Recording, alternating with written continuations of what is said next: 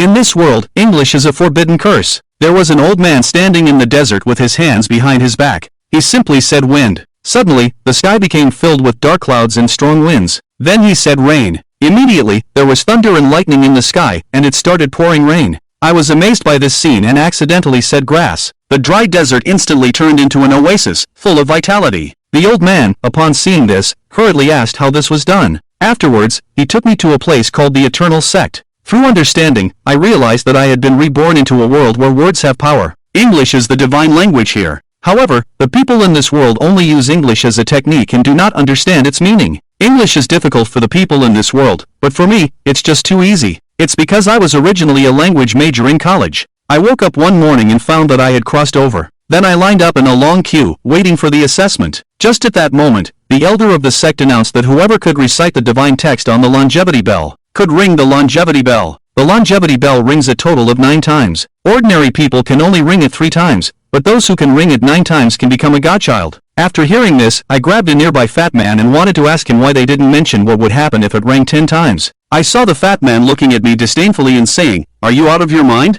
Only the powerful at the Emperor realm, who can make the longevity bell ring 10 times. Do you think such a person would participate in the test?" After listening, I smiled and remained silent, just a little excited about the divine text that the longevity bell would produce. At the same time, the examiner Chishan sighed slightly while standing on the platform. It's been 50 years since a disciple has rung the bell more than 6 times. The 3 elders beside him smiled when they heard this. It's not the fault of the examinee's lack of talent. Indeed, very few people can reach 6 rings. Now it's finally my turn to ring the bell. I took a deep breath and looked at the divine bell. 3 divine texts appeared on the surface of the bell. I looked at them with an incredulous expression. The 3 large characters that appeared were unexpectedly from the Tao Te Ching. I had just read the 3 characters on the bell's surface. Then I heard the bell ring once. Immediately after, I read out a new divine text that appeared. Chishan showed a surprised expression after seeing this. This seemingly ordinary person in front of me unexpectedly read out 2 divine texts so quickly. At this moment, I was already immersed in the pleasure of reading the divine texts. Although I can't recite the Tao Te Ching, reading it out is still quite simple. The beginning of the nameless world. Then there were 2 more bell rings. Chishan felt his blood boiling with excitement after hearing this. The 3 elders sitting in the chairs also looked at me. This young man unexpectedly read out 4 divine texts in one go. He's quite a talent. Just when everyone thought I wouldn't ring the long bell again, a shocking scene appeared before them. The long bell rang 2 more times, and after the 6th ring, it emitted waves of golden light. The disciples in the square were suddenly in an uproar, and everyone was stunned by the scene before them. Even Chishan's mind went blank. The 3rd elder suddenly stood up from his chair. Trembling, he said, "There has been no assessment in 50 years. The disciple of the 6th ring asked in an incredulous tone, "Have you studied divine text before?" At this moment, I also recovered from the shock just now. "Isn't divine text just English?" Then I immediately answered, "No." "Then you are a naturally gifted child. I'll say a few divine texts, and you try to repeat them to me." I shook my head and said to him, "Wait a moment. I haven't finished the assessment yet." Then I read the remaining 3 sentences of the divine text in one breath. The bell rang 3 times in a row again, and after the 9th ring, the divine child appeared. At this moment, the 3 bronze ancient coffins deep in the sect suddenly burst open. Following that, in the previously cloudless sky, suddenly gathered a pile of thunderclouds, and 3 pairs of eyes that peered into everything appeared. The 3rd elder's mouth gaped wide, muttering, "Monstrosity. This child is a monstrosity." At the same time, dozens of figures burst forth. The head elder Lin Feng hurriedly asked about the longevity bell, how it could ring 9 times. The 3rd elder pointed at me, his voice trembling, and said, "This kid rang the longevity bell 9 times in 1 minute. Lin Feng squinted at me and then asked, "What's your name?" "The disciple's name is Qinshan." He glanced at me and then said, "Next, I'll say a few divine words, and you try to repeat them." "Zhuguang Lianhua." Lin Feng said an English word, and immediately, a pink lotus flower appeared in his hand. I immediately repeated it, and then, a lotus flower appeared in my hand, identical to the one in Lingfeng's hand. Lingfeng was stunned for a moment, then shouted in his heart, and immediately said another divine word, "Hurricane." Then, a wind ball appeared in his hand. After throwing it into the sky, a sudden gale swept across the square. Then I raised my hand above my head and shouted, "Super Hurricane." When people heard me say this, they all said it was wrong. "He's wrong. The divine words he said are completely different from the ones the elder said. Humph, this kid just got lucky. He thinks he's so great for being able to say a few divine words. No one wants to believe that a peerless genius has appeared among those taking the assessment. Why does he have such talent?" However, the next second, a larger wind ball appeared in my hand, and then I threw it, imitating the elder's actions. In an instant, towards the sky, many items and disciples on the assessment square were blown away. Several elders quickly used their magic to protect them. After waiting for the strong wind to calm down, the Grand Elder trembled and said, "Why is the magic you used the same as mine, but the power is so much stronger?" I was stunned for a moment and said, "I made some improvements. In fact, I can unleash even more powerful magic." "What? Impossible, absolutely impossible. Elder Lin, please step back. He is not someone you can test." At this moment, a Supreme Elder arrived. It was Elder Bai. He then said to me, "Your extraordinary talent made the longevity bell ring 9 times, but you still need to undergo the Elders Pavilion's test, not just the Supreme Elders, to fully establish this identity." Elder Bai paused and continued, "At what level is your cultivation?" After hearing this, I asked with a bewildered expression, "Cultivation? What is that?" As soon as this was said, all the disciples burst into laughter. He actually didn't even know what cultivation level was. How did he manage to read the divine text? Someone who doesn't understand cultivation levels, even if they can read the divine text, is just a useless waste. Elder Bai was speechless, obviously not expecting that I, who could read the divine text, didn't know what cultivation level was. But based on my extraordinary talent, he patiently explained to me that cultivation level is a division of levels. There are a total of 10 cultivation levels, from the Stillwater realm to the Emperor realm. So, which level are you at? I shook my head and honestly replied to Senior Bai, "I don't know what realm I am in, how can I know?" "You need to understand this. A divine text should not be difficult for you," he said softly. As I stood up, a 10-meter-tall light shadow instantly appeared. The disciples around couldn't help but applaud when they saw it. "This is the Reincarnation Realm's immortal wing. So cool, when can I reach that?" I glanced at my realm, then suddenly said in English, "Level up, level up." Soon, a light shadow appeared behind me, but it was only 2 meters high and white. The disciples around burst into laughter. "What? I thought it was so powerful, but it's just a still water mirror in cultivation. Even my dog has a heavenly mirror. It's hilarious." I heard people's comments and realized that my cultivation might be pitifully low, which made me feel disappointed. Then, a bright idea flashed in my mind, and I tentatively said, "Level up, level up." Senior Bai beside me didn't understand what it meant. The next second, his face instantly turned pale. The immortal shadow behind me grew taller and taller. It changed from white to blue. The blue turned into yellow. Soon, the immortal shadow had grown to a height of 10 meters, and the color turned into purple. However, it didn't stop there. The immortal shadow behind me grew taller again, reaching 15 meters in height. The purple turned into red. It really works. But just then, 3 black figures suddenly appeared in the sky, swiftly attacking in my direction. Hearing the chime, the 3 elders couldn't sit still any longer and flew towards me. The 3 of them are Bodhi Elder, Void Demon King, and Boundless Sword Saint. The leader, Boundless Elder, spoke first. "The young man has rung the longevity bell 9 times, and has been named the Eternal Sect's Divine Son. Are you willing to accept me, Boundless Sword Saint, as your master?" The crowd was shocked. Boundless Elder is an extraordinary figure, having already reached the realm of immortality, just 1 step away from the Emperor realm. Boundless Sword Saint, I was covered in cold sweat when I heard this. This is not the same person from the original world. Is he one of the heroes in the League of Legends? Then, weakly, I said to him, "Your sword is my sword," before Boundless Elder could respond. The other 2 elders, thinking I was about to accept the inheritance of the Sword Saint, hurriedly said, "Don't listen to that boundless old man, he's just skilled with the sword.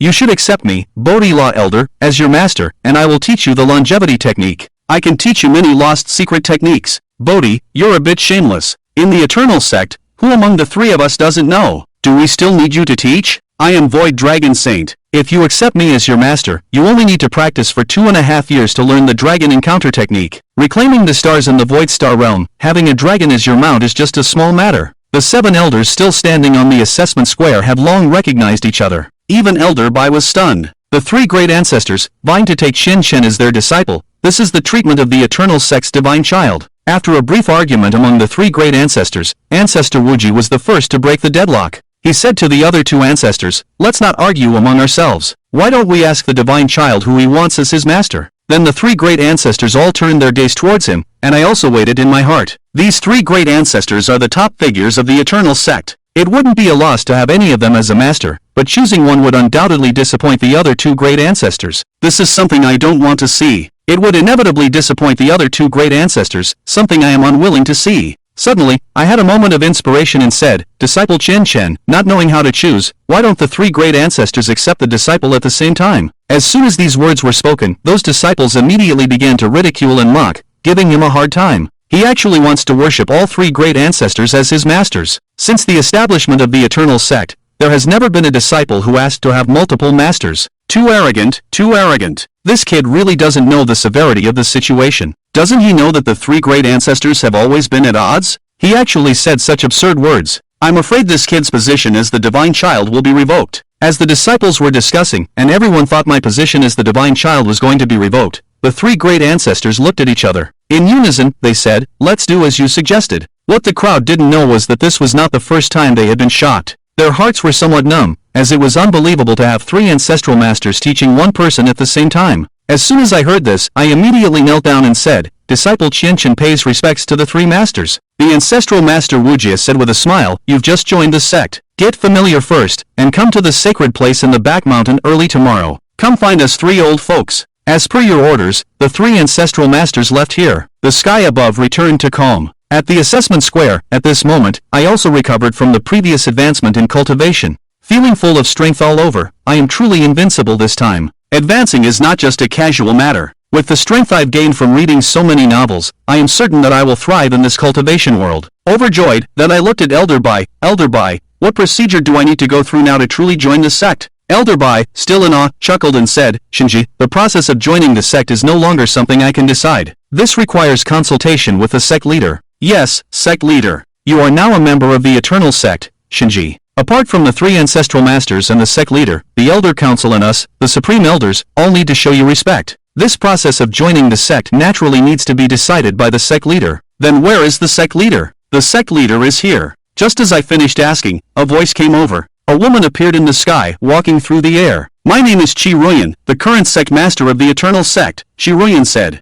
I was startled when I saw her, and immediately said, Disciple pays respects to the sect master. Qi Ruyan looked me up and down, with a look of confusion in her eyes. She has a pair of very magical eyes, the Sicilian pupil, which is a special type of eye. She can see a cultivator's cultivation, realm, and talent. Just now, when she struck the sixth long bell, she cast her divine sense to witness my instant advancement of 5 levels, which greatly shocked her. The process of joining the sect is very simple. Just tell me the divine text you used to instantly promote yourself, and you can join the Eternal Sect. I was stunned for a moment after hearing this. A myriad of thoughts raced through my mind. Is this joining the sect or robbery? Sect master, don't you know this divine text? Qi Ruyan said solemnly, to be honest, I don't know. Now I understand that people in this world only use English as a method, but do not understand its meaning otherwise. The simple words I used just now to upgrade my cultivation, they couldn't possibly not know. Thinking of this, I also understood. Well, the divine text I just mentioned is for upgrading cultivation. Can you repeat it? I asked in confusion, upgrade what? For upgrading cultivation. What cultivation? Upgrade cultivation.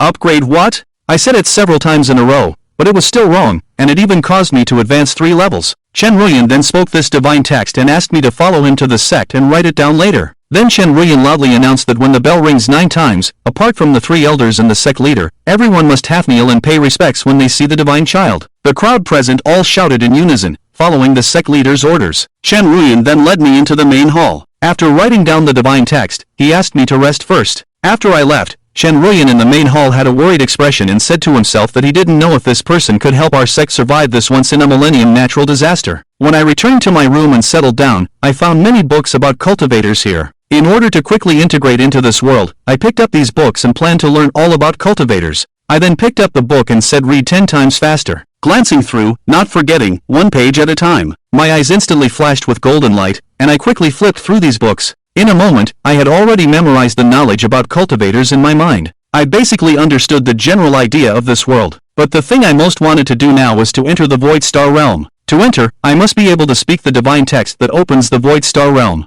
But there are so many divine texts to open the Void Star Realm that ordinary people simply can't speak them. So even though the divine texts to enter the Void Star Realm are known to the world, only a few highly skilled individuals can enter, and then I began to recite it. Since you asked sincerely, I will compassionately tell you that it is to prevent the world from being destroyed and to maintain world peace. Embodying the evil of love and truth, the lovely and charming dragon bones, we are the little dragons shuttling through the Void Star Realm. A white tomorrow is waiting for me, that's it. After I finished reciting the divine text in the book to enter the Void Star Realm, with a strange look, he said, isn't this a line from the Rocket Team in Pokemon? In an instant, above the sky of the house where I live, there was a strange sound in the sky. Tearing open a void crack from the sky, the surrounding space became distorted. Deep in the valley, the ancestor Warjian's face was extremely pale. Who opened the void gate leading to the Void Star Realm within the sect? Bodhi ancestor's face was equally unsightly. It's impossible for anyone within the sect except for us 3 old guys to open the Void Star Realm. Even Chayatu couldn't open it. If it weren't for the invasion of the Holy Realm experts from the external sect,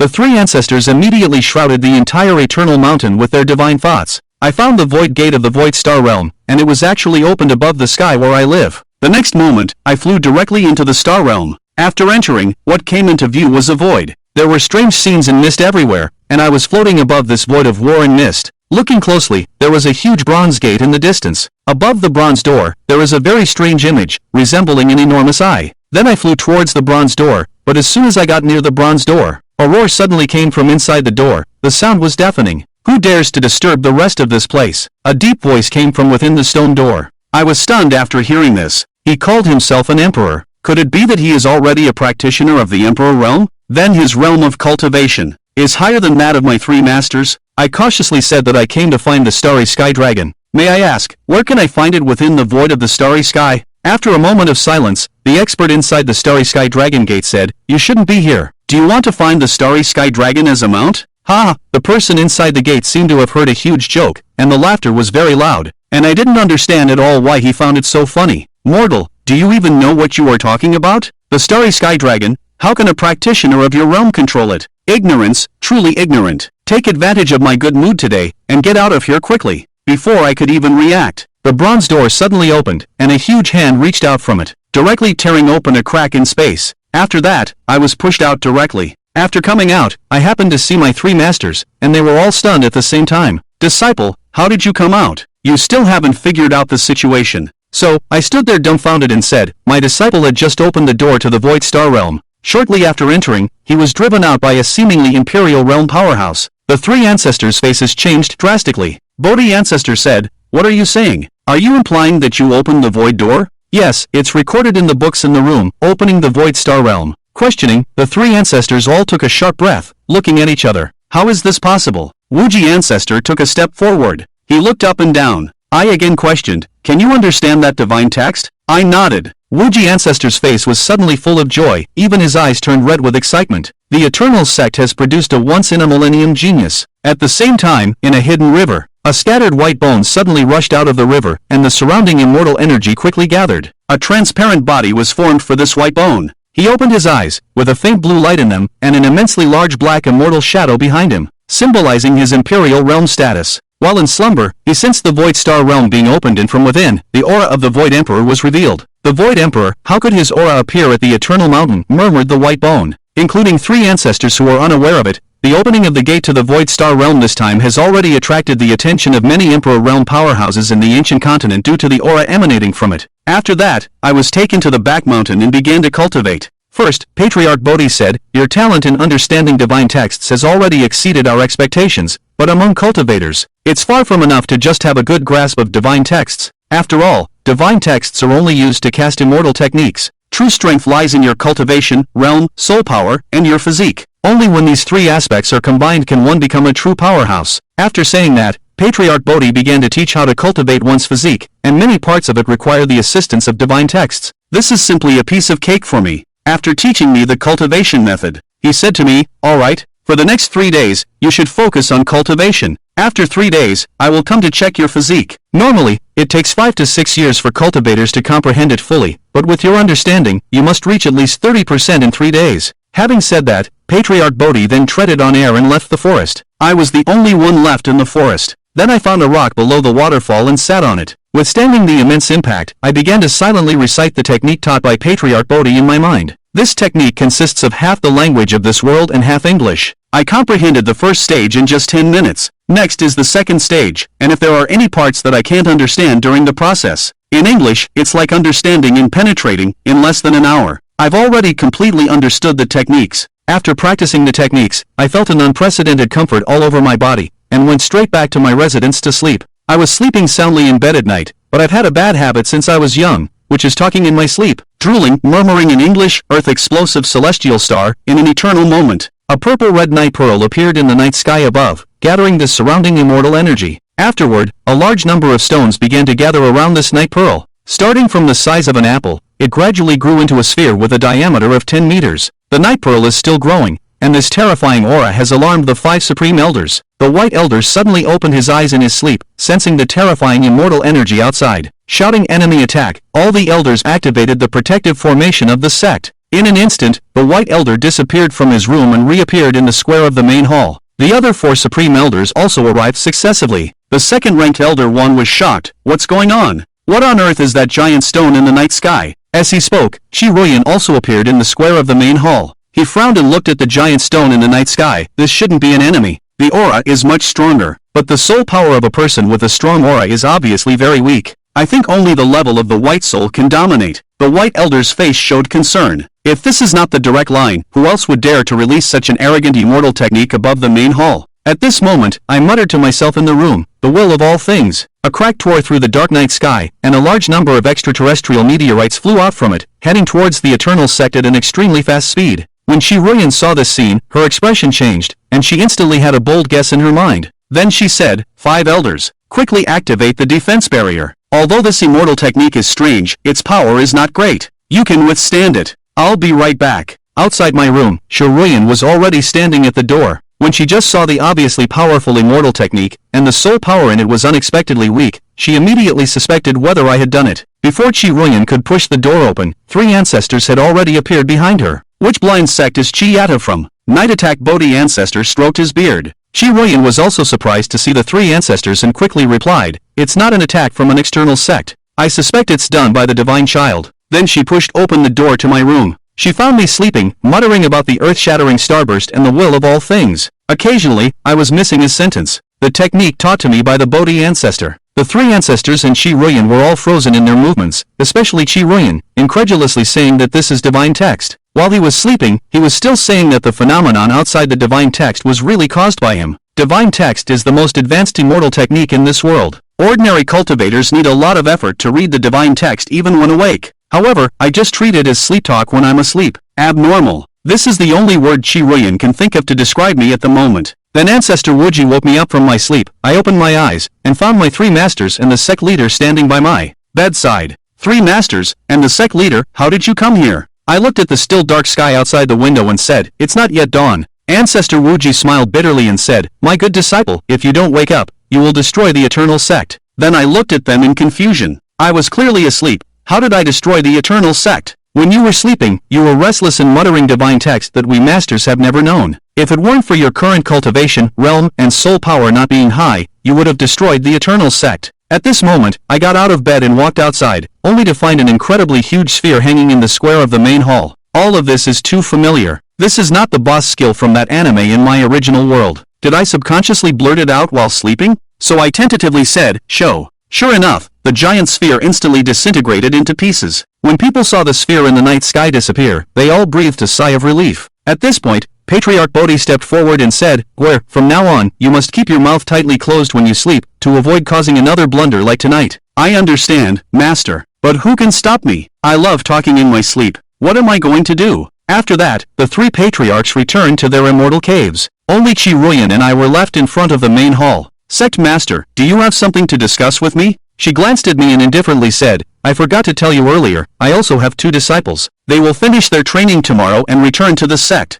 You should interact with them more in the future. After Sect Master left, I didn't feel sleepy at all. I meditated while pondering how to stabilize my own realm. You see, if my foundation is unstable, it's easy to go wrong. Even though I exist in this world like a cheat code, I still have to be cautious. Then, I furrowed my brow and meditated extremely seriously on the bed. I kept muttering stabilize the realm, accelerate stabilizing the realm, ultra-fast stabilizing the realm in my mouth. After daybreak, I headed to the main hall. While advancing in realm, it is also necessary to enhance soul power, which can only be obtained from the soul tower. The soul tower has always been controlled by the sect master, so now we can only go find Qi Ruoyan. At this moment, a man and a woman are standing in the main hall. The young man has distinct features and looks very handsome. The girl beside him is also graceful, with crescent-shaped eyes, dimples at the corners of her mouth, and tiger teeth, making her look extremely adorable. These 2 are the disciples of Qi Ruoyan, the sect master of the Eternal Sect, Xuanan and senior brother Muyu. It is said that the patriarch and the others awakened from their slumber and jointly accepted a disciple. Xuanan raised an eyebrow in surprise after hearing this. How could it be possible for the 3 patriarchs to accept one person as their disciple at the same time? What is this person's identity? According to the disciples of the inner hall, a few days ago when the sect was accepting disciples, this person rang the longevity bell 9 times and was recognized as the divine child by the masters and the patriarchs. Xuanan instantly furrowed his brow, clenched his fists tightly, although his face remained expressionless. But the anger in his heart has already killed the unknown divine child 1,000 times, killed him 10,000 times. Xuan'an entered the Eternal Sect at the age of 15 because his family and his innate soul power did not separate. He was singled out by the sect master Qi Ruyan at first sight. She took him as her disciple, and after 3 years of training, he finally had the qualifications to be selected as the divine child. Unexpectedly, he was preempted by someone who had just passed the assessment on the way. Where is he now? Zonin is almost gnashing his teeth, and at this moment, Zonin noticed a leisurely, whistling young man walking in from outside the main hall. He had a wild and unrestrained look on his face, obviously lacking the discipline of an Eternal Sect disciple. Apart from the sect master and the supreme elder, no one else should be able to enter the main hall. However, Zonin and Muyu, as disciples of the sect master, have the privilege to enter the main hall. And now, this utterly undisciplined young man appeared in the main hall, angering Zonin. Who is he to dare to barge into the Eternal Sect's main hall? Zonin stood in front of me with a cold expression, asking, whose disciple are you to dare to barge into the main hall? Looking at the man and woman in front of me, I was momentarily puzzled. Then I raised an eyebrow and said, I am a disciple of the three ancestors. Besides the supreme elder and the sect master, I have also been granted the privilege to enter the main hall. Muyu covered her mouth, amazed, and exclaimed, oh my, you are the chosen one. Looking at the lovely girl in front of me, she gave off a naturally endearing vibe. I smiled and nodded at him. Yes, I'm Qianqian. Muyu immediately replied, my name is Muyu, and I am the sect master's disciple. The person next to me is my master. But Muyu didn't finish her sentence. Zonin interrupted their conversation, looking at me with a cold expression. The next moment, a huge blue fairy shadow suddenly appeared behind him. Muyu hastily said, Senior brother, what are you doing? I just scanned him with my mind. He's just a practitioner of traditional and white soul cultivation. With his aptitude, he definitely cannot be a divine child. Who are you? Trespassing the main hall, impersonating a divine child, this is a capital offense. After saying this, Zonan activated the immortal technique and rushed directly towards me. I haven't figured out the situation yet, but I won't just stand there foolishly, waiting for the young man opposite to strike me, then instantly gathering a red immortal shadow, appearing behind him, activating the immortal technique, muttering shadow under his breath. Shadow clone technique. Petty tricks, thinking he's arrogant just because he knows a few divine texts. Zonan snorted coldly. The next moment, he disappeared in front of me. With just a glance, he completely dispersed my clone. I still suffered a loss due to my weak soul power. Then I made a quick decision, using a flash step to create distance from Zonan. At the same time, I also realized that the young man in front of me is superior in the application of immortal techniques and soul power. Relying on normal immortal techniques, he is definitely not my match. He is definitely not his opponent. Then I ran outside the main hall, with Zonan chasing after me shouting, trying to escape? The main hall is not a place where you can come and go as you please. Seeing Zonan closely chasing, every move is deadly. I immediately thought that I could only use that technique, the immortal technique temporarily prohibited by the three ancestors. The will of all things, in an instant. A tear appeared in the night sky above. Instantly, dozens of burning meteorites appeared from within, hurtling towards Xuan'an at a terrifying speed. Xuan'an's face changed drastically as he witnessed this scene. This is the activation of otherworldly magic. With his level of cultivation and soul power, how is this possible? Xuan'an's face gradually turned pale. With his current strength, he was completely unable to stop such magic. Muyu, who was on the side, panicked upon seeing the meteorites falling from the sky. But at this critical moment, a woman's figure appeared in front of Xuan'an. Instantly, a huge aura was released, launching magic to block this attack for him. Xuan'an broke out in a cold sweat. This was the first time since he entered the Eternal Sect to cultivate. He felt so close to death for the first time. The one who blocked this fatal blow for him was none other than the sect master of the Eternal Sect, and also his and Muyu's master, Qi Ruyan. Seeing that it was Qi Ruyan who blocked my attack, I was not surprised, and could only angrily withdraw. Shinji, why did you use forbidden magic to harm my disciple? Qi Ruyan looked at me with a cold expression. I hesitated for a moment and said to him, reporting to the sect master, he accused me of impersonating a Shinji and trespassing the temple. He immediately used magic against me without any discussion. Qi Ruyan's face turned even colder, and instantly turned away in disdain. Staring sternly at the seated Zonin, are all the things Zonin Shinji said true? Zonin had never seen his master with such a cold gaze, and was immediately frightened and at a loss. So he said, it's not like that, master. When I saw the Shinji approaching, I treated him with the utmost respect. But the Shinji immediately attacked me without giving me a chance to explain. After hearing this, Qi Ruyan looked at me with a disappointed expression and said, Shinji, we in the Eternal Sect have always treated you well. Why are you like this? Seeing this scene, I was speechless and my gaze gradually turned cold. I didn't explain to them, I just slowly said, illusionary art of reading. However, Qi Ruyan interrupted me, indicating that she had already figured it out. She took a deep breath and looked at me, saying, Shensi, it's up to you to decide how to deal with Xuanan.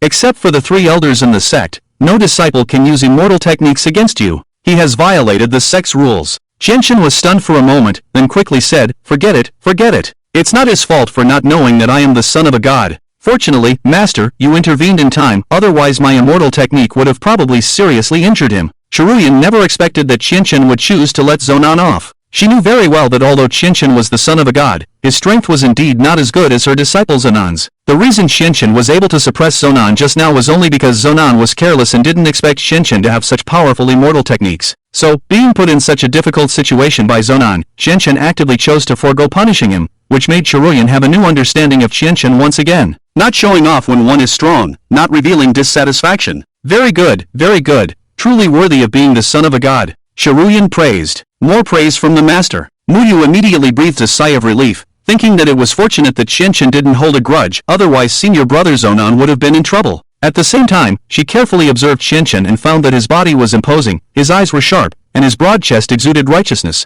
Unintentionally, Qianchen had already left a very good impression on Muyu. However, Zonan, who had just been frightened by Qianchen, did not feel grateful for Qianchen's leniency, but instead harbored intense resentment. Zonan felt that Qianchen was truly hypocritical. He had clearly used lethal force against him just now. If Master hadn't arrived in time, he would have been seriously injured or even killed. Now he was putting on a hypocritical appearance. What else could it be if not hypocrisy? Furthermore, Qianchen had also preempted the position of the son of a god that he had just taken, which made Zonan hate him to the core. After the farce ended, Shiruyan asked Qianchen what he was doing in the main hall. This shouldn't be the time for him to practice. Master Wuji said my soul power is too weak, so I'm not suitable for practicing martial arts for the time being. He asked me to go to the soul tower to enhance my soul power. I originally planned to come to the main hall to find you, but then I ran into. Shiruyan nodded, then said to Muyu and Zonan standing beside her, Zonan, you have just returned from your training, so it's a good time to test your soul power. You two take the son of a god to the soul tower. Muyu and Zonan took Qianchen to the soul tower together. Zonan remained silent with a sullen expression, while Muyu and Qianchen chatted enthusiastically.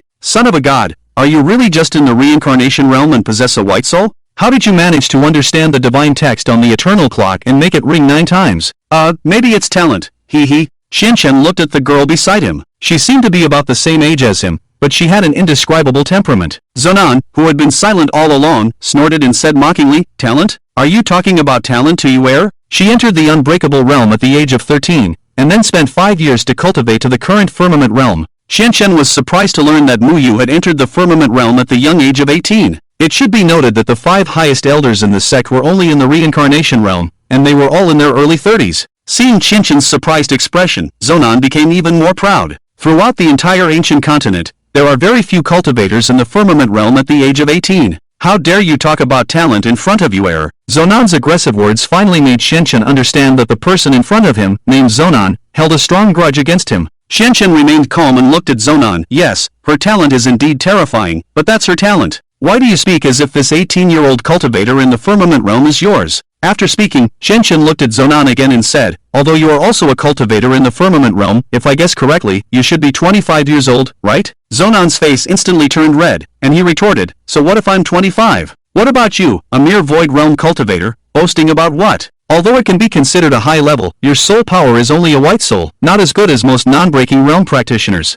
Muyu saw that the atmosphere was not right, so she quickly stepped forward to mediate. She pulled Zuanan and said, Senior brother, don't be like this. Master knows that you are disrespectful to the Divine Son and will punish you. Zuanan, seeing his beloved junior sister, no longer provoked Qianchen with words, snorted, and walked ahead quickly. Qianchen narrowed his eyes and did not engage with Zuanan. Qianchen thought, you trash, I only took 1 minute to advance from the Stillwater realm to the Azure Sky realm, while you spent 25 years to reach the Azure Sky realm. Aren't you just a clown? However, to Qianchen's surprise, Muyu, as Zuanan's junior sister, did not immediately follow Zuanan, but stayed by Qianchen's side. Muyu blinked her big watery eyes at Qianchen and whispered, Divine Son, don't be angry with my senior brother. That's just how he is. He's always harsh with his words, but he's actually very kind at heart. It's okay, I'm not angry with him. You don't have to keep calling me Divine Son, it's awkward. We're the same age, just call me by my name. Okay, then you can call me Xiaoyu. Qianchen? For some reason, when Muyu called him that, Qianchen's heart raced, and he couldn't help but blush. In his previous world, Qianchen was just a homebody who liked to read novels and watch anime,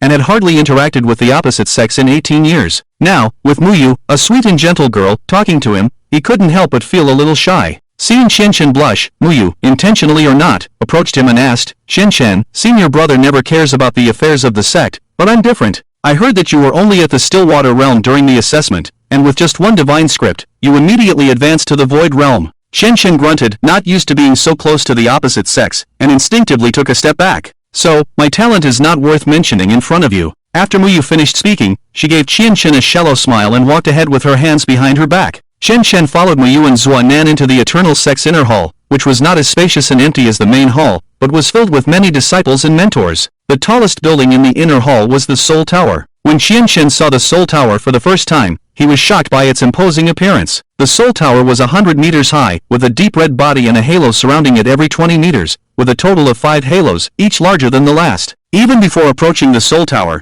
Qianchen could feel its powerful soul force emanating faintly. This is the Soul Tower. Zuanan saw Qianchen's naive appearance and thought, where did this country bumpkin come from? How did he become the Divine Son? Thinking this, Zuanan became even more angry. He hasn't even seen the Soul Tower. Zuanan sneered. Muyu stood beside Qianchen and explained to him, the Soul Tower is also divided into 3 levels, the 10-meter tower, the 100-meter tower, and the 1,000-meter tower. Usually, small sects have a 10-meter tower, and only powerful large sects have a 100-meter tower. The only 1,000-meter tower on the Eternal Continent is located in the Temple of the Heavenly God. Qianchen silently thought, Temple of the Heavenly God. What kind of organization is this? All the disciples of the Eternal Sect knew Zuanan and Muyu, as they were the strongest practitioners in the sect after the 3 elders and the sect master. Especially Muyu, who was regarded as a goddess by many male disciples within the sect, and had a large number of admirers. Look, isn't that senior sister Muyu and senior brother Zuanan? They've returned from their training. Senior sister Muyu looks even more beautiful. I heard that senior sister Muyu and senior brother Zuanan are not planning to advance in their cultivation realm for the time being. They are currently attempting to break through to the fierce soul from the late moon soul stage. Many disciples around them saw the two of them discussing and were in a flurry of discussion. However, they quickly discovered something astonishing. Behind Muyu and Zuanan, there was another person, and Muyu was chatting and laughing with this person. Cabinet disciples were not allowed to leave the cabinet during their cultivation, so on the day of accepting disciples, they only heard the sound of the eternal life bell and learned that someone had been accepted as a disciple by the 3 ancestors and was established as the sect's divine child. But no one had seen what the divine child actually looked like. Therefore, these disciples did not know who Qianchen was, but he was actually able to chat and laugh with senior sister Muyu. How could this be? Who is that kid next to senior sister Muyu? He doesn't even wear the cabinet sect attire. Is he just a disciple from an external cabinet? Nonsense, he doesn't even wear the external cabinet's sect attire. He's probably a disciple from another sect.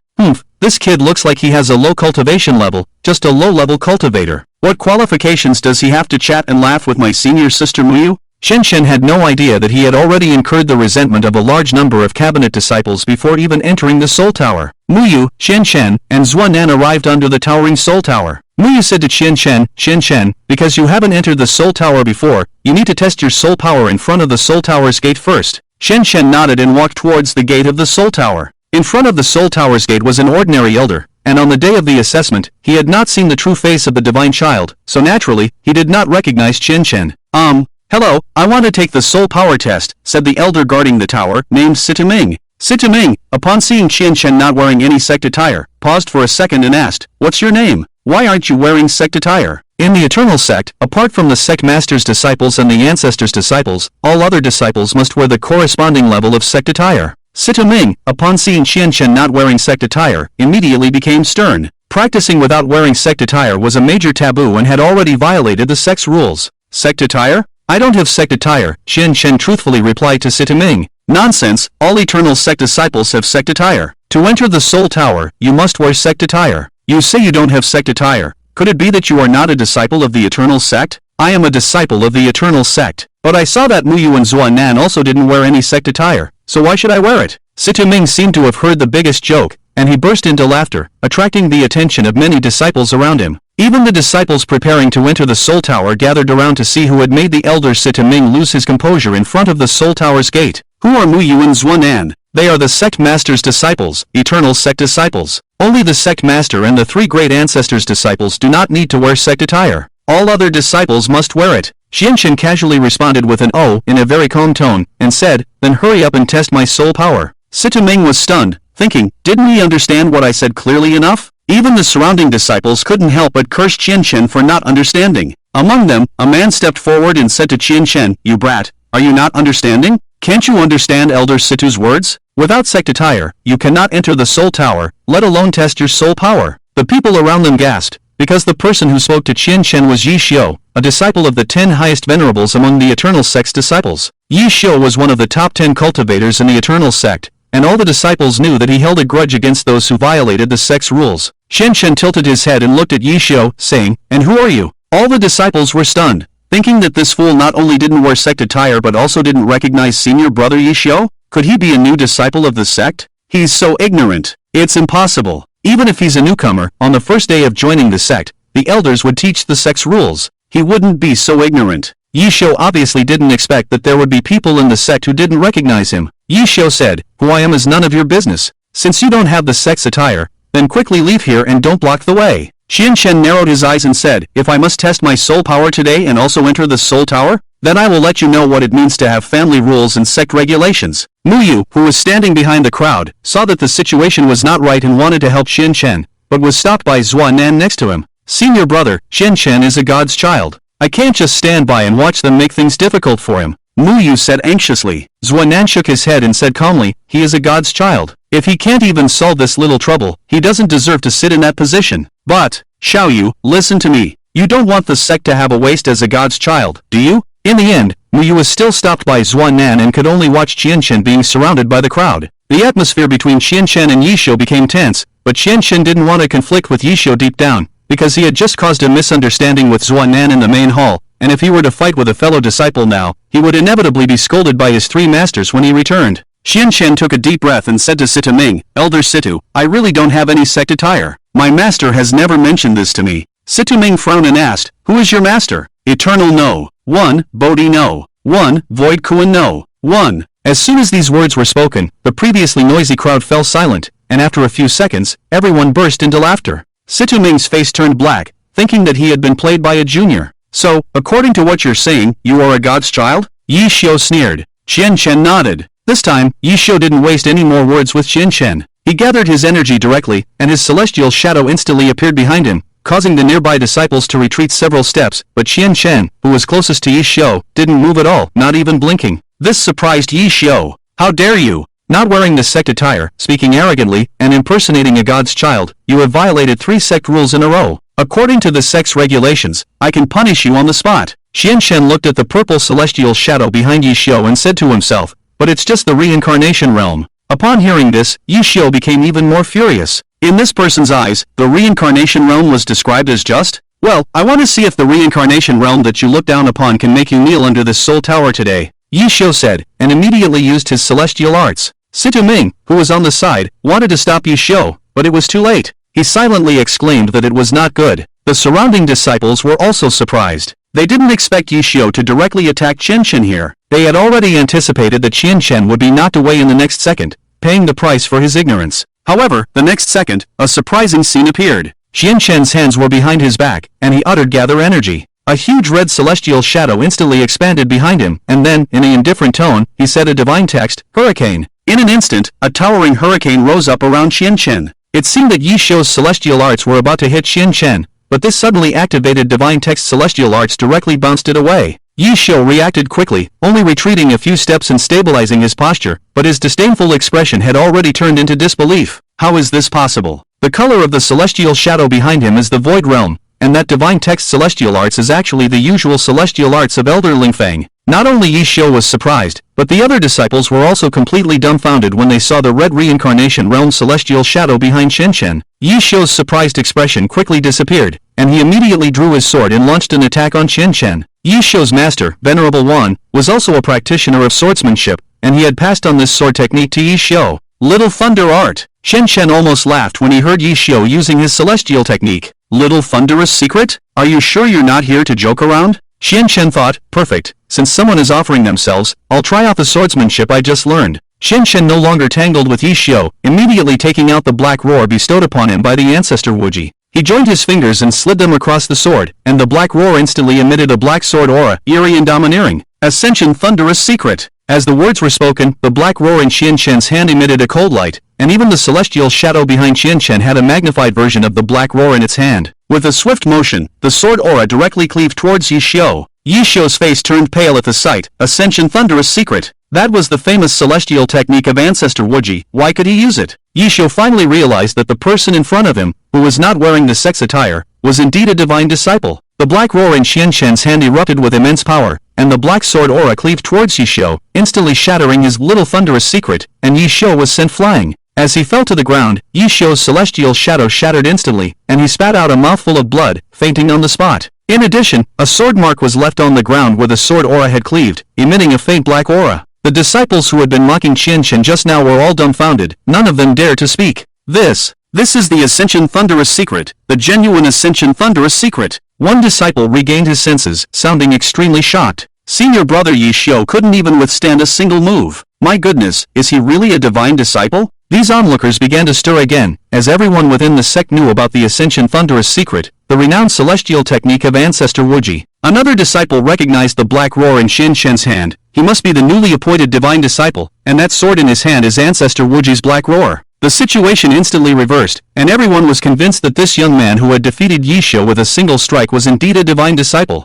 Qian Shen put away the black roar and glanced indifferently at the fainted Yi Shou, not overly concerned. He had held back his strength, otherwise, with such a powerful celestial technique, Yi Shou would have been doomed without using any defensive celestial techniques. Elder Situ, can you test my soul power now? My three masters really didn't give me any sect attire. Qian Shen looked at Situ Ming. Situ Ming, who had just come to his senses from the shock, twitched at Qian Shen's words, thinking to himself, can I dare not test you? You might end up killing this old man, right? Sect attire? Of course, the divine disciple doesn't need sect attire. Yi Shou was quickly carried away to the medical pavilion by the other disciples who followed him, seeking treatment from the sect's physician. In the back, Zuanan, who had wanted to watch the excitement, had a look on his face as if he had just eaten a fly. He had originally wanted to mock Qian Shen, but he hadn't expected Qian Shen to defeat Yi Shou with just one strike. I didn't expect him to be so skilled, Zuanan said resentfully. Muyu gave Zuanan a strange look, thinking that his senior brother had become strange since returning to the sect, always targeting Qian Shen. At this point, Situ Ming began the soul power test for Qian Shen. All the disciples immediately changed their attitudes upon learning that Qian Shen was indeed a divine disciple, showing a complete reversal. I knew he was a divine disciple. Besides Muyu and senior brother Zuanan, only the divine disciple doesn't need to wear sect attire. I heard that on the day of the assessment, the divine disciple was only at the Stillwater realm. He used a single divine text and instantly advanced 5 realms in a row to reach the Void realm. That's a 5-realm advancement in a single day. The divine disciple's soul power level must be high, at least at the end of the month soul stage, and thinking more powerfully, he might have already stepped into the fierce soul stage. These onlookers were always like this, changing their tune based on the wind, boasting about whoever had the stronger identity and strength. Upon learning that Qian Shen was indeed a divine disciple, Situ Ming also felt some anticipation for the test results. Because over the years, apart from some disciples with naturally strong soul power, most of the disciples only had the strength of a late-stage white soul during the test. The amount of immortal arts released by a cultivator depends on the level of soul power. Only with a higher level of soul power can a large amount of immortal arts be released in a short period of time. God's son, please place your hand on this soul stone and gather your energy immediately. Qian Shen followed Situ Ming's instructions and placed his hands on the soul stone the size of a watermelon, then gathered his energy again. Everyone had high expectations for Qian Shen. Perhaps he could break the record of the Eternal Sect's soul power test. The record of the Eternal Sect's soul power test was set by the current sect master Qi Ruyan. When she first joined the Eternal Sect and underwent the soul power test, she directly measured at the level of early-stage fierce soul. It should be noted that for a normal cultivator, it is more difficult for soul power to reach the level of fierce soul than to cultivate to the level of the Azure Sky realm. However, Qi Ruyan was born with a fierce soul, which directly surpassed many cultivators, and this eventually led her to become the new sect master of the Eternal Sect after many years. The soul stone sensed Qian Shen's gathering of energy, and the originally black-gray surface of the soul stone began to change. After a minute, 4 words appeared on the soul stone in a twisted manner. Everyone held their breath, waiting for Situ Ming to announce the test results. Situ Ming saw the 4 words on the soul stone and took a sharp breath, thinking for a moment that the soul stone might be broken. However, the soul stone did not show any abnormalities, indicating that the test results were accurate. Situ Ming announced the results with a hint of confusion. God's son Qian Shen's soul power test result is late-stage white soul?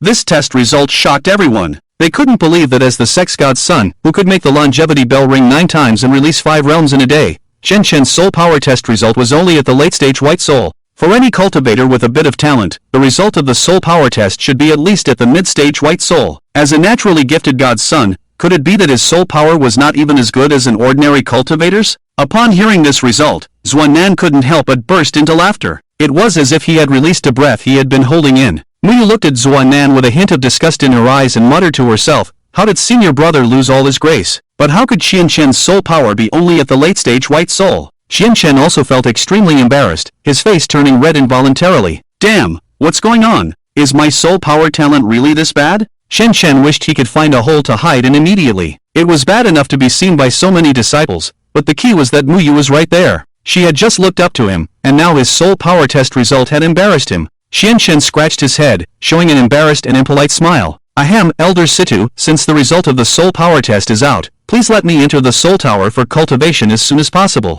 Elder Situ was stunned, still somewhat confused, and couldn't understand why the god's son's soul power was only at the late stage white soul. If that was the case, how did he release such a powerful immortal art like the ascending thunder technique just now? Hee, god's son, please go in quickly. Oh, by the way, I need to tell you about the rules of the soul tower. The soul tower has 100 levels, and the higher your soul power level, the higher you can go. Conversely, if your soul power level is too low, even if you insist on going up, you will be restricted by the soul tower itself and unable to reach the higher levels. So once you can go to a higher level, it means that your soul power level has improved. Of course, you can't come to cultivate in the soul tower every day, as this will cause damage to the cultivator's soul, making it difficult to improve soul power later on. Qianqian nodded, thanks Sitaming, and then did not rush to enter the soul tower. He turned to look at Muyu and smiled, saying, Xiaoyu, didn't the sect master ask you to test your soul power? Come and test it quickly. This is your first time coming to the soul tower, and I'm still waiting for you to go in and teach me how to cultivate. Qianqian's words to Muyu attracted the jealousy of countless disciples.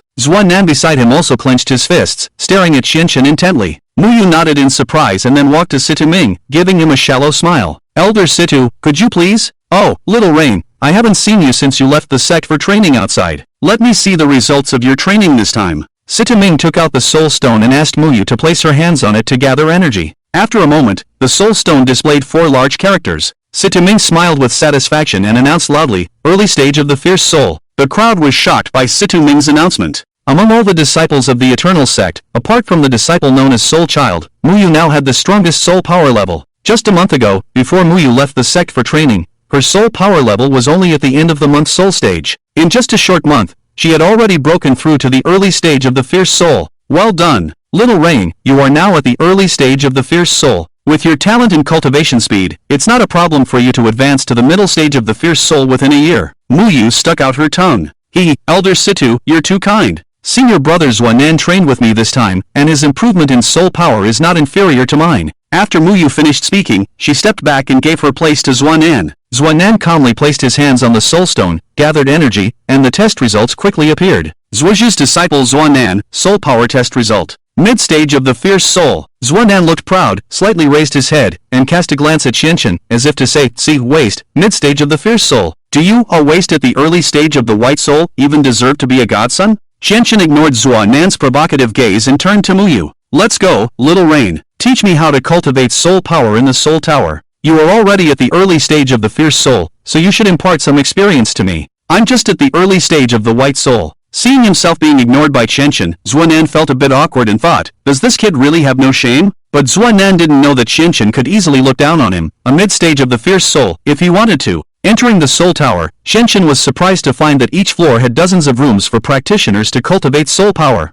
Qianqian, I have to go to the 60th floor to cultivate. I can't stay with you here. By the way, the 3 ancestors should have taught you how to cultivate soul power in the soul tower, right? Muyu asked. Qianqian sighed. My 3 masters really didn't teach me how to cultivate in the soul tower. After teaching me the techniques, they just went back to sleep. Ah, the 3 ancestors are not sleeping, they are in hibernation. Hibernation? As far as I know, my 3 masters are the top combat powers of the Eternal Sect. All of them are Holy Realm experts. Why do they need to hibernate? Muyu didn't expect Qianqian to be unaware of this common knowledge. She recalled the various things that had happened before and felt that Qianqian didn't seem like a cultivator. He hardly knew anything about cultivators, yet he was a godson, which was contradictory. Muyu thought to herself, maybe that's what a genius is like. Well, after reaching the realm of the Holy Realm, the spiritual body can leave the physical body and appear in reality, relying on its own soul power, which is called soul embodiment. If an ordinary cultivator's physical body is severely injured, they are likely to die directly, but a cultivator who has reached the Holy Realm will use soul embodiment to survive in the state of the spiritual body, letting the physical body hibernate. Cultivators divide Holy Realm practitioners into 2 types. One is called a hibernating Holy Realm expert, and the other is called a traveling Holy Realm expert. The three ancestors suffered serious physical injuries in the 100 Sects War 200 years ago, so they could only become spiritual bodies and become dormant Holy Realm powerhouses. I see. Qianchen suddenly realized, no wonder each of his three masters could only come out for a short while and then go back to rest. It turns out that they appeared in front of him in a spiritual body form. It must be very exhausting. Qianchen thought to himself, there are still too many rules in this world that he doesn't know about. He must consult Muyu more in the future. After all, she is the disciple of the sect master Qi Ruyan. It shouldn't lower her status if the god's son asks her questions, right? Quickly teach me how to cultivate soul power in the soul tower. I will try to come to the 60th floor tomorrow to practice with you. Muyu widened her eyes, covered her mouth in surprise, and exclaimed, tomorrow. But you are only in the early stage of the white soul now. Just as Zuanan walked into the soul tower, he heard Qianchen's words and sneered, are you joking? Do you want to break through from the early stage of the white soul to the intense soul in one day? No one has ever done that in the cultivation world. Don't think that just because you are the god's son, you can talk big. Qianchen glanced at Zuanan and still didn't pay attention to him. After the surprise, Muyu thought of Qianchen's precedent of advancing 5 realms in one day, and she vaguely felt that it was not impossible for Qianchen to break through to the intense soul in one day. Qianchen casually chose a practice room. There were no other decorations in the room, and a strange device stood in the center of the room. Muyu introduced this as the soul gathering device. As long as soul power is input into the soul gathering device and the intention controls the blending and tempering of soul power with the industry fire in the soul gathering device, soul power will increase. After that, Muyu demonstrated it to Qianchen once, and Qianchen immediately learned the method. He nodded and smiled. It's quite simple. I'm sure I can come to the 60th floor to find you tomorrow. I believe you can. You are the god's son. Muyu made a gesture of encouragement, blinked at Qianchen, and then left. After Muyu left, Qianchen's face returned to a serious expression. In fact, when he tested his soul power and found that he was in the early stage of the white soul, he felt extremely surprised, and even a little unacceptable. Damn it, the sect master is naturally an intense soul. Why am I naturally a white soul, and still in the early stage? This is unfair. Qianchen cursed in frustration, then infused his soul power into the soul gathering device and began to blend and temper it with the industry fire. After an hour, Qianchen felt that his soul power had not increased much. He knew that if he continued to cultivate at this speed, the increase in soul power would be too slow. Immediately, Qianchen used the divine language, which is English, to say, double the cultivation, super double. Qianchen once again infused his soul power, and this time the speed of increase was significantly faster, but Qianchen was still not satisfied. After all, he had just boasted that he would go to the 60th floor to find Muyu for cultivation together tomorrow. At this speed, he would at most reach the late stage of the white soul tomorrow. However, no matter how he used the divine language to say double the cultivation, it seemed to be of no avail, as if it had reached its peak. After thinking for a moment, Qianchen suddenly had a bold idea. He stood up from the ground, gathered his energy, took a deep breath, and said, Shadow Clone Technique. Shadow Clone Technique. With just one sentence, 2 people exactly like him appeared beside him. These people looked dull and seemed very dazed. Qianchen was surprised to see them and exclaimed, damn, it really works. Qianchen waved at the Qianchen who came out of his clone. Hey, can you speak? The clone did not respond, with a vacant and dull expression. Qianchen tried to control the 2 clones and found that although they had no self-awareness, he could manipulate them to release spells, but only half the power of his own spells. Qianchen was extremely excited. If he could create more clones and cultivate soul power at the same time, with the double cultivation, he would be several times faster than ordinary cultivators. He wanted to split himself again, but quickly found that he was unable to do so. He no longer had the extra soul power to split himself. However, Qianchen also learned the principle of this shadow clone technique. The stronger his soul power, the more clones he could create. At that time, it might even be possible for them to speak, and he could use them as his main body to go to certain dangerous places. Forget it, since neither of you can speak, just follow my orders. Each of you will have a separate training room to cultivate your soul power. After the 2 shadow clones received their orders, they each entered a training room.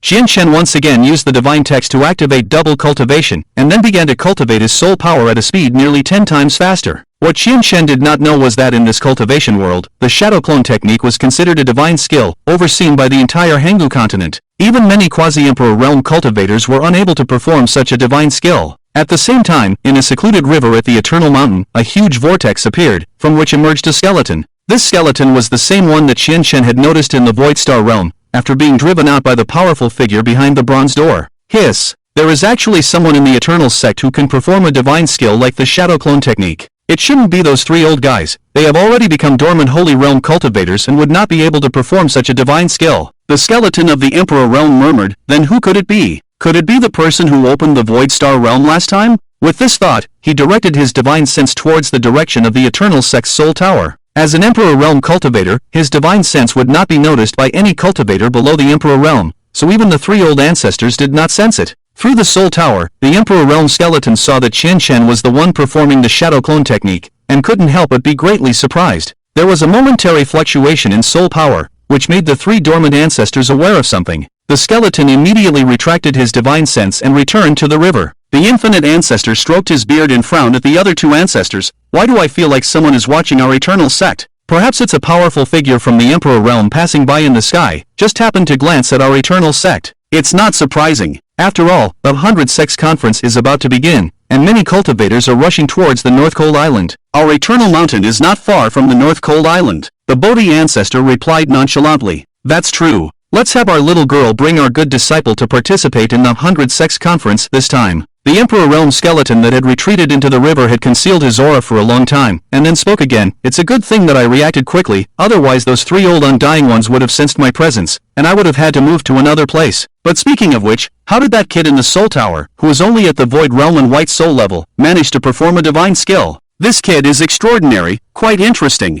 Inside the Soul Tower, Qian Shen only spent 2 hours before he broke through the late stage of the White Soul and began to impact the Moon Soul. Qian Shen withdrew his soul power and then attempted to perform the shadow clone technique again. As expected, with the increase in soul power level, he was now able to create 4 clones. As expected, if I can advance to the fierce soul level, I'm afraid I can create more than 10 clones. With this divine skill, wouldn't it be possible to cultivate other techniques at a speed dozens of times faster? Without delay, Qian Shen had the 2 newly created clones join in the cultivation of soul power. Qian Shen spent the entire night cultivating in the soul tower, not stepping out of the training room at all. The next morning, when Muyu and Zuanan came to the Soul Tower again, Muyu asked Situ Ming, Elder Situ, when did the young master come out after we left yesterday? The young master didn't come out at all, he stayed in the Soul Tower all night. Muyu was astonished. She had not expected that Qian Shen had actually spent the entire night cultivating in the Soul Tower. On the side, Zuanan laughed and said, he at least has some self-awareness, knowing that his soul power level is not as good as others, and he doesn't even sleep. Pausing, Zuanan continued with a disdainful tone, but so what? Does he think he can break through to the level of a fierce soul in just one night? Senior brother, Qian Shen is also a divine child. It's a bit disrespectful to speak of a divine child like that. The fact is here. When I advanced from the Moon Soul to the Fierce Soul, it took me half a year, and with your terrifying talent, it took you a full 3 months to advance from the Moon Soul to the Fierce Soul. He's just at the early stage of a White Soul. No matter how hard he tries, he's at most at the mid-stage of a White Soul now. Muyu wanted to retort, but Situ Ming spoke up. Xiaoyu, what Zuanan said is not wrong. Even for a natural soul power cultivator like a soul child, it's impossible to advance from a white soul to a fierce soul in just one night. Muyu was left speechless, unable to argue. Although Qian Shen was a divine child, advancing from a white soul to a fierce soul in one night was unprecedented on the Eternal Continent. As the three were talking, a yawning young man walked out of the Soul Tower. He had heavy dark circles under his eyes and looked exhausted. He was none other than Qian Shen, who had been practicing all night. Hey, Elder Situ, good morning. Xiaoyu, good morning. Qian Shen greeted as he yawned. Seeing Qian Shen, Muyu suddenly had an idea and asked tentatively, Qian Shen, what level is your soul power now? Soul power? I don't know. I practiced all night and I'm too tired. I need to go back and get some sleep first. I'll come back to the Soul Tower in the afternoon to find you, Qian Shen replied. Zuanan sneered, is not sleeping all night an excuse? Weren't you boasting yesterday about going up to the 60th floor to practice with us? Qian Shen glanced at Zuanan and spoke calmly, sorry, I only said I wanted to find Xiaoyu. When did I say I wanted to find you? You're stubborn through and through. Do you dare to test your soul power again and let Xiaoyu see whether you're really a divine child or just talk? Qian Shen narrowed his eyes and noticed Muyu looking at him expectantly, so he nodded, fine, I didn't want to test it originally, afraid that some people couldn't accept it.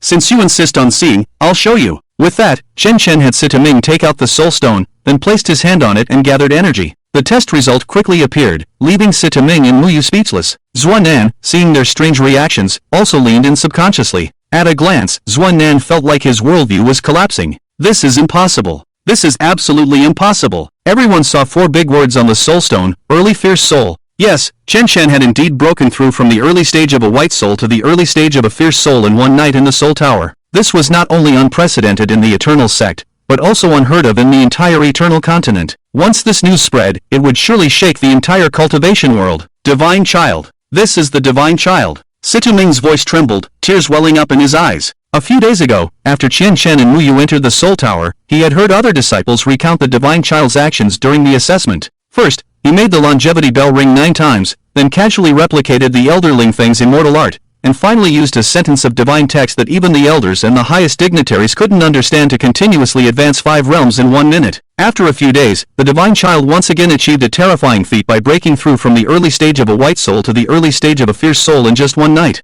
I can't believe this old stubborn guy was just questioning the godson. It's really a case of old eyes dimming. Looking at Muyu's stunned expression, Xianxin showed a tired smile and said, Xiaoyu, I promised to go to the 60th floor of the Soul Tower today to practice with you. Muyu came to his senses and looked at Xianxin with an admiring gaze. He felt that this man not only had extraordinary talent in cultivation, but also had a composure beyond his peers. This is impossible. You must have practiced some evil technique or soul pill to make your soul power increase so much overnight. After being slapped in the face, Zonan became angry and refused to believe that Xianxin had truly entered the early stage of the Moon Soul's soul power level. Senior brother, that's enough. Muyu finally couldn't stand to see his senior brother's harassment and disrespect towards Xianxin for the past 2 days. Xianxin is the godson appointed by the 3 ancestors and recognized by the longevity clock. How dare you slander him for practicing evil techniques and soul pills? If the master and the 3 ancestors knew about your defamation of the godson, they would definitely punish you with a month of confinement. Zonan never expected that his junior sister, who had always obeyed him, would openly reprimand him for the sake of someone she had only known for a few days. Xianxin looked at Zonan indifferently and said in a very calm tone, just because you can't do it, doesn't mean others can't. Practice more if you're not good enough. Practice more? Xianxin left after saying this, leaving Zonan stunned in place, with his words echoing in his ears for a long time. Zonan had been pampered since childhood and had higher talent than most cultivators. Not only were his parents proud of him, but the clan also respected him immensely. After joining the Eternal Sect, he was taken in as a disciple by Chiruyan and became the esteemed senior brother of the Eternal Sect. He never expected that one day he would be told to practice more. Zonan stared at Xianxin's back, appearing calm on the surface but seething with anger inside. He had already made up his mind to get rid of him. This person must not be allowed to develop peacefully in the Eternal Sect. Xianxin returned to his residence and fell asleep. The night of cultivation had left him exhausted. In fact, Xianxin himself had not expected that he could advance from the early stage of the White Soul to the Fierce Soul in 1 night, thanks to the effectiveness of the Shadow Clone technique. Before breaking through to the late stage of the White Soul, even with the assistance of 4 clones and the double cultivation divine text, 1 night was not enough for him to advance to the level of the Fierce Soul. However, after Xianxin broke through to the late stage of the White Soul and entered the Moon Soul, he found that the Shadow Clone technique could actually create 8 clones. With each level of advancement, the number of his clones doubled. By the time he reached the mid-stage of the Moon Soul, he could create 16 clones. At this point, with his 16 clones and the assistance of the divine text, his cultivation speed was equivalent to that of dozens of cultivators combined, all of which were infused into his main body. After waking up, Xianxin felt refreshed and went to the Eternal Forest. Master Wuji, your disciple has followed your words and raised the level of his soul power. Xianxin didn't know where to find his 3 elusive masters, so he shouted in the Eternal Forest. In an instant, Master Wuji appeared beside Xianxin with a smile on his face. My disciple, it's only been a day, and I don't know how much your soul power has increased. You should focus on cultivating your soul power and come back to learn the techniques after a month. Xianxin was stunned and felt somewhat disheartened. It turned out that in Master Wuji's eyes, the early stage of the Fierce Soul was not enough, and he needed to advance further. Master, your disciple understands. I will go to the Soul Tower to cultivate in seclusion. The 3 ancestors had long since retired and never cared about what happened within the Eternal Sect, leaving it all to the current sect master, Chiruyan, to manage. So the ancestor of Wuji felt that Xianxin had only practiced for a day. Even if he had extraordinary talent, he was at most at the mid-stage of the White Soul. He didn't know at all that Xianxin had already broken through the fiery soul last night. The ancestor of Wuji nodded with satisfaction and said to Xianxin, 5 days later is the 100 Sects Conference. I will let Chaya to take you there together. 100 Sects Conference? The ancestor of Wuji explained to Xianxin that the 100 Sects Conference is organized jointly by the sects on the continents and islands of the entire cultivation world. The major sects from the ancient continent, the northern cold island, the extreme cold land, and the void star realm will all attend. Of course, not all sects can participate. There must be practitioners of the Holy Realm or above in the sect to participate in this 100 Sects Conference. The 100 Sects Conference is not only an exchange of immortal techniques between sects, but also a stage for sects to demonstrate their strength. If a sect produces a practitioner with extraordinary talent, after a joint vote by 100 sects, the elders of the 100 Sects Conference will reward the top 10 practitioners.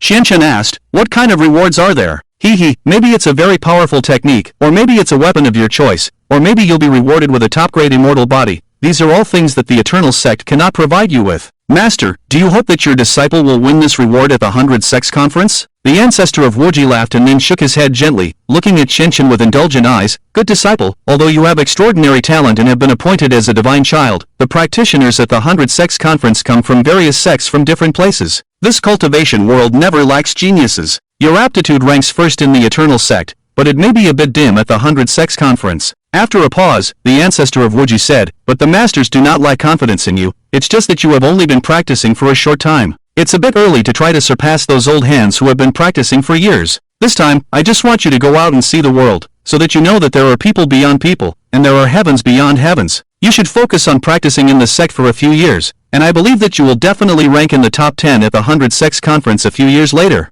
Alright, I'm going back to rest. You can't just focus on improving your soul power these days, you should review the Dragon Ascension technique. I will come to test you in a few days. After the ancestor of Wuji left, Qianqian silently repeated 100 Sects Conference in his mouth. Qianqian licked his lips and said to himself, there are people beyond people, and there are heavens beyond heavens? Master, your disciple will be that extraordinary person beyond people and heavens. Qianqian did not immediately go to the soul tower to practice. He wanted to try the power of his immortal technique after breaking through to the early stage of the fiery soul. He recalled the Dragon Ascension technique in his mind, and then took out his black war sword and launched an immortal technique towards the waterfall flowing down from the valley. Dragon Ascension technique. A huge immortal shadow appeared behind Qianqian, and the immortal shadow wielded a sword energy, splitting the waterfall and even cutting a gap tens of meters long in the mountain behind the waterfall. Damn! Is this for real? Qianqian couldn't believe that he had cut half of the 100-meter-high mountain. Was this really done by himself? It turns out that the power of immortal techniques becomes so powerful after the improvement of soul power. No wonder Master Wuji wants me to focus on practicing soul power. The Emperor Realm White Bone hidden in the Eternal Mountain quietly emerged from the river, concealing all its breath, and silently floated towards where Qianqian was. Rain Realm. The Emperor Realm White Bone casually launched an immortal technique.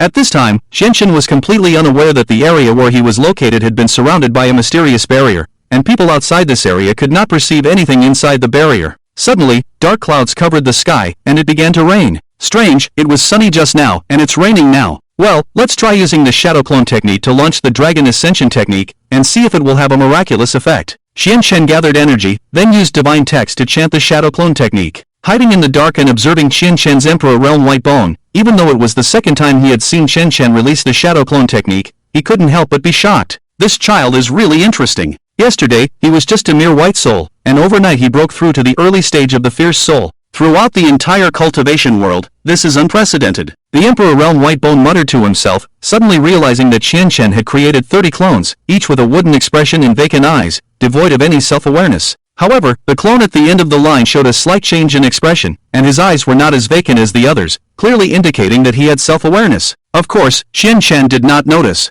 Hiss. To be able to create 30 clones at the early stage of the fierce soul, looking at 30 people with the same appearance as oneself, it's somewhat eerie. Qianqian suddenly dared not let all 30 clones simultaneously perform the Ascending Thunder technique. Just now, when he released it by himself, he had already shaved off half of the mountain wall. If he were to release all 30 at once, wouldn't it level this eternal mountain? Thinking this, Qianqian immediately retracted the clones. However, the strange clone at the end quietly chanted the divine text instant blink and, unbeknownst to Qianqian, hid in the forest. The hidden Emperor Realm White Bone saw this scene and raised an eyebrow, subconsciously saying, strange, it's really strange. To be able to produce a clone with self-awareness, this may be related to my Rain Realm, causing an anomaly after absorbing the Emperor's aura. The Emperor Realm did not take action to kill this clone, but allowed him to hide in the forest. After retracting the clones, due to the rain, Qianqian left the Eternal Forest and headed to the Soul Tower to cultivate. The Emperor Realm White Bone quietly lifted the Rain Realm, and Qianqian left without obstruction. After Qianqian left, the clone hiding in the forest emerged. He looked at the departing Qianqian with a pensive expression, but quickly used his immortal technique to hide himself and walked towards the outside of the Eternal Sect. The Emperor Realm White Bone watched this scene with great interest, releasing this clone that had been tainted with his Emperor's aura. Interesting, if I let him go, will it cause a stir in the outside world? Neither the Emperor Realm White Bone nor Qianqian expected that this anomalous clone, in a very short time, would establish a force on the ancient continent that rivaled the Temple of the Gods. Of course, this is a story for another time. Arriving at the base of the Soul Tower, Qianqian went straight to the 60th floor to find Muyu. After reaching the 60th floor, Qianqian clearly felt that the surrounding soul power was much stronger than the lower levels, and it was likely that cultivating here would lead to a faster increase in soul power. However, there were hardly any other cultivators to be seen here. It was probably because, apart from Zuainan and Muyu, most of the cultivators in the Eternal Sect who had reached the Fierce Soul level or above were elders. They rarely came to cultivate in the Soul Tower. In a cultivation room, Qianqian saw Muyu, who had closed his eyes and was cultivating his soul power. He chose not to disturb him and simply stood outside the door for a while. Then, Qianqian unexpectedly saw a young boy who looked only 13 or 14 years old in another cultivation room. Ha! To reach the Fierce Soul level at such a young age? Qianqian unconsciously muttered, but the young boy suddenly opened his eyes and looked directly at Qianqian. Are you the divine child that Grandpa Situ mentioned? The young boy spoke first, his voice slightly immature. I am the divine child, and you? The young boy walked up to Qianqian. Although he was young, the determination in his eyes did not seem like that of a 13 or 14-year-old child. My name is Fengyun. The other senior brothers and sisters call me Soul Child. I heard that you only took one night to advance from the early stage of the White Soul to the early stage of the Fierce Soul? Soul Child? Qianqian vaguely remembered hearing Muyu or Sitaming mention it. Listening to his nickname, Soul Child, it seems that he has achieved remarkable success in soul power cultivation. Qianqian nodded at Fengyun and then asked, This is the 63rd floor of the Soul Tower, and you reach the martial soul at such a young age. To Qianqian's surprise, the boy in front of him did not show a proud smile, but instead stared at him with a hostile look. I am 13 years old this year, and I am already in the late stage of martial soul, trying to break through to become a Soul King. Soul King! Qianqian opened his mouth in astonishment and looked at the 13-year-old boy. He clearly remembered that his master, Wu Ji, was at the level of Soul King. The boy named Fengyun in front of him, only 13 years old, was already close to becoming a Soul King. Before Qianqian could speak, Fengyun continued, You are the fastest cultivator I have ever seen, but the advancement of soul power levels before martial soul is relatively easy. It can be achieved completely within the Soul Tower. But from the early stage of martial soul, the effect of cultivation within the Soul Tower is not significant, so you have no chance of surpassing me. Then why are you still cultivating inside the Soul Tower? According to you, it's almost useless for you since you are in the late stage of martial soul, right? You don't understand this at all. It seems that you will never be able to surpass me. With that, Fengyun turned and returned to his cultivation room. Qianqian did not understand why Fengyun seemed to harbor an inexplicable hostility towards him. No, calling it hostility was a bit far-fetched. Perhaps it was just the competitiveness of an immature youth. Qianqian entered the cultivation room, immediately used his doppelganger, and then began cultivating again with a doubled cultivation divine text. However, after 2 hours, Qianqian was shocked to find that his soul power had hardly increased at all during this time, only feeling that the soul power in his body had become more substantial. It seems that what the Soul Child said is true. After reaching the martial soul, the cultivation of soul power within the Soul Tower indeed does not have much effect, especially since I am cultivating under 100-fold amplification. Qianqian stood up and walked towards Fengyun's cultivation room again. Kid, I have something to ask you. Kid. Qianqian called out several times, and Fengyun finally became impatient. Who are you calling a kid? Qianqian chuckled, walked to Fengyun's side, and casually patted his head, saying, It's you, isn't it? I'm 6 years older than you. Can I call you a kid? Fengyun pushed away Qianqian's hand. What do you want? I'm busy. You have quite a temper for such a young age. Well, I want to ask you, why is it that after I reach the martial soul, cultivation in the Soul Tower has no effect? Why should I tell you? Qianqian originally wanted to use his identity as a divine disciple to pressure Fengyun, but given his previous attitude, it was clear that he did not fear his status as a divine disciple at all, so he gave up on that plan. He thought for a moment and realized that Fengyun was still a child, and dealing with a child required a child's approach, provocation. If you don't tell me, it's because you're afraid I'll surpass you, right? You keep boasting about being a soul child, but it's not that impressive. As expected, Fengyun became agitated as soon as he heard this and immediately said, Nonsense. As a soul child, would I be afraid of you surpassing my soul power level? After weighing it for a few seconds, Fengyun finally spoke. The 100-floor Soul Tower has an auxiliary effect on the cultivation of martial soul and those below martial soul. Once you reach the martial soul, the Soul Tower only has a consolidating effect on soul power cultivation. If you want to make greater progress in soul power, you can only do so through actual combat or by going to the 1,000-layer tower. The 1,000-layer tower? Qianqian had heard of this 1,000-layer tower from Muyu. It was said that the only 1,000-layer tower in the entire ancient continent was located in a place called the Temple of the Heavenly God. How can I go to the 1,000-layer tower to cultivate? Fengyun was stunned for 2 seconds, then burst into laughter. Qianqian frowned and asked, Why are you laughing? You want to go to the 1,000-layer tower to cultivate, isn't that funny? The only 1,000-layer soul tower in the ancient continent is in the Temple of the Heavenly God, and it's not a place you can just go to. How can I go to the Temple of the Gods? Are you really a demigod? Or just a fool? Leaving the Soul Tower, Qianqian pondered what the Temple of the Gods really was, and why both Fengyun and Muyu mentioned it with such reverence, believing it impossible for him to reach that place. The 100-level Soul Tower of the Eternal Sect did not provide much improvement to Qianqian's soul power, and he had no intention of continuing to cultivate within it. He wanted to enhance his soul power quickly through practical combat. From Mu Yu, he learned that leaving the Eternal Sect required approval from his own master, but Qian Shen did not want to disturb the three ancestors' rest for such a trivial matter. Kneeling before the main hall, Qian Shen said to the sect master Qi Ruyan, "Sect master, I want to leave the Eternal Sect for a few days."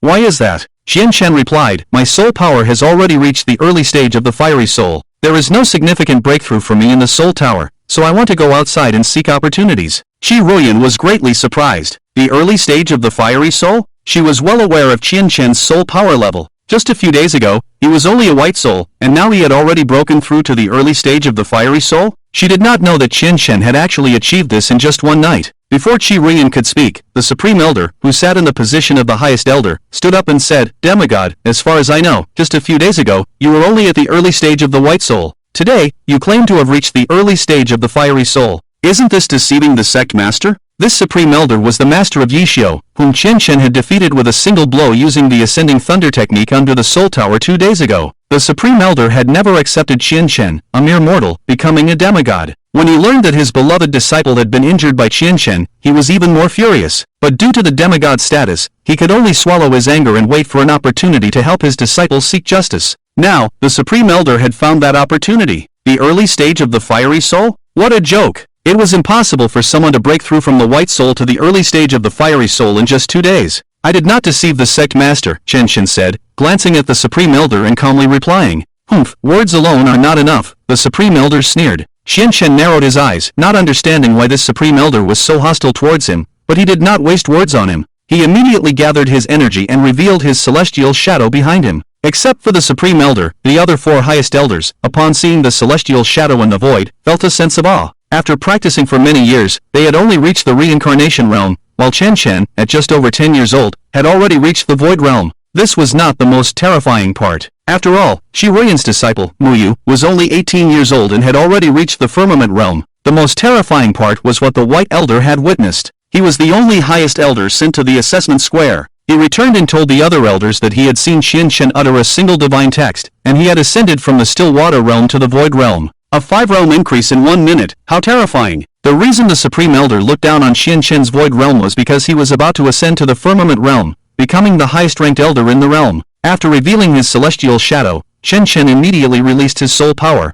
The powerful soul power could not possibly be released by someone at the white soul level. The Supreme Elder was dumbfounded when he saw this scene. Has he really reached the early stage of the fiery soul? Damn it! How did those useless people obtain this information? Wasn't he only at the early stage of the white soul when he tested his soul power with Sitaming? In the blink of an eye, the Supreme Elder felt as if he had been slapped in the face, and his face burned with embarrassment. Qi Ruyan looked at Qian Shen with a complex expression, surprised that he had truly reached the early stage of the fiery soul. At the same time, she glanced at the Supreme Elder. As the sect master, how could she not understand his thoughts? The Venerable felt ashamed and immediately said to Qian Shen, "I didn't expect the Divine Child to be so powerful. Breaking through the early stage of the fierce soul in just a few days can be said to be a heroic feat. But, Divine Child, why did you injure my disciple a few days ago? If I hadn't used various top-grade medicinal materials, my disciple would probably have." After speaking, he wiped away some tears with a hypocritical look and said to Qi Ruyan, "Master, you must stand up for my disciple Yishio. Even if he is a divine child, he cannot act arrogantly within the sect and bully his fellow disciples. Moreover, Yishio and the divine child are from the same sect. Is this establishing a divine child or a madman?" Qi Ruyan's face turned cold. She had long known about the conflict between Qian Shen and Yishio under the Soul Tower. Although Yishio had provoked first, Qian Shen had indeed been too ruthless, directly using the Ascending Thunder technique passed down by the boundless ancestor. If Qian Shen had been a fierce soul at that time, with his current fierce soul, Yishio would probably have been annihilated. After the Venerable mentioned that his disciple Yishio had been injured by Qian Shen, the remaining several Venerables began to discuss. The Venerable smiled triumphantly and continued, "Master, I suggest revoking Qian Shen's position as the Divine Child. If even the Divine Child acts arrogantly within the sect and bullies his fellow disciples, how will the outsiders view our eternal sect?" The conflict had now escalated to the point of abolishing the Divine Child. Qi Ruyan no longer remained silent. "Venerable One, choose your words carefully.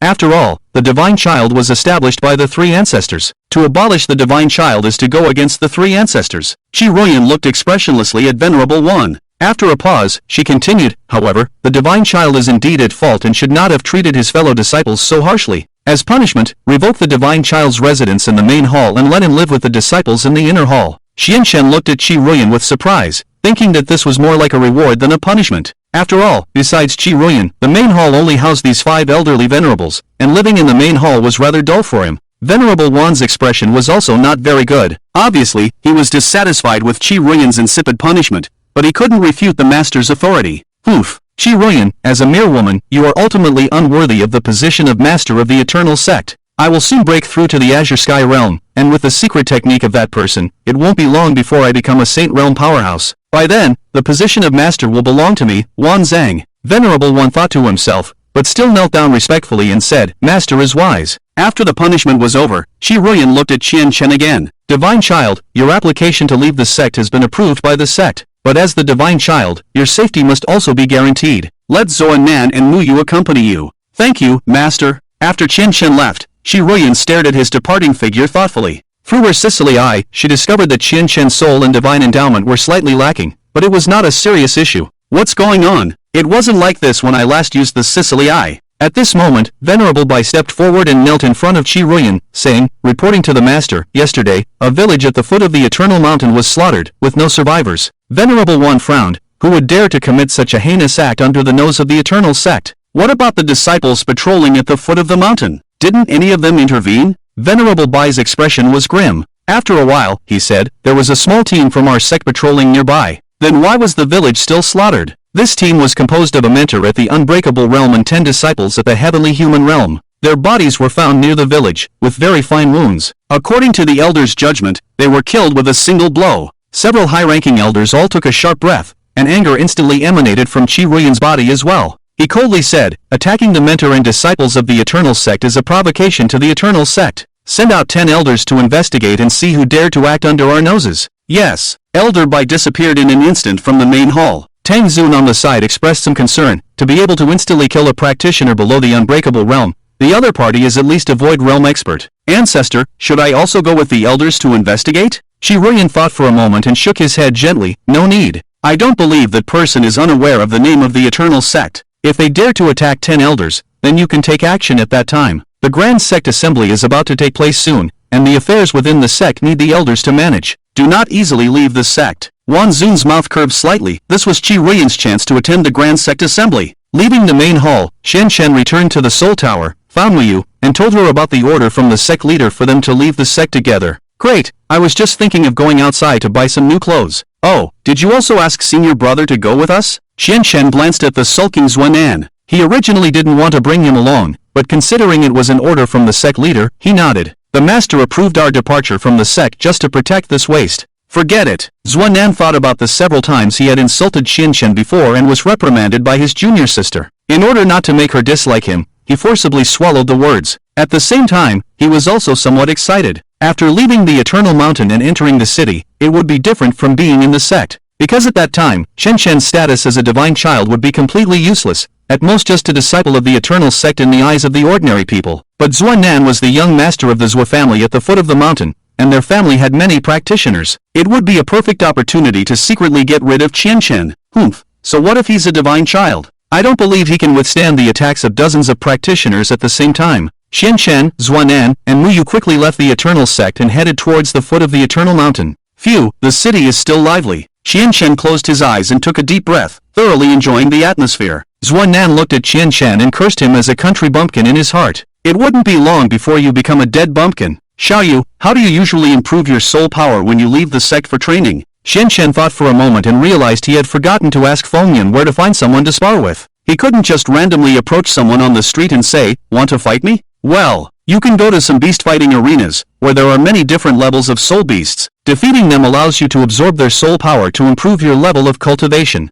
Or you can go to the arena and fight with other practitioners to improve your soul power through actual combat. Xian Shen nodded and asked, which method do you usually prefer to improve your soul power? Mu Yu pouted and shook her head. I don't like either of these methods. Hunting innocent soul beasts in the beast fighting arena, or signing a life and death contract in the arena. There are many practitioners who have accidentally died. It's better to cultivate in the soul tower. Xian Shen raised an eyebrow, not expecting the methods of improving soul power to be so bloody. Zuan Nan snorted, deliberately trying to provoke Xian Shen. With his abilities, he can only hunt some low-level soul beasts in the beast fighting arena. If he goes to the arena, he might wet his pants from fear. Compared to the beast-fighting arena, the arena was certainly much more dangerous. Xuan naturally hoped that Chen Chen would go to the arena, as he might encounter a very strong practitioner and accidentally die on the stage. Even if his master were to question him later, Zonin could still have an excuse. It was Chen Chen's own decision to participate in the arena. Chen Chen looked at Zonin, who thought his provocation had worked, and continued nonchalantly, "What are you looking at? Is there something wrong with what I said? You only dare to go to the beast arena." "No, there's nothing wrong. I really only dare to go to the beast arena. I'm afraid of being killed in the arena. After all, I am the son of the eternal sect, and I still need to cherish my life." Zonin was confused. Zonin's original intention was to deliberately provoke Chen Chen, but he never expected him to be so shameless. Muyu chuckled on the side, and Zonin felt as if he had punched cotton. The three of them immediately went to Kao City. As one of the 5 main cities on the Hangu continent, Kao City had a large-scale beast arena. Chen Chen was impressed by the scale of the arena, which was as large as the football fields in his original world. Even standing outside, he could hear the roars of the soul beasts inside. According to Muyu, the beast arena was not a place where practitioners could freely hunt soul beasts, as the authorities would not provide a free place for practitioners to hunt soul beasts. After all, these soul beasts were captured by official personnel of the arena, and each entry required payment. If one did not want to pay but still wanted to hunt soul beasts, they had to exchange an equivalent number of soul beasts. Hey, if I have my own soul beast, why would I need to enter the beast arena to hunt? Chen Chen didn't understand. Soul beasts are also divided into different realms, and practitioners of different soul power levels require different levels of soul power. Soul beasts that are too low level are useless even if they are hunted. Only by hunting soul beasts 3 levels lower or higher than oneself can one's soul power be enhanced, Muyu explained, pointing to a large gate 10 meters high. So practitioners who come to the beast arena can exchange a large number of low-level soul beasts to enter the arena and hunt higher-level soul beasts. Chen Chen suddenly realized and asked, "But I don't have money, where can I catch low-level soul beasts?" Zonin coldly interjected, "The habitats of soul beasts are in the foreign realms. Without high-level practitioners leading the way to catch soul beasts in the foreign realms, one would only be sending themselves to their death." Chen Chen had heard about the foreign realms from Shuku and Laozu. In the world of cultivation, there were 4 major foreign realms: the Void Star Realm, the Dark Forest, the Divine Realm, and the Starry Night. The road to the Divine Realm was sealed off, as it was the dwelling place of ancient gods. "Oh, then why don't I go to the Void Star Realm and catch some low-level soul beasts to use as tickets to enter the beast arena?" Muyu thought Chen Chen was joking. Opening the Void Gate to the Void Star Realm required at least the level of a saint, and one also needed to understand specific divine texts. Even though Chen Chen had extremely strong talent in cultivation, it was impossible for him to enter the Void Star Realm at a higher level. She immediately said, "My senior brother and I both pay to enter. If you don't have money, I can help you." Chen Chen realized that going to the Void Star Realm would definitely waste a lot of time, so he said to Muyu, "Alright, lend me some money first, and I'll pay you back when I have money." After muttering pretentious under his breath, Zonin put his hands in his pockets. "You still want to enter the Void Star Realm? Do you really think you can boast just because you have a bit of talent?" Little did Zonin know, Chen Chen had already opened the Void Gate to the Void Star Realm and had even ventured in alone. As they approached the gate, the person collecting the fee asked expressionlessly, "Payment or exchange with soul beasts?" "Payment." "Oh, what level of soul beasts?" Muyu looked at Chen Chen, asking him what level of soul beasts he wanted to hunt. The classification of soul beasts is the same as that of cultivators, ranging from the Stillwater realm to the Emperor realm. It is said that soul beasts that reach the Emperor realm will have self-awareness and may even be able to transform into human form. Chen Chen is still not very clear about the strength of soul beasts. To be on the safe side, he did not choose a soul beast in the same realm as him in the Void realm, but chose a soul beast in the reincarnation realm instead. Chen Chen, are you sure you want to choose the reincarnation realm? Soul beasts are usually stronger than cultivators. My senior brother and I usually choose a soul beast that is 3 levels lower than ourselves to hunt when we are in better condition, and only choose one that is 2 levels lower than ourselves. It's very risky to choose one that is 1 level lower than ourselves. It's okay, it's just the reincarnation realm. It can't do anything to me, Chen Chen said calmly. Chen Chen's words made Zonan ecstatic. This kid really knows how to show off. Both I and Xiaoyu are in the Sky Realm and wouldn't easily choose a soul beast in the reincarnation realm. But this kid in the Void Realm dares to challenge a soul beast in the reincarnation realm. Perfect, I don't need to do anything, he will die in the beast arena. Despite repeated dissuasion from Muyu, Chen Chen still insisted on choosing a soul beast in the reincarnation realm, and Muyu had to help him pay the fee. Chen Chen, if you insist on choosing a soul beast in the reincarnation realm, you can apply for a group hunt. Although the soul power obtained in the end will be divided equally among the 3 of us, there will be no danger, Muyu said. In order to quickly improve his soul power level, Chen Chen refused Muyu's offer to teach him the technique. Only by absorbing soul power alone can he rapidly increase his soul power. Of course, Chen Chen was also prepared. If he really couldn't win in the end, he would immediately release the forbidden technique's earth-bursting star and myriad realms heavenly attraction that the three ancestors had forbidden him to use. After paying the fee, Qianqian, Muyu, and Zonan entered the beast arena. The strong smell of blood filled the air, and the roar of the soul beasts was deafening. The audience seats were already full of wealthy people who had come to watch the battles between cultivators and soul beasts. Qianqian was assigned to the preparatory area for the soul beast in the reincarnation realm, because the soul beast in the reincarnation realm was already a very strong presence, and there was only one cultivator in front of him, who was fighting on the stage. Muyu handed Qianqian a white mask and said, "There are many prominent families and foreign sects in the audience. Qianqian, as the son of a god, it's best not to expose your identity. Put on this mask." This time, Qianqian did not refuse and obediently took the white mask that Muyu handed to him. It was because of this mask that Qianqian later gained a terrifying nickname that made everyone in the beast arena tremble, the White Azura. While preparing, Qianqian carefully observed the cultivator who was fighting the soul beast in the reincarnation realm on the stage. There was a purple fairy shadow behind him, indicating that he was only a cultivator in the reincarnation realm. Qianqian asked in confusion, "He is also in the reincarnation realm. Why does he dare to challenge a soul beast in the same realm as himself?" Muyu's expression was not very good. There are very few people who dare to challenge a soul beast in the same realm as themselves, but there is an announcement in the beast arena that as long as you can successfully hunt a soul beast in the same realm as yourself, you can be exempt from the fee and receive a very high reward. After a pause, he continued, "Usually, these cultivators are very short of money, so they take risks for the high reward. But cultivators who can hunt a soul beast in the same realm as themselves are few and far between." As soon as Muyu finished speaking, the cultivator in the reincarnation realm on the stage was knocked flying by the soul beast with a single blow, and the soul beast quickly rushed up and swallowed him whole. The host in the beast arena shouted, "Reincarnation realm challenger, dead." The reincarnation realm is already considered to be a relatively strong presence among cultivators. Apart from some top sects, a cultivator in the reincarnation realm can completely hold the position of an elder or even higher. When the host of the beast arena announced the death of the reincarnation realm challenger, there was an intense cheer from the audience seats.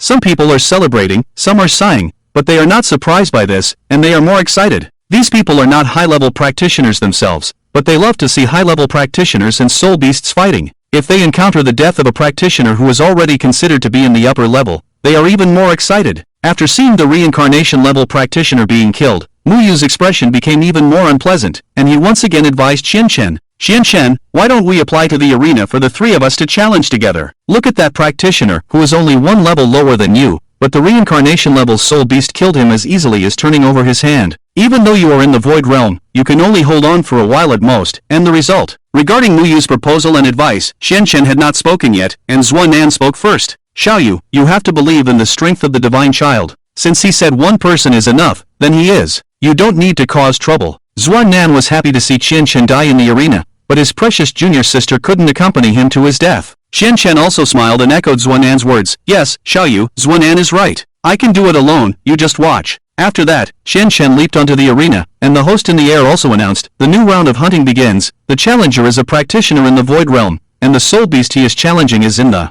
reincarnation realm." The audience once again erupted in excited cheers. "Tsk tisk, it's rare to see a practitioner in the void realm challenging a soul beast in the reincarnation realm. Just like that fool who challenged at the same level earlier, too arrogant. He just saw the reincarnation level practitioner die, and now we can see the void realm practitioner die immediately. This is not common in the arena. Tonight's ticket is really worth it." The void realm is already considered top tier in the middle realm. I wonder which elder of which sect this masked person is. Qianqian is fighting a soul beast called Rhino Horn, which belongs to the land series. There are three major series of soul beasts, namely land, flying, and marine. There are the most land series soul beasts, and the least flying series, most of which are of the dragon clan. Roar! The rhino horn let out a roar, and under the roar, Qianqian remained calm. In the instant when the rhino horn rushed over with its horn, Qianqian instantly burst into a fairy shadow. The fairy shadow stood behind Qianqian for tens of meters, and he pulled out black roar and slashed at the rhino horn, but the sword did not harm it at all. The defense of the rhino horn is extremely strong. If you don't use a burst of strong fairy magic to attack it,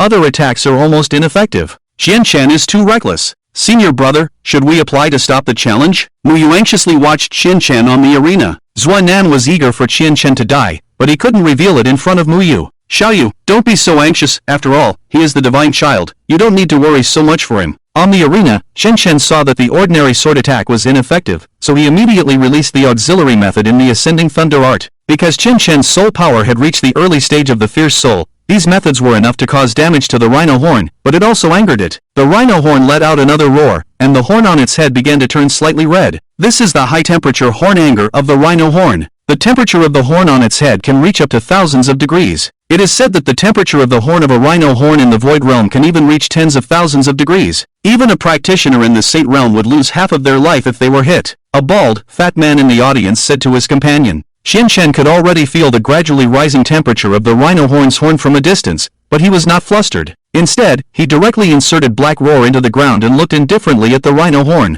The crowd was dumbfounded by the scene. Qian not only did not avoid the rhinoceros fury but also put down his sword. Zuan laughed in his heart, wishing he could jump up and celebrate immediately. The host in the air was also at a loss, explaining with a puzzled face, "What is this void realm challenger doing? He actually put down his weapon. Does this mean giving up resistance?" The rhinoceros did not spare Qian because he put down his weapon. When the temperature on the rhinoceros horn reached a certain height, it instantly charged towards Qian. Qian's eyes flashed with disorder, and he instantly slid past the rhinoceros, directly using his immortal technique, Soaring Thunder technique. In an instant, a huge and incomparable black sword appeared in Qian's hand, and he slashed directly at the rhinoceros. The huge sword energy stirred up the dust on the beast fighting stage, shrouding the entire arena. When the dust gradually settled, only a young man wearing a white mask was sitting on the ground, and the rhinoceros had collapsed, gradually turning into a beam of light. This beam of light was the soul power formed by the soul beast after its death, and it slowly flew towards Qian, merging into his physical strength. The entire arena fell silent, and no one reacted. Zuan stared blankly at the scene, his body stiff, and his mouth trembled slightly. What? He killed the reincarnation realm rhinoceros with one blow? Zuan knew very well that even as a practitioner of the Azure Sky realm, he could not achieve a one-hit kill on a reincarnation realm rhinoceros, but Qian, who was only in the void realm, did. When the dust completely dispersed, the host was the first to react and immediately announced excitedly, "The challenge is successful, the reincarnation realm rhinoceros has been killed." The audience in the arena immediately cheered, and many people began to discuss which sect or prominent family the challenger with the white mask on the stage belonged to. It is rare for anyone to be able to one-hit kill a soul beast in the beast fighting arena, and even if they could, it would be a soul beast 3 realms lower than themselves. However, Qian not only killed a soul beast 1 realm lower than himself, but also did so in the most handsome manner. Qian thought to himself, "This pressure makes me feel really comfortable." Muyu's heart, which had just been tense, suddenly relaxed, feeling both shocked and excited. This young man, who was about the same age as her, had already achieved so many impossible things in the past 2 days. Muyu made up her mind to have the elders in the family thoroughly investigate his background. How could a young man from which family have such talent? Qian did not immediately leave the beast fighting stage, but said to the host in the sky, "Bring up 2 more reincarnation realm soul beasts, 1 is not enough to fight." The crowd had not completely recovered from the shock of Qian's one-hit kill of the rhinoceros, but to their surprise, Qian immediately requested to fight 2 more reincarnation realm soul beasts. Arrogant, overbearing, ignorant of the heights of heaven and earth. The audience, who had been admiring Qian, immediately changed their attitude. They had never seen such an arrogant and overbearing person. "I thought he was a big shot, but I didn't expect him to be a fool." Even practitioners of the Azure Sky realm dare not easily fight 2 reincarnation realm soul beasts, but he, a mere void realm practitioner, is so arrogant. He will have to pay the price for his arrogance. The audience's opinions suddenly changed. Those who had been curious about Qian's identity now wanted to see him torn apart by the 2 soul beasts. Even the host in the sky did not expect Qian to make such a request and tentatively asked, "Are you sure you want to challenge 2 reincarnation realm soul beasts at the same time? Don't you need a rest?" Qian replied indifferently, "No need," stunning the entire beast fighting arena once again. The host nodded and immediately had the backstage personnel release 2 reincarnation realm soul beasts into the arena. Muyu in the audience was furious, stomping her feet and saying, "What is Qian thinking? Even if he killed the rhinoceros in 1 blow, he can't be so arrogant. Isn't he asking for death?" Speaking, Muyu was about to rush up to the beast fighting arena to pull Qian down, but was immediately stopped by Zuan. "Xiaoyu, don't go up, it's too dangerous. The soul beasts have already been released from their cages." Zuan blocked Muyu while feeling secretly pleased. Just now, Qian had killed the rhinoceros beast in seconds, pushing him to the brink of collapse. Qian could achieve what he couldn't, which was terrifying. Before he could react, Qian actually volunteered to simultaneously battle 2 reincarnation realm soul beasts. "Ha, he's asking for death himself, no one else is to blame."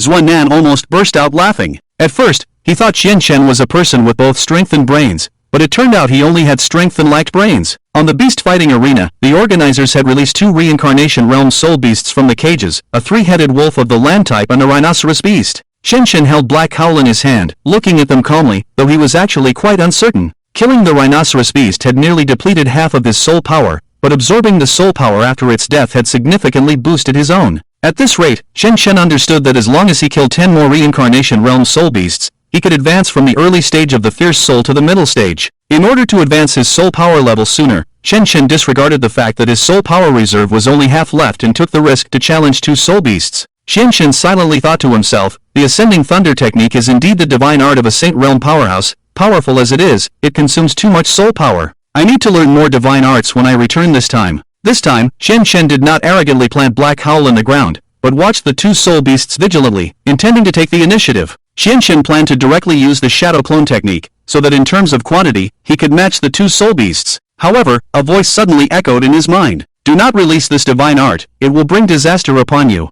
Hearing this voice in his mind, Chen Chen widened his eyes and was slightly stunned. He looked around, but there was no one around, only the audience in the stands. Chen Chen immediately used his spiritual sense to observe, but did not find anyone suspicious. He wondered if it was an illusion or if the person who transmitted the voice had a very high realm, making it impossible for him to detect with his strength. Shaking his head, Chen Chen intended to continue using the shadow clone technique, but the voice sounded in his mind again. Do not bother looking, I am tens of thousands of miles away from you. You will know who I am in the future. Before you reach the Saint Realm, do not use the clone technique again, otherwise not only you, but the entire eternal sect will be destroyed. The voice abruptly stopped. At this point, Chen Chen was already sweating. Regardless of who this person speaking in his mind was, he was definitely a very powerful cultivator. He could actually transmit his voice into Chen Chen's mind from thousands of miles away. Chen Chen hesitated, worried that what the mysterious person said was true. If he used the clone technique again, it might bring disaster upon him, or even lead to the destruction of the eternal sect.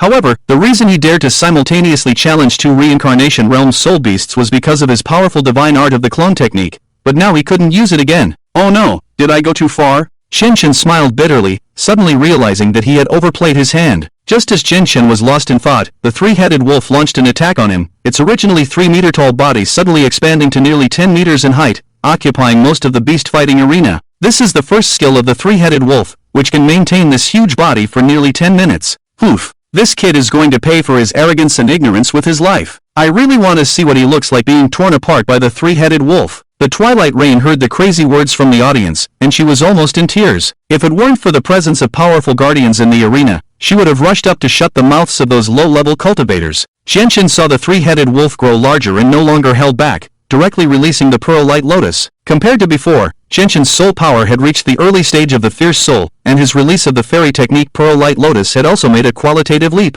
He could now hold the lotus flower in both hands at the same time. Holding the lotus flower, Chen Chen pushed off with both feet, soaring into the air and attacking the 3-headed wolf. Unlike the rhinoceros beast just now, the 3-headed wolf reacted very agilely, dodging Chen Chen's attack and causing his attack to miss. Chen Chen also reacted quickly, immediately switching to the Black Howl, and releasing sword energy with full force. A blood mark was drawn on the abdomen of the 3-headed wolf, and it roared, slapping towards Chen Chen. Chen Chen used the divine script to chant sword control, and immediately a flying sword appeared under his feet, and he flew away from the original position. He had a plan in mind. He wanted to use the advantage of the terrain to defeat the 2 soul beasts. Chen Chen raised the Black Howl again and began to attack the rhinoceros beast on the side. The rhinoceros beast was quickly provoked and once again launched high-temperature Horn Fury, and then directly pounced towards Chen Chen. Chen Chen grinned, and immediately launched the Pearl Light Lotus at the 3-headed wolf again, which also came towards Chen Chen. The audience in the stands immediately burst into laughter. This kid is doomed, surrounded by enemies. Zonin finally couldn't hide his expression, revealing a triumphant look. Twilight Rain was so anxious, she covered her eyes and dared not look at the next scene. However, no one expected that Chen Chen would soar into the air again and chant the divine script, Soaring Thunder Control. Yes,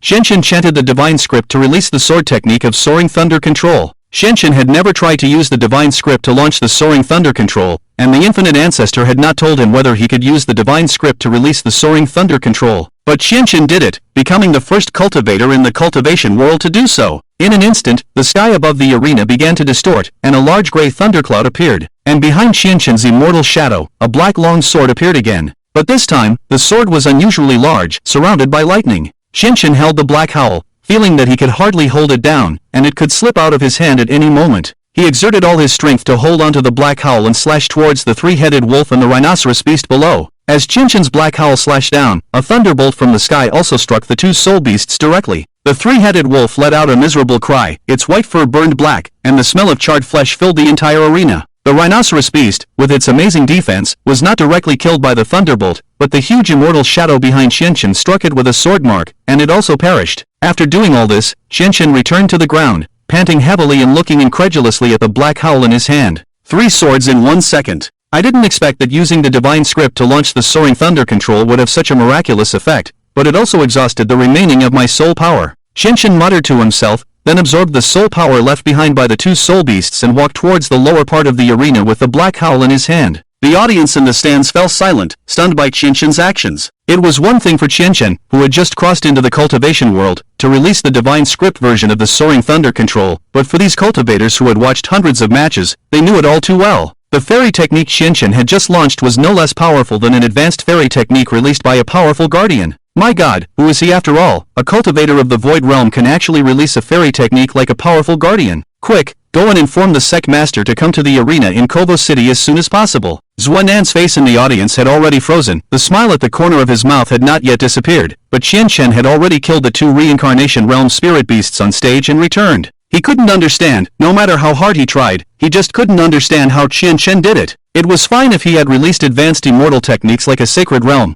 but why did he still use divine writing to release them? Just who exactly is Qianqian? As Qianqian stepped down from the stage, Muyu quickly approached. She hadn't seen how Qianqian had gathered the strength to kill the 2 spirit beasts because she had covered her eyes. But after hearing a loud noise, she opened her eyes again and saw Qianqian already absorbing the soul power left behind by the 2 spirit beasts after their deaths. Qianqian, you're so amazing, truly worthy of being a divine child. Both my senior brother and I, at the realm of the firmament, wouldn't have been confident in fighting 2 reincarnation realm spirit beasts at the same time, but you did it, and just a few minutes ago, you had just effortlessly killed a reincarnation realm spirit beast. Qianqian's face was somewhat pale, he had exhausted all his soul power and now felt very weak. He forced a smile and waved his hand, keep it low-key. Low-key. With that, his eyes suddenly rolled back, and he fell forward. Muyu quickly caught the fainting Qianqian. Ah! It's really too much of a strain, exhausting all the soul power is too damaging to the primordial spirit. Senior brother, come help Qianqian. Zuanan was already feeling fearful of Qianqian's performance. He remembered the day when he had almost fought with Qianqian in the main hall, and couldn't help but break out in a cold sweat. Originally, he had relied on being at least 1 realm higher than Qianqian, and his soul power level was also 1 level higher than his. No matter how they fought, he wouldn't lose to him. But now, it seemed that the outcome of who would win and who would lose was really uncertain. Muyu and Zuanan took Qianqian out of the beast fighting arena and found a place to stay temporarily in the city of Kov. Muyu took out some elixirs to help restore Qianqian's soul power and gave them to him, while Zuanan left the residence to find the members of their family in the Kov city. He intended to mobilize all the connections within his family to investigate Qianqian's background and identity. However, what the 3 of them didn't know was that after they left the beast fighting arena, the entire arena was in an uproar. Among the audience were many disciples of major clans or families, who had witnessed Qianqian's astonishing battle. And among them, the most formidable figure was an elder named Nalan Songhai, who was the elder of the 7-star sect, ranked 9th among the ancient continent's sects. As a practitioner who had reached the realm of the sacred, Nalan Songhai was different from the other spectators in the beast fighting arena. He wasn't there to watch the scenes of bloodthirsty fighting, but to discover talented practitioners from the arena and then recruit them into the 7-star sect. The reason why the 7-star sect was able to rank 9th on the list of sects in the ancient continent was precisely because the sect would regularly send out several elders to travel around the continent. Whenever they encountered individuals with extraordinary talent or exceptional cultivation abilities,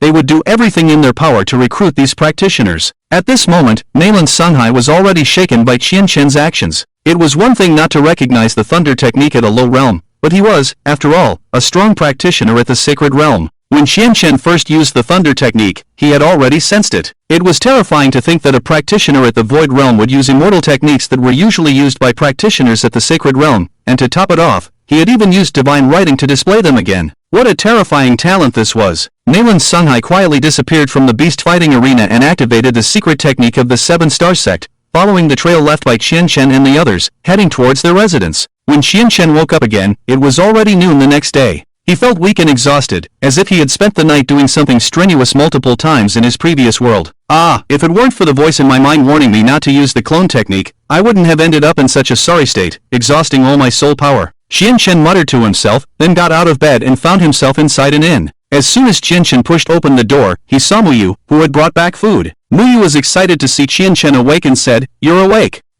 After I fainted yesterday, it was you and Zuanan who carried me back? Muyu thought of Qianqian fainting and falling into her arms yesterday, blushing, and her voice became much softer. It was senior brother Zuanan who carried you back. Qianqian did not notice Muyu's uneasiness. After thanking Muyu, he asked, "Where did Zuanan go?" Senior brother went to the city to find their family members and will only be back tomorrow. By the way, I bought some soul-recovering herbs for you from the pharmacy, and my master gave me some soul-strengthening pills. You should take them quickly. After taking the pill given by Muyu, Chen Chen instantly felt his body no longer weak and could also feel his soul power recovering slowly. Although the speed was slow, it was enough to surprise Chen Chen. Xiaoyu, what kind of pill did you give me? As far as I know, there is no such pill on the market that can restore soul power. Chen Chen had heard of soul-strengthening pills in books, which were pills that prevented the body from feeling weak after soul power was depleted. As a disciple of Qi Ruyan, Muyu was not surprised to be given such pills, but a pill that could accelerate the recovery of soul power was unheard of to Chen Chen. Oh, this was developed by the elders in my family and they gave me a few. I won't take them outside to sell. Muyu answered vaguely, then changed the subject. Chen Chen, you defeated and absorbed 3 souls of the reincarnation realm beasts in a row. Your soul power must have increased a lot, right?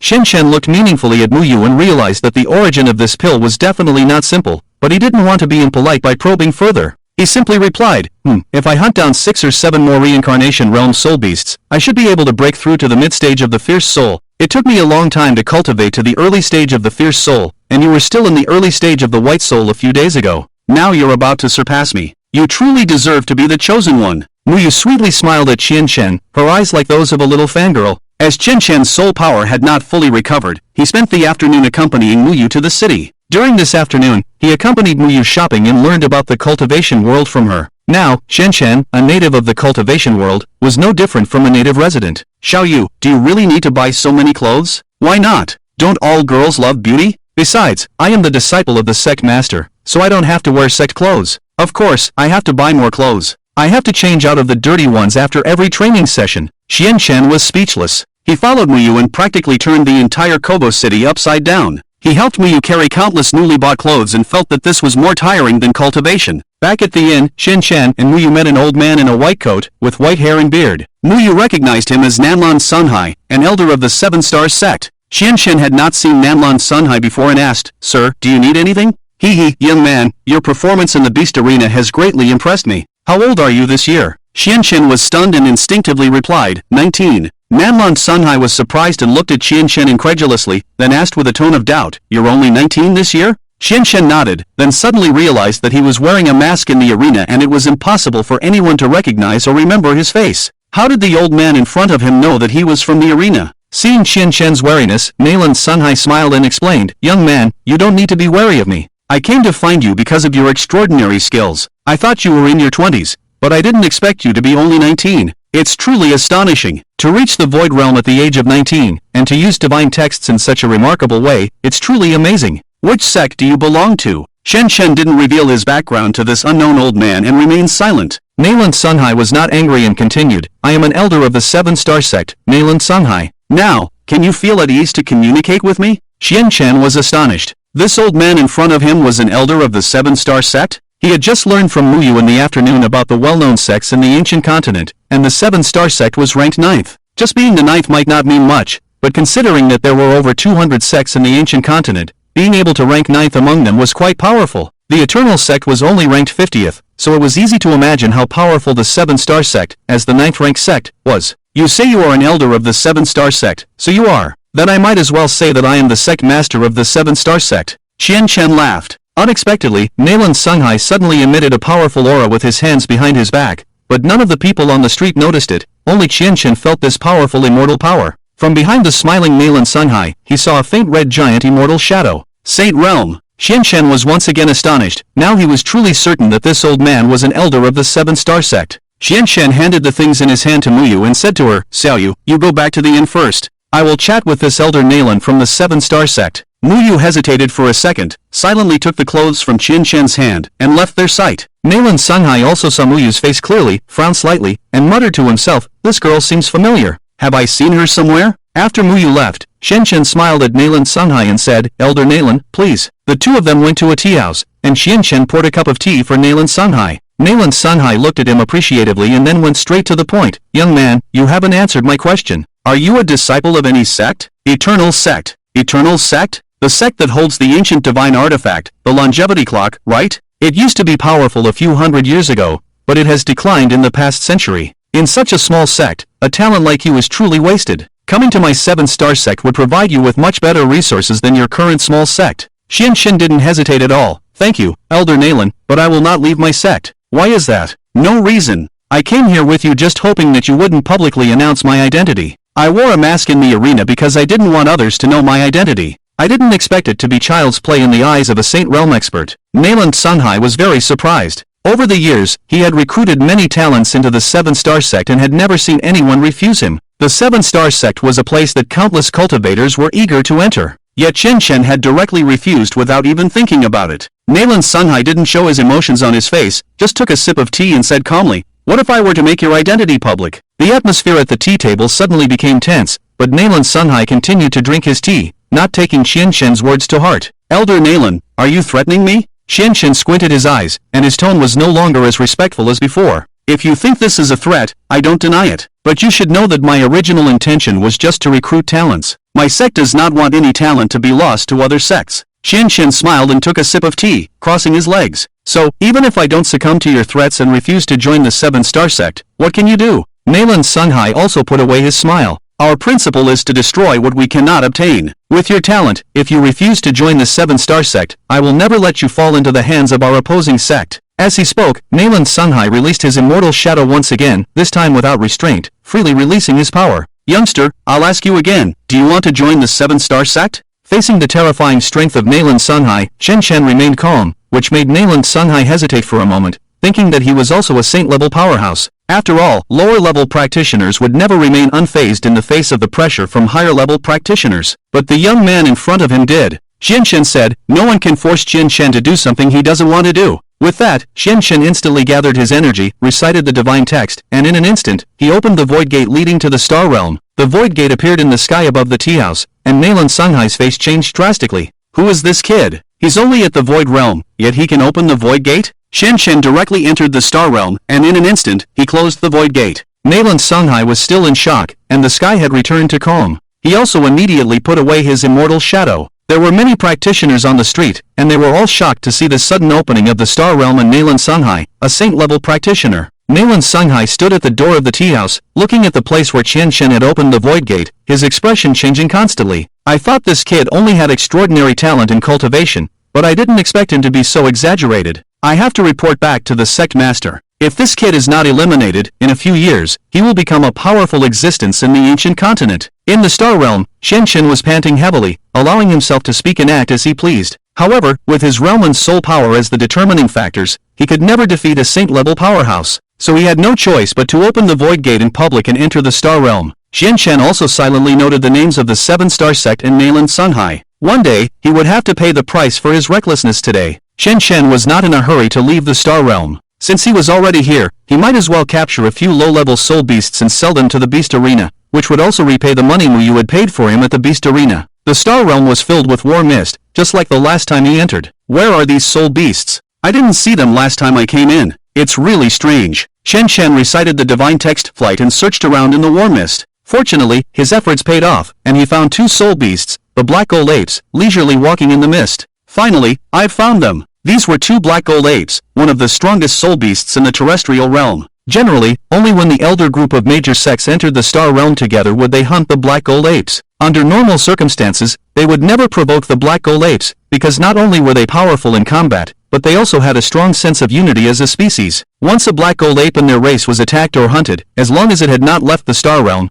they would spare no effort to kill those practitioners. But Chen Chen had no idea about this. He looked at the 2 black gold apes with delight. "I'm lucky. These 2 soul beasts are not at the broken realm. Isn't this little Karami?" Because it was within the void star realm, Chen Chen did not have too many scruples and released the immortal techniques that were forbidden by the ancestors in the outside world at will. Earth-bursting heavenly star. Myriad phenomena heavenly attraction. 2 black golden apes were driven back by the sudden attacks, and one of them, in order to protect its companion and escape, selflessly blocked Chen Chen with a body full of scars. Chen Chen descended from the sky and looked at this dying black golden ape, saying, "Don't worry, I won't kill you too. If you die, I won't have any money." Crossing over this black golden ape that had lost its ability to move, Chen Chen once again reached out towards the one that was desperately trying to escape into the depths of the war fog. Chen Chen took out He Xiao, and because of insufficient soul power, he had to use the small thunder control technique like He Xiao did that day. The black golden ape fell to the ground, its eyes filled with fear as it looked at Chen Chen, making roar sounds from its mouth. Unbeknownst to Chen Chen, this was a signal for help between the black golden apes. In the war fog, a group of black golden apes all heard the cry for help from this little black golden ape. The largest of them, the chief of the Black Golden Apes, suddenly stood up, towering 50 meters high like a small mountain.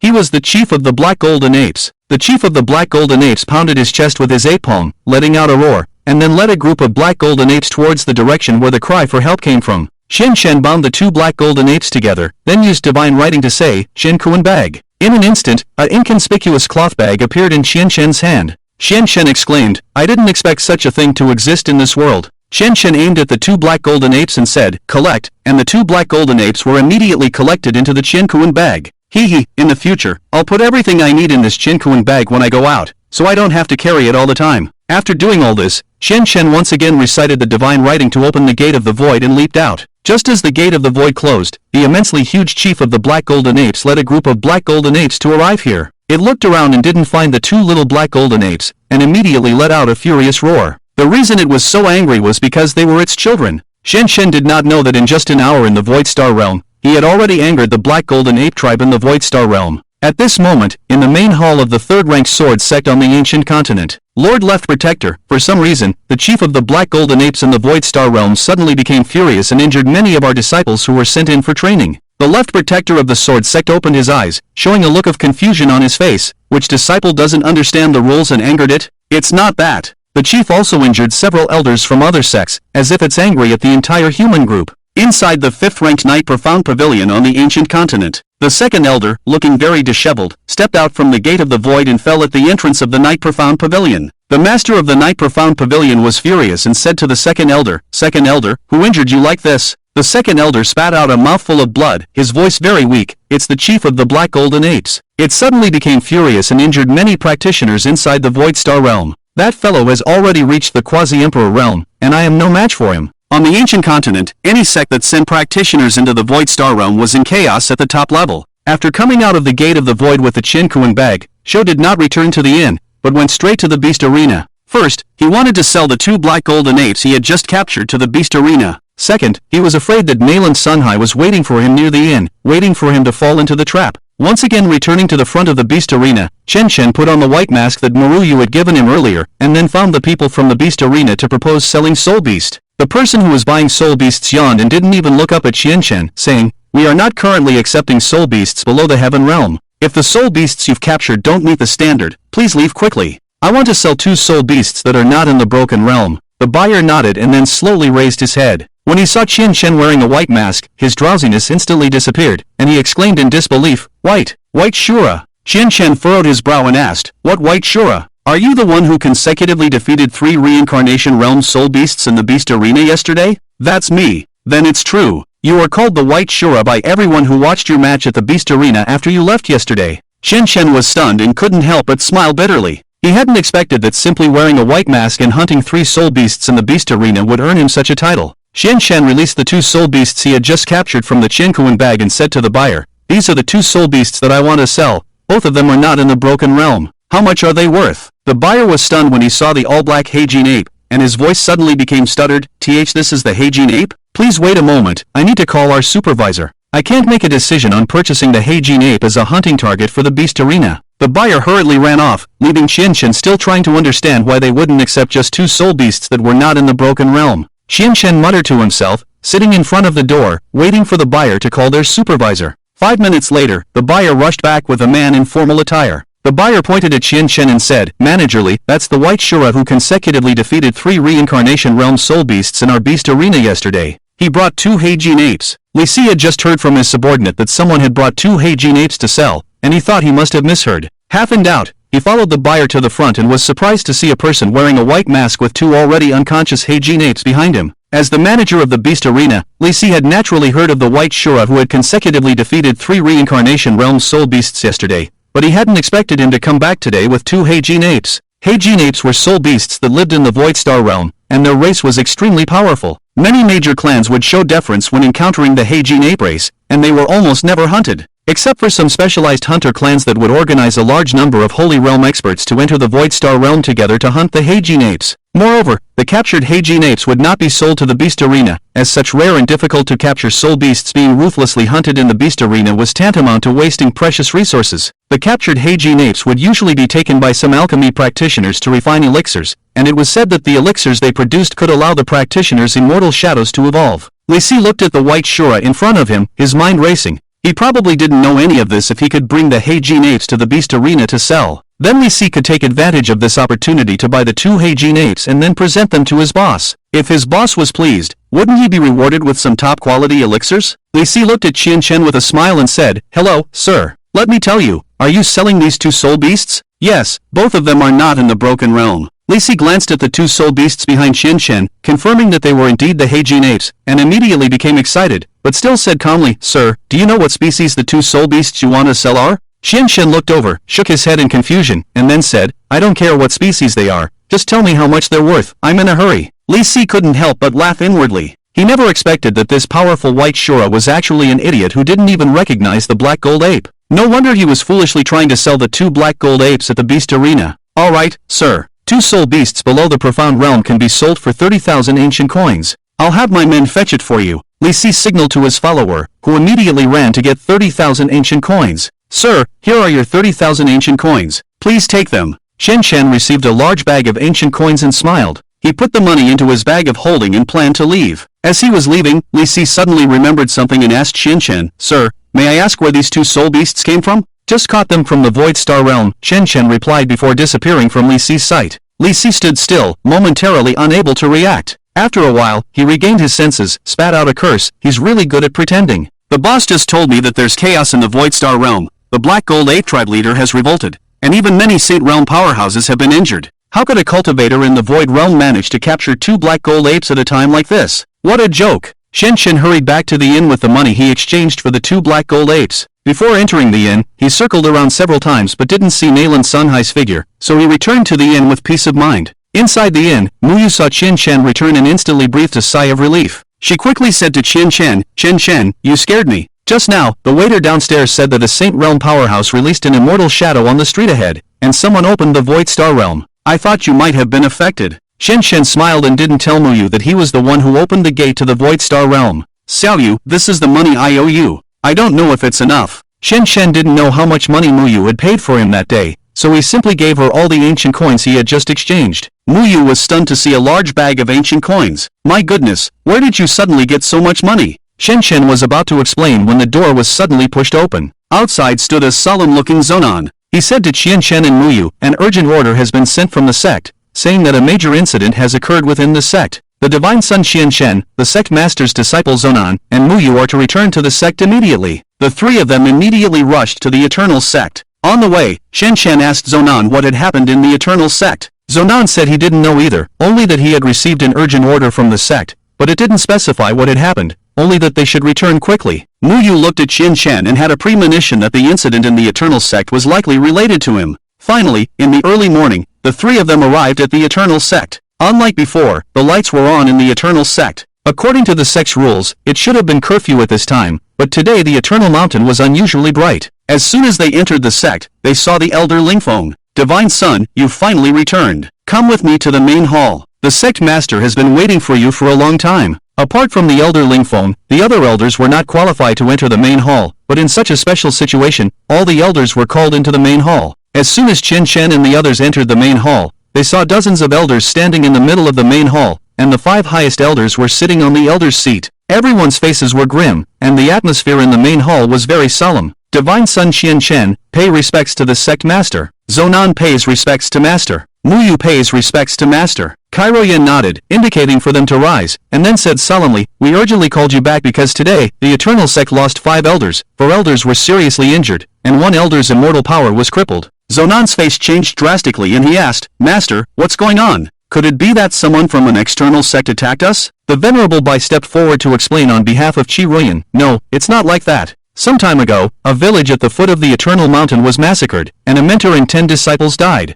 The sect leader ordered me to send 10 elders to investigate the matter. During the investigation, these elders clashed with the practitioner who massacred the village, and the elders were no match for him. I paused for a moment, showing a resentful expression. 5 elders fell on the spot, and the remaining 5 elders managed to escape, but they were also seriously injured. This person openly provoked the Eternal Sect and must be killed to avenge the deceased elders and disciples. Qian Chen's expression changed slightly. He didn't expect that such a big incident would happen just a few days after he left the sect. Shinji, the reason for calling you back is to prepare for the Great Council of 100 Sects with me. Zuanan, Xiaoyu, that person is formidable, and the elders who escaped back cannot specify the exact cultivation level of that practitioner. I command you to go with Tang Zun and Wan Zun to capture this person alive and bring him back to the Eternal Sect. After I return from the Great Council of 100 Sects, I want to see him. Zuanan was shocked. He didn't expect his master to take Qian Chen to the Great Council of 100 Sects with him. He and Muyu had been disciples of Qi Ruyan for many years, and Qi Ruyan had never taken them to the Great Council of 100 Sects. Why could Qian Chen, who had just joined the sect, participate? Zuanan couldn't bear it anymore and, disregarding etiquette, questioned Qi Ruyan. Master, the disciple doesn't understand why Shinji can participate in the Great Council of 100 Sects just after joining the Eternal Sect. In terms of cultivation level, the disciple is higher than him, and in terms of soul power, the disciple is also stronger than him. Why can't the disciple go to the Great Council of 100 Sects? Senior brother, what are you doing?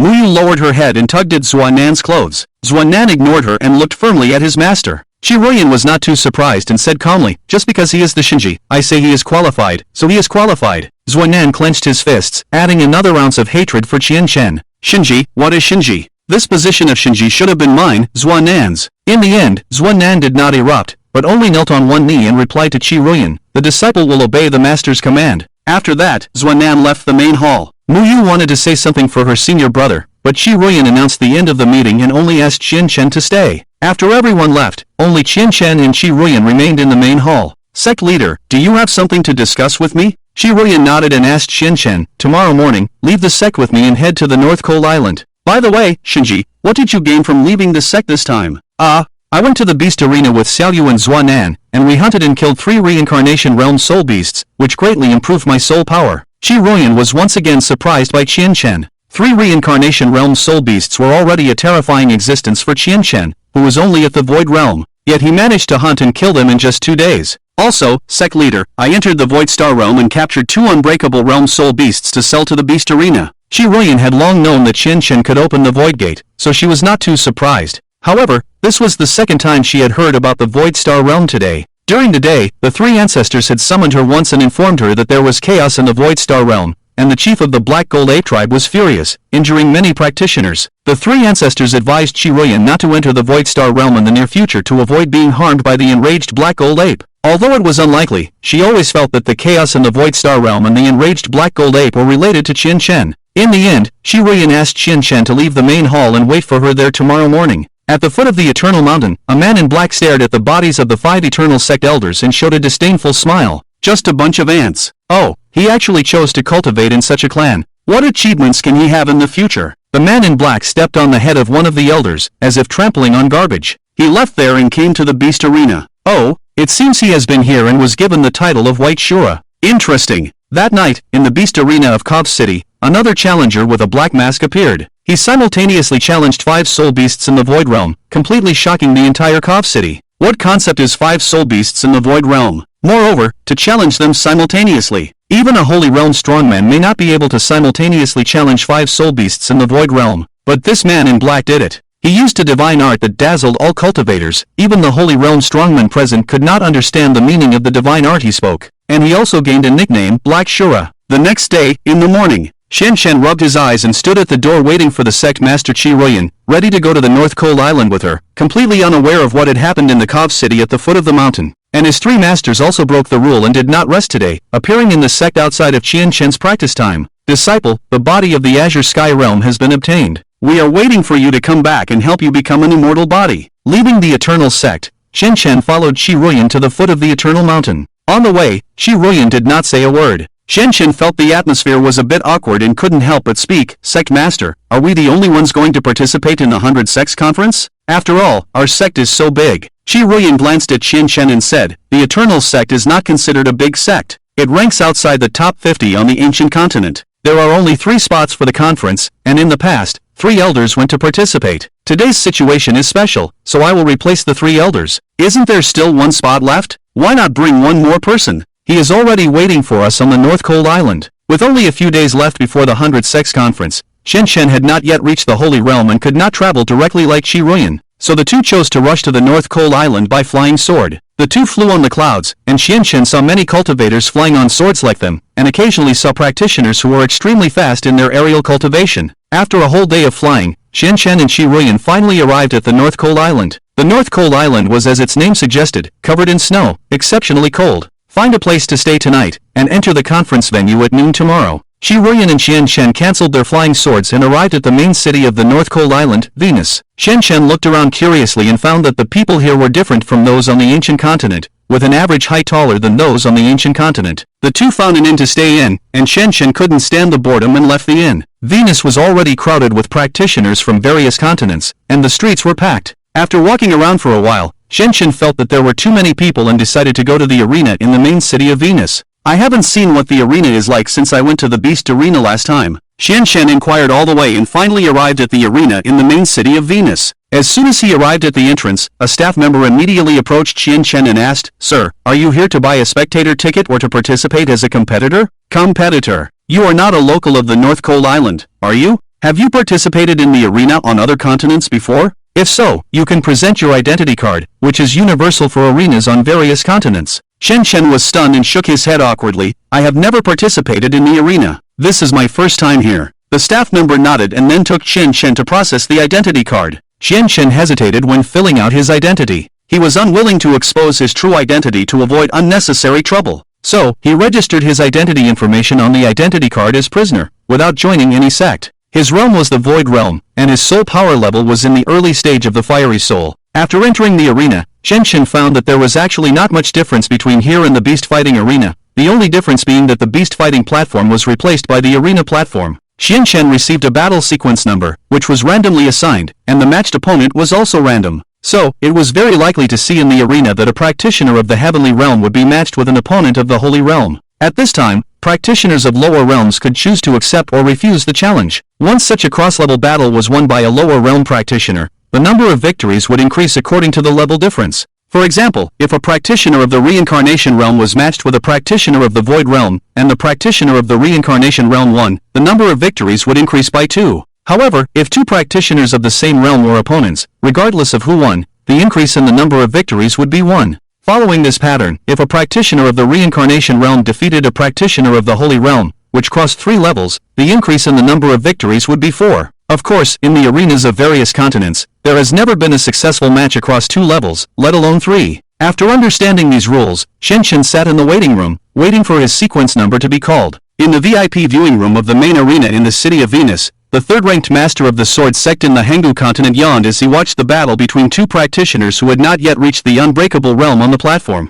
"I won't attend tomorrow's meeting. I haven't heard of any prodigies appearing on any continent in these years. There's no need to go and see," said the master of the sword sect. An old man beside the master took a step forward and said, "Master, when this old servant rushed to the North Cold Island yesterday, passing through the city of Kov, I heard that in the arena of Kov City, there was a practitioner who killed 5 Void Realm soul beasts in one go." "Oh, what a joke! A practitioner of the Holy Realm would run to Kov City, that small place, to slaughter soul beasts. Which sect's Holy Realm practitioner is he?" The old man's face changed slightly, feeling a bit embarrassed, and said, "Master, that practitioner is not of the Holy Realm." The tone of the master of the sword sect finally showed some ripples. After sitting up straight from the recliner, he said, "I didn't expect that a practitioner who had reached the Emperor Realm would have such idle thoughts." The old man's face became even more embarrassed, and finally blurted out, "Master, forgive me. This practitioner is neither a Holy Realm powerhouse nor an Emperor Realm Grandmaster, but a practitioner of the Void Realm." He also simultaneously challenged 5 Void Realm soul beasts. In an instant, the air in the entire VIP viewing room became cold, and the old man was startled by his own master. The master of the sword sect's eyes were sharp as he said, "Mo, are you sure you're not joking with our sect? A practitioner of the Void Realm, simultaneously challenging 5 Void Realm soul beasts, which is already a challenge at the same level, has little chance of success, and he actually killed them all? How dare you deceive me? This matter is absolutely true. After tracking him, I found that he was just a practitioner of the Void Realm, and he actually noticed me tracking him, so I couldn't find him." The master of the sword sect narrowed his eyes and smiled slightly. "Interesting, truly interesting. What kind of person is this, achieving something in the Void Realm? Mo, you have already reached the peak of the Holy Realm, and you are actually noticed by a practitioner of the Void Realm. I wonder if this person has also come to the 100 Sects Conference." If I can see him tomorrow, I will make sure he joins the sword sect. In the arena, Chen waited for nearly an hour and finally heard his sequence number being called. Sequence 97 Duel. The information of the two players is as follows. Blue side player, Prisoner Bird, no sect information, Void Realm Cultivator. Red side player, Yao Fei, Mount Tai Sect, Firmament Realm Cultivator. There was a murmur in the audience. Usually such cross-level matches are not accepted by lower realm cultivators. After all, once the match starts, a life and death contract must be signed, and the cultivators who are killed have to face it every day. Moreover, this is a battle between the Void Realm and the Firmament Realm, which is already considered an advanced battle. Although there is only one realm difference between the Void Realm and the Firmament Realm, they are already not on the same level. A cultivator of the Firmament Realm can completely crush a cultivator of the Void Realm. Even if the latter has reached the peak of the Void Realm, he is still powerless. Yao Fei, in the audience, was stunned and couldn't help but complain, it's hard enough to get my sequence number. It looks like I'm going to fail again today. However, the next second shocked everyone in the audience, as the host announced the match result. The Void Realm player accepts this cross-level challenge. The match is about to begin. The entire audience was shocked. Even Yao Fei was momentarily unresponsive. He was already prepared to leave, but he didn't expect his opponent to accept this cross-level battle. Standing in the preparation area, Chen stretched his muscles and then put on a white mask. Let me see the level of the Firmament Realm, Chen said to himself. At this time, people in the various VIP viewing rooms were also attracted by this cross-level battle. In room 1, there was a person from the second-ranked demon sect of the ancient continent. A cross-level battle between the Void Realm and the Firmament Realm, it's really rare. In room 2, there was a person from the sword sect. Master, this kind of cross-level battle at this level is rare in the arena. It's not like the low-level cross-level battles between the Heavenly Realm and the Eternal Realm. As long as the soul power level is higher, there is a great chance of defeating the higher level. This kind of high-level cross-level battle is almost without suspense. After all, the higher the realm, the greater the gap between the two realms. The master of the sword sect smiled again and said, one is a disciple of the Mount Tai sect, and the other is a cultivator who has not joined any sect. It seems that our sect needs to participate in this year's 100 Sects conference. In rooms 3, 4, 5. On the arena, Yao Fei stepped up, standing on the stage very easily, thinking that this battle would be easy to win, and it seemed that it would not help to improve his soul power. Chen did not show off like Yao Fei, but walked steadily up the steps. Very simple. The host loudly announced outside the arena, Yao Fei, as a cultivator of the Firmament Realm, has accumulated a record of 56 wins and 39 losses in the arenas of various continents. In the recent battles, he has already achieved 5 consecutive victories. Will this cross-level challenge become Yao Fei's 6th victory? Prisoner Bird, just registered and joined the arena today, with no battles, 0 wins and 0 losses, also has not joined any sect. It seems to be a cultivator who is unwilling to be bound. His first battle is a cross-level battle. At their level, the difference in strength is already very disparate with just 1 realm difference, but Prisoner Bird has resolutely accepted the cross-level battle. Could it be that he has extraordinary abilities? Will this battle become his first victory in his arena career? Let's wait and see. Because of the upcoming 100 Sects conference, the audience seats were filled with disciples from various sects, and they were naturally happy to watch a cross-level battle between the Void Realm and the Firmament Realm on the eve of the 100 Sects conference. Although everyone knows the result, it does not prevent them from being excited. I didn't expect you to dare to accept this cross-level challenge. Don't you know that at the level of the Void Realm, the disparity in strength increases significantly with each realm? As you are a newcomer to the arena, I'll give you a chance to admit defeat. Otherwise, when we start later, I won't hold back and will kill you. Chen just smiled lightly. No need to be polite. Go ahead and torture me. There were specially treated instruments around the arena, and whatever the players said on the arena would be made public, so Chen's conversation with Yao Fei was heard by all the audience. Damn! This player called Prisoner Bird, as the weaker side, is actually so arrogant? What does it mean to torture him? He talks tough before the match, but he'll die miserably after the match. You guys don't understand anything. Although the arena announces the cultivation level of both sides' practitioners, the level of soul power is not announced. You should know that in the cultivation world, strength is not only based on cultivation level, but also on physical refining and soul power level. If this Prisoner Bird's physical refining and soul power level are higher than Yao Fei's, then he really has the capital to be arrogant. I don't believe it. This Prisoner Bird is probably going to be beaten to death by Yao Fei. The host announced the official start of the match, and Yao Fei was still stunned by Chen's words. Torture him as much as you want? Yao Fei had never heard such a brainless remark before, so today he would fulfill him. Yao Fei also didn't hold back, taking the initiative to attack, as there was no room for him to gain anything from this battle. In an instant, Yao Fei gathered his energy, and a huge blue fairy shadow appeared behind him. It is indeed the Azure Sky Realm, Chen instinctively said, and then without any hesitation, he immediately gathered his energy, revealing his own red Void Realm Fairy Shadow. The Void Realm Fairy Shadow was much shorter than the Azure Sky Realm Fairy Shadow. One red and one blue stood on either side of the arena, looking quite ridiculous. Shocking stone breaking. Yao Fei uttered a divine text fairy technique, and instantly several pieces of stone burst in the air, heading straight towards Qian Shen. Qian Shen's eyes narrowed, immediately assuming a defensive posture, enveloping his own body with the fairy shadow. Those pieces of stone exploded as they flew towards Qian Shen, almost failing to withstand the attack, directly dispelling the power. Heh, he can barely withstand just one attack. I thought he had some hidden means. Yao Fei smiled, and the next second he kicked out. Qian Shen was also surprised by the power, realizing that he had underestimated the Azure Sky realm. Although it was only one realm apart, he had not expected such a huge difference in strength. This time, Qian Shen no longer underestimated the situation, putting all his body and mind into the battle. It seems that I can't use defense. He was just testing with that one attack. My master hasn't taught me any powerful defensive fairy techniques, so I can only take the initiative to attack. With this in mind, Qian Shen immediately released his defensive posture. Because he was on the northern cold island and still wearing a white mask, he was not afraid of being recognized by anyone. Moreover, he was fighting against an Azure Sky Realm cultivator, and he probably couldn't win without using his full strength. Heavenly attraction of 1,000 realms. Qian Shen uttered a divine text, and a crack in the night sky opened up on the arena, from which countless meteorites flew towards Yao Fei. Yao Fei was stunned by this scene, quickly retracting his attack and swiftly retreating, avoiding the impact, and then looked at Qian Shen in amazement. This is an otherworldly fairy technique. How can Prisoner Bird use an otherworldly fairy technique? Damn! Even a cultivator who has just stepped into the Holy Realm needs to study for a while before being able to use otherworldly fairy techniques. This Prisoner Bird is just a Void Realm cultivator, how can he? Countless exclamations erupted from the audience, and those in the VIP viewing room of the major sects were also shocked. Qian Shen paid no attention to the shocked voices in the arena. He knew that if he wanted to successfully challenge someone of a higher level, he could only rely on his own ability to seize Yao Fei's mistakes in order to have a chance of defeating him. Taking advantage of Yao Fei's moment of distraction, Qian Shen reached for his black roar and struck at Yao Fei. Of course, as Qian Shen rushed forward, he once again recited a divine text, Earth Bursting Star. The purple night pearl appeared in the sky above the arena, gathering the surrounding immortal energy.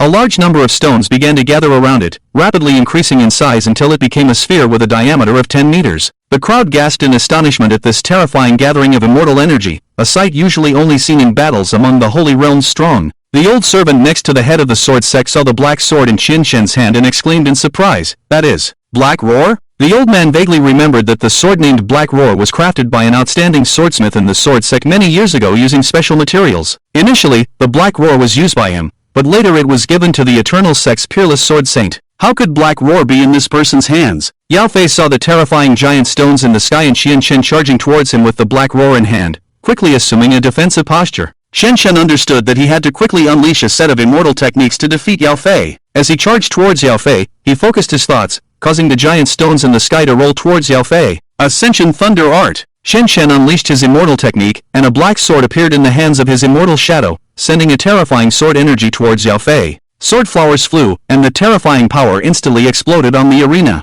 Yao Fei, a practitioner of the celestial realm, did not panic too much in the face of Qian Shen's attacks. After blocking the first strike, he quickly leaped and disappeared from Qian Shen's sight. "Oomph, it seems I underestimated you. I didn't expect a practitioner of the Void Realm to be able to exchange blows with me twice." Yao Fei's expression turned cold as he no longer underestimated the Void Realm competitor named Qian Shen, immediately unleashing his divine text immortal technique. Soul Annihilation Fire Cloud. A red fire cloud appeared in the sky above the arena, incredibly crimson. Yao Fei floated in mid-air above the arena, hands clasped together, summoning a fireball from the fire cloud to descend towards the center of the arena. In the eyes of the audience, a massive boulder was hurtling towards Yao Fei, while the fireball was flying towards Qian Shen. Both were using divine text immortal techniques, a rare sight in the arena that left the audience in awe. The collision of the fireball and the boulder caused a burst of heat and dust, heading towards the audience. Some of the higher-level practitioners immediately released their immortal shadows to create a barrier, protecting the audience from the dust. However, those of lower cultivation levels were caught off guard and ended up eating a mouthful of dirt. As the dust settled, everyone focused intently on the arena, wondering if the outcome had been decided. On both sides of the arena, there stood figures, Qian Shen on the left, with slightly disheveled hair but still standing tall, and Yao Fei on the opposite side, his clothes tattered. Yao Fei was in a sorry state, not expecting to be bested by a practitioner of the celestial realm. He tore off his already tattered shirt, revealing his dark muscles, and roared, "You've angered me." Qian Shen tidied his disheveled hair and chuckled, "I said at the beginning, feel free to torture me." No one in the audience thought this was Qian Shen's arrogance anymore, as he truly possessed the power to back it up. Qian Shen had more or less tested Yao Fei's full strength and knew that he had to use all his power to defeat him. If Yao Fei could withstand this blow, Qian Shen knew he would have no chance of winning. Sigh, if only I had pestered my 3 masters to teach me more immortal techniques before coming out. Now, I'm stuck using the same few techniques. With the prohibition of the clone technique, it's a bit difficult to defeat this Yao Fei. Xianchen sighed, but in his original world, his mother tongue was the divine text of this world. Was he afraid of using his mother tongue's immortal techniques? Xianchen leaped up, imitating Yao Fei's movements from earlier, clasping his hands together and softly chanting a phrase in a mysterious language. Replicate the immortal technique. Soul annihilating fire cloud, super soul annihilating fire cloud, super soul annihilating fire cloud, double the power. As the words left Xianchen's mouth, another fire cloud appeared in the sky, much larger than the one summoned by Yao Fei. Yao Fei's face turned pale in an instant, looking at Xianchen with an incredulous expression. Is this the soul annihilating fire cloud? Even our master can't summon a fire cloud of this scale. How did he do it? Can he also use the soul annihilating fire cloud? Before Yao Fei could react, 3 enormous fireballs emerged from the fire cloud, causing Yao Fei's face to turn ashen with fear. Xianchen chuckled lightly, standing in the middle of the arena and saying, "Your immortal technique is powerful, but it has taught me something." He. The 3 enlarged fireballs hurtled towards Yao Fei, and a powerful explosion resounded as Yao Fei was knocked out of the arena. He lay on the ground, casting a terrified glance at Xianchen before losing consciousness. The host immediately announced, "In this match, the contestant from the Void Realm, Prisoner Bird, wins." Due to this being a cross-level battle, 2 additional victories are awarded. The spectators, mostly low-level cultivators, were dumbfounded when Xianchen summoned a fire cloud larger than Yao Fei's. Wow! Why does the immortal technique have such different power when used by Yao Fei and Prisoner Bird? What's going on? Yao Fei from the Mount Tai sect lost to a cultivator from the Void Realm? This is hilarious. The Mount Tai sect is ranked 7th on the ancient continent, yet their disciple from the Azure Sky Realm was defeated by a cultivator who hasn't joined any sect? Xianchen brushed off the dust from his clothes, calmly descending the steps of the arena as if nothing had happened. Wait, I've seen that Prisoner Bird in the Colosseum in Cobb City. He has a nickname there, the White Shura. He single-handedly defeated 3 reincarnation realm spirit beasts. Someone in the audience recognized Xianchen's identity from the Colosseum and exclaimed. Soon, the audience began speculating about Xianchen's true identity. In the VIP viewing room, the leaders of the top 10 sects were equally shocked, or rather, astounded and terrified, by Xianchen's performance in the arena. The spectators in the audience were mostly low-level cultivators and naturally did not understand the mysterious language used by Yao Fei. However, these elders were all at least Saint Realm powerhouses and could naturally comprehend the immortal technique used by Yao Fei, even if they had not learned it before. What shocked these elders was that they couldn't understand the mysterious language spoken by Xianchen and how he had enhanced Yao Fei's soul-annihilating fire cloud, especially Elder Jiang from the Mount Tai sect, who had taught Yao Fei the soul-annihilating fire cloud. As a Saint Realm powerhouse, he couldn't even release 3 fireballs simultaneously with the soul-annihilating fire cloud. Quick, send someone to investigate this cultivator called Prisoner Bird and find out who he really is. A cultivator from the Void Realm speaking a mysterious language that even we saints can't understand. This sentiment was echoed in almost every VIP viewing room. These elders of the major sects were astonished beyond words by Xianchen's performance. A cultivator from the Void Realm speaking a mysterious language that even saints couldn't repeat? This was truly unbelievable. After leaving the arena, Xianchen noticed many pairs of eyes observing him from the shadows. He could clearly sense that the owners of these eyes were more powerful than him. Not good, I'm being targeted again. Xianchen furrowed his brow, not immediately removing the white mask from his face, and instead pretended not to notice them, walking into a dark alleyway. The person tracking Xianchen in the dark realized that he had been discovered and immediately stopped hiding, rushing into the alley. But as soon as they entered, they found that a void gate had already opened in the night sky, and Xianchen had already escaped into it. What? He actually dares to enter the Void Star Realm. Even the Guardians dare not enter the Void Star Realm these days, and he, a mere Void Realm cultivator. How can he open the Void Gate? Elders from various sects looked at each other, knowing each other's purpose for being here, but they were no longer surprised by it. What shocked them the most was that Xianchen could not only detect their tracking but also open the Void Gate, and even more terrifyingly, he had the courage to enter it. Elders, please leave. None of us here has reached the level of Quasi-Emperor cultivation. Who dares to enter the Void Star Realm during this time? The Elder of the Demon Sect sneered. The Elder referred to as Uncle Mo by the Sword Sect's Sect Master also arrived. He looked at the Elder of the Demon Sect, with whom the major sects had always been at odds, and snorted, "You Demon Sect are also afraid to go in, aren't you?" The Elder of the Demon Sect shrugged and replied, "I don't want to fight with that black gorilla inside. Who doesn't know that he lost his son and now wants to kill everyone in the Void Star Realm?" Xianchen, who had escaped into the Void Star Realm, breathed a sigh of relief and immediately began to sense his soul power. After the battle with Yao Fei, he clearly felt that his soul power had improved. It seems that Xiaoyu was right. It is indeed much faster to improve soul power in actual combat than hunting soul beasts. Xianchen felt very satisfied, but then he felt that something was not quite right in the atmosphere of the Void Star Realm today. He had not seen the war mist. In an instant, Qianqian's scalp tingled, feeling a very terrifying danger. Without hesitation, he used the instant flash fairy technique. Just as he flashed out, a huge pit appeared where he had been, and looking up, Qianqian saw a soul beast the size of a small mountain standing there. Qianqian did not know that this was the patriarch of the black gold ape. Damn! Such a big one, it's the same species as the two soul beasts I caught last time. Could this be their grandpa? Qianqian vaguely saw the fairy shadow behind the black gold ape, not even bothering to remember the color. He exerted all his strength to escape. He used the instant flash more than a dozen times in a row, and without any regard, used the concealment technique to distract the attention of the black gold ape, allowing his true body to escape. After running a long distance, Qianqian did not stop and immediately opened the void gate, fleeing the void star realm in a very sorry state. Qianqian sat on the ground panting heavily, with a look of lingering fear. The reason he fled in such a panic was because he saw the fairy shadow behind the black gold ape, which was the size of Mount Tai. He knew that a soul beast could not reveal a fairy shadow. Once a fairy shadow could be seen on a soul beast, it had at least reached the level of quasi-emperor. Scared me to death. Fortunately, I ran fast. If I had been a little slower, I would have been dead. That's a quasi-emperor level soul beast. It could have killed me with a single slap. Inside the Void Star realm, the patriarch of the black gold ape was extremely angry when he saw Qianqian run away from him, and he fiercely pounded his chest with his ape palm several times. At the first sight of Qianqian, he smelled the scent of his two sons on him and was very sure that it was this human who had captured his two sons. Roar! The patriarch of the black gold ape let out a roar. He had remembered Qianqian's scent and tried to transform into human form, but after several attempts, he reverted to the form of the black gold ape. At this time, a voice came from the depths of the abyss in the Void Star realm. Your cultivation level has not reached the level of an emperor. There is a risk of falling if you forcibly transform into human form. Practice well for a few days before attempting to transform into human form again. The black gold ape was very respectful of this voice, nodded, and then disappeared in this area. The voice came from the huge bronze door that Qianqian saw for the first time when he entered the Void Star realm.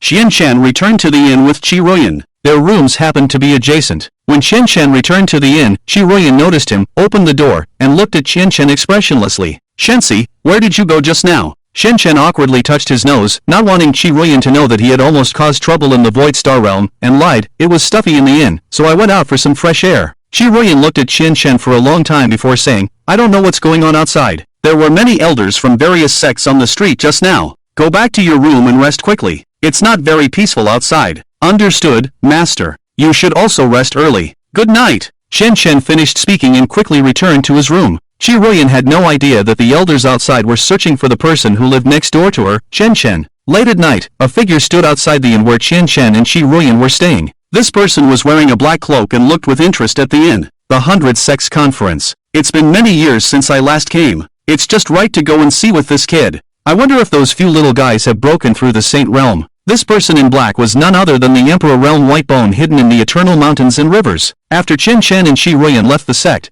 he followed them all the way to the North Cold Island. Early the next morning, Qianqian woke up early, had breakfast downstairs, and then returned to his room. Qianqian began to operate his soul power. He had a feeling that he was about to break through to the mid-stage of the fiery soul. I didn't expect my soul power to increase so quickly, but my cultivation level is still increasing slowly. Should I try using the divine script again? With this thought, Qianqian decided to use the divine script to elevate his cultivation level. Upgrade cultivation level. However, after saying this, there was no change in the immortal shadow behind Qianqian. He frowned. What's going on? Is it bugged? After saying upgrade cultivation level, he found that his cultivation level did not change at all, feeling a little confused. He said it several times in a row, but still no change. He realized that it seemed that in the Void Realm, using the divine script to upgrade his cultivation level was no longer effective. Well, it seems that this cheat is not omnipotent. Otherwise, wouldn't I be able to directly advance to the Emperor Realm? I should just focus on practicing diligently in the future. Although somewhat disappointed, Qianqian discovered a new use for the divine script in his battle with Yao Fei. He was proficient in English,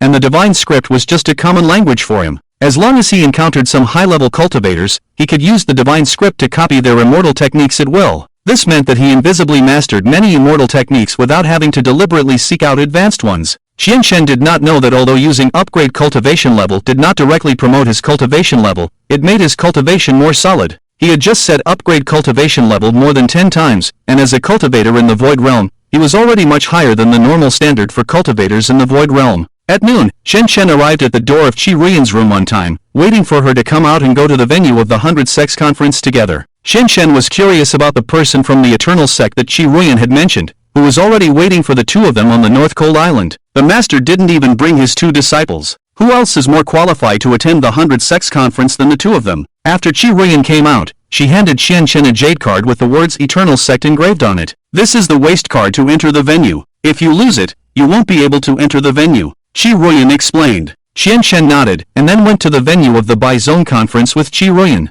The venue of the Bai Zone conference was held in the palace of the main city of Venus. In addition to the major sects coming to participate, there were also the royal family of the night god in the main city of Venus. Qi Ruiyan took Qian Chen into the palace of the night god family. Just as they arrived at the entrance of the palace, Qian Chen was stunned by the magnificent sight. Is this a palace made entirely of gold? Qian Chen was dazzled by the golden light, and for a moment, he didn't know how to describe the palace of the night god family. In the palace, every pillar sparkled with gold, and most of the items were made of pure gold. The huge palace was already overcrowded. Qian Chen felt the pressure of powerful experts from them. Qi Ruiyan had been here before and was already used to it. She explained to Qian Chen in a calm tone, the night god family is the wealthiest family in all the continents. In the North Cold Island, there is no mention of sects, and all practitioners are subordinate to the night god family. Why are they so rich? This goes back to ancient times. The night god family was founded by a deity named Night God. When he was traveling in the immortal world, he discovered countless gold in the depths of the North Cold Island, and then built this golden palace. The remaining gold, this deity left to his descendants, which has become the present night god royal family. Qian Chen was amazed.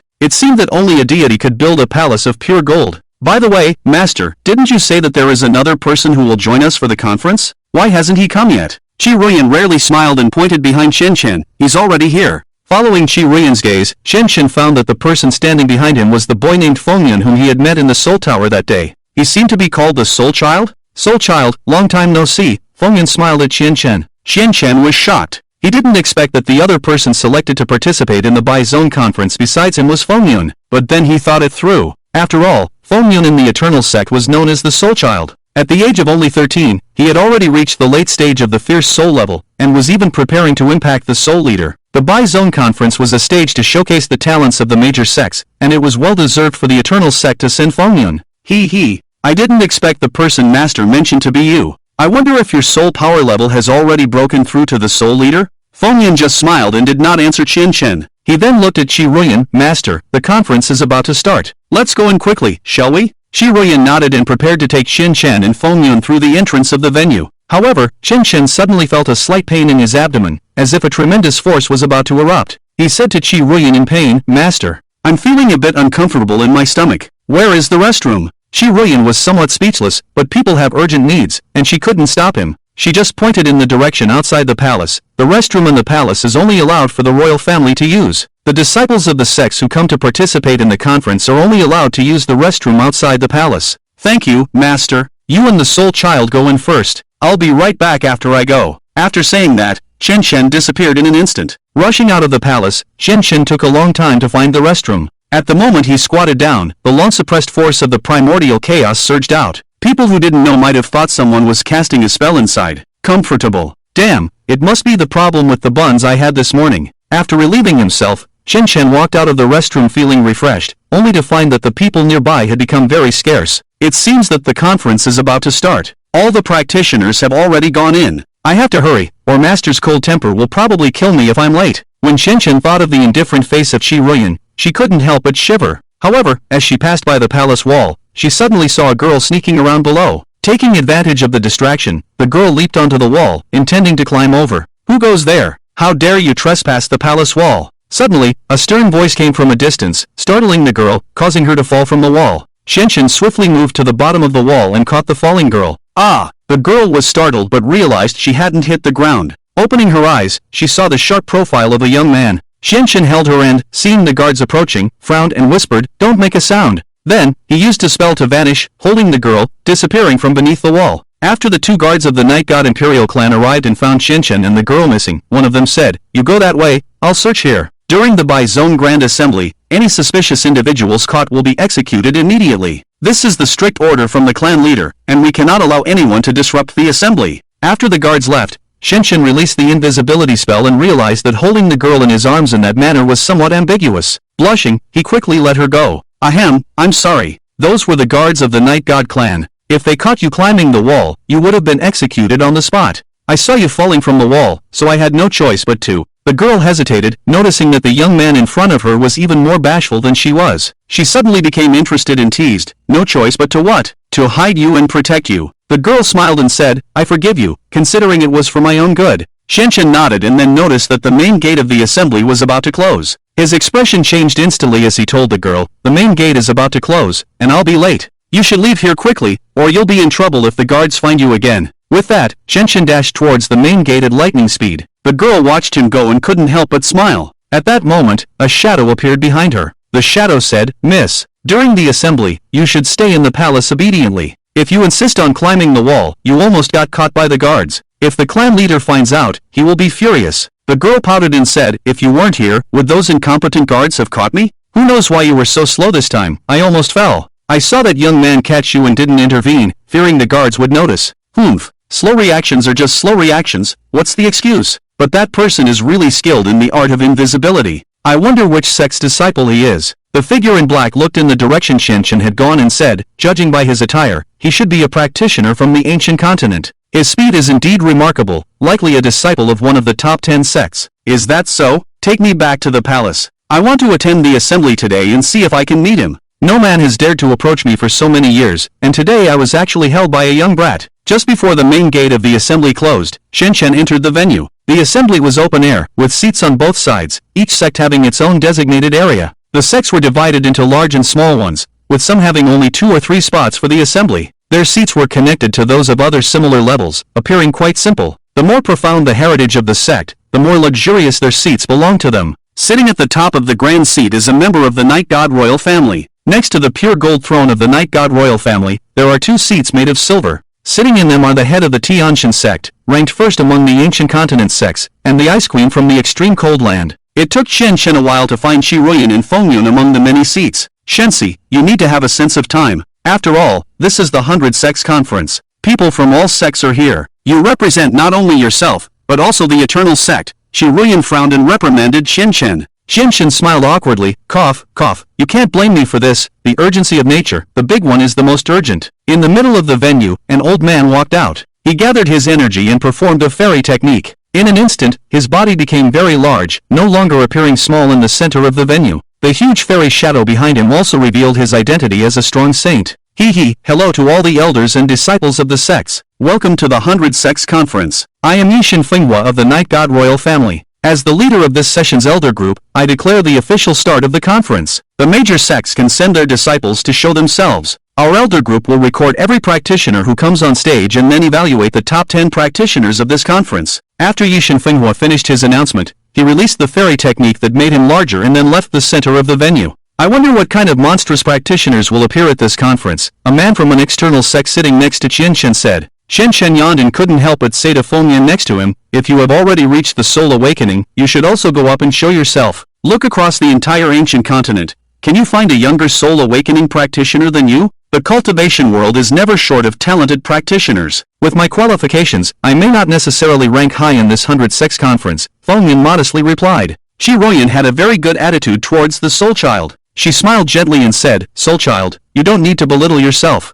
Shensi is right. Look across the entire ancient continent. Is there another 13-year-old practitioner who has reached the soul awakening?" Xianshen pursed his lips, feeling quite unhappy. The sect leader has always been indifferent to him, but has a very good attitude towards Fengyun, often smiling at him. Moreover, this is somewhat flattering to Fengyun. After all, Shi Ruyan is a naturally fierce soul, with a higher starting point than many practitioners. Perhaps after so many years of cultivation, she has already reached the late stage of the soul awakening? A man from the external sect sitting next to them showed a disdainful look and said in a sarcastic tone, 13-year-old soul awakening? What kind of joke are you making? This is the 100 Sects Conference, not a bragging conference. A 13-year-old practitioner has just awakened their soul power. How could they have already reached the soul awakening? Shi Ruyan glanced at the man without speaking, and Fengyan just smiled faintly. Xianshen, however, did not have the same patience as the other two. He couldn't help but say, "What? You were playing with mud at home when you were 13, and now you won't allow someone else to reach the soul awakening at 13?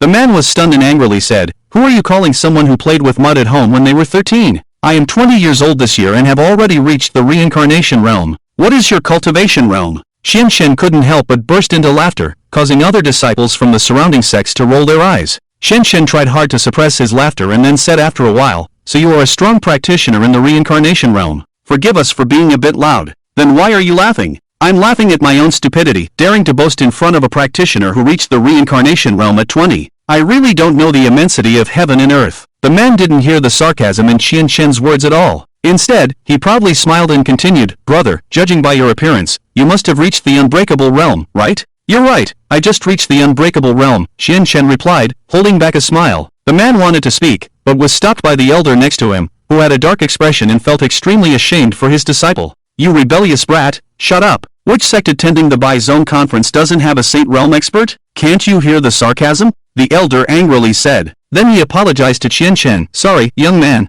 My disciple is good at everything except using his brain. Master, why do you say I don't have a brain? I am a 20-year-old reincarnation realm cultivator. The elder wished he could stuff his disciple's head into his pants. If this disciple wasn't the beloved son of the former sect master of the Dili Zone, he wouldn't have accepted him as a disciple or brought him to the Bai-Zone conference to embarrass himself. As the farce between Qian Shen and Dili Zone ended, a sturdy young man finally stepped onto the stage, leading 2 black gold apes behind him. Qian Shen widened his eyes in shock. Weren't those 2 spirit beasts behind the young man the ones he had captured and sold to the beast arena from the Void Star realm? How could they be with that man? Qian Shen looked at the cultivator on stage and the spirit beasts he was leading with great astonishment. He was certain he hadn't made a mistake because he could still see the wounds he had inflicted with his immortal technique on one of the beasts. Therefore, these 2 spirit beasts must be the ones he had sold to the beast arena. Seeing Qian Shen's surprised and puzzled expression, the 20-year-old reincarnation realm cultivator sitting beside him spoke up. That man is Shi Shaoqing, a disciple of the Night Profound Pavilion, ranked 4th among the ancient continent's sects. It is said that he reached the sky boundary realm at the age of 26,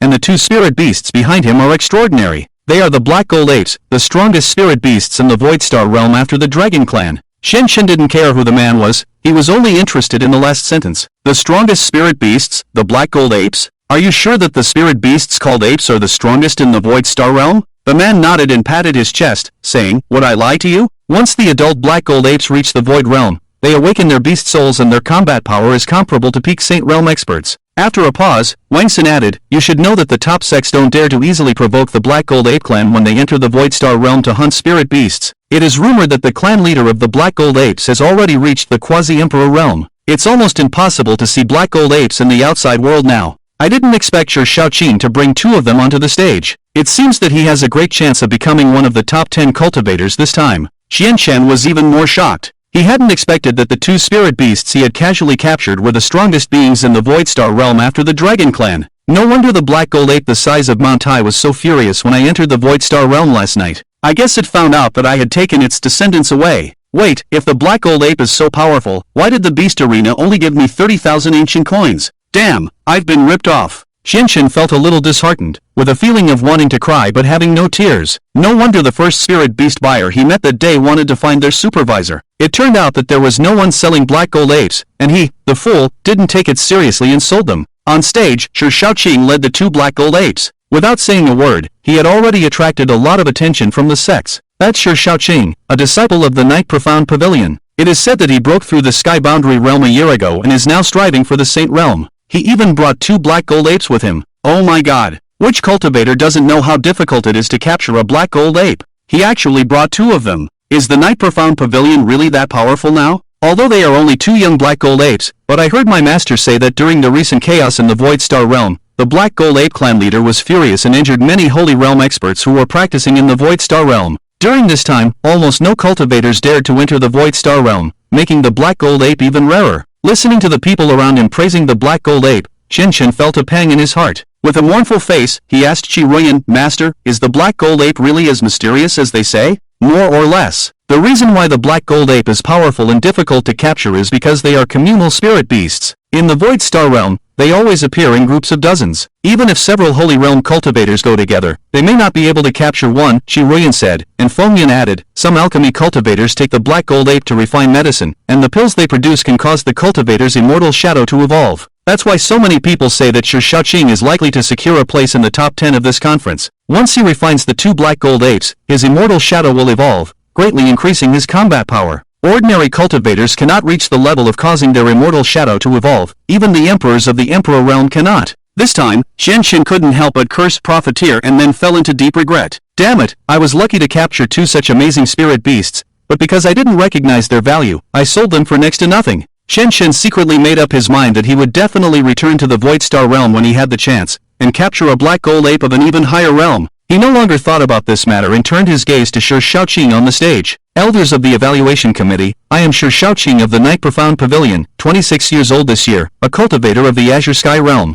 The two behind me were black gold apes captured by me and a fellow elder of the same sect. I hope the evaluation elders will give me a ranking as a talented individual. Shi Shaoqing stood on the stage and spoke in a very calm tone. At this point, Qian was a bit confused. He thought that the selection of the top 10 talented cultivators in this conference was similar to a competition between each other. But now it seemed that it was based on who had luxurious equipment in a higher realm. Master, can talented individuals be selected just by talking? Then let me go up. I can do it too. Qian couldn't help but complain. Fengyan gave Qian a disdainful look and said mockingly, are you really a genius? You don't even know this. The selection of talented individuals is not as simple as you said, but Shi Shaoqing is just the first one to go up.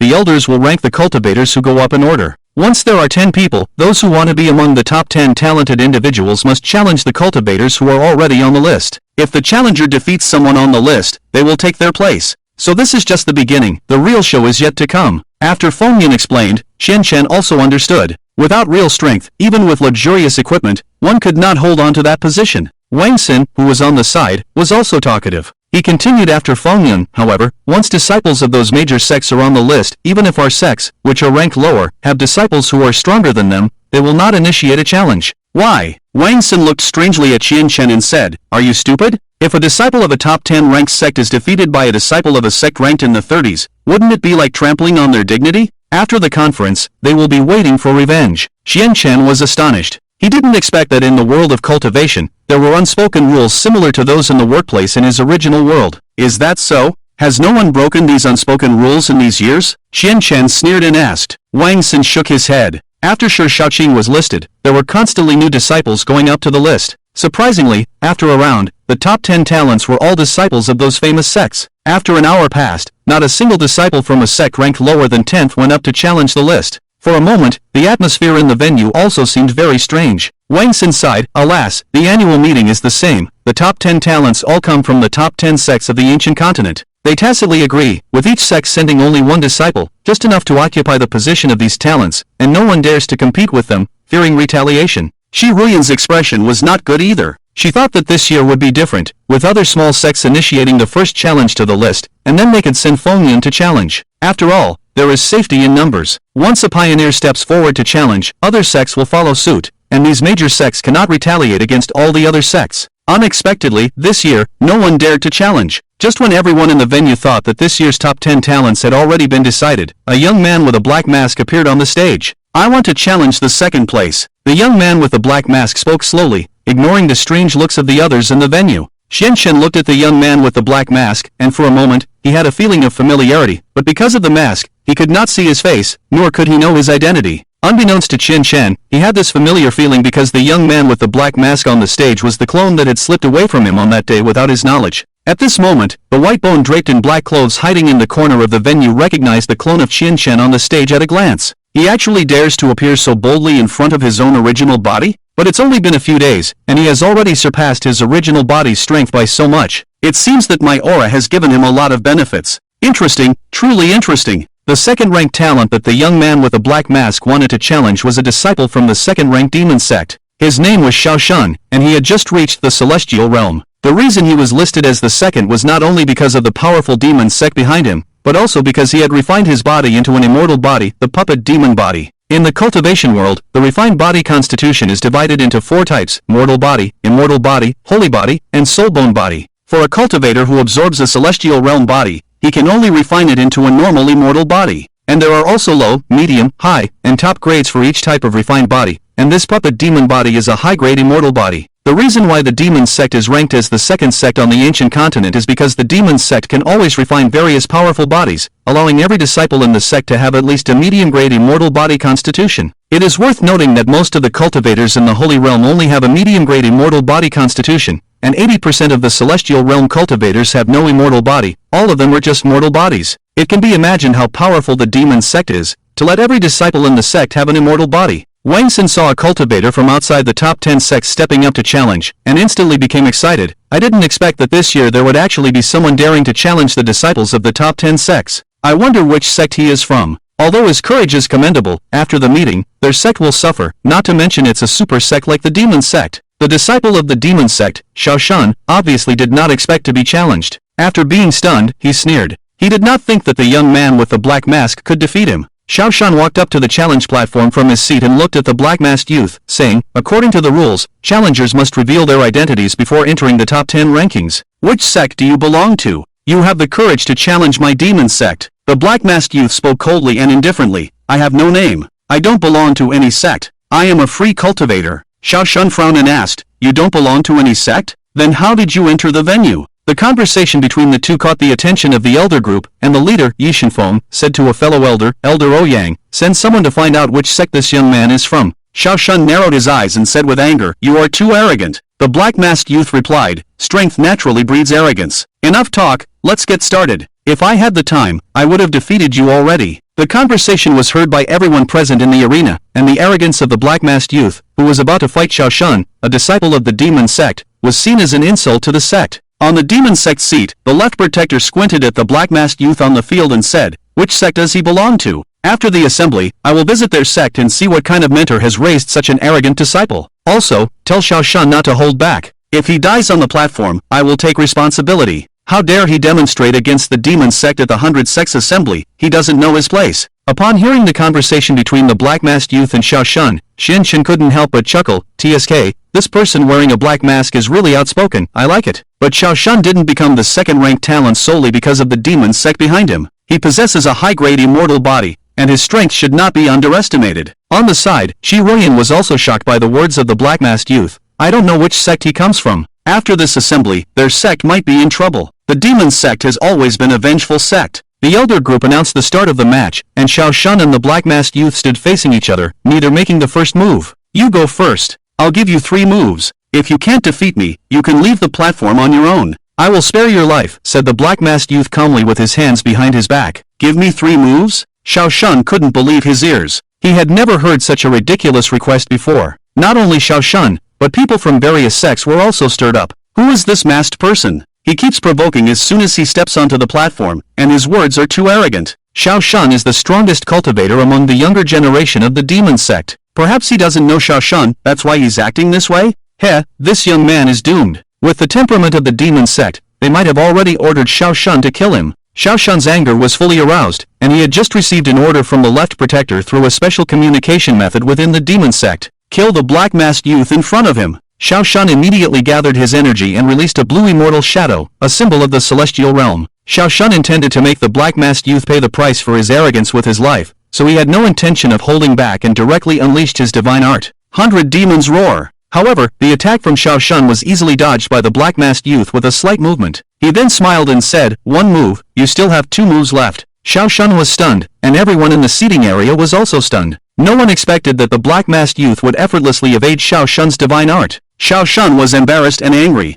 This time, he directly triggered the refining of the demon puppet's body, once again displaying a more powerful immortal technique. However, the black-masked youth easily dodged it, not even getting a speck of dust on him. Damn, is Xiao Shun just that trash, or am I seeing things? Fengyan also lost his usual composure and cursed. Xian Chen was also dumbfounded. Even he had never shown off like this before, but this black-masked youth was just too much. The black-masked youth chuckled, 2 moves. The left guardian of the demon sect sitting in the seat became anxious and angrily said, what is Xiao Shun doing? He hasn't even touched the guy's clothes. Hurry up and deal with him. Xiao Shun roared, no longer holding back any strength, and used his ultimate immortal technique, transformed the demon into the holy. In an instant, Xiao Shun's body began to grow, his clothes bursting, his once handsome face contorted into an incredibly ugly appearance, and his body transformed into a monstrous form. Shi Ruyan frowned and said, this is the demon sect's secret technique, temporarily transforming the practitioner's body into a demon, increasing their strength 3 to 4 times. However, their soul power will not recover for 7 days afterward. This is considered an immortal technique that overdraws soul power. It seems that this youth truly has extraordinary strength,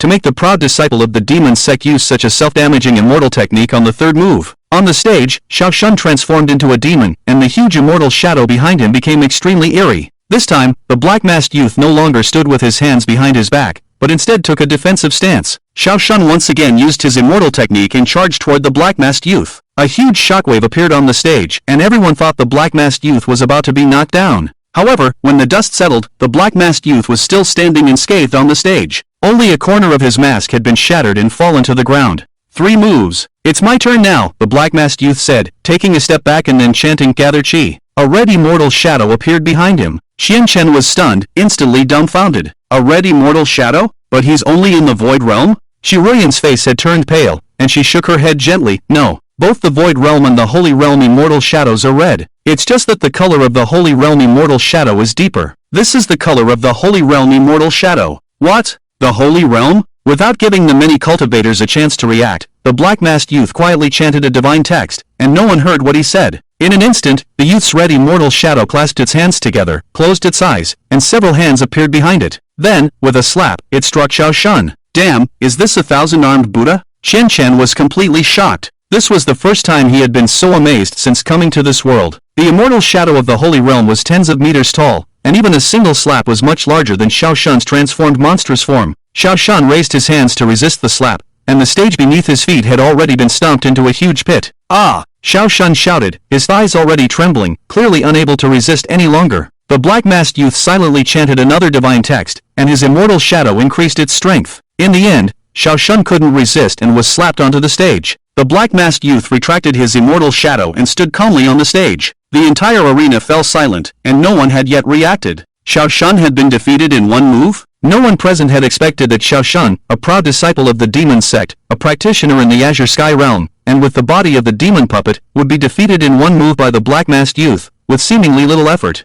Xianchen took a sharp breath, looking at the scene in shock, murmuring, is this the strength of a holy realm expert? Hee, elders of the Elder Council, why not announce the result of the match? The youth stood on the stage, speaking in an incredibly calm tone, as if he had just crushed an ant. The patriarch of the elder group, Yes Henfenghua, was the first to react and immediately stood up, saying, the second talent, Xiao Shun, is defeated. As Yes Henfenghua's words fell, the practitioners in the seats of various sects also came to their senses, erupting into thunderous exclamations. The left guardian of the demon sect was furious, staring at Xiao Shun's lifeless body, his face turning particularly cold. In order not to lose composure in front of everyone, the left guardian lowered his voice and said to a fellow elder of the demon sect, quickly take that waste Xiao Shun away from me. He has brought shame to the demon sect's reputation. The patriarch of the Yeshen royal family, seated on the throne, had not been paying attention to the battle on the field, as such insignificant battles were beneath his notice. However, at the moment when the young man in the black mask unleashed his holy realm immortal shadow, he inadvertently glanced over and was surprised.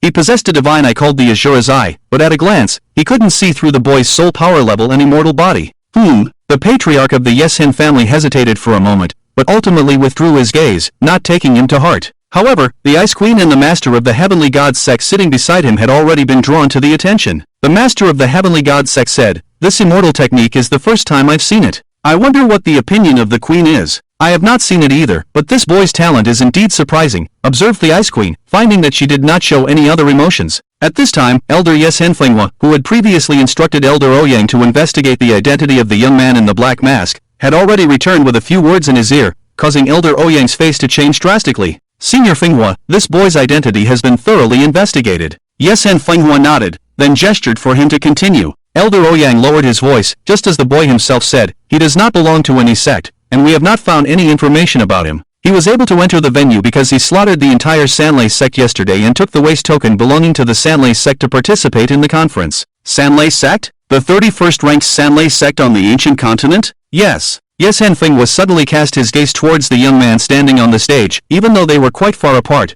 The young man seemed to feel Yes Henfenghua's gaze and turned his face towards him. Yes Henfenghua's tone was very shocking as he said, as I expected, he is at most 20 years old and has already reached the Holy Realm. I remember that the Sanlei sect had 7 Holy Realm practitioners and over a dozen Sky Realm practitioners, and he alone slaughtered the entire Sanlei sect? Elder Ouyang's face was extremely ugly, and he nodded to Yes Henfenghua. Indeed, it was him alone. According to the description of the few Sanlei sect disciples who escaped, he rushed into the Sanlei sect without a word and directly killed 3 Holy Realm elders. The sect master of the Sanlei sect couldn't even last 5 moves against him. The other elders of the elder group also heard about this, their expressions becoming solemn as they said, Senior Fenghua, this time it's not someone from the Sanlei sect, but he came to the 100 sects conference with the Sanlei sect's waste token. Should we report this to the major sects and capture this boy? The conference has never stipulated that one cannot slaughter members of other sects or take their waste tokens to participate in the conference. However, this matter is significant and should be reported to everyone. Although this boy has already taken the position of the second talent,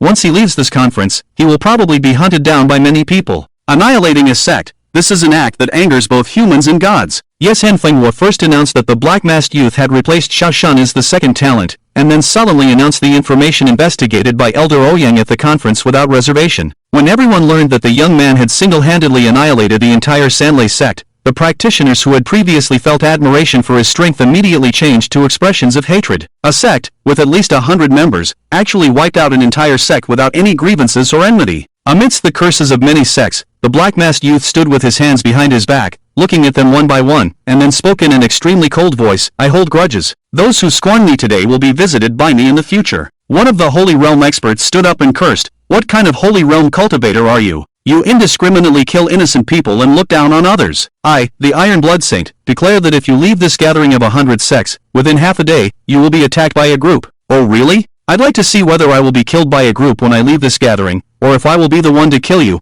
Iron Blood Saint." The arrogant words of the black-masked youth stirred up more anger, and many elders from various sects supported the Iron Blood Saint from the Iron Blood sect, indicating that they would assist him when he left the gathering. The scene in the gathering became chaotic for a while, until the Lord of the Night God family, with the aura of the Emperor Realm, finally calmed the entire gathering. Shi Ruiyan stared at the arrogant youth on the stage and said to Qin Chen, "Godson, the aura of that youth on the stage gives me a familiar feeling." When those elders who escaped from the investigation of the village massacre returned, they also had a similar aura. "Is it possible, Sect Master? The youth on the stage is a Holy Realm expert, while the elders you send out from our sect were not even at the Sky Realm. How could they have escaped if they encountered him?" Qian Chen questioned. Shi Ruiyan frowned, unable to see anything with her Sicilian eyes on the black-masked youth, and she always felt that the youth occasionally glanced at her with the corner of his eye. "That's true. The people in the village massacre should only be at the Void Realm. It's only been a few days, it's unlikely for them to have advanced to the Holy Realm, right?" Shi Ruiyan murmured, but suddenly remembered Qian Chen's rapid advancement of 5 realms in one day, and suddenly felt that it was not impossible.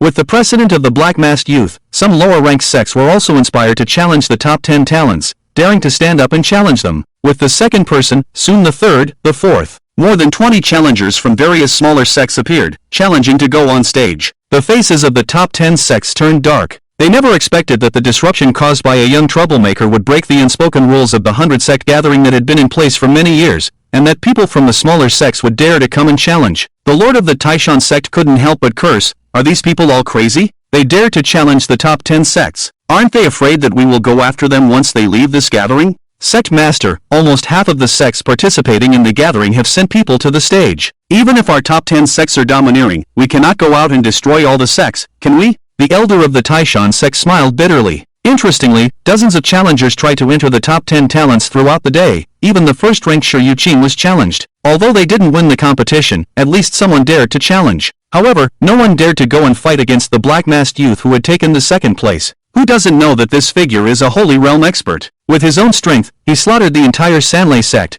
which had 7 Holy Realm experts, leaving no one alive. What does this indicate? This youth is not just a Holy Realm expert. He has at least stepped into the realm of a quasi-emperor. At this point, Shi Ruiyan saw that the time was almost ripe and said to Feng Yun, who was beside her, "Soul Child, go challenge the 9th-ranked talent. If you can secure the 9th position, it is said that the final reward given by the Elder Council is a Soul Cauldron. Don't you lack a Soul Cauldron?" "Understood, Sect Master. I will give it a try." On the stage where the top 10 talents were seated, the black-masked youth had been using extremely discreet glances to look in the direction where Qian Chen and Shi Ruiyan were seated. "It's really weak, clearly possessing extraordinary talents, but you can't seem to develop them at all. Huh, why should I be your shadow?" Feng Yun is about to challenge. Shen Chen says to Feng Yun, "Kid, be careful up there, don't force it if you can't win. You talk too much, I've never been defeated." Shen Chen smiled and didn't respond to Feng Yun. In fact, he had already seen that the 9th talented individual was a disciple from the 10th-ranked Qingyun Pavilion, making him the weakest among the top 10 talented individuals. He only had the Void Realm and a medium-grade immortal body, with no other outstanding strengths, sounding quite ordinary. Wang Xin on the side was anxious. Hey,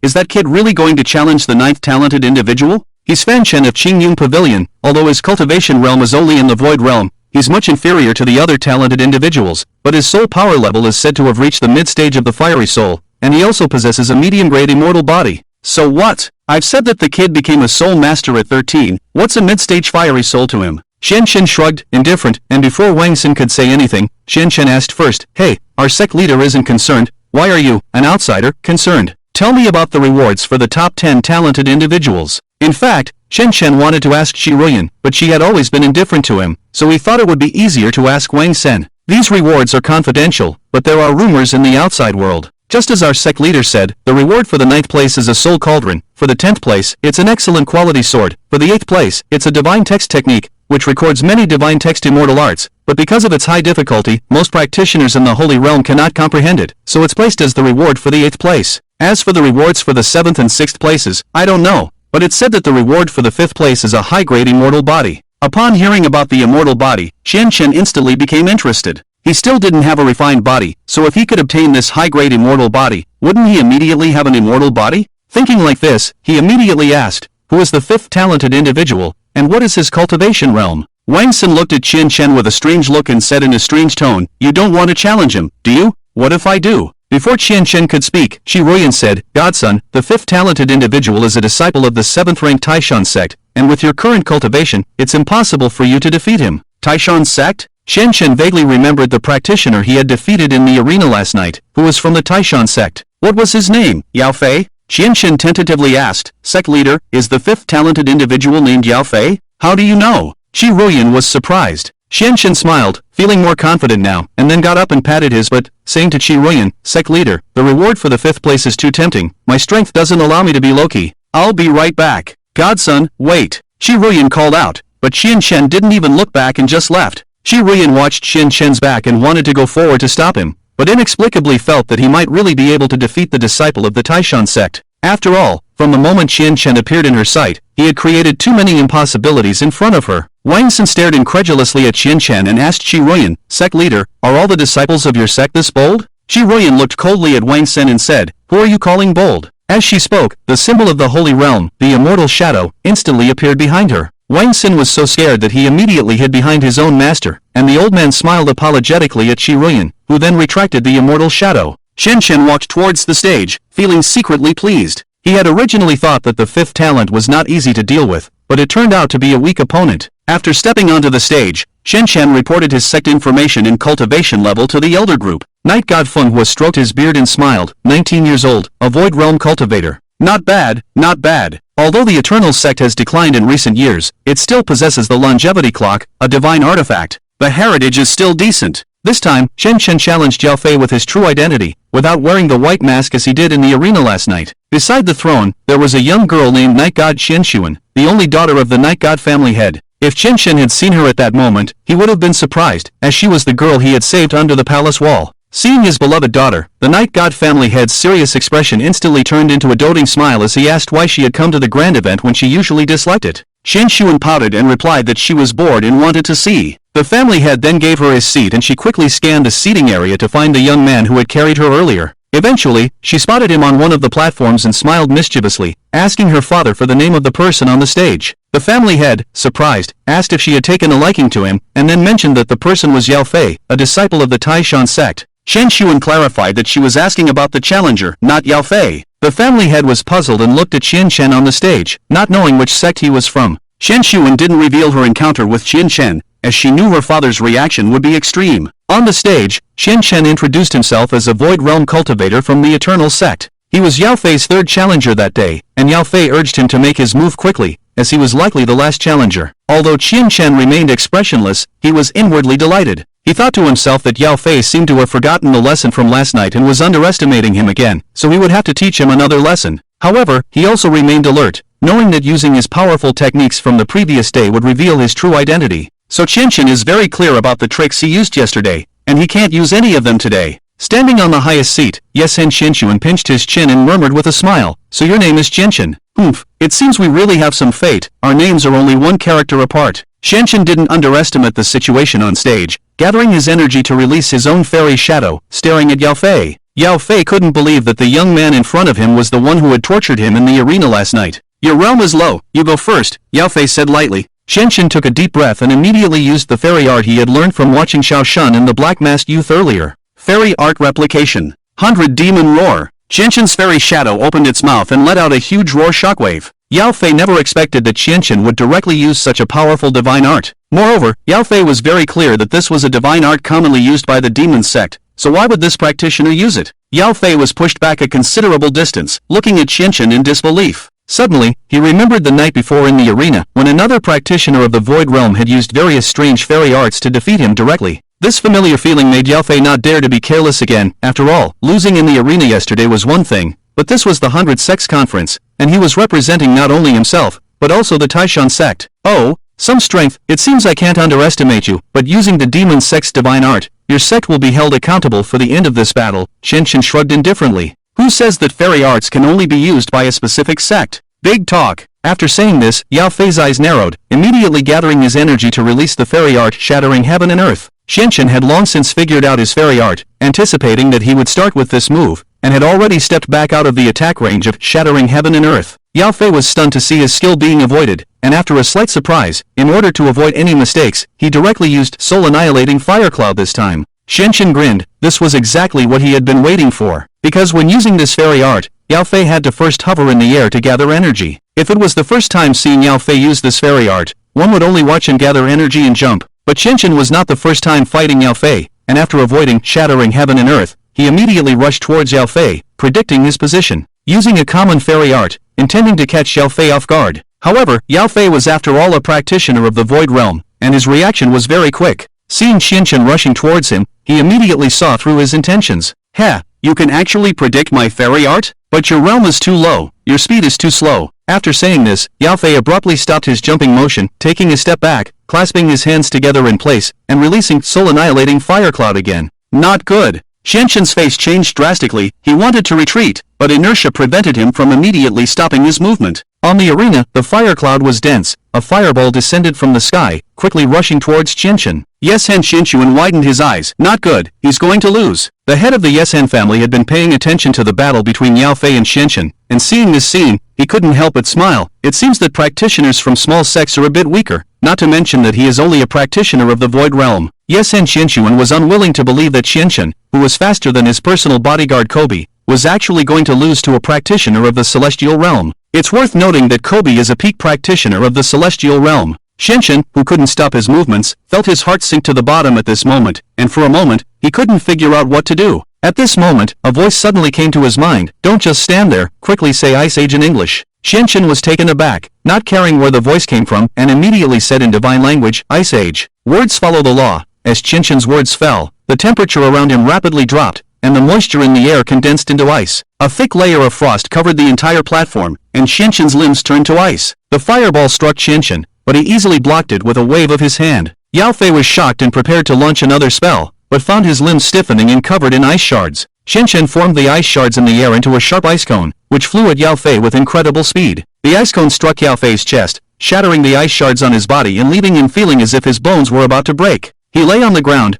feeling humiliated, and saw the shadow of the practitioner called Prisoner Bird from the arena last night in Qianqian. However, Qianqian's spells were completely different from those of Prisoner Bird, and did not seem like the work of the same person. The spectators were stunned, as they believed Qianqian could not possibly defeat Yao Fei, just like the two practitioners before him. Moreover, Qianqian had already shown a fatal flaw, and Yao Fei could have easily defeated him. Yet now, Yao Fei had lost? Qianqian approached Yao Fei, smiling, and whispered, "Doesn't feel good to lose, does it, defeated underling?" Yao Fei's pupils dilated in disbelief as he looked at Qianqian. For a moment, he thought Qianqian might be Prisoner Bird, but then he realized that he had indeed lost to Qianqian, and Qianqian's taunt seemed just as reasonable. Yao Fei forced a bitter smile, struggled to get up from the ground, and said, "I never thought I would lose to a practitioner in the Void Realm. My master and sect leader will definitely not let me off the hook." Yao Fei left the platform, and Night God Foam announced Qianqian's victory over Yao Fei, successfully claiming the 5th position among the talented individuals. Sitting in his seat, Wang Xin was dumbfounded, his mouth wide open in disbelief. He had been watching Qianqian closely since he stepped onto the platform and witnessed his defeat of Yao Fei. Wow, is this for real? What was that divine spell he released at the end?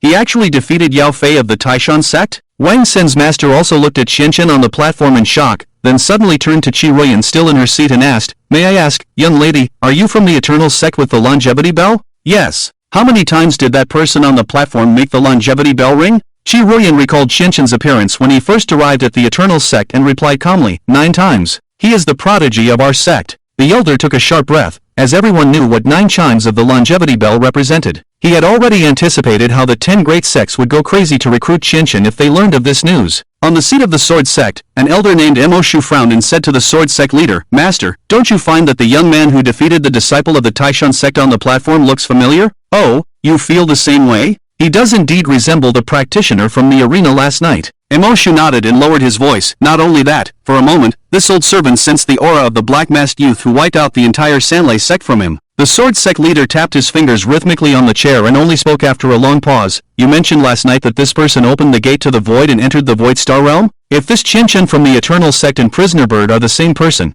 the people of the Void Saints sect would have noticed long ago. You see, they're not without movement. That's true. However, these days, there are truly many talented individuals emerging. First, there was the Black Shura of the Colosseum, the imprisoned bird of the arena, and the young saint who slaughtered the Three Thunder sect. Now, there's another one from the Eternal Sect, Qianchen. The head of the Sword Sect smiled and pointed to the other side of the arena, saying, the Eternal Sect has more than just one Qianchen. There's also a child named Fengyun, 13 years old, with the soul of a leader. He's about to defeat someone from the Qingyun Pavilion. With these words, the outcome was already decided, and Fengyun emerged victorious. Emoshu was shocked, looking at the stage with disbelief, then sighed. It's a pity that these talents are not from our Sword Sect. The calamity is about to come, and our Sword Sect no longer has any disciples with extraordinary talents. How are we going to face the calamity? The head of the Sword Sect, with a carefree face, also showed a look of concern. After Qianchen came down from the stage, he did not show any joy from winning the match. Instead, he fell into contemplation. Just now, in the moment of danger, that voice appeared in his mind again.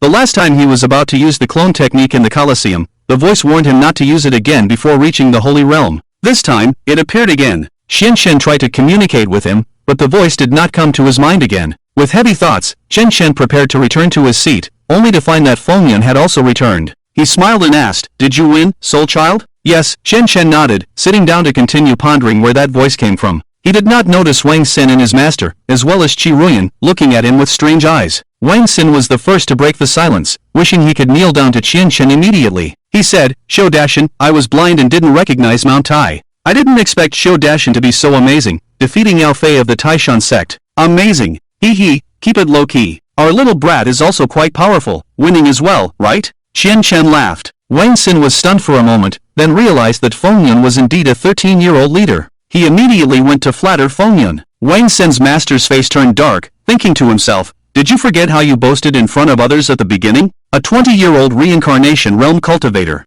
You have no shame, and I still have to maintain this old face. On the other side, Qi Ruyan was equally surprised by Qianchen's counterattack against Yao Fei and the two divine arts he used. The first move Qianchen used was the 100 Demons Roar of the Demon Sect, even though he had never come into contact with the Demon Sect. How did he use this divine art? Suddenly, a terrifying thought flashed through Qi Ruyan's mind. Could it be that Qianchen had the ability to quickly learn divine arts? Did he understand the original meaning of divine arts? Wouldn't that make him a godlike existence? The more Qi Ruyan thought about it, the more she felt that Qianchen's identity was unfathomable. God's child. Where did you learn those divine arts? Qi Ruyan looked at Qianchen with a complex expression. I created them myself. Didn't I tell you and the old ancestor before? Qianchen scratched his head, feeling surprised. Yesen Qianshuan squinted at Qianchen sitting in his seat, becoming more interested in this young man. The head of the Yesen family was slightly surprised. Just now, Qianchen was clearly about to lose, but he successfully counterattacked Yao Fei of the Taishan sect. Even as an Emperor Realm cultivator, he had misjudged the situation. The Eternal Sect. Is that the sect that holds the ancient divine artifact, the longevity clock? The head of the Yesen family muttered to himself, but still did not pay much attention to Qianchen.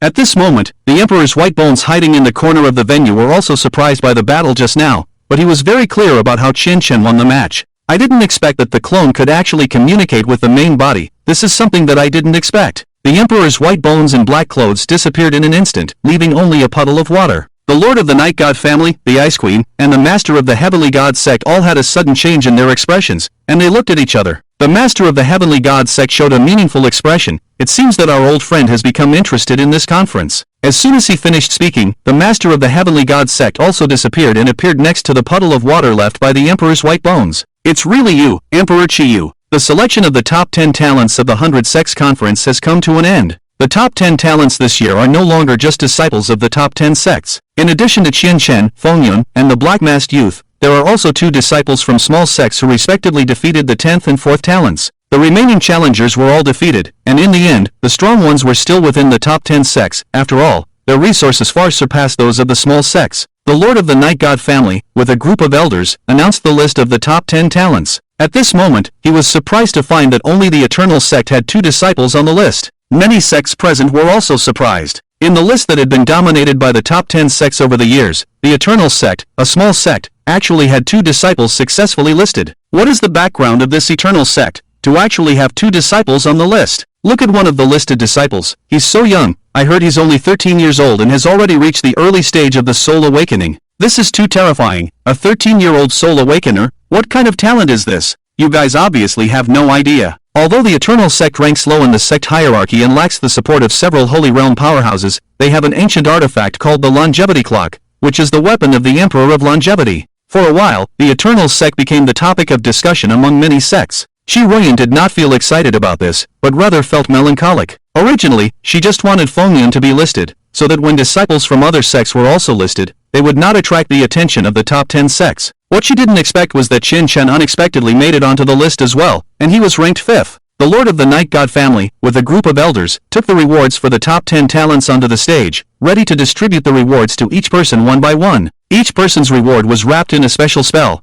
and only the recipient had the chance to open it, so apart from the recipients, no one knew what their rewards were. After distributing the rewards from back to front, Qin Shen received his reward and thanked the Lord of the Night God family. "Thank you, Elder Fire." The Lord of the Night God family smiled meaningfully and said, "Young man, we in the Eternal sect still understand you very well. I wonder how many times you made the longevity clock chime." Reporting to Elder Fire, 9 times. The Lord of the Night God family trembled all over, and after a brief surprise, his smile became even more intense. Very good, making the longevity clock chime 9 times. It seems that the Eternal sect is about to rise. At the same time, on the seat of the 7-star sect, Nayland Sunghai looked at Qian Shen on the stage, his expression particularly gloomy. "Master, that disciple of the Eternal sect is the one I mentioned to you last time. I didn't expect his strength to far exceed my imagination. Not only can he open the door to the void in the void realm, but now he has also become the 5th talent." The master of the 7-star sect narrowed his eyes and said, "The Eternal sect? It's quite a coincidence. After this conference ends, this disciple will be brought under my 7-star sect." Elder Sunhai informed the other elders to return to the sect quickly. Nayland Sunhai's face changed, and he lowered his voice. "Master, are you planning to take action? Before the natural disaster, we must strengthen our own strength, otherwise we will only become cannon fodder for other sects." When the Night God's fire was about to reward the black-masked youth, his expression turned cold. "Junior, if I'm not mistaken, you are only 19 years old." The black-masked youth simply nodded and said, "Elder Fire, let's not talk about this. I only came for the reward." "Don't be hasty. I ask on behalf of our family head, do you have any interest in joining our Night God Royal clan? You slaughtered the entire Sanlei sect and have been targeted by numerous sects. Even if your strength is strong, you are still just a saint. Even if there are not 100 saint-level cultivators among the elders of so many sects, there are still 70 or 80. By joining the Night God Royal clan, they will have no reason to come after you again." The black-masked youth remained unmoved, took the reward from Night God's fire, and said calmly, "I'm not interested." Night God's fire was surprised. He had expected the youth to refuse due to his proud nature, but he hadn't expected it to be so straightforward. Night God's fire nodded, "Since you are determined to seek death, I will not try to persuade you any longer." The black-masked youth removed the seal on the reward, confirmed that it was what he wanted, and then smiled coldly. Suddenly, he rose up, revealing his immortal shadow. The entire venue erupted, everyone's gaze turned towards him, even the heads of the Tianshan sect and the Iceberg Queen sitting next to the Night God's family head. Qian Shen looked at the black-masked youth and suddenly felt a strong premonition that something big was about to happen. Unlike the other young talents who were stunned in place, Qian Shen immediately pulled Fengyun, who was on stage with him. "Feng, we need to leave quickly, something is about to happen." Fengyun, looking bewildered, was pulled off the stage by Qian Shen. At this moment, the black-masked figure floating in the air spoke. "You all know that I slaughtered the entire Sanlei sect, which had 7 saint-level experts, all of whom I killed alone. Now, I declare the establishment of the Zhu Xian Hall. Who is willing to follow me? For those who join the Zhu Xian Hall, I promise that within 10 days, regardless of your realm, I will help you advance to the saint level." The whole scene was in an uproar. Night God's fire, standing on the stage, had an extremely dark expression. The actions of the black-masked youth showed that he did not care about the Night God family or the 10 great sects. Night God's fire gathered his energy and used a spell to enlarge himself. "Young man, do you know what you are saying? This is the 100 Sects Conference, not a place for you to recruit soldiers. And the name of the Zhu Xian Hall you want to establish, with such ambiguous connotations, are you planning to exterminate the entire cultivation world?" The black-masked youth didn't even look at Night God's fire. He pointed at a cultivator in the audience, and the cultivator's body instantly floated up, revealing his immortal shadow. The cultivator exclaimed in fear, "What's going on? I didn't gather energy, why is my immortal shadow appearing?" Behind the cultivator appeared a purple immortal shadow of the reincarnation realm. As the black-masked youth moved his lips, his immortal shadow instantly changed from purple to red, then from red to blue, and quickly turned into deep red. In the blink of an eye, the cultivator had advanced from the reincarnation realm to the saint level. Damn, what kind of sorcery is this? He really advanced from the reincarnation realm to the saint level? This. Sir, I want to join the Zhuxian Hall. Me too, let me follow you. On the stage, many cultivators went crazy. It should be noted that the conditions for reaching the saint level in cultivation are extremely strict. After reaching the celestial realm, one will encounter a major bottleneck. Without the right opportunity, it may take 30 to 40 years to make any progress in cultivation. Currently, they watched as the reincarnation realm cultivator was effortlessly assisted by the black-masked youth to ascend to the holy realm. Why did they join this sect? Was it not for the sect's resources, so that they could become high-level cultivators as soon as possible? Countless cultivators on the field displayed their immortal techniques and rushed towards the black-masked youth, causing the situation to momentarily spiral out of control. The night god's fiery eyes were also shaken by the black-masked youth's actions. What kind of sorcery is this? What kind of monster is this child? The night god realized that he could no longer stop it and immediately retreated, followed by three figures appearing by his side. The three arrivals were none other than the head of the night god family, the Ice Queen, and the head of the heavenly god sect. The head of the night god family frowned and said, "This kind of immortal technique is a forbidden divine text inscribed on the divine steel, which stands in the divine realm. The path to the divine realm has long been closed. Where did he obtain this forbidden technique?" The head of the heavenly god sect said in a deep voice, "No matter where he obtained it from, he absolutely cannot leave here alive today." The three powerful figures instantly gathered their immortal energy, revealing their immortal shadows, terrifying black immortal shadows towering hundreds of meters high. These were the great emperor-level experts of the emperor realm. Everyone panicked when they saw the three great emperors make their move. Any immortal technique from the emperor realm could destroy all living beings within tens of kilometers. If they were to fight here, wouldn't everyone become collateral damage? The cultivators who were preparing to join the black-masked youth's Jinshin Hall hesitated. They had all heard the words of the three great emperors and they would not allow the black-masked youth to leave alive. The black-masked youth, seeing the three great emperors who were several times larger than himself, remained calm instead of panicking, and said calmly, "Are the three great emperors going to attack a mere holy realm cultivator like me?" The head of the night god family coldly rebuked, "You used forbidden divine texts. Do you think we shouldn't kill you? I should indeed be killed, but you won't be able to keep me here today. Head emperor, are you still waiting for something?" The three great emperors' faces changed instantly upon hearing the words head emperor. Then, the sky suddenly distorted and a huge black immortal shadow stepped out from it, accompanied by a sinister laughter. He. Ice Queen, Night Emperor, Heavenly Emperor, you three are actually making things difficult for a holy realm cultivator. It's been so many years, and your skin has really thickened. The Ice Queen was the Ice Queen, the Night Emperor was the head of the Night God family, and the Heavenly Emperor was the head of the Heavenly God sect. The Emperor Realm Great Emperor who came out of the black hole in the sky was called the Head Emperor. He stood in front of the black-masked youth and said lightly, "I hope I'm not too late? Enough nonsense, open the door quickly and take away these cultivators. We've already obtained what we came for. Even if you fight, you're no match for these three. There are other Emperor Realm cultivators here." The black-masked youth replied coldly, but the head emperor did not get angry at his disrespectful words. Instead, he laughed twice. The head of the Night God family looked at the head emperor and said, "Head emperor, why have you been hiding in your own realm for so many years? Why are you helping someone who uses forbidden divine texts? You know that using forbidden divine texts will accelerate the arrival of calamities and attract more evil gods here." He. I gave him this forbidden technique. So what if the evil gods notice this place? I'm not like you, content with the status quo. I want to break through the emperor realm. The head emperor said, not giving the three great emperors a chance to speak, and then loudly declared, "Listen, I am the head emperor who has been silent for many years. I am also a member of the Jinshin Hall." The cultivators who had already retreated due to the intervention of the three great emperors were once again stirred up. Who didn't know the head emperor? The number of sects with Emperor Realm cultivators is limited.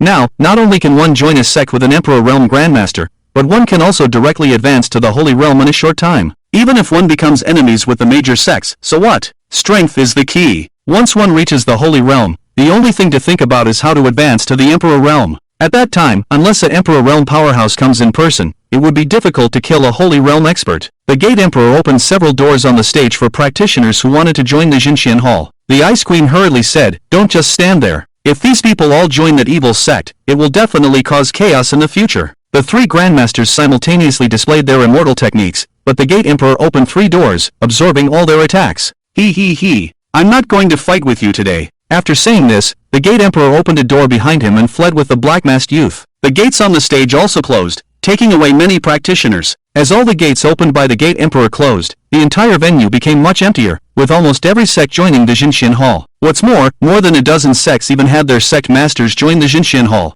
The Lord of the Night God family looked very cold, burning with anger. He did not expect such a thing to happen at the 100 Sects conference. No one had expected that, with the strength of a single person, the black-masked youth who had slaughtered the Sanlei sect was actually accompanied by an Emperor Realm cultivator, the Gate Emperor. Among the top 10 sects, there were also Emperor Realm cultivators. They did not act rashly just now because they could not guarantee that they would not be injured in a fight. After all, this was a battle between Emperor Realm powerhouses, representing their own sects. Once they were injured, they could not guarantee that the other major sects would not take advantage of the situation. At this moment, the Ice Queen quietly said, "Everyone, the sun will continue to use the divine forbidden technique in the future, which will only attract more evil gods to this world. The catastrophe will arrive half a time earlier, and this time's catastrophe will be more terrifying than any previous one. I'm afraid the cultivation world will become the captives of the evil gods. We cannot let this happen. I will find other grandmasters to discuss countermeasures. Let's end this conference here," the Lord of the Night God family said, then disappeared on the spot.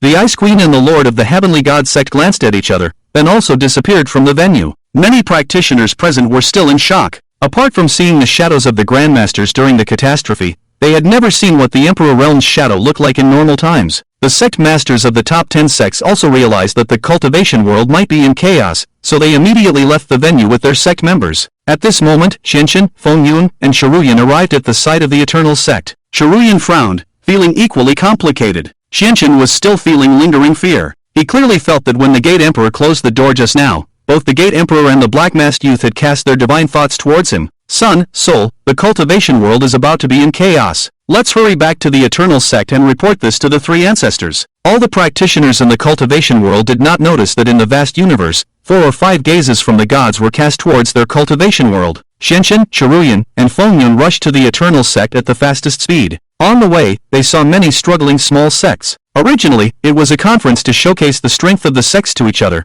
but it has been turned into this by that youth. Many practitioners who pursue strength have joined the Jinxian Hall established by the Gate Emperor and that youth. Shiruyan was very clear that this meant that the Jinxian Hall intended to be enemies with the sects of various continents. Those who could attend the 100 Sects conference were undoubtedly the pride of the major sects. But now, more than half of them had been poached by the Jinxian Hall. The founder of the Jinxian Hall was not only a very powerful Holy Realm expert, but also had the support of an Emperor Realm powerhouse. From an objective point of view, its starting point has reached a terrifying level. If ranked by strength, the Zixian Palace can completely reach the top 5 sect rankings of the Hangul continent. Qianqian said, if that young man's promises are all true, it won't be long before the Zixian Palace will have another group of Holy Realm experts. By then, they will become a force to be reckoned with, comparable to the Heavenly God sect. Qianqian felt a bit depressed. He had just crossed over to this world and didn't expect to encounter such a change. Shinji, when you return to the sect this time, you need to accelerate your cultivation. The heavenly calamity is approaching. Shiruyan said to Qianqian very seriously. In fact, everyone has been saying that the heavenly calamity is coming soon, but Qianqian has always been unaware of what exactly the heavenly calamity is.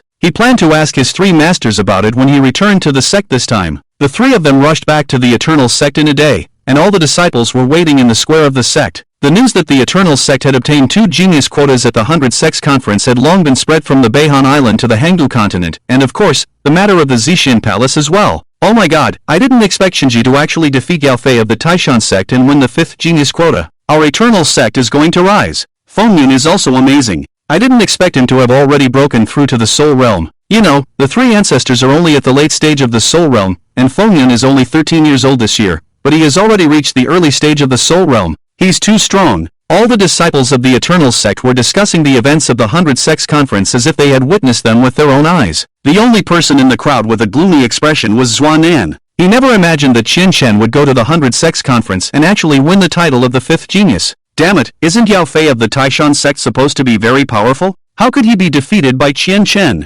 Zuanan clenched his fists, watching Qianqian being surrounded by cheering disciples, his eyes almost spitting fire. Mu Yu, who was beside him, was also excited. Senior brother, I didn't expect Qianqian to actually defeat the disciple of the Taishan sect. He's too powerful. Even the 2 of us couldn't do it. Qianqian is only in the Void Realm now. When he advances to the Firmament Realm, I wonder how much his strength will increase. He's just lucky. The people of the Taishan sect definitely didn't expect that someone from a small sect would come up to challenge them. They let someone without real ability go up and let Qianqian take advantage of it. Mu Yu looked at Zuanan and opened his mouth, but in the end, he just shook his head lightly without saying anything. After dealing with those disciples who complimented him, Chen also walked to Muyu's side and smiled at him. Xiaoyu, I have to go find my 3 masters first. I'll come find you later. Okay, go ahead. I also heard about what happened at the conference this morning. I felt the 3 ancestors waking up. I'm sure they are also worried about this matter. Qi Ruyan and Qian Chen returned to the main hall together. The 5 supreme elders were all in the main hall, and the 2 elders sent by Qi Ruyan to find the murderer of the 5 elders of the sect looked extremely ugly.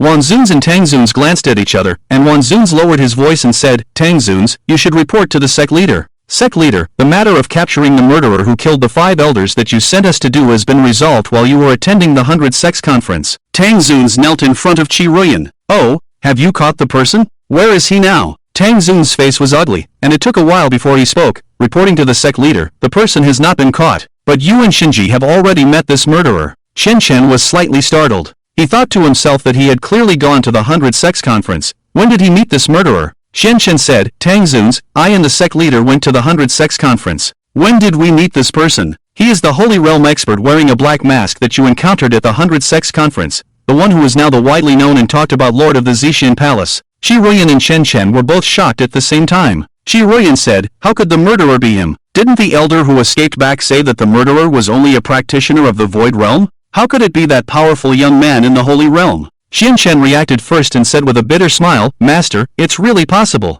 He was able to promote a reincarnation realm practitioner to the Holy Realm in the blink of an eye. It's not impossible for him to promote himself to the Holy Realm in a few days. Qi Ruyan still refused to believe it. She looked at Tangzun, but Tangzun's expression had already told her that what Chen said was true. Qi Ruyan's mood instantly sank. If this was true, then the Eternal Sect would not be able to avenge the 5 deceased elders. That young man in the Holy Realm had single-handedly slaughtered the 7 elders of the Sanlei sect and countless disciples in the Azure Sky Realm. Now, there was even an Emperor Realm Gate Master standing behind him. How could they seek revenge on him? Qi Ruyan waved her hand, indicating the 5 elders to leave first. After the 5 supreme elders left, 3 ancestors appeared from the Azure Sky and stood with their hands behind their backs in front of the 2. Wuji ancestor said, My disciple, you really surprised us 3 old guys. We only wanted you to go to the 100 sects Grand Assembly to broaden your horizons, but you actually came back with a ranking. Hee, it's all because the 3 masters taught me well, so I was able to defeat my opponents. Chen nodded his head and said modestly.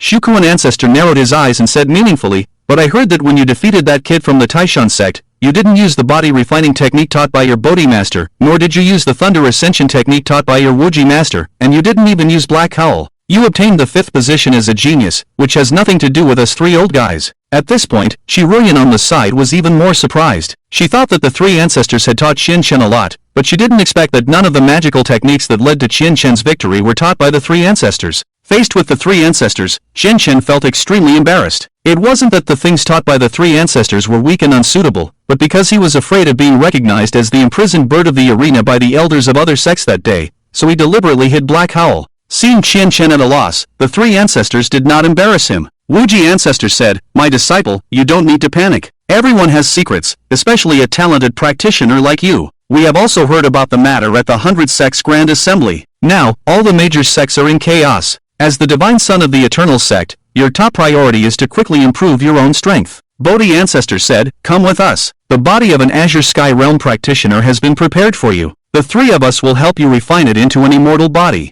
Chen nodded his head and said with reluctance, 3 masters, in fact, the reward for the 5th genius at the 100 sects Grand Martial Arts competition is a top-quality immortal body. The 3 ancestors looked at each other, obviously not expecting that the reward for the 100 sects Grand Assembly would be a top-quality immortal body. They had only prepared a high-quality immortal body for Chen, which was a treasure they had cherished for many years. Ahem, in that case, let's use the top-quality immortal body you won, my disciple. This is something we 3 old guys didn't expect. Shukuan ancestor looked embarrassed. Wuji ancestor sighed, It's a bit of a letdown for you to come to the Eternal Sect. We didn't expect your talent to be so high that our resources and the techniques we taught you seem to be unable to keep up with your pace. Chen said seriously, 3 masters, I have never thought like that. Since I chose to join the Eternal Sect, I have never thought about the shortcomings of the Eternal Sect. Good. The Bodhi ancestor said 3 good words in a row, and even his eyes were a little moist. They had never thought that after so many years, the 3 of them had not taken in a disciple, and now they had actually taken in a disciple like Chen,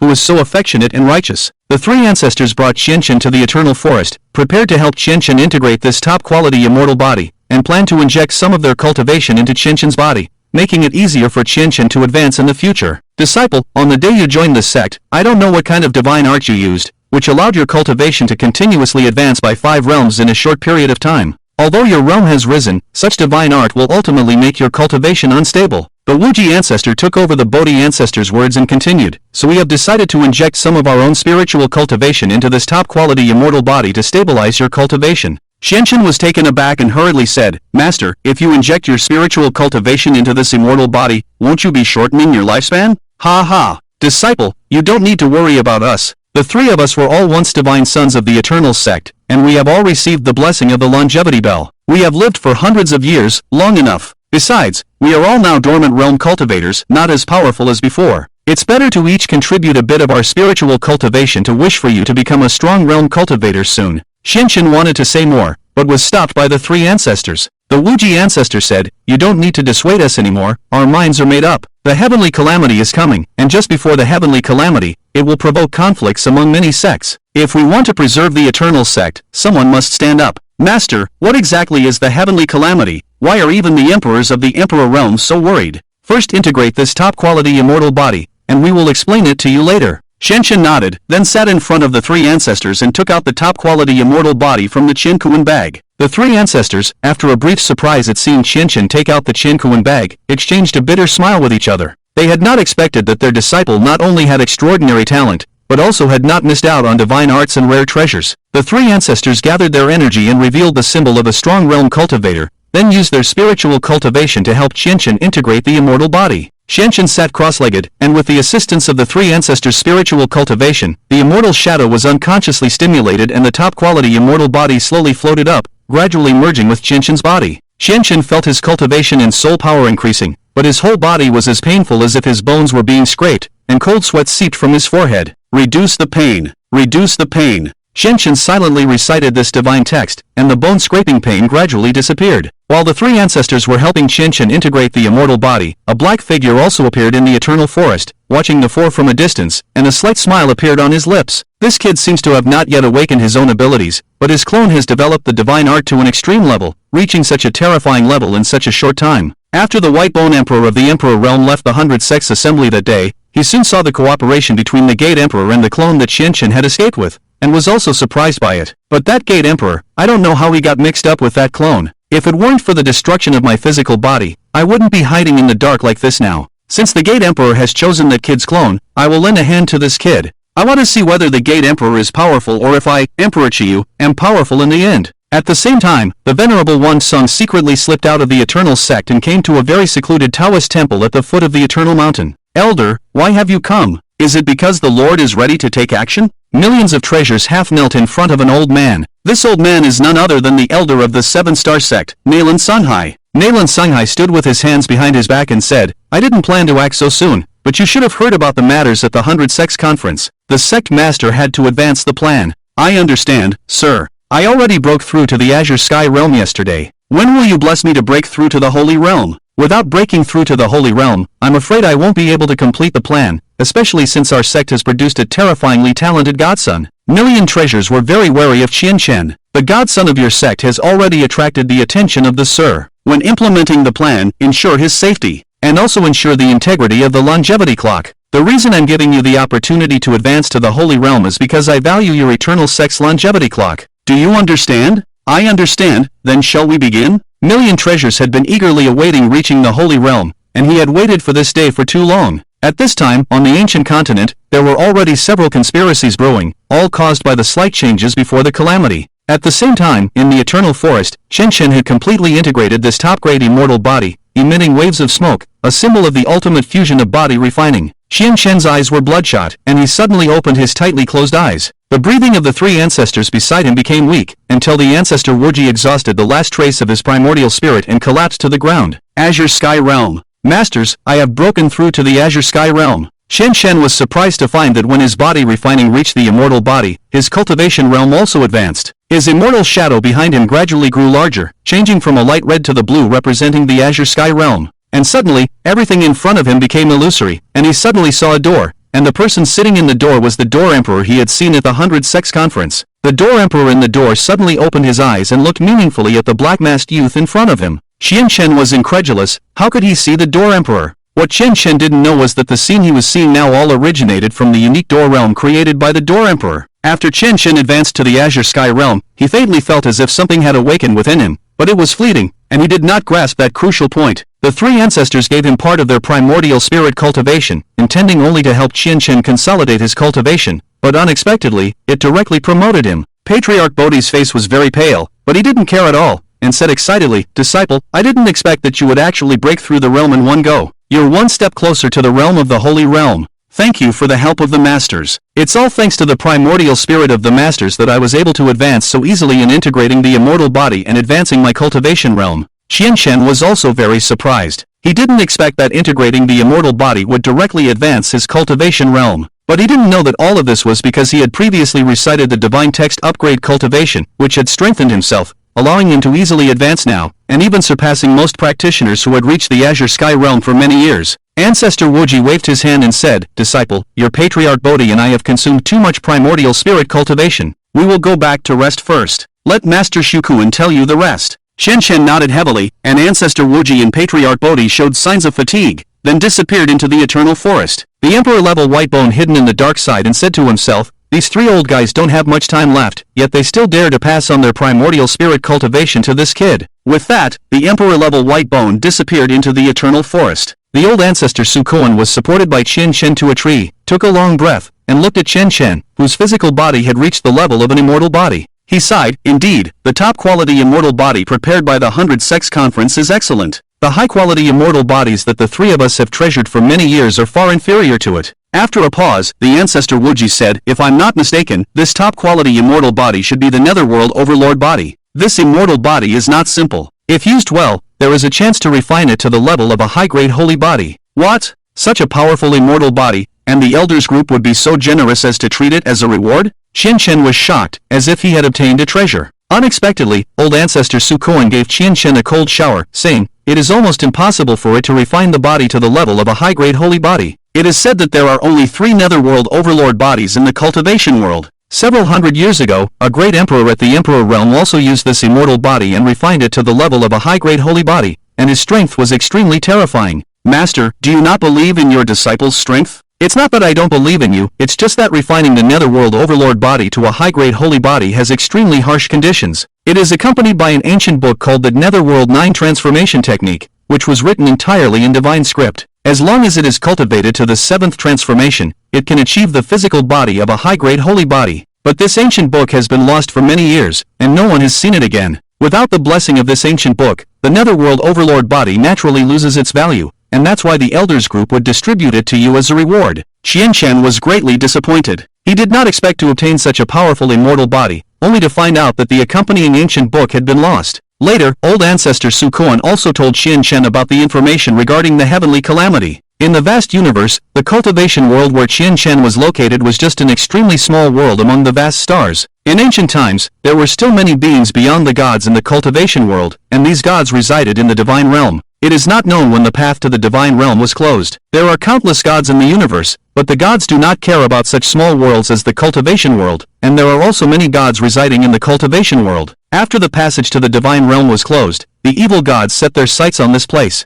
These evil gods relied on devouring some small worlds to enhance their own strength, and every 1,000 years, the cultivation world would be targeted by the evil gods and then invaded. Fortunately, powerful gods would not be interested in such small worlds, and only some weaker gods would take notice of this place. Although they were considered weaker among the gods, for the cultivation world, they were an absolute force. So, every 1,000 years when the heavenly calamity arrived, the practitioners would join forces to confront the heavenly calamity. During the heavenly calamity, small sects would often be used as cannon fodder, and only the sects with emperors at the Emperor Realm would not need to send their disciples to be cannon fodder. This was basically the reason for the heavenly calamity. Old ancestor Sukoan sighed and said, "During the last heavenly calamity, the Eternal Sect still had an eternal emperor, but he fell during the heavenly calamity. The Eternal Sect has been declining, and when I and the other 2 old ancestors joined the Eternal Sect, there were only a few Holy Realm powerhouses left. 200 years ago, there was a great battle in the ancient continent, and the 3 of us were injured and became dormant Holy Realm practitioners, which is the appearance you see now." Qian Shen was speechless, not expecting such a terrifying disaster in this cultivation world. No wonder all the practitioners were desperately trying to improve their cultivation realm. It turns out that during the arrival of the heavenly calamity, Except for the emperors at the emperor realm, all practitioners were just cannon fodder. There is one thing I don't understand, the heavenly calamity is caused by the gods, but the difference between the emperor realm and the gods is quite far, so it still belongs to the human category in the end. A mere mortal, how could he slay a god? Actually, above the emperor realm, there is another realm called the dominator realm, which is already considered a half-god existence. Many emperors from the emperor realm and a half-god from the dominator realm are enough to defeat a not very powerful evil god. But now, it has been many years since a practitioner of the dominator realm has appeared in the cultivation world, so this calamity has made many emperors from the emperor realm feel anxious. Qianqian silently repeated dominator realm. There is actually a cultivation realm above the emperor realm that is like a half-god. He realized that if he wanted to return to his original world, he could only elevate himself to the strongest existence in this world in order to possibly find a way back home. Vukan, the ancestor, coughed and smiled at Qianqian, then said, "Disciple, you have now cultivated your immortal body. Take some time to go and see the eternal life clock. If you can gain the recognition of the eternal life clock, you can also receive the blessing of eternal life like us." What is the blessing of eternal life? It's not particularly important, it just allows you to extend your lifespan by a few hundred years. Extend my lifespan by a few hundred years? Just that? In the world where Qianqian originally lived, a lifespan of 100 years already exceeded that of normal people. In this cultivation world, as long as one is a practitioner, their normal lifespan is over 100 years, and the higher the realm, the longer the lifespan.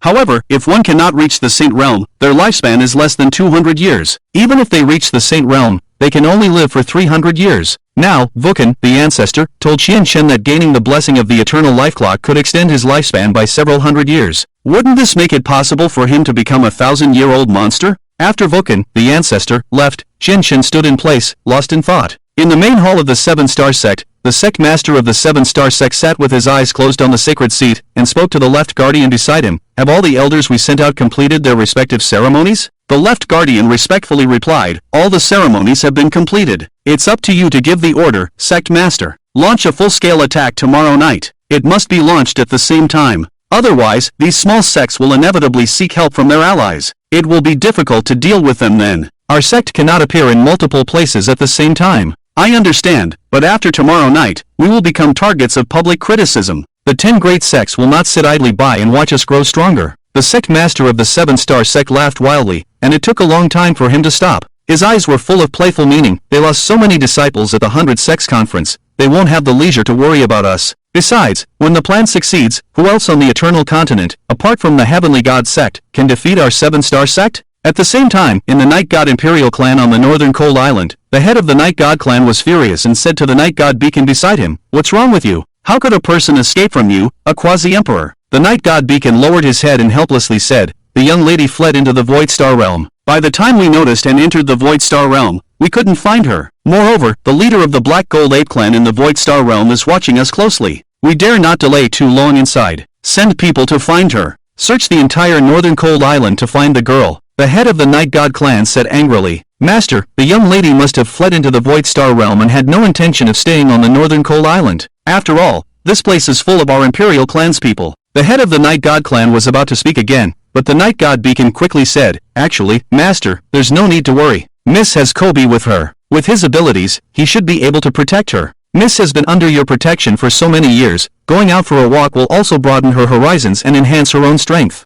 The head of the Night God clan hesitated and sighed, "Forget it, let her go. I have more important matters to attend to. Investigate how Mendy and the young man who founded the Juma Temple got together." In the city of Kov, a secret alley opened a door to the void, and Yesen Shinshuan poked her head out from it, only to walk out after making sure no one was around. Kobe, who was following her, couldn't help but say with a bitter smile, "Miss, I've caused a big trouble this time. Taking you to escape to the North Cold Island, I'm sure the head of the family will punish me severely when we return." Yesen Shinshuan snorted, "I'd like to see who dares to punish you for my sake." As the two walked out of the alley and saw the bustling streets of Kov, Yesen Shinshuan stretched lazily and said with a slight smile, "It's the first time in so many years that I've left the North Cold Island. It's always snowing there, and it's so boring. So this is what the Eternal Continent, where it's always spring, is like. Miss, the Eternal Sect you asked me to find is over there. Shall we go now? Not in a hurry. Let's take a look around here for now, and we'll go to the Eternal Sect together tomorrow." Qianqian found Muyu in the Soul Tower, and Muyu was very surprised to see Qianqian. "Qianqian, have you advanced to the Azure Sky Realm?" "Ha! How did you figure it out at a glance?" Qianqian was astonished. Muyu smiled lightly and said, "It's a secret. Xianqian shook his head and didn't inquire further, smiling as he said, Master Shukuan asked me to try the longevity bell to see if it could bestow longevity upon me. Do you want to accompany me? Before Muyu could respond, Zonan, who was nearby, sneered, not just anyone can receive the bestowal of longevity. Do you think you can? This time, Muyu did not oppose Zonan's words, but nodded with a worried look. In the past 100 years, only 3 elders have received the bestowal of longevity. Even our master has not been able to receive it. Xianqian was slightly surprised. If even the current head of the Eternal Sect had not received the approval of the longevity bell to bestow longevity upon her, then it would be even more impossible for herself. But Xianqian was still unwilling to give up, saying to Muyu, let's go take a look first. Maybe I'll be lucky and receive the bestowal of longevity. Zonan laughed even more, let's accompany him, so he knows his own abilities. But the 3 elders were all divine sons of the Eternal Sect. If Xianqian doesn't receive it, it means that the master and the 3 elders have misjudged him, and he is not worthy of being a divine son. The 3 arrived at the inner hall, where the longevity bell was stored. At this time, many disciples were practicing martial arts outside, or cultivating soul power in the soul tower. Inside the hall, there was only Elder Qishan guarding the longevity bell. Seeing the 3 of them, Elder Qishan smiled and remembered the day when Xianqian had rung the longevity bell 9 times in a row. He still vividly remembered it. Divine Son, why are you here in this inner hall? I want to try to receive the bestowal of longevity. Elder Qishan was stunned, then surprised. Divine Son, the prerequisite for receiving the bestowal of longevity is that one's own cultivation must reach the Azure Sky Realm, and one's soul power must reach the end of the Moon Soul period or above. I'm afraid. Elder Qishan didn't finish his sentence, but it was self-evident. The meaning was that you have not yet met the conditions to receive the bestowal of longevity. Xianqian smiled slightly, then gathered his energy to reveal his immortal shadow, a huge blue immortal shadow standing behind him. Elder Qishan was instantly dumbfounded. Divine Son, in just a few days, have you advanced from the Void Realm to the Azure Sky Realm? Elder Qishan felt that his worldview had been refreshed once again by Xianqian. When Xianqian first entered the sect, he consecutively advanced 5 realms with a single divine text. Now, in less than a month, he had already reached the Azure Sky Realm. Even the 2 disciples of extraordinary talent, Chiruyan and Zonan, who had joined the sect for many years, were only at the Azure Sky Realm. After a brief moment of surprise, Elder Qishan also calmed down and said to Xianqian, Young Master, since you already meet the conditions for the bestowal of longevity, I will now arrange the ceremony. If you are recognized by the longevity bell, this ceremony will immediately grant you the bestowal of longevity. Elder Qishan gathered his energy and performed the celestial art of formation. Around the longevity bell, he arranged a mysterious formation using celestial art, and had Xianqian stand within it. As long as he gathered his energy, it would resonate with the longevity bell. However, after standing in the formation and gathering his energy for several minutes, nothing unusual happened. Both Xiaoyu and I can activate the formation when standing within it, yet you can't even start it. And you still want to receive the bestowal of longevity? Zonan laughed hysterically, thinking to himself that he finally caught Xianqian making a fool of himself. He believed that Xianqian had come to find Muyu to witness him receiving the bestowal of longevity, only to show off. But in the end, he couldn't even activate the formation. Muyu also looked at Xianqian in confusion and murmured, how could this be? Xianqian also looked bewildered and felt extremely frustrated. Could it be that I really don't deserve the bestowal of longevity? However, the next moment, the formation under Xianqian's feet suddenly activated, emitting golden light and forming a golden ring that enveloped Xianqian. As the golden light flashed before his eyes, a surge of energy flooded his mind, causing him to clutch his head in pain. Ah! Xianqian cried out in agony. Even reciting the divine text reduce pain did not help. A sharp pain emanated from his mind, feeling as if his head was about to burst. Muyu and Elder Qishan, who were outside the formation, were stunned by this scene. Even if the formation was activated, it was not supposed to happen like this. The bestowal of longevity was not supposed to be like this. Elder Qishan, quickly stop the formation. If this continues, Xianqian will die. Muyu panicked and shouted at Elder Qishan. Elder Qishan was also at a loss. In the many years of attempting to bestow longevity, he had never encountered a situation like this. Zonan, seeing this scene, first froze, then burst into laughter in his mind. He was certain that Xianqian had used improper means to make the longevity bell chime 9 times during the assessment, and now the longevity bell had discovered it and was punishing him in the most extreme way. Once this formation is activated, it cannot be stopped. Elder Qishan also looked anxious. If the young master were to perish here, the 3 elders and the sect leader would surely be furious. Muyu stomped her feet in distress and said, Elder Qishan, senior brother, think of a solution quickly. I will go and inform my master. Muyu left the chamber and hurried to the main hall. At this moment, Xianqian felt a surge of energy flooding his mind. At first, he was extremely anxious, but then he realized that this energy was causing his unbearable headache. After calming down, he quickly gathered his energy and dispersed it throughout his body, relieving the headache. In his mind, a hollow voice appeared, reciting the divine text. The longevity bell is a divine artifact, left in the mortal realm, waiting for a destined person to accept it. Only when reaching the realm of an emperor can it be activated. Qianchen was puzzled. Whose voice was this? Before he could react, the massive longevity bell gradually transformed into an illusory golden light, flowing into Qianchen bit by bit. Seeing this scene, Elder Qishan exclaimed, "This is the bestowal of longevity." Zonan's expression changed drastically. What's going on? He was in unbearable pain just now. How could he receive the bestowal of longevity? As the golden light flowed into Qianchen's body, his headache gradually subsided, and his body suddenly floated in the air. The longevity bell also floated up, merging with Qianchen. At this time, Shi Ruyan has already received the notification from Muyu. She did not wait for Muyu to come with his sword, but directly stepped into the air and hurriedly asked, "Elder Qishan, how is the divine child?" Elder Qishan pointed at Qianchen expressionlessly and said, "Master, it seems like the divine child seems to have merged with the eternal life bell." Shi Ruyan's gaze fell on Qianchen in the formation. At this moment, the eternal life bell had turned into a phantom, and Qianchen was enveloped within it. Then the eternal life bell gradually shrank and finally imprinted itself on Qianchen's back. The clothes on Qianchen's body instantly burst, and the golden light transformed by the eternal life bell gradually faded, leaving a smaller version of the eternal life bell tattoo on Qianchen's back. How is this possible? Shi Ruyan was shocked. She instantly thought of the description of the ancient deity who possessed the eternal life bell. According to the description, this deity had a large tattoo on their back, and during battle, with a single thought, the tattoo would materialize. Now, Qianchen had actually reclaimed the eternal life bell onto his own back. Qianchen seemed to be reborn like a phoenix.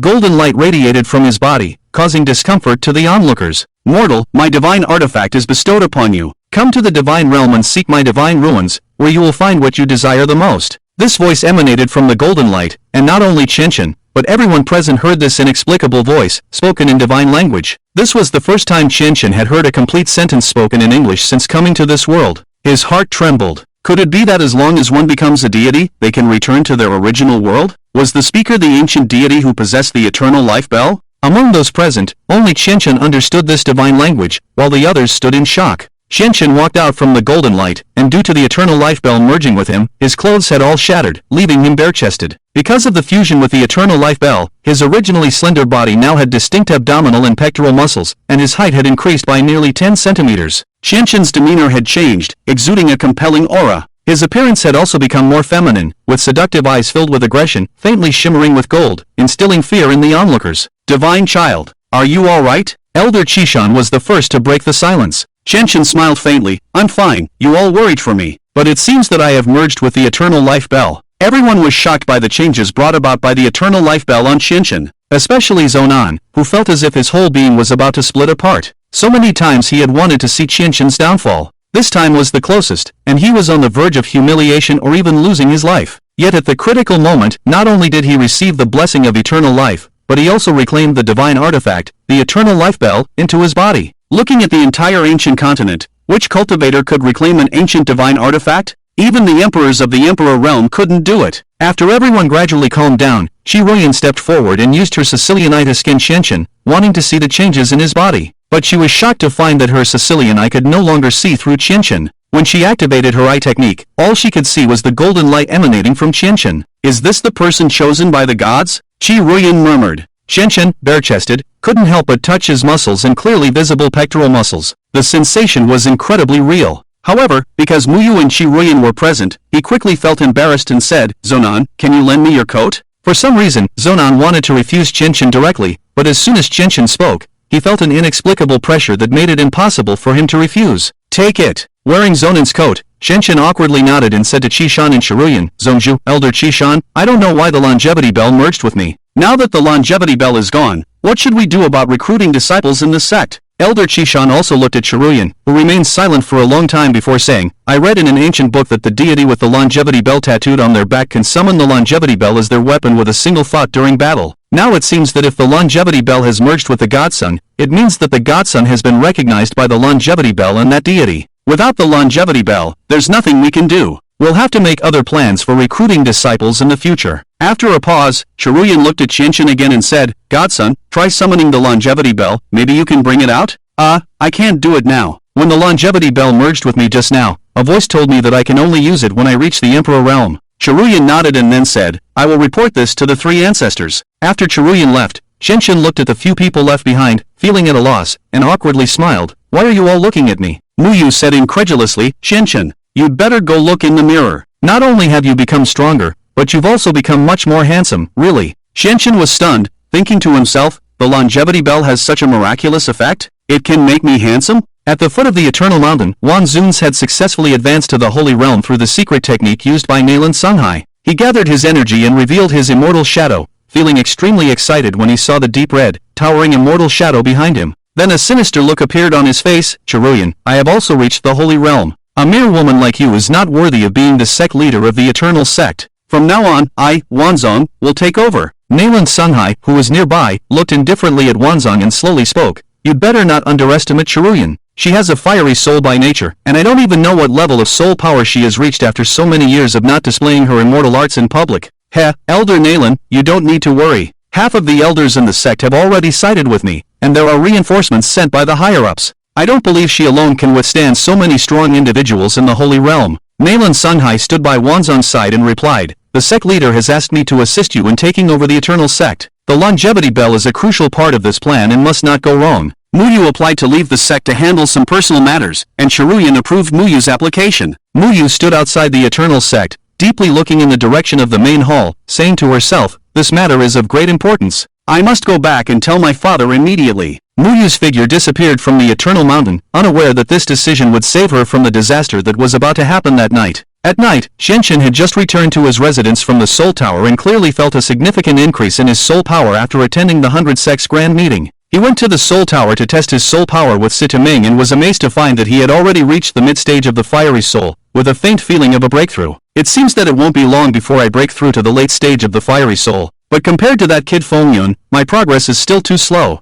He's just a practitioner in the reincarnation realm, but his soul power level is so amazing. Back at his residence, Xianxin quickly fell asleep. At this time, a barrier was launched from the center of the main hall, quickly enveloping the entire Eternal Sect. Even Chiruyan, who was in the Holy Realm, did not notice. Two figures walked out of the main hall, and they were none other than the White Elder and Tang Elder among the 5 Supreme Elders. They smiled at each other and then disappeared on the spot. After a moment, Elder Bai and Elder Tang appeared at the entrance of the Eternal Sect. The treasures and many powerful practitioners of the 7-star sect had been waiting for a long time. Have you two set up the barrier? Asked the treasures. Yes, no one has noticed. The secret technique given by the master is very useful. Even though we are only in the reincarnation realm, we were able to conceal ourselves from Chiruyan, Elder Bai respectfully replied. The treasures laughed openly. Naturally, the master has helped me break through to the Holy Realm. Tonight's plan will surely succeed. After this, the 3 elders of the Eternal Sect will be the 3 of us. With that, the treasures gathered their energy and revealed their celestial shadows, commanding the practitioners behind them, attack. In an instant, flashes of light pierced the dark night sky and struck the inner hall. The explosion instantly erupted from the hall, and Elder Lingfang woke up first, exclaiming, Enemy attack! Enemy attack!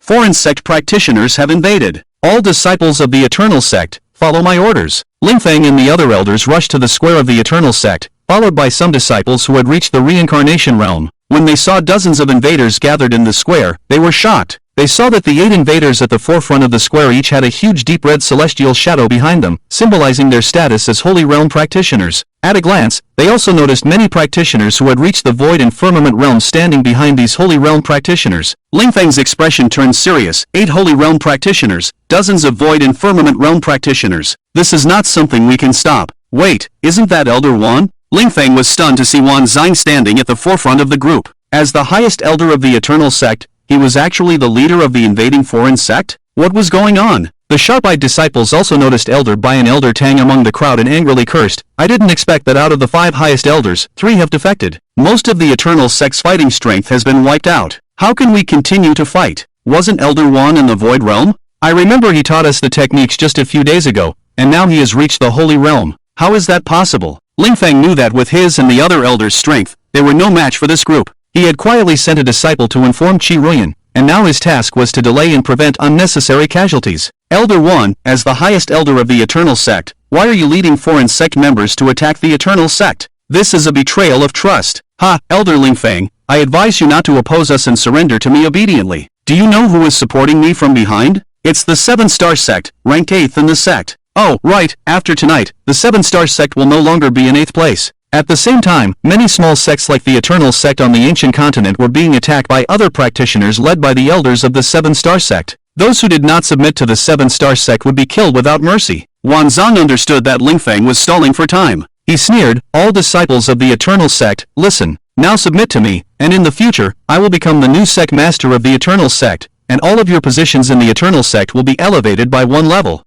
Do you really think everyone will follow you like a few traitors? The third elder shouted and immediately gathered his energy, revealing his celestial shadow, and charged forward. Lingfeng was taken aback and was about to stop the third elder, but it was too late. Wanzhang simply moved his thoughts, and a beam of light shot out from his hand, instantly killing the third elder. All the disciples were shocked by this scene. The lower-level practitioners were shaken, starting to hesitate whether to join the 7-star sect. Wanzhang no longer hesitated. With the release of this attack, the practitioners behind him disappeared like ghosts, reappearing in the night sky in an instant. Countless immortal techniques descended from the sky, and the disciples of the Eternal Sect had to rise up and resist, using all their skills to fight against them. In the midst of his sleep, Shen Chen suddenly woke up, hearing a thunderous voice in his ears. What the hell, is there an earthquake in this world too? Due to the fusion with the longevity bell, Shen Chen was sleeping particularly deeply, and he should have woken up long ago. Shen Chen rushed out of the door and saw a terrifying scene. The sky was ablaze with the fire of the Eternal Sect, many buildings were already engulfed in flames, and the colorful immortal shadows in the night sky were particularly dazzling. Many powerful saints with towering red immortal shadows behind them were launching powerful immortal techniques on the ground. Not good,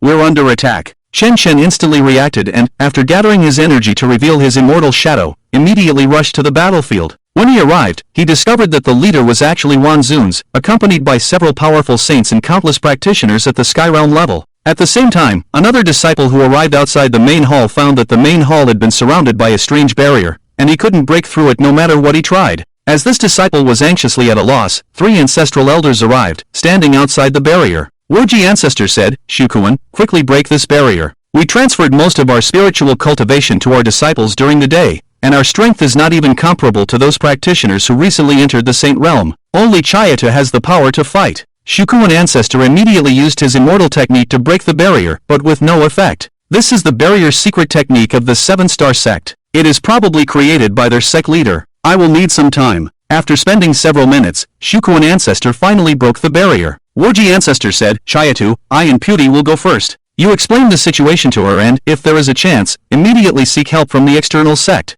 There are many powerful saints outside, and with our current strength, we may not be able to hold on for long. The 2 ancestral elders arrived at the center of the battlefield, immediately revealing their immortal shadows and then using their immortal techniques to enlarge their bodies. Having become Saint Realm powerhouses for 100 years, they were much stronger than those practitioners who had recently entered the Saint Realm. When the 2 ancestral elders appeared, the disciples of the Eternal Sect, who had been retreating step by step, were suddenly overjoyed. It's Wuji Ancestor and Pity Ancestor, we are saved. So what if they have more people? It's okay, the ancestors will take action. Xian Shen had already killed several practitioners at the Void and Sky Realm levels, but with so many opponents, he was also struggling. Seeing his 2 masters arrive, he felt as if a weight had been lifted off his shoulders and immediately used his Divine Text Immortal technique, Ice Age. In an instant, numerous ice beads condensed in the air, causing the movements of practitioners below the Sky Realm level to become sluggish as they felt their legs gradually freezing. Seeing this situation, the 2 ancestral elders couldn't help but praise, well done, disciple. Wuji Ancestor took out his sacred sword and then used the Ascend and Control Thunder technique.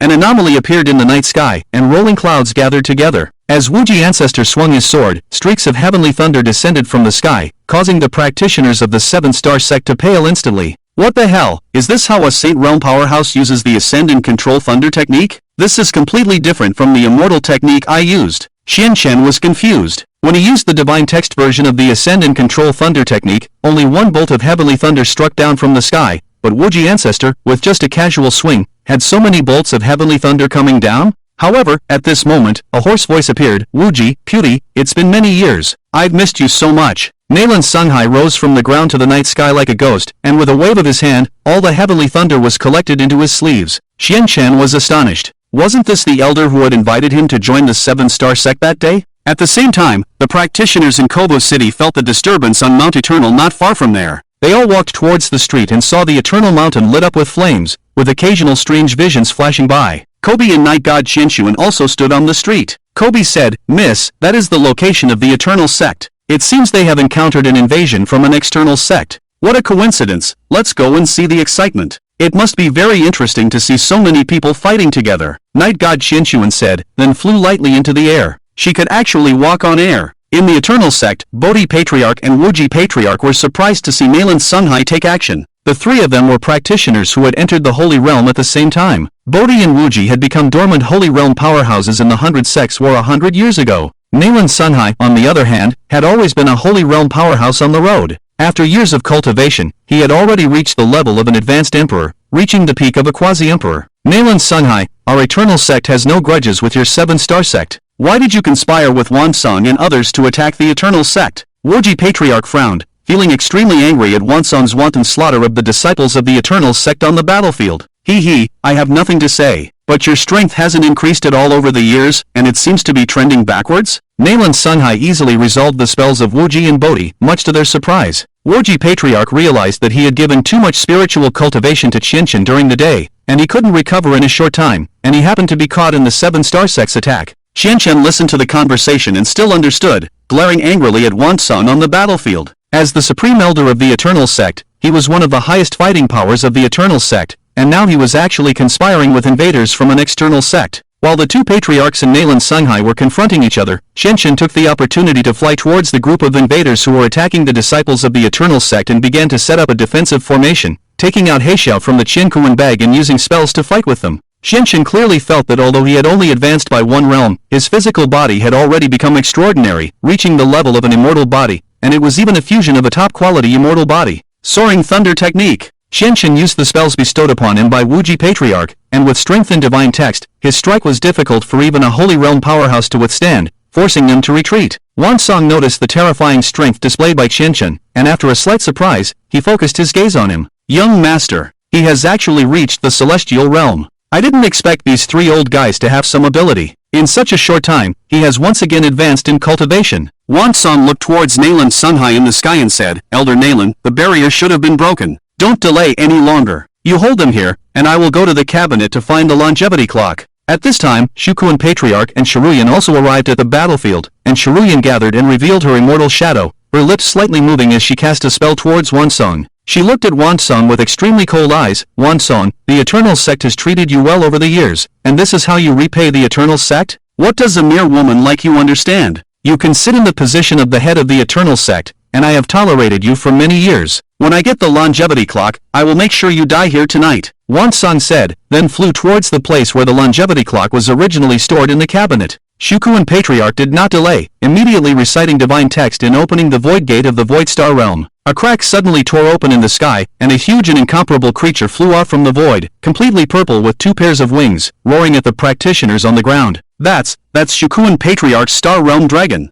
My god, is that the Star Realm Dragon from the legends? As the void gate closed, the Star Realm Dragon summoned by Sukuan Laozu flew towards Wanzong, who was walking in the void, and a dragon roar blocked Wanzang's path. Sukuan Laozu leaped onto the back of the Star Realm Dragon, standing with his hands behind his back, looking at Wanzong. I didn't expect that the Eternal Sect would produce such a scum like you. If I remember correctly, you ascended to the Azure Sky Realm yesterday, and now you are eyeing the Saint Realm. It seems that the 7-star sect used secret techniques to help you reach the Saint Realm. Sukuan Dragon Saint, aren't you relying on a Star Realm Dragon for your strong power? But today, I, Wanzang, am not afraid of you. You are just a dormant Saint Realm. You can't stop me. While speaking, multiple red lines appeared next to Wanzang's shadow, connecting to the shadows of many Eternal Sect disciples on the ground. Upon seeing this scene, Qianqian felt a sense of familiarity. Why does this technique seem familiar? Before Qianqian could think further, Wanzang's shadow clenched its hands, lifting up these red lines. The disciples connected by these red lines instantly collapsed to the ground, and their shadows all floated towards Wanzang's shadow. In an instant, Wanzang's shadow became huge, and a red spear appeared in his hand, all formed by the gathered shadows of deceased Eternal Sect disciples. The three Laozus expressions changed simultaneously, even Qi Ruyan whitened her eyes. They recognized this terrifying technique, and Sukuan Laozu nearly shouted with red eyes, "You despicable lunatic, you actually cast an immortal curse on so many disciples. The weak should always be stepping stones for the strong." Wanzang laughed maniacally, then his shadow raised the red immortal spear and smashed it towards Sukuan Laozu. The huge spear in the night sky looked like a black flash, causing a sudden palpitation in Qianqian's body. He watched the red spear with a tingling sensation, feeling the immense soul power contained within it. Master Sukuan, quickly dodge. After Qianqian shouted, he also took action, leaping into the air and chanting the divine text Soul Annihilation Fire Cloud, summoning a huge fire cloud in the sky. Several fireballs rushed towards the already thrown red spear. However, the fireballs had no effect on the spear. Sukuan Laozu was shocked and quickly released a defensive immortal technique. The spear struck the defensive barrier, and in an instant, it shattered, sending Sukoan Laozu flying out, spitting out a mouthful of blood that stained his white beard red. The other two Laozis were startled and tried to rush over to help Sukoan Laozu, but Nalan Sanhai had already surrounded them with several other Saint Realm powerhouses. Seeing the situation, Shi Ruyan immediately commanded, all disciples below the reincarnation realm, quickly flee from the Eternal Mountain. She knew very well that this was a long-planned conspiracy. Wanzang and Nalan Sanhai had come fully prepared, and with so many Saint Realm powerhouses, she and the three Laozis were simply unable to protect the disciples of the Eternal Sect. Seeing the slaughtered disciples of the Eternal Sect, Shen Shen's heart burned with anger, but facing several powerful Saint Realm experts, even with all his divine text immortal techniques, he was helpless. His soul power was limited, and he couldn't keep releasing divine text immortal techniques. After Sukoan Laozu was defeated, Wanzang flew all the way to the place where the longevity bell was stored. He revealed a crazy smile, kicked open the door of the chamber, only to find an empty room. "Where is the longevity bell?" Wanzang was instantly dumbfounded. The longevity bell required the combined efforts of 7 elders and 5 supreme elders to be moved, but he and the other 2 elders had never made a move, so it was impossible for the longevity bell to be moved. Where did the longevity bell go? Shi Ruyan appeared behind Wanzang, holding a shadow blade formed by soul power in her hand, and said angrily, "So, the 7-star sect's target is the longevity bell. You guys are good at making plans, but as of this afternoon, Shinji has already merged with the Changsheng bell." Wanzang turned his head in disbelief and looked at Shi Ruyan, while Qianchen had already gone mad outside, wielding the black howl and using his strength superior to that of practitioners in the same realm to kill several practitioners in the celestial realm. Qianchen inexplicably felt a force seeping out of his body, a feeling he had never experienced before. He pierced a practitioner's heart with a sword and felt an impulse to lick the blood that spurted out. "What's wrong with me? I feel like my body is out of control." Qianchen also felt puzzled, unaware that his clothes were showing signs of tearing, emitting a faint purple light, a special physique from the Netherworld Overlord. At this point, Nalan Sanhai had become impatient with the 2 elders and unleashed his most powerful divine art, Moonbirth Sanhai.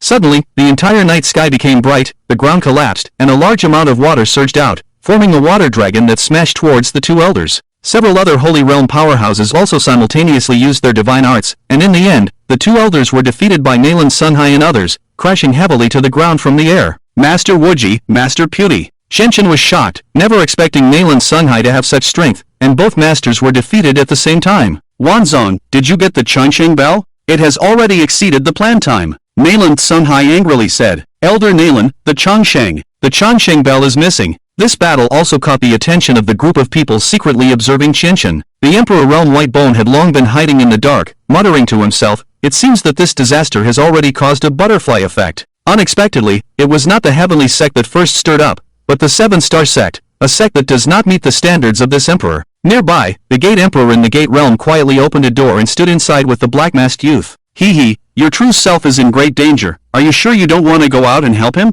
The Gate Emperor laughed. If he can't even defeat this group of ants, then let him die. But he is really weak, clearly something that could be solved with a divine art, yet he was driven back by a group of ants. After observing for a while, the black-masked youth had the Gate Emperor close the door, and they retreated back into the Gate Realm. At the same time, Yesen Qianchuan and Kobe also sensed the Eternity Mountain and used invisibility to hide and watch the battle. Yesen Qianchuan saw Nalan Sanhai of the 7-star sect and frowned. "Is that person a senior of the 7-star sect?" "Yes, miss, that is indeed Nalan Sanhai of the 7-star sect. It seems to be a dispute between the sects of the Eternal Continent. I only want Qianchen to live. If that Nalan Sanhai makes a move against him, you must stop him immediately." Kobe looked at Yesen Qianchuan in surprise, wondering what was wrong with her. It was just a chance encounter. Why did she value Qianchen so much? Nalan Sanhai heard Wanzang's response and couldn't help but be stunned. "The Changsheng bell is missing?" Nalan Sanhai stepped into the air next to Wanzang and found that the cabinet was empty, causing his scalp to tingle. "Damn, if I can't get the Changsheng bell back, the sect master will definitely be furious. The plunder of the 3 divine artifacts must not have any problems with me." Nalan Sanhai suddenly turned to look at Shi Ruyan, his voice extremely cold. "Where is the Changsheng bell?" "I am the Changsheng bell." Shi Ruyan turned around in surprise and found that Qianchen was already standing behind him shirtless, his hands stained with blood, his eyes extremely fierce, and his whole body exuding a murderous aura. Even Shi Ruyan was taken aback by Qianchen's appearance, which he had never seen before.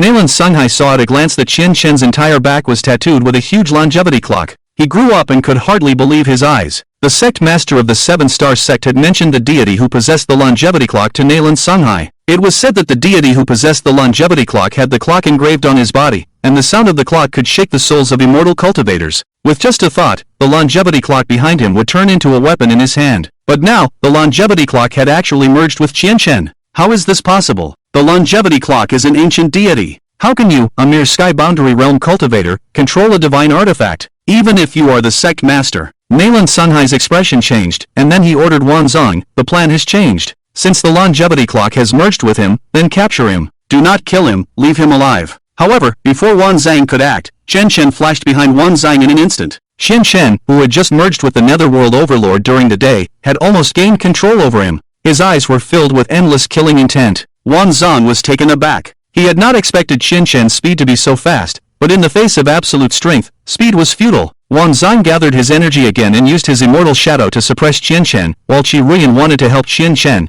but was blocked by several other Saint Realm powerhouses who had rushed over. Nalan Sunhai also turned his gaze to Chen Shen. He narrowed his eyes and said, "Last time, I was careless. I didn't expect that you could open the Void Gate when you were in the Void Realm, allowing you to escape into it. But this time, even if you grow wings, you won't be able to escape." Nalan Sunhai recited again, but Chen Shen couldn't hear the sound of his chanting at all, and had no idea what kind of divine art he had used. This was a unique divine art possessed after reaching the Saint Realm, sound prohibition. Damn it, he even wants to replicate this old man's divine art. What's going on? He can actually use divine art without making a sound. Chen Shen cursed inwardly, then drew out Heixiao and stabbed towards Nalan Sunhai, intending to interrupt his spellcasting. Old thief, take this. Chen Shen felt that even his mind was becoming unclear, and he actually said such strange words. However, Nalan Sunhai easily blocked this attack with a wave of his hand. Chen Shen was not discouraged and exerted all his soul power, immediately using all of his divine arts at once. Earth-bursting star, ice age, soul-extinguishing fire cloud.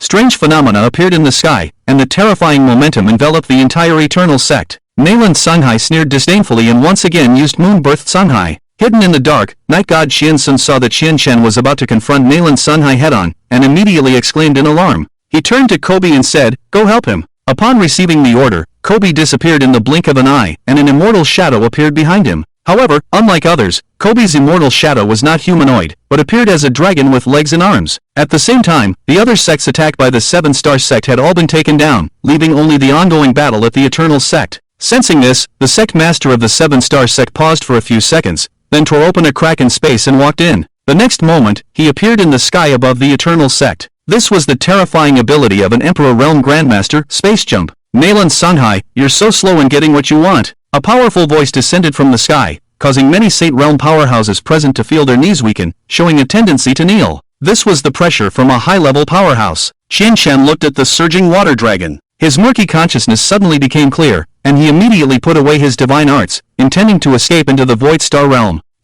Trying to run again? It's too late. Nalan Sunhai saw through Chen Shen's intentions, and the water dragon rushed towards Chen Shen. At the critical moment, a blue lightning enveloped Chen Shen, and he disappeared in an instant. Even the master of the Seven-Star Sect, the Emperor-level Grand Emperor, couldn't react. A blue lightning bolt struck down from a mountain peak 100 miles away from the Eternal Mountain, and Chen Shen, Night God Xiansun, and Kobe appeared here. We meet again. Chen Shen, do we know each other? Chen Shen looked blankly at the man and woman in front of him, his immortal shadow still not retracted. That day, Chen Shen saved Night God Xiansun under the palace wall of the Night God Imperial clan, but did not observe her too much, and at this moment did not remember who she was. Night God Xiansun's figure was exquisite, with curves extending under the light blue skirt. Under the light of his immortal shadow, her silver hair shone like the Milky Way, swaying in the wind on the mountain, and for a moment, Chen Shen was a little infatuated. Seeing Chen Shen completely bewildered and not recognizing her at all, Night God Xiansun was suddenly stunned. She had lived a life of being admired by everyone since she was a child, and anyone who had seen her was shocked by her temperament and beauty.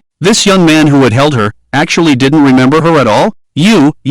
Night God Xiansun stomped her foot in anger, about to speak, but Chen Shen spoke first. Is it you who brought me here? Thank you very much for saving me, but my sect is now facing the risk of being destroyed. I have to go back immediately. You are now more than 100 miles away from the Eternal Sect, and even if you go back, it's just sending yourself to die. The person who just came is the master of the Seven-Star Sect, the Seven-Star Grand Emperor. You are only in the realm of the heavens. What do you have to fight against him? Kobe said emotionlessly. Chen Shen was stunned, but still said, so what? As the godson of the Eternal Sect, the sect is about to be destroyed, and I actually fled at this critical moment. This is a great betrayal. Forget it. If it weren't for my friend saving you, you would have died at the hands of that old man Nalan Sunhai long ago. Night God Xiansun didn't intend to reveal her identity to Chen Shen. At this point, Chen Shen also calmed down. He was very clear about what so many Holy Realm powerhouses and a Grand Emperor-level figure represented. No matter how many divine arts and immortal techniques he had, in the face of absolute strength, none of these were worth mentioning. He clenched his fists, looked in the direction of the Eternal Sect, and murmured, 7-star sect. On the day I become emperor,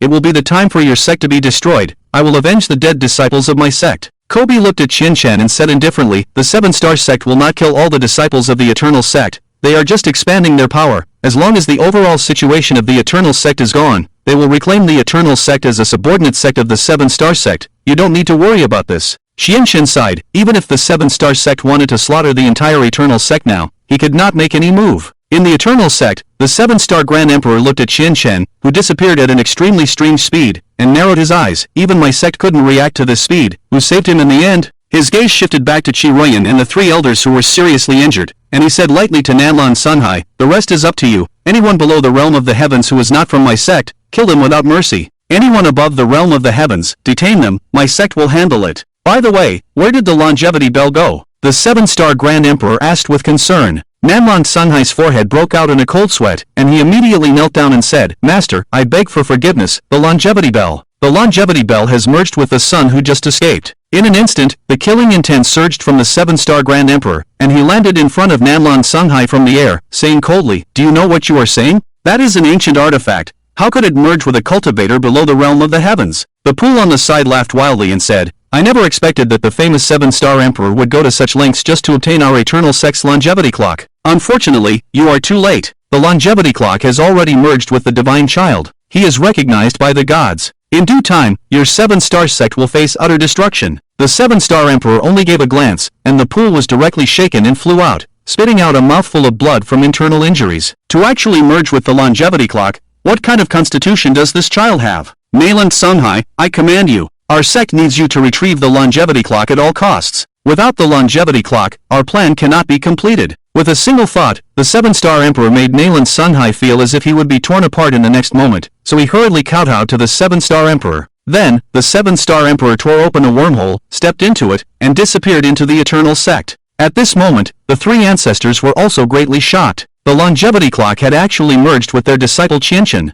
The Supreme Ancestor collapsed on the ground, looking at the mountain peak in the distance, pondered for a moment, and finally sighed. Bodhi, old Su, it seems that we have taken in a great talent as our disciple. Since ancient times, no mortal has been able to merge with a divine artifact. Bodhi Ancestor said, in the future, we will become prisoners under the 7-star sect. If Qinshan can reach the Emperor realm, we may have a chance to start anew and lead the Eternal Sect back into the world. I have some confidence in our disciple. I believe that the boy could become the first practitioner to reach the Dominator realm in 100 years. At this moment, the Emperor realm white bones also disappeared in the Eternal Mountain. At the same time, the entire Eternal Sect was swept empty by the invaders. All cultivation techniques and medicinal materials were plundered, and some cowardly disciples were also dragged out from hiding since the beginning of the battle. Among them was Zuanan, who had been hiding since the beginning of the battle. After Zuanan was found by Wanzan, he immediately knelt before him and said with a trembling voice, Wanzan, I have no intention of resisting you. From now on, I will look up to you. And our Zhua family is also willing to submit to the name of the 7-star sect.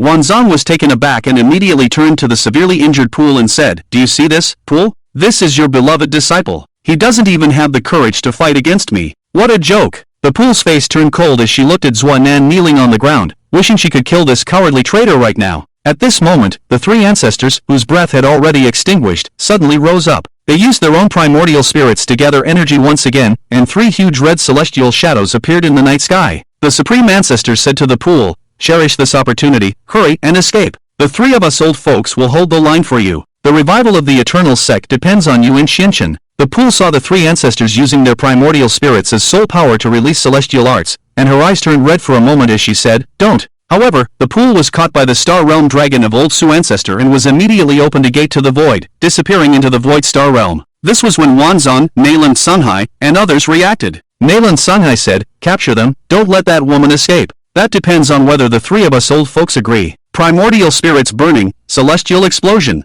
The 3 ancestors used their last bit of strength to use a suicidal celestial art that could only be used after reaching the Holy Realm, the celestial explosion. As the 3 ancestors deeply looked at the Eternal Sect they had guarded for 100 years, 3 beautiful red light beams exploded, and a huge energy shockwave burst in the sky above the Eternal Sect. Many low-level 7-star sect practitioners died on the spot, and Wanzong and Nalan Sunhai, along with other Holy Realm powerhouses, had to activate defensive celestial arts to resist this terrifying energy wave. But at that moment, the gate to the void closed, and they lost the opportunity to capture the pool and the Star Realm Dragon. The three ancestors of the Eternal Sect, the Holy Dragon of Void Koan, the Sword Saint of Wuji, and the Lost Saint of Bodhi, fell here. Shen Shen, on the mountain peak, learned from the narration of the Night God Shinsun that the girl in front of him was the one he had saved under the palace wall of the Night God royal family when he participated in the 100 Sects conference. Shen Shen was speechless. He never expected that he had inadvertently saved an unparalleled beauty. "What's your name?" Shen Shen tilted his head. After a moment of thought, Night God Shinsun smiled and said, "My name is Shinsun." He didn't expect that. Our names are only one word apart. Really? Are you not fooling me? Also, how did you know my name? Shen Shen looked at Night God Shinsun suspiciously. Why would I lie to you? If you don't believe me, ask my friend. As for how I know your name, my friend told me. He also participated in the 100 Sects conference. With that, Night God Shinsun gestured to Kobe, and Kobe helplessly smiled, then nodded at Shen Shen. Shen Shen solemnly thanked Kobe for his help, but found it strange that he, a mere disciple, could escape from under the eyes of a great emperor of the 7-star sect. Could it be that he was also a great emperor? Not really, I'm just at the sky realm, but I'm only good at speed-related immortal techniques. In order to convince Shen Shen, Kobe gathered his energy and revealed his blue immortal shadow. Shen Shen looked at Kobe suspiciously. He was well aware that in this world, the higher the realm, the greater the gap in strength. How could a mere sky realm escape from the eyes of a great emperor? Shen Shen turned his gaze to Night God Shinsun and said, "Could it be you?" Night God Shinsun was taken aback, then revealed her own immortal shadow. Hers was even more exaggerated, just a light red immortal shadow, indicating that she was only a practitioner at the Void Realm. Shen Shen had to admit that Kobe's words were true. He was only good at practicing immortal techniques related to speed. Night God Shinsun waved at Kobe, who widened his eyes and lamented in his heart, "Miss, you're abandoning me, this is too heartless." But he did not disobey her command and said to Shen Shen, "The 7-star sect's attack tonight has implicated our sect as well. I have to go back." "Miss Shinsun, I'm leaving too." Kobe disappeared in an instant from the mountain peak, leaving only Night God Shinsun and Shen Shen. Shen Shen didn't think much about it. He took out new clothes from his Chinkuan bag and put them on. Night God Shinsun couldn't help but ask, "Why do you have such a large clock tattoo on your back?" Shen Shen didn't want to reveal the existence of an ancient artifact in his body, so he lied, "As a disciple of the Eternal Sect, I have to have such a large tattoo on my back." The two of them walked down the mountain, and Shen Shen felt that his netherworld tyrant body was extremely unstable. He had to find a quiet place to suppress the urge to burst into a bloodthirsty frenzy. After descending the mountain, Shen Shen thought he would part ways with Night God Shinsun, but she continued to follow him. "Shinsun, where are you going?" Shen Shen looked at Night God Shinsun and scratched his head, suddenly feeling a little embarrassed. "Where are you going?" When Night God Shinsun asked him in return, Shen Shen was instantly stunned. He had never thought about this question. Now that the Eternal Sect was no longer an option, he didn't know where to go. Since arriving in this world, he had headed straight for the Eternal Sect and become a disciple with a cultivation plan set by the three ancestors of the Eternal Sect. Seeing Shen Shen's bewildered expression, Night God Shinsun found him somewhat cute and said, "Aren't you supposed to become a practitioner at the Great Emperor Realm? Now that the Eternal Sect is gone, have you considered joining another sect?" Shen Shen shook his head and said very seriously, "Once a disciple of the Eternal Sect, always a disciple of the Eternal Sect. Although the Eternal Sect is now occupied by the 7-star sect, there will come a day when I will take it back." Shen Shen secretly made up his mind. Now, returning to the original world is not the only thing he wants to do. Before finding a way to leave this world, he must help his three masters and all the disciples of the Eternal Sect to revive the sect. At this point, Shen Shen, having exhausted all his energy in the night fighting with the 7-star sect and others, had already depleted all his soul power. After finding an inn, he settled down without paying attention to the night god Shinsun who had come with him. Shen Shen entered his room and immediately began to meditate to restore his soul power.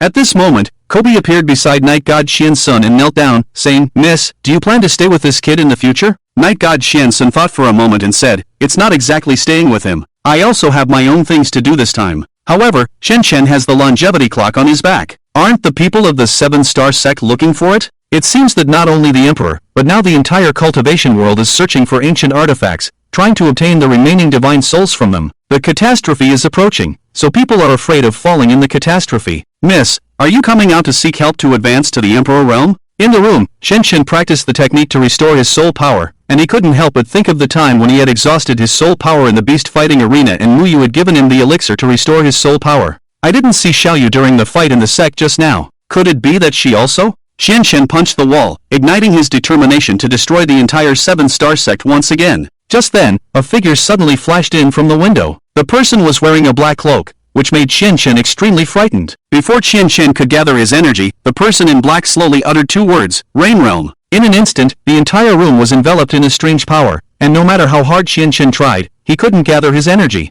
He looked at the black-clothed person in great fear. Qianchen was very sure that the black-clothed person in front of him was at least a cultivation practitioner at the level of a saint, and most likely had already reached the level of a quasi-emperor. Who are you? Seeing that the person in black did not attack him, Qianchen asked tentatively. The person in black took off his hat, revealing his face, and Qianchen was shocked to find that the person was transparent, and he could clearly see the bones beneath his transparent flesh. This black-clothed person was the Emperor Realm White Bone that had been secretly observing Qianchen all along. Hee, Qianchen, it's been a long time. I've been watching you for a long time. This Emperor Realm White Bone had been secretly observing Qianchen all along, never showing himself in front of him, not even revealing his breath. At this moment, Qianchen was naturally confused when he saw him, and asked, May I ask, are you mistaking me for someone else? I can't be mistaken. I noticed you the first time you opened the Void Gate. I have been hiding in the river of the Eternal Mountain. Your performance has greatly surprised me. This Emperor Realm White Bone, because of his transparent flesh, Qianchen could hardly see his expression,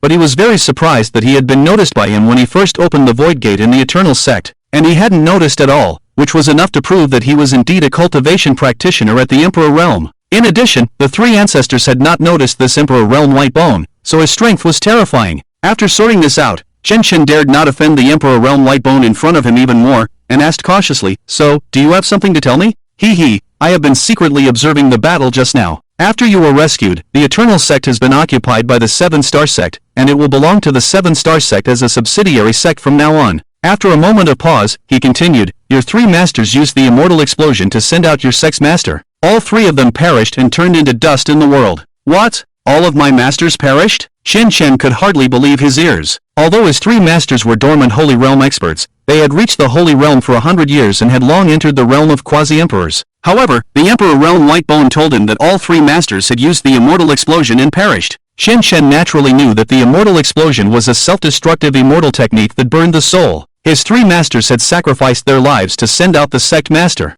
Qianchen fell silent for a long time and said, What about our sect master? He escaped into the Void Star Realm, so for the time being, there should be no danger. Qianchen's heart sank. With all three masters perishing and the sect master's whereabouts unknown, it could be said that the core of the Eternal Sect had completely collapsed. Seeing Qianchen's low spirits, the Emperor Realm White Bone said, I know you want to seek revenge on the 7-Star Sect, but with your current strength, even if you were to cultivate for another 100 years, it would be impossible to avenge this grudge. Qianchen sneered. Normal cultivators might not even reach the Emperor Realm in their lifetime. However, he was proficient in divine texts, and the Emperor Realm was not a difficult matter for him, just a matter of time. 100 years? I don't need that long, Qianchen said confidently. Ha. Indeed, young people are not only ambitious but also have extraordinary talents. I acknowledge that you have exceptional talent and many secrets unknown to others, but becoming an Emperor Realm is not something that can be achieved through cultivation alone. It requires opportunity. Without the right opportunity, you cannot reach the Emperor Realm. And even if you do reach the Emperor Realm, so what? With your own strength, seeking revenge on the 7-Star Sect, a behemoth, is unrealistic. The Emperor Realm White Bone stood with his hands behind his back, exuding a powerful aura. Qianchen suddenly felt a sense of defeat. The Emperor Realm White Bone was right. He was alone and faced with a great emperor and countless Holy Realm experts. He had no chance of winning. At this moment, the Emperor Realm White Bone spoke again. I have come to help you. I once established a very powerful organization, no weaker than the top 10 sects. I can help you step by step, and before you reach the Emperor Realm, establish an organization strong enough to counter the 7-Star Sect. Qianchen stared at the Emperor Realm White Bone, never letting his guard down for a second. How could a cultivator of the Emperor Realm seek out a cultivator of the Sky Realm like him? But Qianchen had already used his divine sense to probe the surroundings and found that the Emperor Realm White Bone had isolated this place from the outside world using a special method. Seeing through Qianchen's thoughts, the Emperor Realm White Bone chuckled and said, You don't need to worry. I won't harm you. You must be curious why I, a mere emperor, would seek out a cultivator of the Sky Realm like you and promise you benefits for no reason. Qianchen nodded, and then the Emperor Realm White Bone directly took off the black robe covering his body, revealing his transparent body, and said, I am not helping you for no reason. My body has now become like this ghostly appearance. Although I am a strong Emperor Realm expert, I can hardly use any immortal techniques now, not even the immortal shadow. I will help you seek revenge, and when the time is right, you will need to help me restore my body. Qianchen was shocked by the appearance of the Emperor Realm White Bone's body. When he reacted and carefully considered the words of the Emperor Realm White Bone, he felt that there was something strange about it. But he also learned an important piece of information from the Emperor Realm Whitebone. He could hardly use any immortal techniques now, not even the immortal shadow. This was equivalent to telling others that although he was a king, he did not have the skills of a king. Shadow Clone Technique. Ice Age. In an instant, Qianqian gathered his energy and revealed his celestial shadow, directly using his most powerful divine technique. In the room, dozens of Qianqians appeared in an instant, simultaneously releasing the divine technique of Ice Age. However, it seemed that all of this was within the expectations of the Emperor Realm Whitebone. With a wave of his hand, the Qianqians' avatars exploded one by one and disappeared, and the divine technique was interrupted. Damn! Qianqian was dumbfounded in an instant, thinking, if I'm using cheats, then this person is using the ultimate cheat. Ahem, although I can't perform many divine techniques myself, I never said I couldn't perform any. After all, I am a dignified Emperor Realm cultivator. The difference in our strengths means that you cannot defeat me just by being proficient in divine techniques, said the Emperor Realm Whitebone seriously. Let me be clear, I have seen everything extraordinary about you. You have merged with the Eternity Clock and heard the whispers of ancient gods. You can use shadow clones, even though you just used it. Besides, I guess you are not just proficient in divine techniques, but you can actually understand the true meaning of divine texts, unlike other cultivators who only treat them as spells for casting divine techniques. At that moment, Qianqian was completely shocked, and he even had the thought of fighting to the death with this Emperor Realm Whitebone. The fact that he understood the meaning of divine texts had been seen through by this Emperor Realm Great Emperor. Who are you? Qianqian's eyes were filled with killing intent. I am just a sealed Emperor Realm cultivator. The reason I know so much is that I have been observing you for a long time.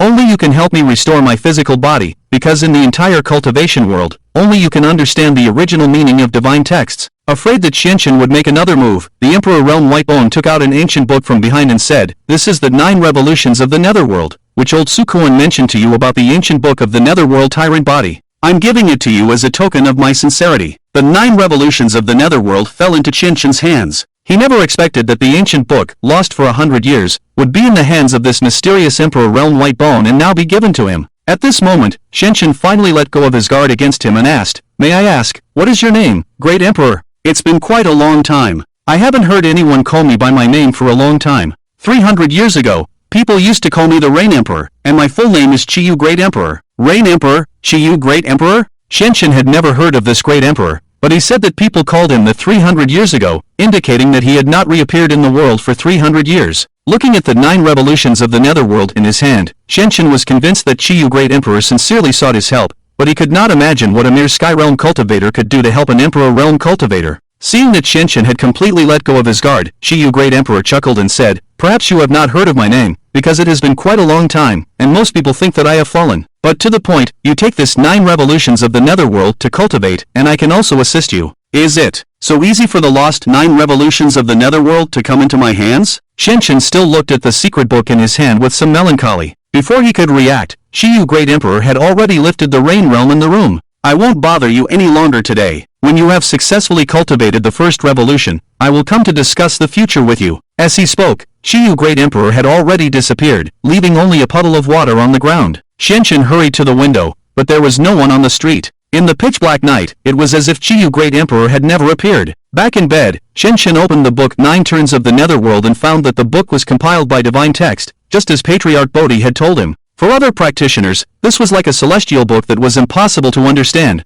but for Qianqian, it was just an ordinary book with not a single unfamiliar word in it. "I obtained this divine book without any effort. It's as if this book has come into my hands. I am proficient in divine text, so practicing these 9 turns should be as easy as playing a game." Qianqian thought to himself, feeling no drowsiness at all. He immediately opened the book and practiced the first turn of 9 turns of the Netherworld throughout the night, sitting cross-legged on the bed. However, when he truly began practicing, he found that 9 turns of the Netherworld was more difficult than any cultivation method he had practiced before. Even if he understood the content of the book, it only described how to circulate energy in practice, but he found it extremely difficult to put into practice. The Netherworld Tyrant Body was difficult to control, and following the method of circulating energy in the book, the consumption of soul power was hundreds of times more than usual cultivation. Damn, even if I cheat, it's useless. How do those non-cheaters practice this manual? Suddenly, Qianqian remembered what Patriarch Shukuan had said, that there were only 3 Netherworld Tyrant Bodies in the world, and only a few hundred years ago, a great emperor at the Emperor Realm had cultivated it to the 7th turn.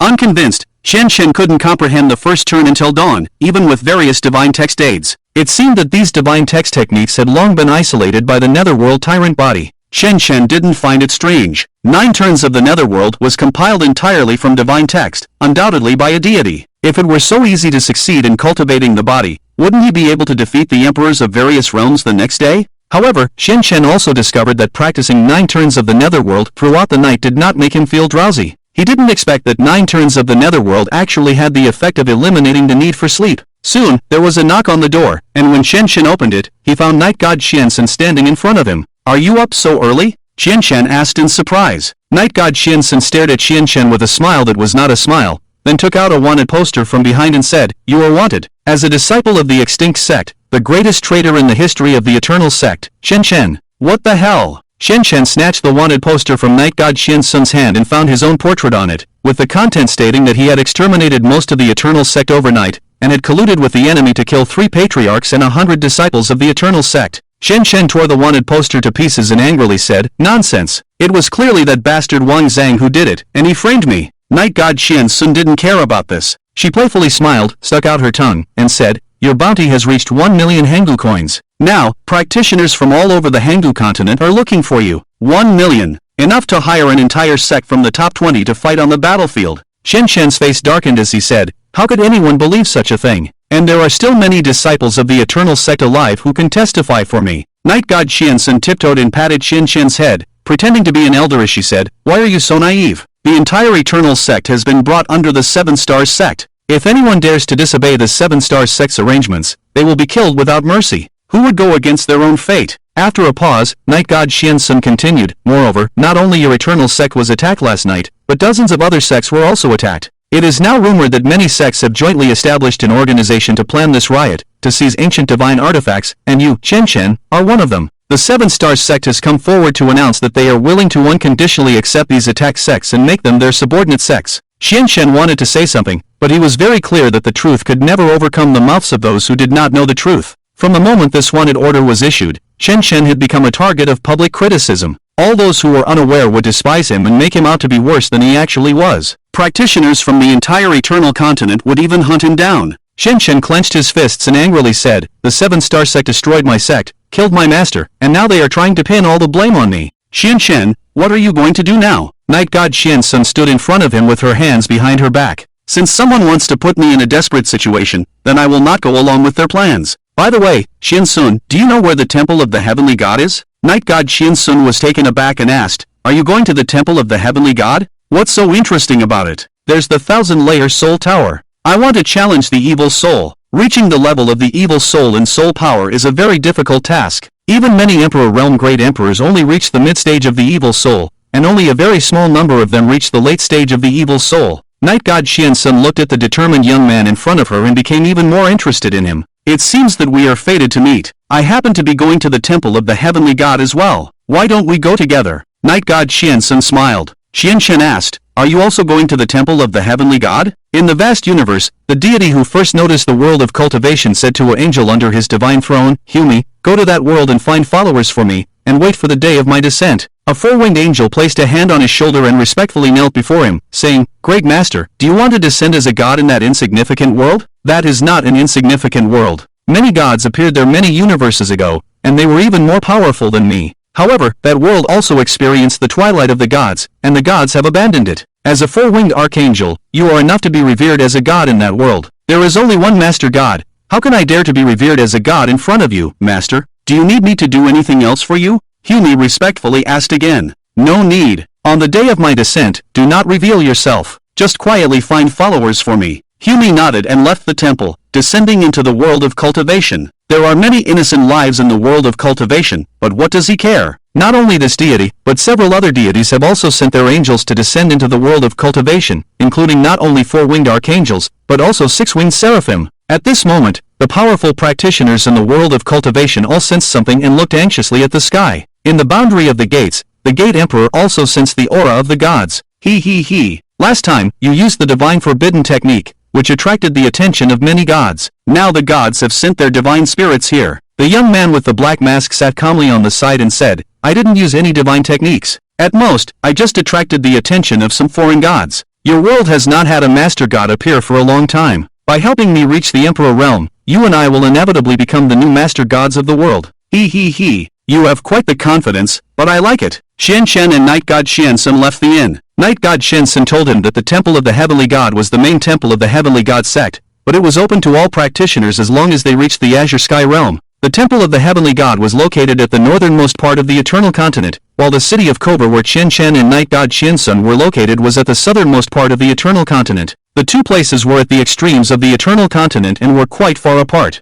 Qian Chen originally wanted to use his sword to rush there, but Night God Xiansun said, "You are a wanted criminal now. If you use your sword, all practitioners will notice you immediately. But I have not yet reached the Holy Realm, so I cannot travel through the air. Even if you reach the Holy Realm, you cannot use aerial travel, as you will still be noticed. Right now, you can only rely on the most primitive method, walking to the Temple of the Heavenly Gods, and before that, you must hide your identity." Xianchen looked at Yesen Xianxuan with suspicion and asked, "Who are you exactly? How do you know so much?" Yesen Xianxuan was surprised for a moment, but the surprise quickly disappeared. She tidied her messy silver hair and smiled lightly. "My cultivation level is not that great, but I am a know-it-all. Is there anything wrong with knowing these things?" Xianchen still doubted Yesen Xianxuan's identity and secretly scanned her body with divine sense, only to find that she was indeed just a practitioner of the Void Realm. After Xianchen turned away, Yesen Xianxuan pursed her lips and muttered, "Humph, you want to scan this lady with your current strength?" Xianchen bought a map of the ancient continent from a stall and was greatly shocked when he saw the entire route of the ancient continent. "My God, the ancient continent is so huge. Even if I fly with a sword to the Temple of the Heavenly Gods, it will take at least half a month. Now I have to walk there. How long will it take?"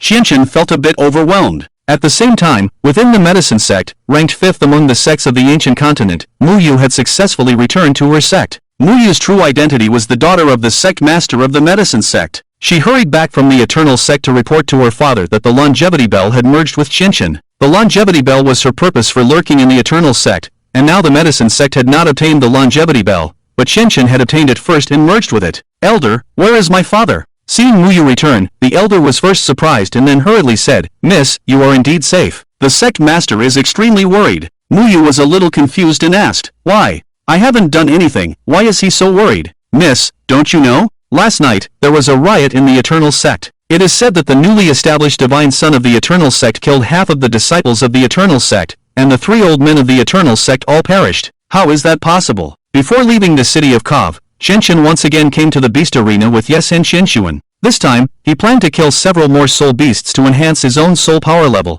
Before entering, Xianchen suddenly remembered that he didn't have much money left and needed to find a way to get some money to enter the beast arena. Xianxuan, I'm going to the restroom, wait for me." Xianchen quickly arrived at the restroom and said to himself, "Last time, I went to the Void Star Realm to catch soul beasts just to make money. I clearly have the ability to speak and have it done. Why did I spend so much effort? 100,000 ancient coins." As Xianchen spoke, nothing appeared, and he was puzzled. He had tried this before, and he could use divine text to make anything in this world appear in his hand. What was going on? Xianchen tried several times and found that this method simply did not work. No need to try, it is impossible to create ancient coins with divine text. At that moment, Shiyu the Great Emperor appeared beside him without him noticing. Xianchen looked at Shiyu the Great Emperor and frowned. "You understand divine text? After all, I am also a practitioner of the Emperor realm, stronger than 90% of the practitioners in this world. What don't I understand about divine text?" Shiyu the Great Emperor's transparent body floated in midair, and he continued, "Ancient coins are made by many great emperors using immortal techniques and are encrypted with special immortal techniques.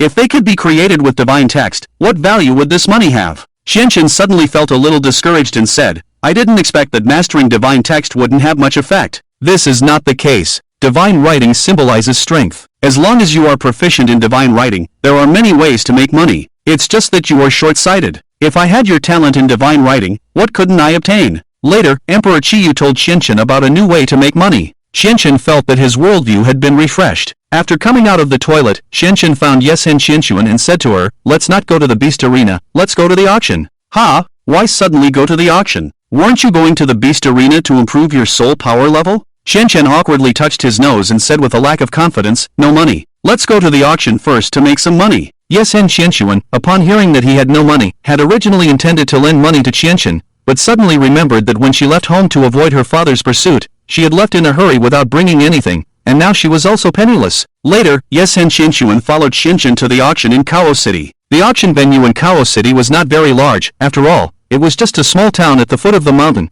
but all the auction venues in the Hanggu continent were part of a chain. According to the method described by Emperor Qiyu, Qianqian wrote down his commonly used divine writing spells on paper and annotated the effects of their use in the language of this world. According to Emperor Qiyu, Qianqian learned the divine writing spell Soul Extinguishing Fire Cloud from the Taishan sect Xiao Fei. He could write this divine writing spell on paper and sell it as an advanced technique. In the world of cultivation, whether using divine writing spells or writing divine writing, it requires the same amount of soul power as the cost. To annotate a divine writing spell as a book also requires consuming several times the amount of soul power. However, high-level practitioners are willing to expend a large amount of soul power to write out their advanced techniques, either to teach their own disciples or to sell them to other cultivators. Emperor Qiyu said, Soul Extinguishing Fire Cloud is not only circulated within the Taishan sect, but is also used by many practitioners outside. It has long been rampant. Simply annotating it as an advanced technique using soul power will not fetch much money. However, in the arena, Qianqian had strengthened the Soul Extinguishing Fire Cloud, turning it into Super Soul Extinguishing Fire Cloud.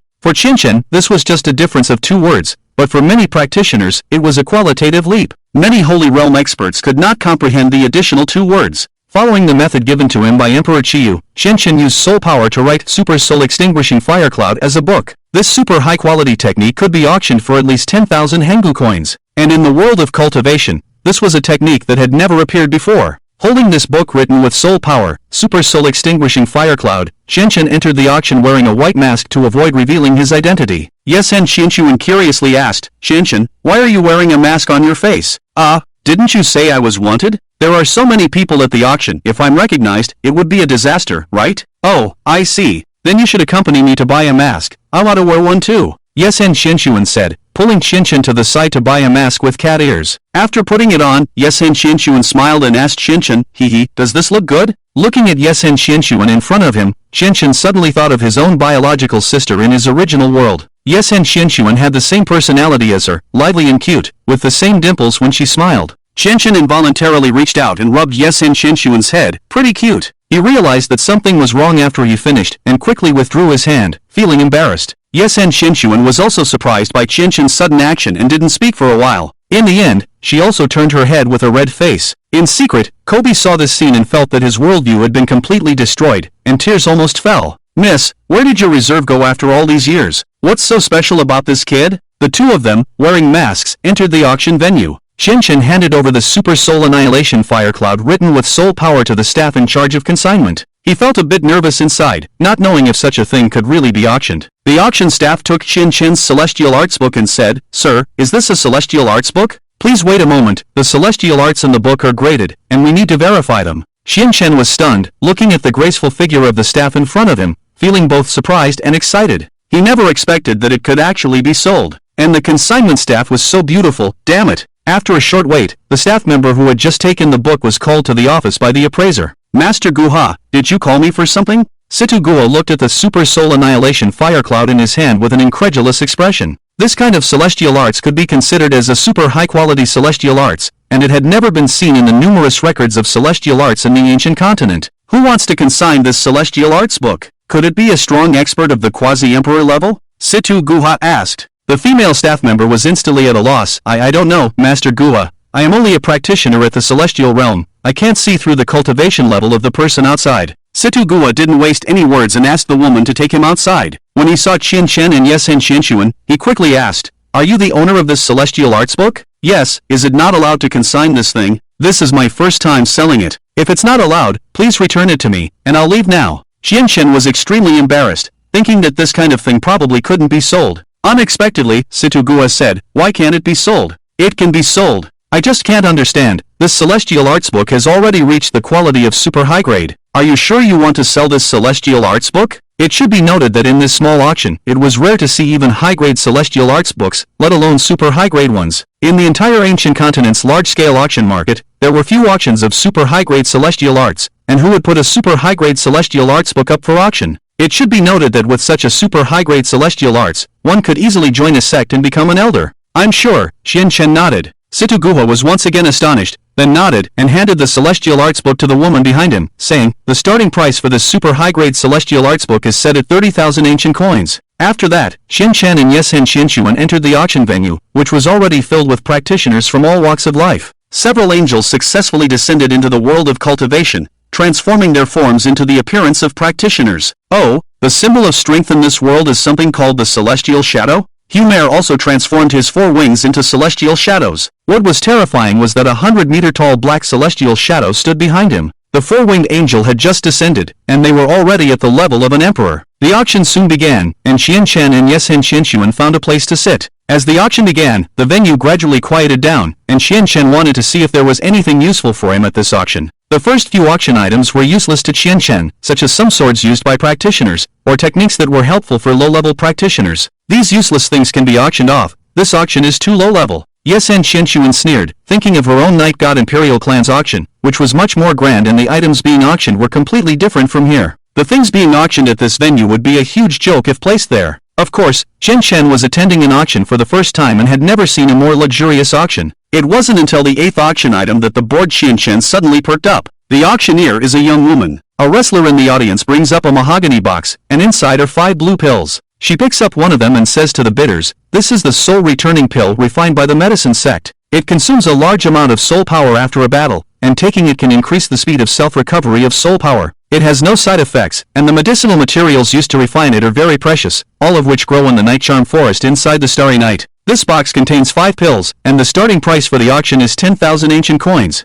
Qianchen paid attention to the soul returning pill for 2 reasons. 1. He was attracted by the function of this pill. The higher the realm before the soul fusion, the more soul power is consumed each time a spell is released. If you can take this pill during a battle, it can extend your endurance. Second, he had seen this pill before. After consuming all his soul power in the beast arena, Muyu had given it to him. Where did Muyu get the soul returning pill? Isn't this soul returning pill from the medicine sect? Even if she bought it, it must have been for her own use at a critical moment. How could she casually give Qianchen one to take? This thing is good, I plan to bid for it. After Qianchen finished speaking, he raised the bidding sign, 30,000 ancient coins. Yesen Qianxuan was about to stop Qianchen, but Qianchen had already raised the sign. She stomped her foot in anger and complained, "What are you doing? There's no need to spend money on this kind of thing. Your cultivation realm is still low, you don't know the benefits of this thing. If I win the auction, I'll give you one. You'll thank me at a critical moment." Qianchen smiled at Yesen Qianxuan, and then someone else raised the bid to 35,000 ancient coins, and Qianchen once again outbid him. Yesen Qianxuan was helpless and muttered to herself, "This soul returning pill is only of medium quality. The medicine sect gives our Yesen family the highest quality. Even a practitioner in the Holy Realm can immediately recover full soul power after taking it. 78,000 ancient coins once, 78,000 ancient coins twice." When someone raised the price of these 5 soul returning pills to this level, Qianchen gave up the idea of bidding. The soul returning pill is indeed good, but it has not reached such a high value. In the end, the 5 soul returning pills fell into someone else's hands, and Qianchen just sighed lightly. Seeing Qianchen looking disappointed, Yesen Qianxuan pouted and smiled at Qianchen. "Don't be discouraged, I just wanted to advise you not to bid for this thing. Alas, this thing is still good, it's a pity." At this time, Yesen Qianxuan took out a pill from her pocket that looked similar to the soul returning pill being auctioned on stage, except that it had a dragon pattern on it, and it looked more advanced in every way. "Look at this, isn't it the same as the one being auctioned?" Qianchen was shocked. He picked up the pill from Yesen Qianxuan's hand and found that it was also a soul returning pill, and it was definitely more advanced than the ones on stage. "Damn, where did you get this from?"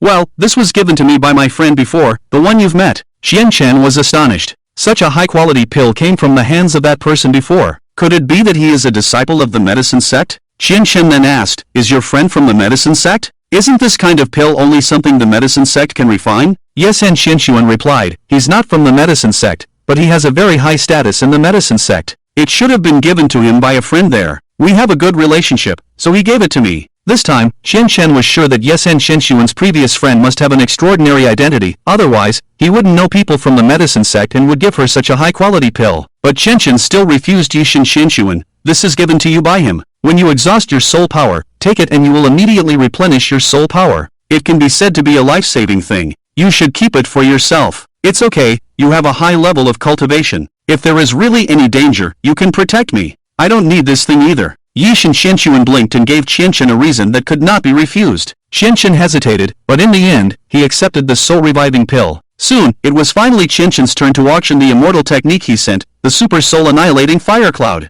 After the auctioneer took out this immortal technique, he immediately introduced, "This is today's finale, the Super Soul Annihilating Fire Cloud. After being appraised by our appraiser, it is of super high-quality divine text immortal technique. So far, such a divine text immortal technique has never appeared in the Hanggu continent or the entire cultivation world. The starting bid is 30,000 Hanggu coins. As soon as the auctioneer spoke, the cultivators in the entire auction hall became excited. Wow! A super high-quality immortal technique. This is the first time it has appeared in the auction house in Kov City. It's rare to find it even in the top auction houses. Listening to the translated name, it seems to be an upgraded version of the soul-annihilating fire cloud from the Taishan sect, but I don't understand the specific meaning of the divine text. After all, it is a divine text immortal technique. Quick, inform my father, and quickly send over 100,000 Hengu coins. I must get it. Qianqian looked around in astonishment at the cultivators who were going crazy for it. He didn't expect that the divine text immortal technique he casually wrote would cause such a stir. Soon, the first person started to raise the bid.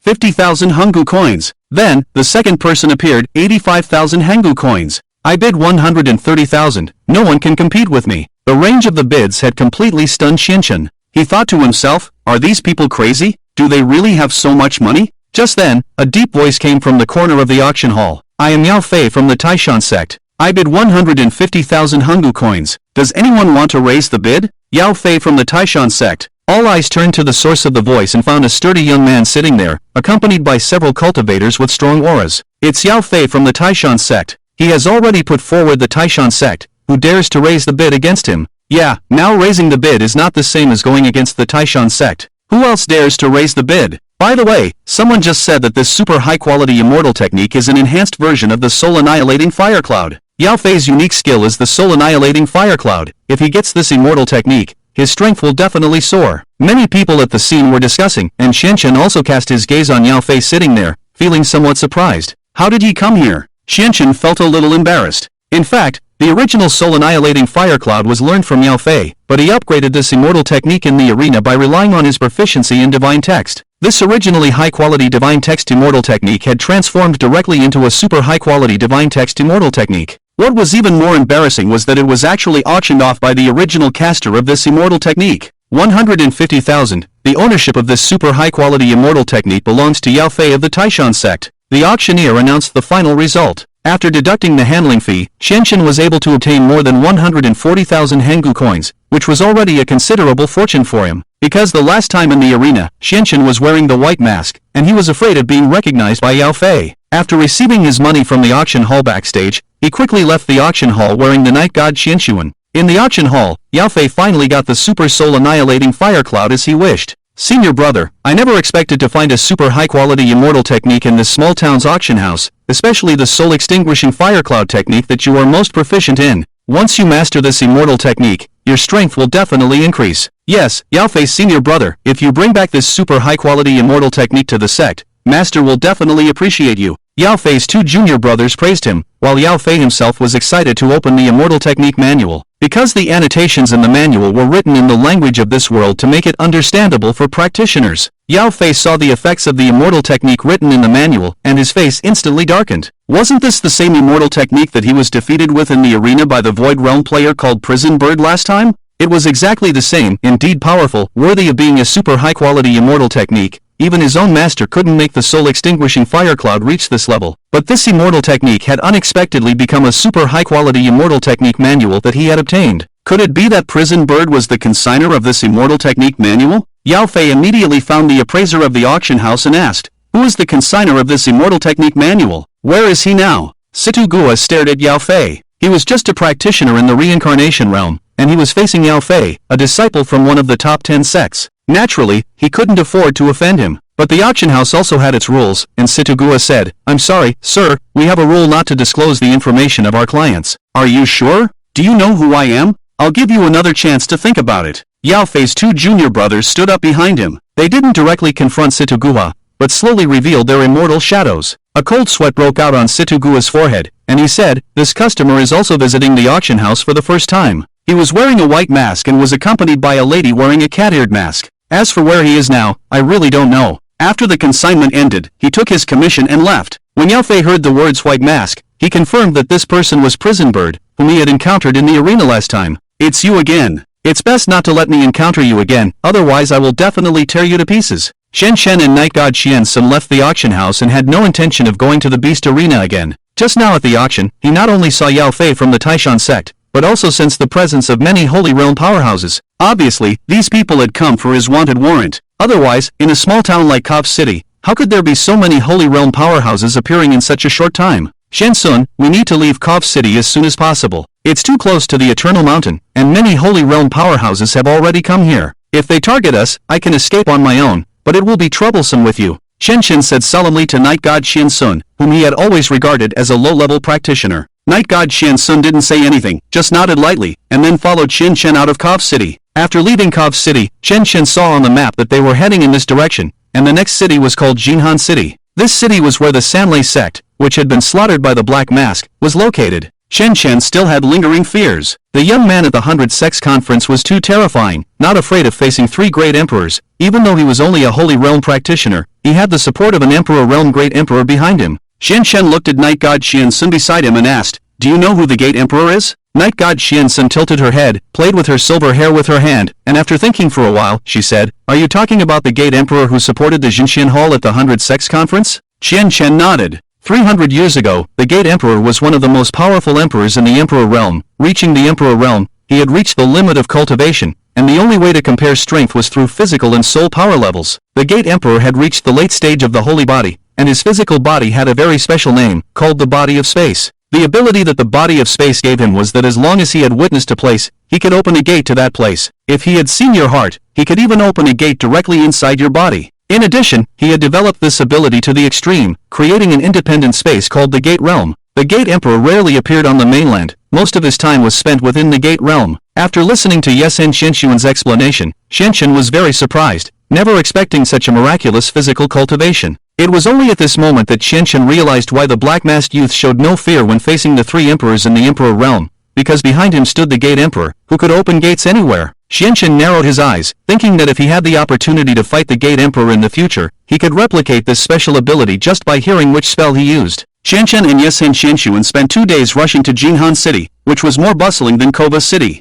Jinhan City was the location of the Sanlei sect, and half of the people in the city had some kind of connection to the Sanlei sect. Originally lively, Jinhan City changed completely after the arrival of the black-masked youth. Single-handedly, he slaughtered all the Holy Realm experts of the Sanlei sect, leaving no survivors wherever he went. Many days later, Jinhan City remained lifeless, with occasional signs of past battles on the streets. The sect master of the Zhuma Palace has the ability to directly promote many cultivators to the Holy Realm. When they reappear, they will probably become the #1 sect in the entire cultivation world. Shen looked at the surrounding desolation and couldn't help but speak. How was this possible? Clearly, he was the one with the cheat, so why was there still someone in this world with an even more overpowered existence? Yesen Xinshuan also furrowed her brows slightly as she looked at the surrounding desolation. She had never seen such a scene before. That's just a gimmick he uses to recruit cultivators. He can't use that divine spell unlimited times. Why? Not many people know about that divine spell. I read about it in an ancient book. The divine spell was used by ancient gods, but because it was too cruel, it was banned by the gods.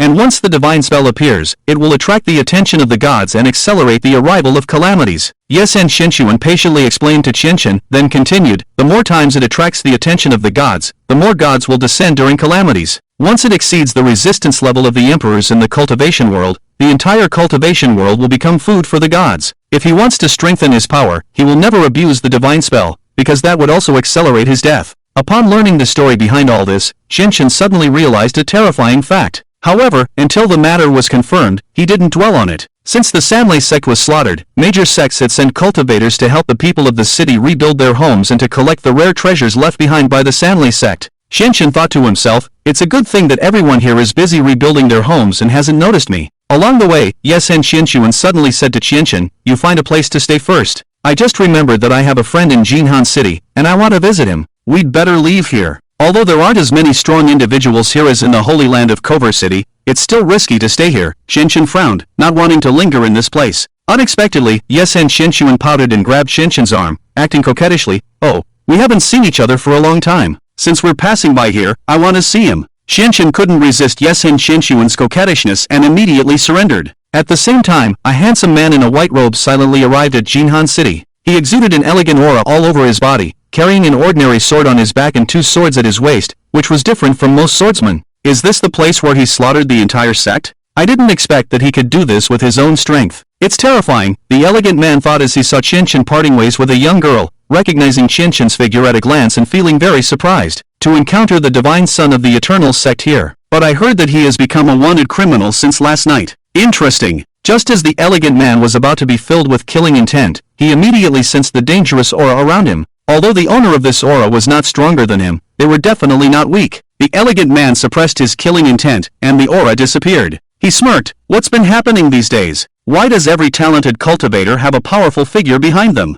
Xianchen found an abandoned courtyard and, after circling around for a moment, said to the air, Qiyu Emperor, come out, I need to talk to you. As soon as he spoke, the Qiyu Emperor appeared in the courtyard. Little ghost, the money-making method I gave you isn't bad, right? The Qiyu Emperor smiled. It's not bad, but writing the immortal art book almost exhausted all my soul power. It will take a long time to recover all my soul power. It's not worth it, Xianchen replied. The Qiyu Emperor chuckled. That's because you're only at the mid-stage of the fiery soul. When you reach the level of the Supreme Soul, your soul power will far exceed your current level, and you won't have to worry about not having enough soul power. Xianchen nodded and continued, I've tried to cultivate the 9 revolutions of the netherworld that you gave me, but it's so strange. I used to be able to cultivate a technique in a few minutes, at most a few tens of minutes, but I couldn't succeed in the first revolution of this 9 revolutions even after practicing all night. Naturally, if everyone could easily cultivate it, wouldn't the cultivators who reach the level of the holy body in the cultivation world be everywhere? The Qiyu Emperor's tone suddenly changed, and he continued, but, well, I've been idle during my sleep these years and have my own understanding of the 9 revolutions of the netherworld. I can lend you a hand.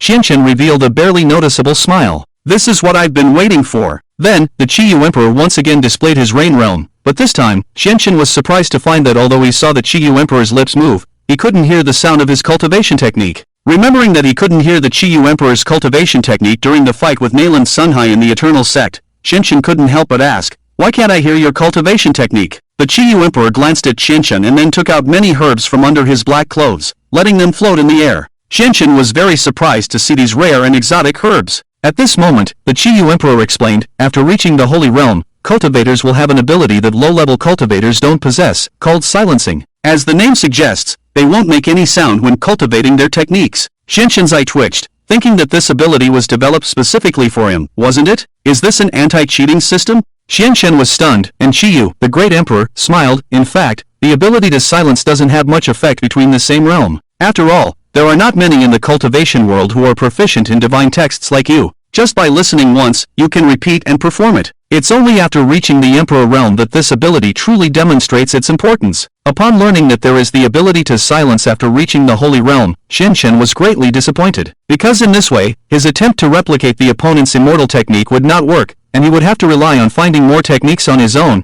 or even come up with more powerful divine text immortal techniques. Xianchen temporarily put this matter aside and then looked at the floating herbs next to the great Emperor Qiyu. What are these? The great Emperor Qiyu waved his hand, and all these herbs floated to Xianchen's side, then explained, these are all spirit herbs that I collected before I turned into this ghostly appearance. They will greatly enhance your cultivation of the Netherworld 9 transformation technique. However, if you want to cultivate faster, relying on these herbs will eventually reach a bottleneck, unless... Seeing the great Emperor Qiyu teasing, Xianchen hurriedly asked, unless what? Last time at the Eternal Sect, you also felt that your body was somewhat out of control, right? Few people use the Netherworld Tyrant body, so most people don't know that it requires more peculiar body refining to provide energy. If you can absorb the body of one or even several cultivators who have reached the celestial realm and possess immortal bodies or higher every time you cultivate the Netherworld 9 transformation technique, it will greatly accelerate your cultivation progress. The great Emperor Qiyu's explanation made it difficult for Xianchen to accept. This means that in order to successfully cultivate the Netherworld 9 transformation technique,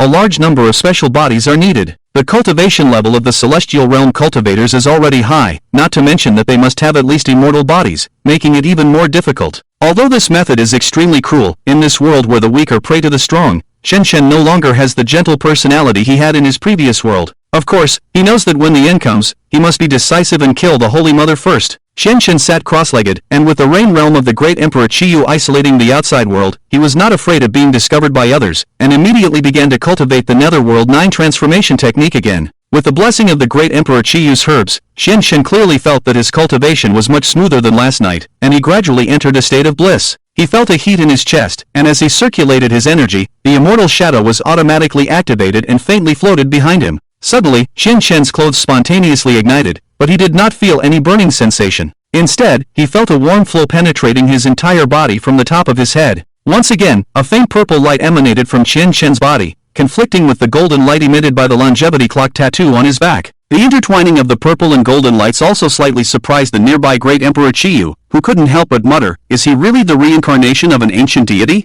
Otherwise, how could he have such terrifying talent? Soon, the purple and golden lights dissipated, and Qianchen suddenly opened his eyes, which were noticeably clearer than before.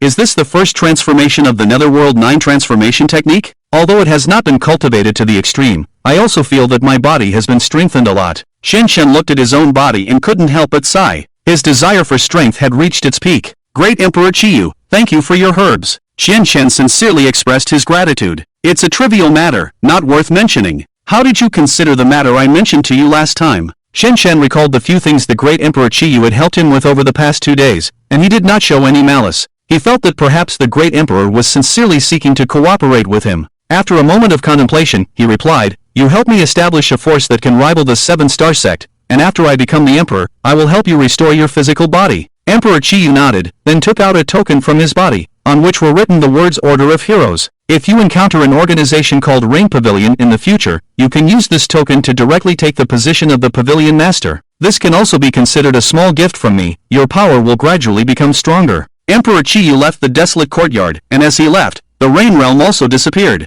Qianchen looked at the Order of Heroes in his hand thoughtfully. He took out a piece of clothing from his Qiankuan bag and put it on. Suddenly, Qianchen remembered something important. How should he contact Night God Qiansun? Before they parted, they hadn't agreed on a specific place to meet, and Night God Qiansun had only told him to find a place to stay first. Damn it! Realizing this, Qianchen was a little dazed, but soon he felt relieved. If it's fate, he will definitely meet Night God Qiansun again, and if it's not meant to be, then so be it. It's just a chance encounter. Qianchen saved her under the wall of the Night God royal family, and she also saved Qianchen once, so they were even. However, according to the agreement, Qianchen still found a temporary inn to stay in. Feeling bored in the room, he decided to go to the Beast Arena in Jinhan City. He hadn't spent the money he earned last time, and besides, he had already reached the level of the Azure Sky Realm, just one step away from the Holy Realm. Qianchen was well aware that he needed to improve his soul power level immediately. At the same time, it was a coincidence that the elegant man with 3 knives from before also stayed at the same inn, and he happened to meet Qianchen as he was about to leave. With just one glance, Qianchen was surprised by the elegance of this young man. The elegant man turned around and smiled gently at Qianchen. Without thinking too much, Qianchen quickly headed to the Beast Arena. Compared to the Beast Arena in Kov City, the one in Jinhan City was much larger, but due to the extermination of the Sanlei sect by the entire sect, there were not many practitioners coming to hunt soul beasts here. Qianchen put on his white mask and once again transformed into the White Azura. This time, he bought a ticket to hunt Azure Sky Realm soul beasts. The Beast Arena, which had not many people, suddenly became lively when the host announced that someone was going to hunt Azure Sky Realm soul beasts. Damn! Even a Holy Realm powerhouse would be wary of Azure Sky Realm soul beasts, and there are hardly any of them in the Beast Arena. It's probably a Holy Realm powerhouse who has reached the early stage of the Soul King, wanting to break through to the mid-stage. Everyone was looking forward to this battle, and the title of the White Azura that Qianchen left in the Beast Arena in Kov City had not yet spread to the Beast Arena in Jinhan City. Azure Sky Realm soul beasts? Let's see what level his strength has reached. The elegant man who had been following Qianchen quietly took a seat in the arena. After going on stage, Qianchen directly took out Heixiao. Facing the Azure Sky Realm soul beast, he still felt some pressure. Master Wuji, you only taught me one technique, and then you left this world. Thinking of Master Wuji, Qianchen felt a pang of bitterness. Although he hadn't spent much time with the 3 ancestors, they had taken good care of him, and now they had passed away. Thinking of this, a surge of anger rose in Qianchen's heart as he looked resentfully at the Azure Sky Realm soul beast in front of him. This soul beast was called the Phoenix Luan Beast, one of the few flying soul beasts apart from the Dragon Clan. The Fengluan beast has a blue and white body, with wings that are 10 meters long, and 9 tentacles at the end of its tail, each with something resembling an eye, giving it a very eerie appearance. Qianchen remained calm and composed. This was his first battle after mastering the first transformation of the Nether 9 Revolutions technique, a perfect opportunity to test its strength. The Fengluan beast launched the first attack, spitting out a huge fireball from its mouth. Qianchen, without even activating any defensive spells, stood his ground and took the hit head-on. The audience was shocked, as they had never seen a hunter of spirit beasts take a direct hit like that, especially from a beast of the same level. This kid must not be here to hunt the spirit beast, but to kill it. That fireball from the Fengluan beast will surely turn into ashes. It's the fire of karma. However, when the flames dissipated, Qianchen stood unscathed, emitting a faint purple light. Indeed, after mastering the first transformation, the defensive power has reached an astonishing level. This is only the first transformation. If I can successfully master all 9 transformations, what kind of terrifying state will my body reach? Realizing the strength of his own body, Qianchen grinned at the Fengluan beast and disappeared in the next moment. The beast let out a cry and flew into the air, its tentacles emitting light, quickly locking onto Qianchen's position. The beast then spat out several fireballs, but none posed any threat to Qianchen, who didn't even bother to dodge. After a few shifts, Qianqian finally entered the range to cast his spells. He gathered his energy and projected his celestial shadow, a huge blue shadow appearing behind him. At that moment, uncontrollably, Qianqian uttered, Nether 9 Styles, Dark River Empty-Handed Technique. As he spoke, the arms of his celestial shadow turned purple, and with a swift motion, a massive palm print flew towards the Feng One beast. The beast tried to defend itself with its wings and spat out numerous fireballs from its tentacles, but it couldn't withstand Qianqian's attack. It let out a wail and then turned into light, its soul entering Qianqian's body. Damn! I didn't even see how the Feng One beast died. Ha! I remember my cousin in Kobo City mentioning a practitioner with a white mask who killed 2 spirit beasts of the same level in the Void Realm. They called him the White Shura. Could it be the same person? Even the elegant man sitting in the audience was astonished by Qianqian's performance. Qianqian, on the stage, looked at his hands in shock. This spell, which he couldn't control, had instantly killed the Feng One beast. However, he quickly realized that it was closely related to the Nether 9 Revolutions technique. He made a mental note to carefully review the technique when he returned. As he had killed a spirit beast of the same level, Qianqian retrieved the fee he had paid. According to the rules of the arena, successfully hunting a spirit beast of the same level exempted one from paying the fee. Under the admiring gazes of the crowd, Qianqian left the arena. He was still cautious as usual, making sure he wasn't being followed before removing his mask. He dusted off his clothes and walked back onto the street. Suddenly, he saw a ragged-looking teenager on the roadside, seemingly around 15 years old, with blood on his head, begging for alms. However, in the bustling street, everyone was indifferent. Passing by this young man, not a single person gave him a coin. Qianqian frowned and walked up to the young man, taking out 200 gold coins from his pocket to give to him. The young man suddenly looked up, his eyes looking at Qianqian with great warmth, and he sincerely said, "Thank you, big brother. Leave me an address. I will definitely repay you this money. It's just 200 gold coins, nothing to fuss about. You have a wound on your head, let me treat it for you," Qianqian said, placing his hand on the young man's forehead and using medical fairy arts to heal the wound. The young man was once again grateful, and Qianqian smiled and then left. The young man watched Qianqian's back with great force, remembering Qianqian's appearance. Qianqian did not expect that his casual act saved an extraordinarily talented cultivator, and in the future, when Qianqian was in dire straits, this young man saved his life. Humier spent a day learning all the behaviors of the cultivation world and entered the city from the depths of the mountains. He learned that there were many sects in this world, each with their unique beliefs and faith in cultivation. Here, finding a large number of followers for the master is the fastest choice for creating a sect. Humier named the sect he created after his master, Hunter God Sect. Using his divine power, he established a temple in the half-buried desert of the Eternal Continent. In the blink of an eye, a huge temple rose from the half-buried desert, and Humier began to look for the first follower for his master. Mortal, the hunter god is about to descend. Be the master's follower. After the master descends, only his followers will be spared from death. Humier stood in front of several cultivators who were also merchants in the half-buried desert. They looked at Humier as if he were a fool. The leading merchant was a cultivator in the reincarnation realm and couldn't help but curse. "What kind of idiot are you? Get out of the way. Delaying me for a second, you can't afford it." Humier's expression instantly turned cold and he said, "Mortal, do you know who you are talking to?" The merchant saw that Humier was not receptive and immediately gathered his energy to reveal his reincarnation realm immortal shadow, preparing to release his fairy arts. However, Humier's eyes only flashed, and the reincarnation realm merchant instantly turned into a pile of ashes, blown into the air by the wind, turning into sand in the desert. His companions were all shocked. When Humier's eyes moved slightly, they all saw the faint black immortal shadow behind Humier.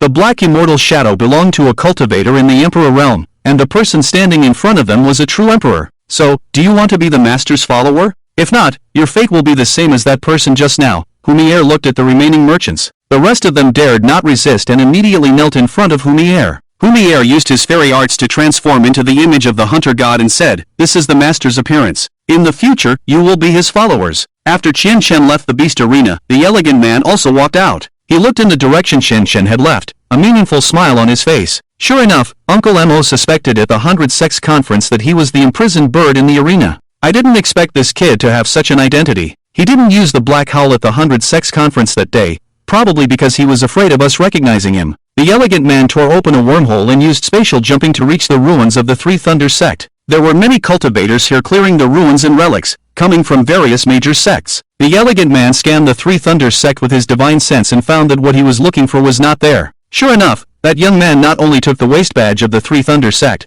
but also took the sect's treasure. It must be the instigation of the Mendi sect. "Mendi, you really are afraid of chaos in the world." Qianqian returned to the inn alone and quickly took out the Dark Nine transformation technique, carefully flipping through it. Soon, after flipping through several pages, Qianqian found what he was looking for. I didn't pay attention to these annotations before. It turns out that with each transformation, not only can the body be strengthened, but also a new divine art can be obtained. Wow, this is a good thing. Qianshen sat cross-legged and took a deep breath, saying to himself, I didn't expect the Dark Nine Styles, Dark River empty-handed technique to be so powerful. It killed the soul beast of the Azure Sky Realm with just one move. It's really incredible. At this moment, Chen Shan also attached great importance to the Dark Nine transformation technique. Although the Dark Dominion body was a top-grade immortal body, it had no strong effect other than being of higher quality. Even in battle, the body was still prone to losing control. But with the blessing of the Dark Nine transformation technique, the Dark Dominion body almost became a monstrous existence. Not only could it strengthen the body, but after each transformation, it could also obtain a new and amazingly powerful divine art.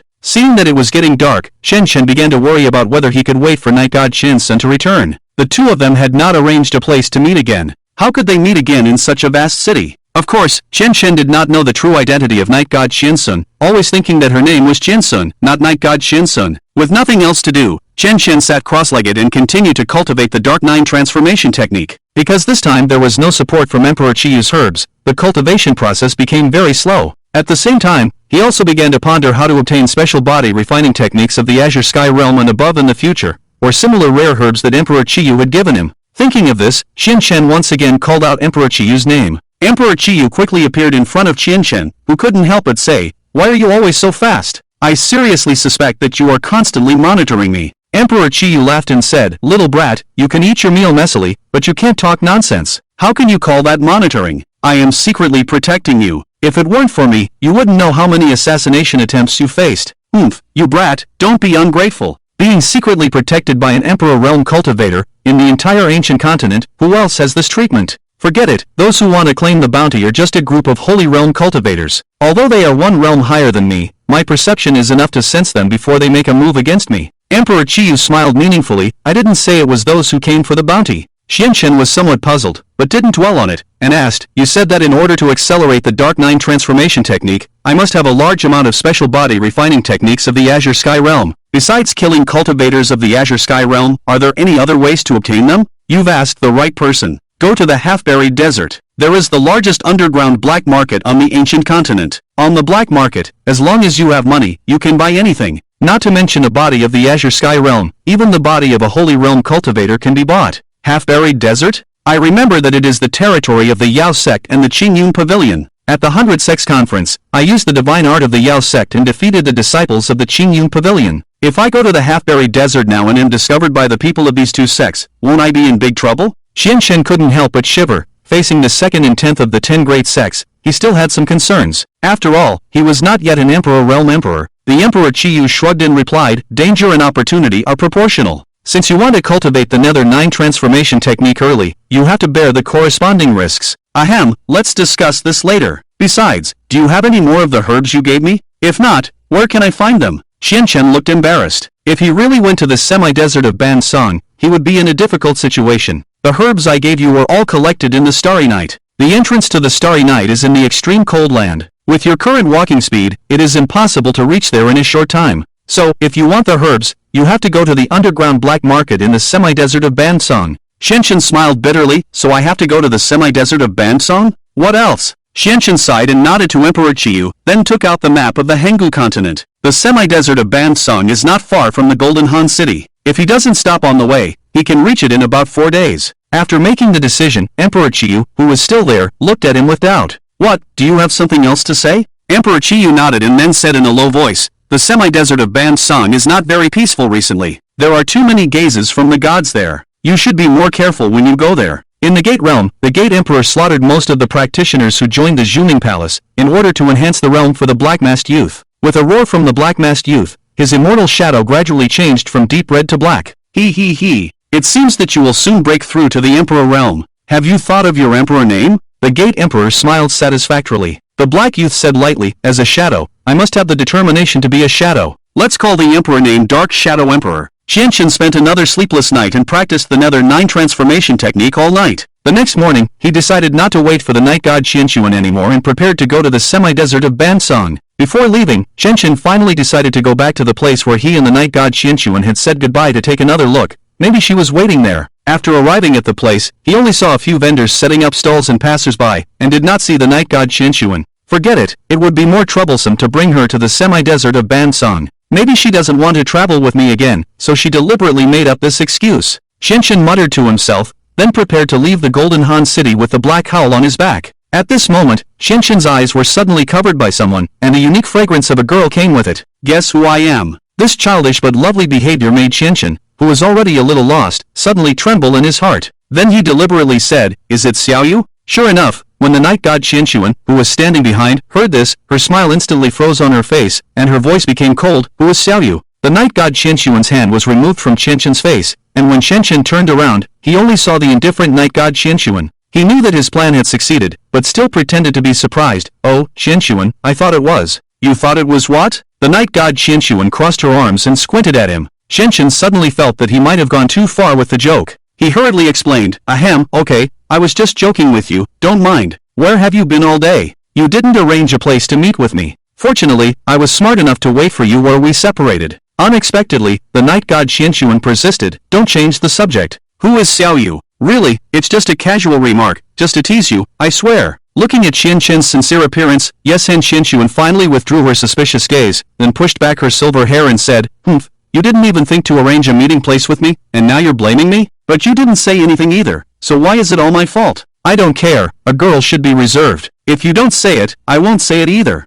Qianchen had no way to deal with this willful and lovely girl. He helplessly smiled and then said, "I'm going to the semi-desert of Banzang next. Are you sure you still want to come with me?" "Why not? The semi-desert of Banzang is quite dangerous. I offended the Yao sect in the Qingyun Pavilion during the 100 Sects conference, and both of these sects are there. I'm afraid that when they come after me, it will affect you." Yesen Qianchuan looked at Qianchen with a smile, then shook her head and said, "It's okay, let's go together. I'm not as weak as you think." Qianchen wanted to say something more, but several sanctum powerhouses appeared in the sky not far away. Afraid of being recognized, Qianchen quickly pulled Yesen Qianchuan and stealthily headed towards the outskirts of Jinhan City. To reach the semi-desert of Banzang from Jinhan City, they had to cross two large mountains and a forest. Qianchen had originally planned to fly there on his sword, but Yesen Qianchuan told him that there were many experienced cultivators in these mountains, so it was better not to attract too much attention. In the end, Qianchen reluctantly agreed to Yesen Qianchuan's proposal to walk. The scenery of these two mountains was quite beautiful, arousing Yesen Qianchuan's playful nature. As they traveled, they played and enjoyed the scenery, turning what was supposed to be a 2 or 3 day journey into nearly a week. "I say, Qianchuan, we've been in these mountains for almost a week.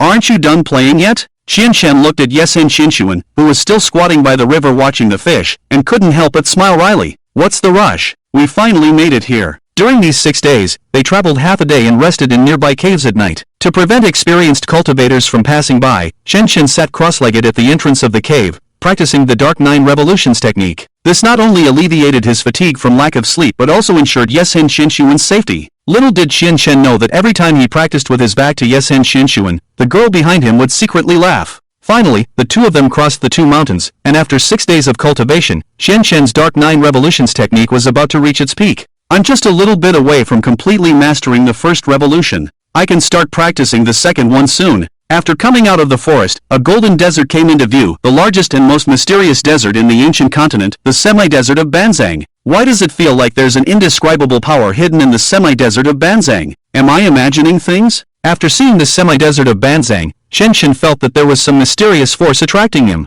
Hearing Qianchen's muttering, Yesen Qianchuan explained, "That's for sure. As long as a cultivator has reached the reincarnation realm or above, they can sense the divine aura in this desert. The semi-desert of Banzang is where the last deity of the cultivation world appeared. The scattered remnants of its divine soul can be found everywhere here." After entering the semi-desert of Banzang, Qianchen found that there were more people here than in the previous 2 cities. Why are there more people in the desert than in the cities? Qianchen was puzzled to see that there were many buildings and even many merchants setting up stalls along the road in the desert. The trade in the semi-desert of Banzang is very developed. It has the largest underground black market in the ancient continent and many rare resources, so many people like to gather here. Otherwise, why do you think the Yao sect and the Qingyun Pavilion chose this place as the permanent residence for their sects? Yesen Qianchuan glanced at Qianchen, speechless. "How come you don't know anything? It's as if you're not from this world." Qianchen raised an eyebrow, his heart couldn't help but beat faster, and he hurriedly said, "Ahem, I rarely know about these things. I'm just learning now that I'm out. TCH.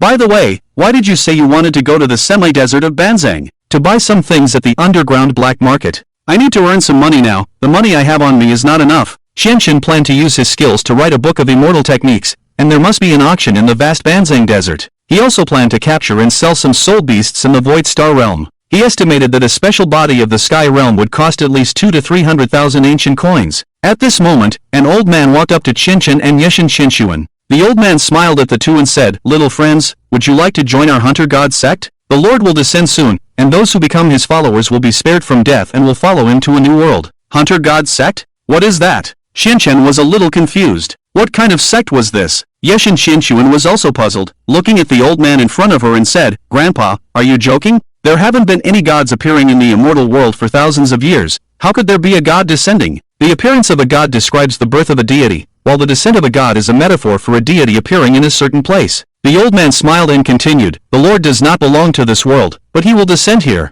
At this point, both Qianqian and Yeshan Qinshuan realized that the god the old man was talking about was not a true god of this world, but a deity from outside the immortal world. A foreign god descending into the immortal world, isn't that a catastrophe? "I'm sorry, we already have our own sect. We can't join your hunter god sect." Before Qianqian could speak, Yeshan Qinshuan declined the old man's invitation on behalf of the two. The old man just nodded calmly and then disappeared from their sight. Qianqian looked at Yeshan Qinshuan in confusion and couldn't help but ask, "How can anyone believe in the evil gods during a catastrophe?" "I don't know." Yeshan Qinshuan also looked puzzled as she watched the old man leave. She had never heard of the hunter god sect, but she felt a strange energy from the old man just now. After entering the Banzang Desert, they encountered many vendors selling goods and local delicacies along the way. Yeshan Qinshuan pestered Qianqian to buy her some food, and Qianqian had to agree to her request. After all, she had given him a top-grade revival pill. This amount of money was not even worth a tenth of the value of the revival pill. Finding a place to rest, Qianqian used his skills to write 100 Demon Roar into a book of immortal techniques.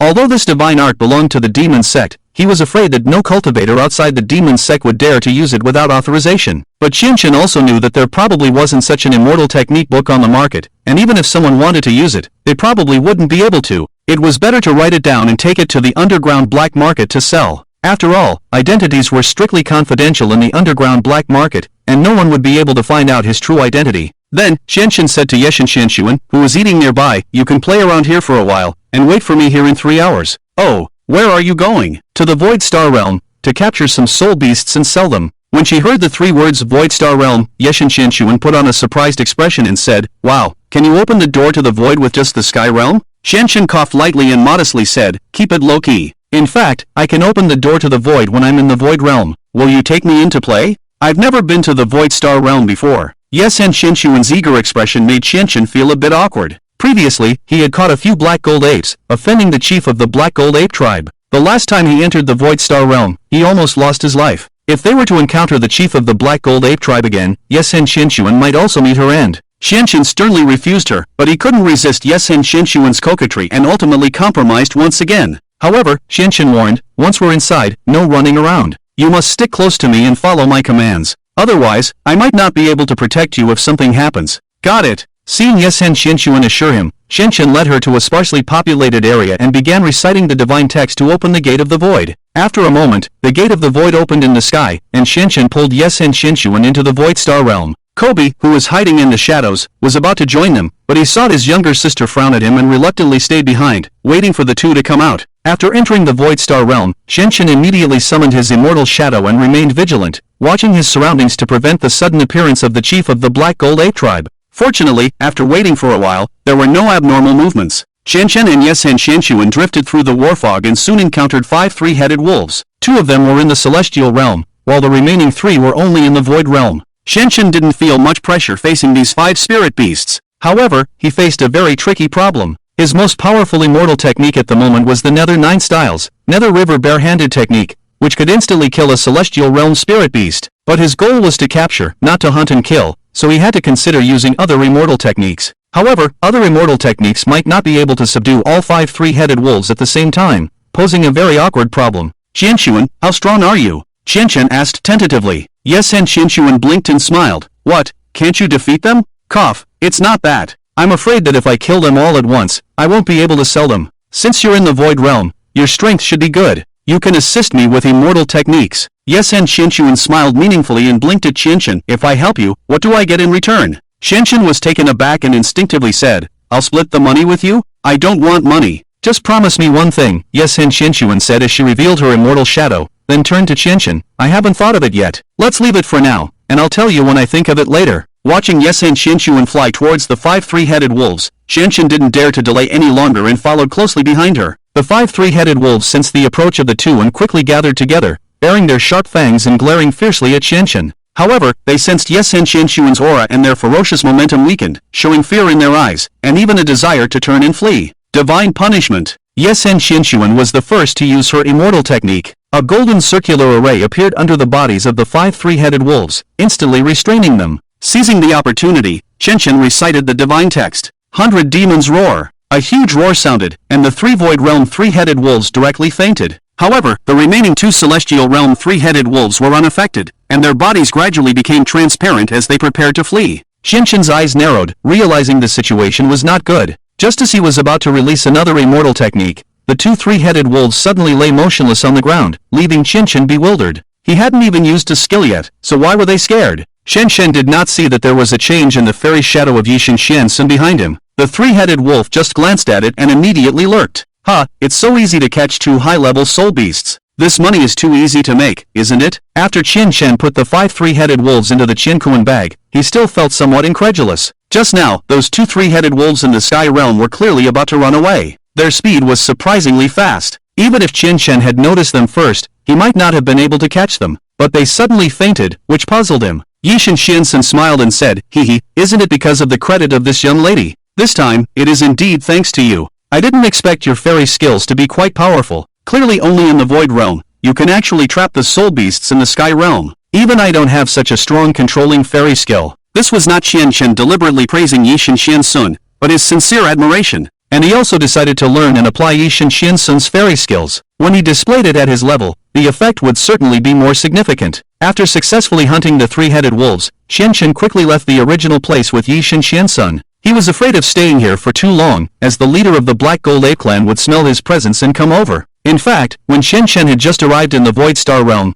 the leader of the Black Gold Ape clan had already sensed his presence. But he also smelled Yishan Qiansun's scent, which scared him and made him not dare to come over, so he could only resentfully observe in secret. He was waiting for the moment when Yishan Qiansun left Qianqian's side, and then he would immediately make a move against Qianqian. Let's go, the Void Star realm is still quite dangerous. I'm a little worried with you by my side, Qianqian said to Yishan Qiansun. Yishan Qiansun pouted discontentedly and complained, didn't you just see it? My strength is not bad. Do we really need to leave in such a hurry? Qianqian hesitated for a moment, but ultimately stayed with her in the Void Star realm for another half an hour. This time, following Yishan Qiansun in the Void Star realm, Qianqian also saw more varieties of soul beasts. Most of these soul beasts were very large in size, and there were countless ones in the Saint realm. However, as long as the cultivators did not actively attack them, these soul beasts would not easily make trouble for the cultivators. In addition, Qianqian also saw other cultivators in the Void Star realm for the first time, most of whom were accompanied by several strong cultivators in the Saint realm and a few cultivators in the Sky realm.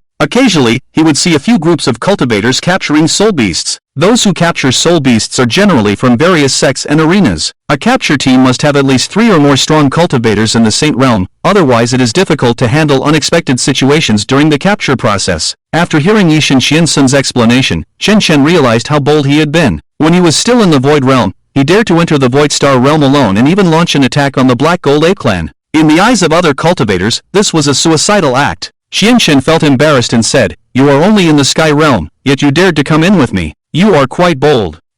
Although you are only in the Sky realm, I have never thought that your strength can only reach the Sky realm. I can tell that you have a deep understanding of divine texts. Why don't you tell me how you recognize so many divine texts? Yishan Qiansun blinked her watery eyes innocently, and Qianqian found it hard to refuse for a moment. In fact, he also wanted to teach Yishan Qiansun the technique of recognizing divine texts, but the most important point was that he had no technique, purely relying on his love and passion for English. Ahem, this thing relies on talent. There really isn't much technique. Tisk, stingy, if you don't want to teach, just say so. Don't make so many excuses. Yes, and Qianqian said so, but she had already made up her mind. As long as she spent some time with Qianqian, he would inevitably let down his guard, and then it would be easy to learn the secrets of mastering the divine language from him. Just as Qianqian was about to leave the Void Star realm with Yes and Qianqian, he heard the roar of a dragon, looked up, and saw a huge blue dragon flying in the sky. The dragon was even larger than the Star Realm dragon of Void Kuan Laozu, but Qianqian faintly saw the color of the Holy Realm immortal shadow on it. In the Void Star Realm, are the Star Realm dragons the most powerful existence? Qianqian asked Yes and Qianqian.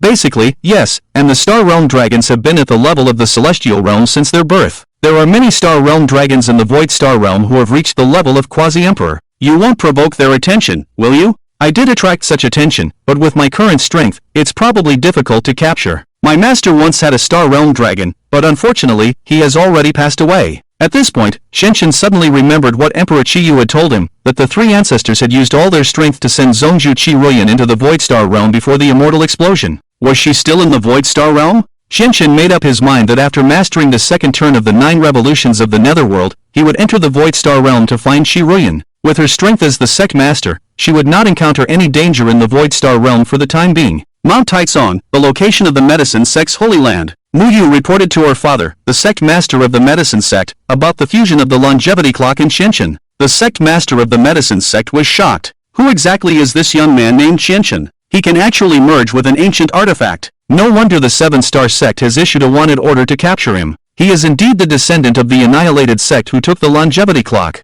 Muyu explained, Father, Xianxian had already merged with the longevity clock before the incident at the Eternal Sect. I feel that there is something suspicious about the Eternal Sect. Xianxian had no reason to kill the three ancestors. The sect master of the Medicine Sect was a reasonable person. After thinking for a moment, he said, Your relationship with this Xianxian should be good, right? You should try to find him. Since he can merge with the longevity clock, he must be able to use it. It just so happens that it solves the problem I have been unable to figure out, how to use the power of the longevity clock. Bring him to the Medicine Sect, and he can make any conditions he wants. As long as he can use the power of the longevity clock to help me, then stepping into the realm of dominion will be just a step away. I understand, Father. Muyu left the Medicine Sect. She did not know where Xianxian was at the moment, so she could only rely on her intuition to find him. At the same time, the black-masked youth also emerged from the Gate Realm. He was looking for the opportunity before he became an emperor.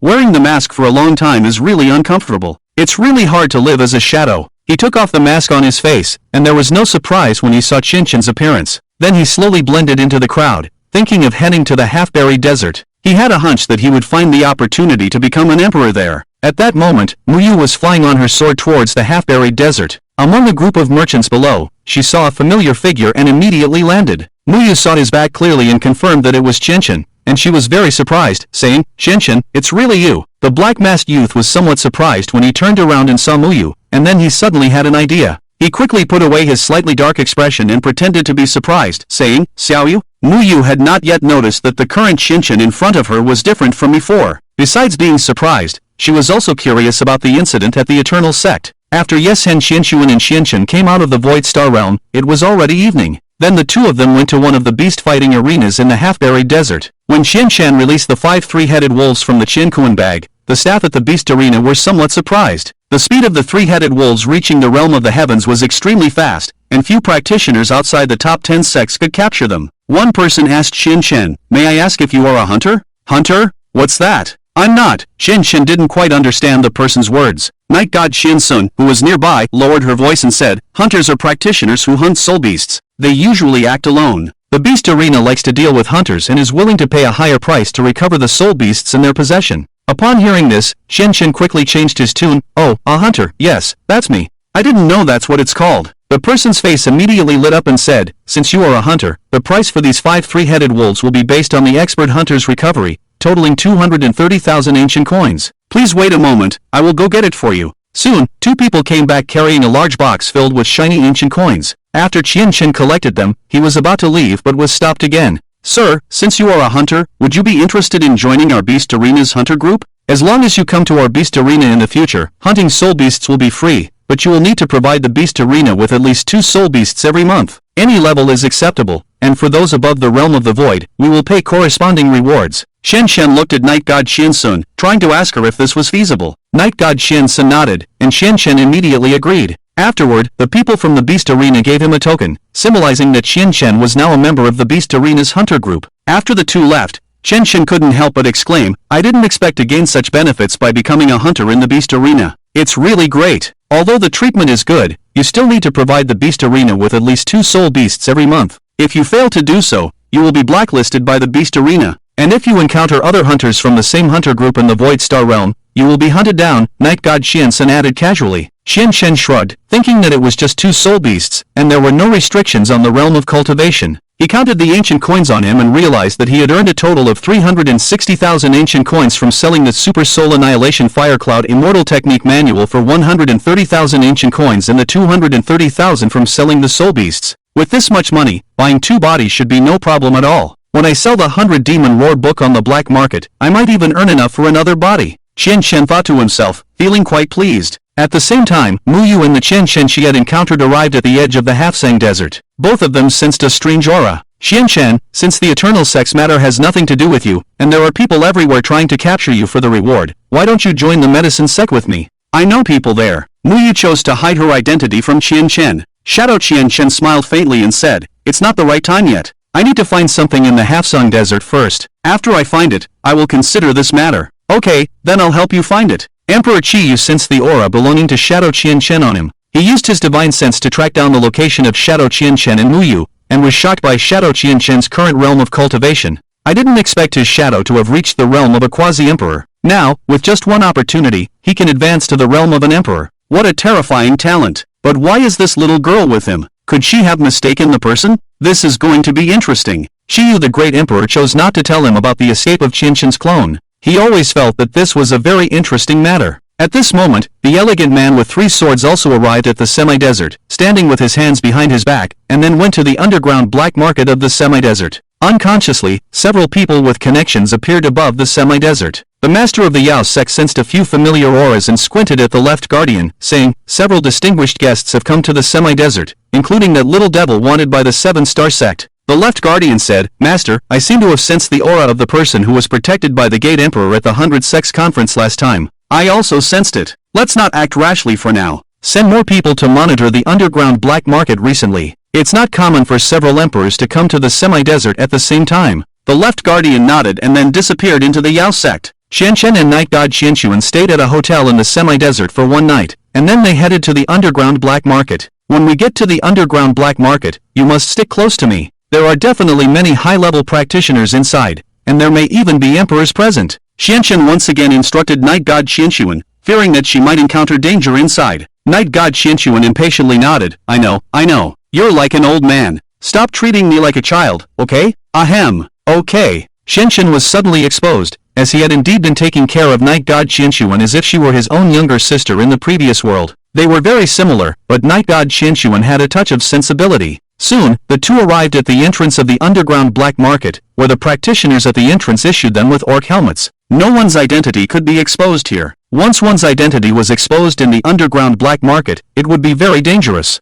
As Qian Shen and Night God Qianshuan entered, Mu Yu and Shadow Qian Shen also arrived at the entrance, and Shadow Qian Shen immediately sensed Qian Shen's presence. Oh, he's here too. This is getting interesting. Although it was called the underground black market, the decoration here was very luxurious, and the space was surprisingly large. Qian Shen was quite surprised by the magnificent appearance, as it resembled the palace of the Night God royal family, except that the things here were not made of gold. Wow, this place is too luxurious. It's a bit inconsistent to call such a luxurious place an underground black market. I thought the underground black market was a very simple place. It really challenges my worldview. The reason it's called the underground black market is because the things sold here are not from legitimate channels, or the sellers don't want to reveal their identities, so it's called a black market. Night God Qianshuan and Qian Shen walked in the hall, where there were quite a few people. In addition to selling things, there was also a large arena for practitioners to try out the items they had just bought. Qian Shen found the place to consign items. Here, as long as you fill in the information of the item you want to sell and the price you want to sell it for, it will be uploaded to the information database of the underground black market.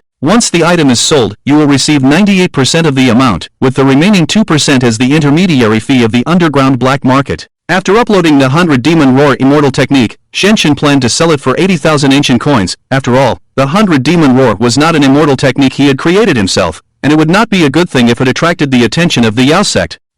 Left Guardian, someone has consigned a copy of the 100 Demon Roar Immortal Technique in the backstage. Isn't this your sect's exclusive immortal technique? In the backstage, the staff discovered that an item like this had been uploaded to the information database, and immediately reported it to the Left Guardian of the Yao sect who happened to be here. The Left Guardian squinted and said, someone dares to sell the 100 Demon Roar Immortal Technique manual. They are not taking our Yao sect seriously. Keep an eye on this person. I want to see who they really are. After selling the 100 Demon Roar Immortal Technique Manual, Shen Shen brought Night God Qian Sun to the place where bodies were being sold. There were many bodies of the Celestial Realm cultivators in the black market, the cheapest being a regular Celestial Realm body with no enhancements, which was useless to Qian Shen. What he needed was a Celestial Realm body with a refined physique reaching the level of an immortal body, and at the very least, a low-grade immortal body of the Celestial Realm, which cost 200,000 ancient coins. Damn, it's so expensive. A low-grade immortal body of the Celestial Realm costs 200,000 ancient coins. If the grade is higher, wouldn't it cost 50 or 60,000 ancient coins?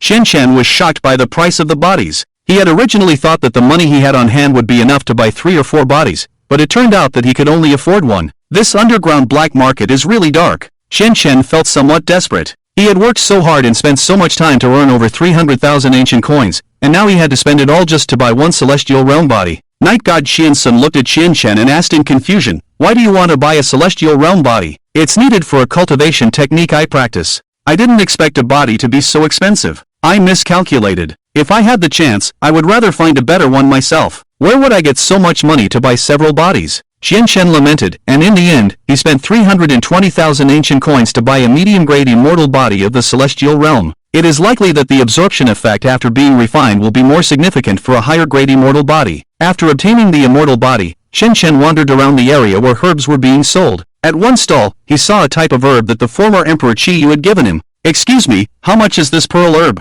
Shen Shen picked up one and asked about the price. The herb seller lazily raised his head and casually said, 15,000 ancient coins for one. Damn! Shen Shen was once again shocked. This herb actually cost 15,000 ancient coins. The former Emperor Qi Yu had given him over a dozen of these without batting an eye. Those herbs added up to at least 2 million ancient coins. He hadn't expected these herbs to be so valuable. It's not surprising, after all, they only grow in the special realm of Xingye, and the entrance to Xingye is in the extremely cold region. It is an extremely exhausting and time-consuming task to pick and transport them to the ancient continent. Shen Shen suddenly wanted to go to the extremely cold region. If he could stay in Xingye for a while, these herbs would be inexhaustible. In such an environment, practicing the Nether 9 transformation technique would probably advance several levels in no time. At this point, Shen Shen made up his mind. After leaving the half-desert, he would find a way to enter Xingye first. As for the Temple of the Heavenly God, there was no rush to go there. It was especially important to advance several levels after mastering the Nether 9 transformation technique. Moreover, there was no warrant for him in the extremely cold region, so he didn't have to worry about being arrested.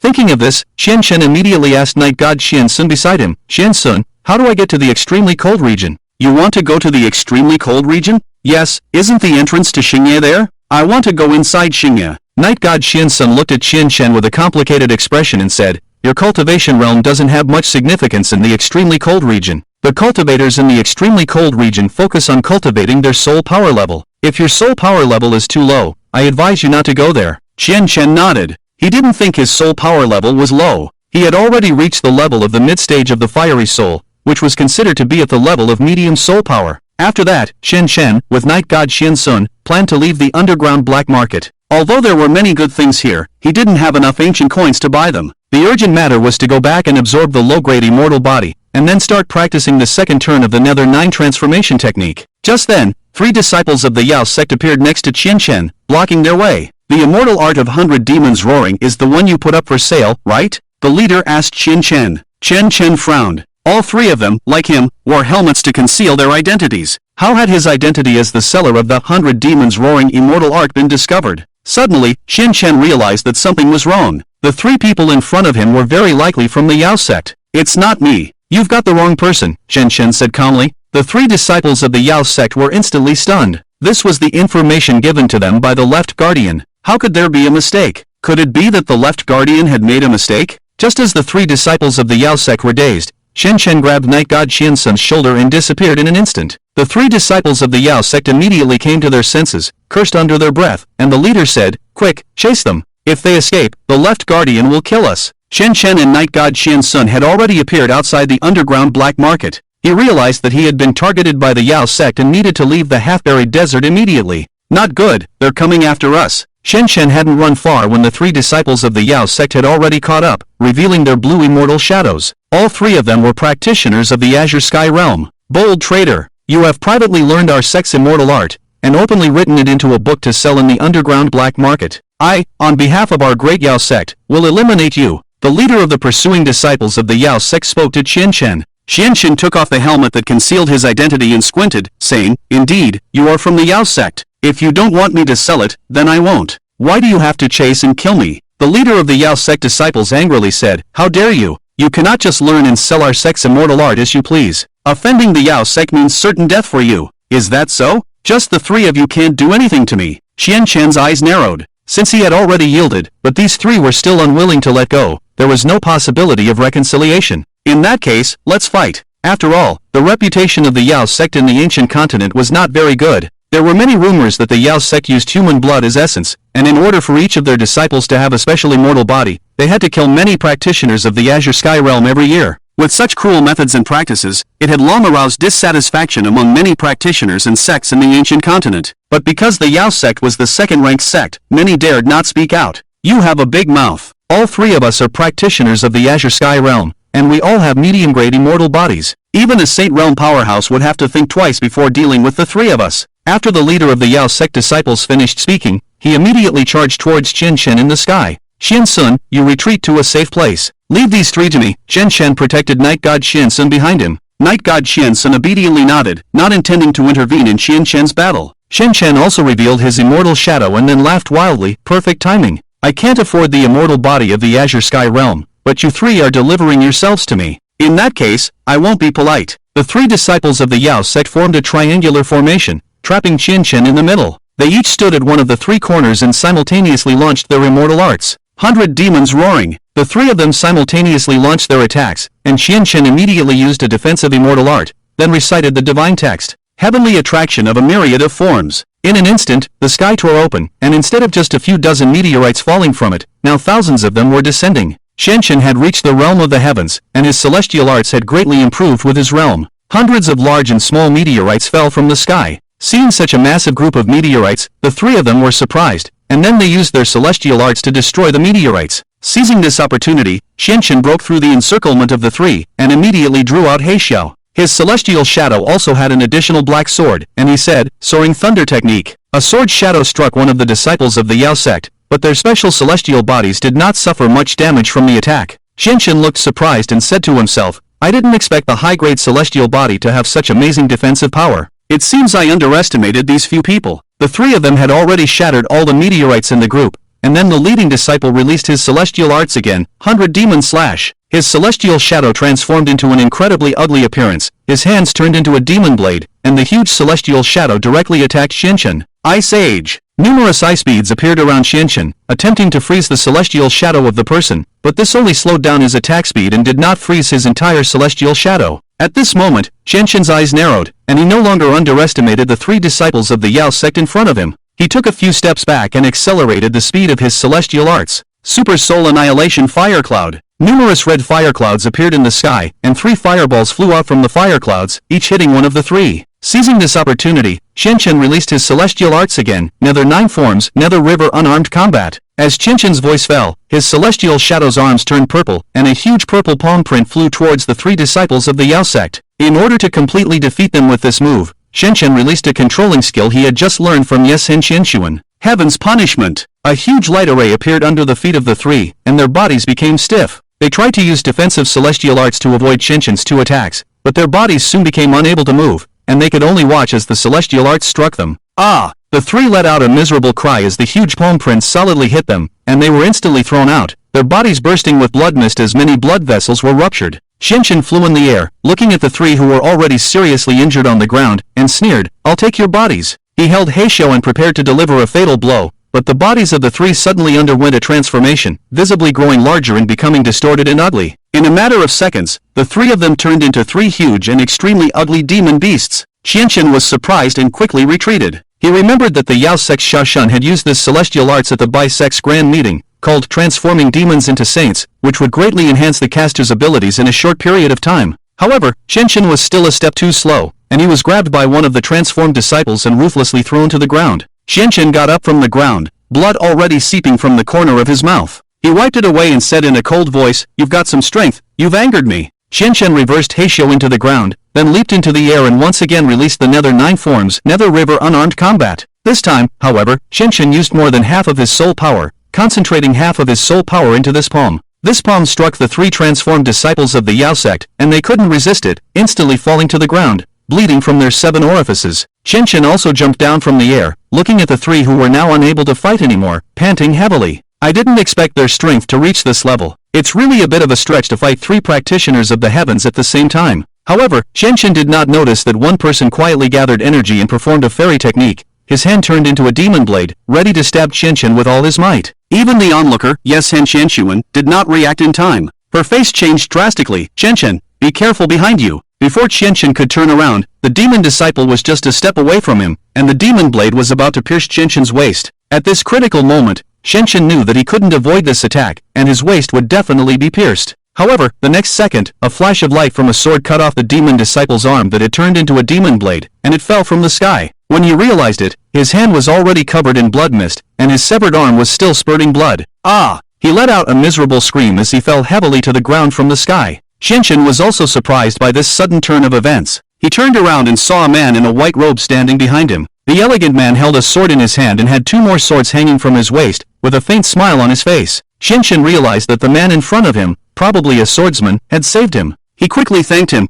Thank you for your help, sir. Ha, it was just a small effort. I just couldn't stand the sneak attack from these scoundrels. I only made a slight move, nothing to be proud of. The elegant man smiled slightly. Before Qianqian could say more to the elegant man, he quickly took out his black hull and gave the 3 demon disciples lying on the ground another blow. As their celestial shadows gradually dissipated, it also meant that the 3 of them had completely died. Qianqian took out his Qiankuan bag and collected their bodies.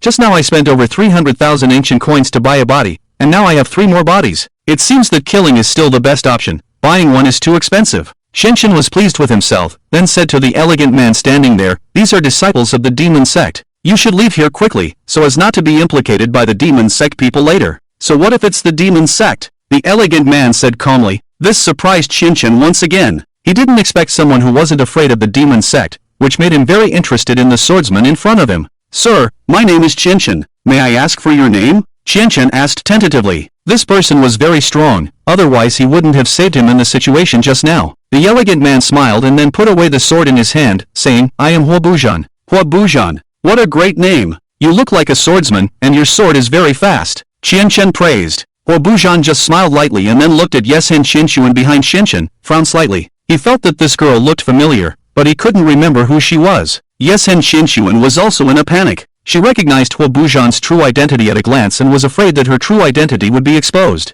She subconsciously took a step back, but soon noticed his puzzled look. Yeshen Qianqian immediately breathed a sigh of relief. Phew, it seems he didn't remember who I am, scared me to death. Qianqian flew down from the sky, and Yeshen Qianqian quickly said, I was so scared just now, that person almost stabbed you. Indeed, I couldn't even dodge in time, thanks to Hua Buzhan. Qianqian looked back at Hua Buzhan and smiled again. At this moment, the 3 waist plaques in the hands of the left guardian in the underground black market instantly shattered, and then turned into energy, disappearing in his hands. The left guardian's face changed, all 3 of them are dead, and this kid actually killed them all. Oomph, when I personally make a move, let's see where you can escape to. A divine thought was cast towards the location where Qianqian and the others were, and Qianqian immediately sensed the dangerous aura, quickly saying to Yeshen Qianqian and Hua Buzhan, not good, it's a strong practitioner from the Yao sect, retreat quickly. Qianqian knew that it was impossible for him to outrun a strong practitioner, so he immediately opened the gate of the void and pulled Yeshen Qianqian into it. Hua, come in quickly. Hua Buzhan also entered the void star realm, and then Qianqian immediately closed the gate of the void. The next moment, Zhua, the guardian, appeared where the gate of the void had closed, looking down and sensing the gradually dissipating spirits of 3 Yao sect disciples.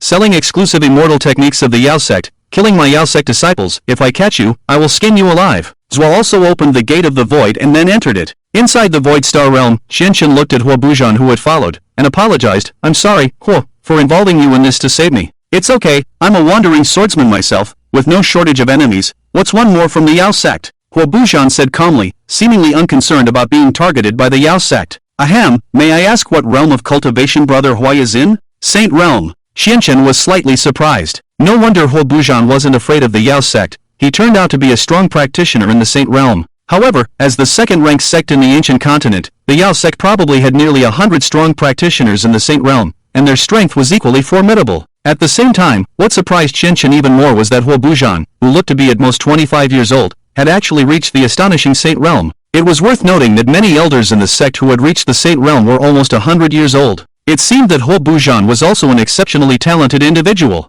Miss, have we met somewhere before? Taking advantage of this opportunity, Huo Buzhan said to the silent Yesen Qinshuan. Yesen Qinshuan was startled and deliberately showed a surprised expression. Huh? Have we met? I don't think so. You must have mistaken me for someone else. May I ask the lady's name? Qinshuan. After hearing Yesen Qinshuan tell him her name, Huo Buzhan silently repeated it several times in his mouth, feeling familiar, but ultimately unable to remember who she was. After a moment of doubt, Huo Buzhan smiled and said, Qinshuan, are you two siblings? Qinshuan looked at Yesen Qinshuan with an embarrassed expression. Their names did indeed seem easily mistaken for siblings, and he explained to Huo Buzhan, we are not siblings, just ordinary friends. It's just a coincidence that our surnames are the same. Huo Buzhan smiled apologetically, and after waiting for a moment in the fog of war, the three of them opened the gate of the void again and left the void star realm. When they returned to the semi-desert, Qinshuan just wanted to leave as soon as possible. Now that they had been targeted by the Yao sect, if they stayed in the semi-desert for a while, they would probably be hunted down by many powerful practitioners from the Yao sect.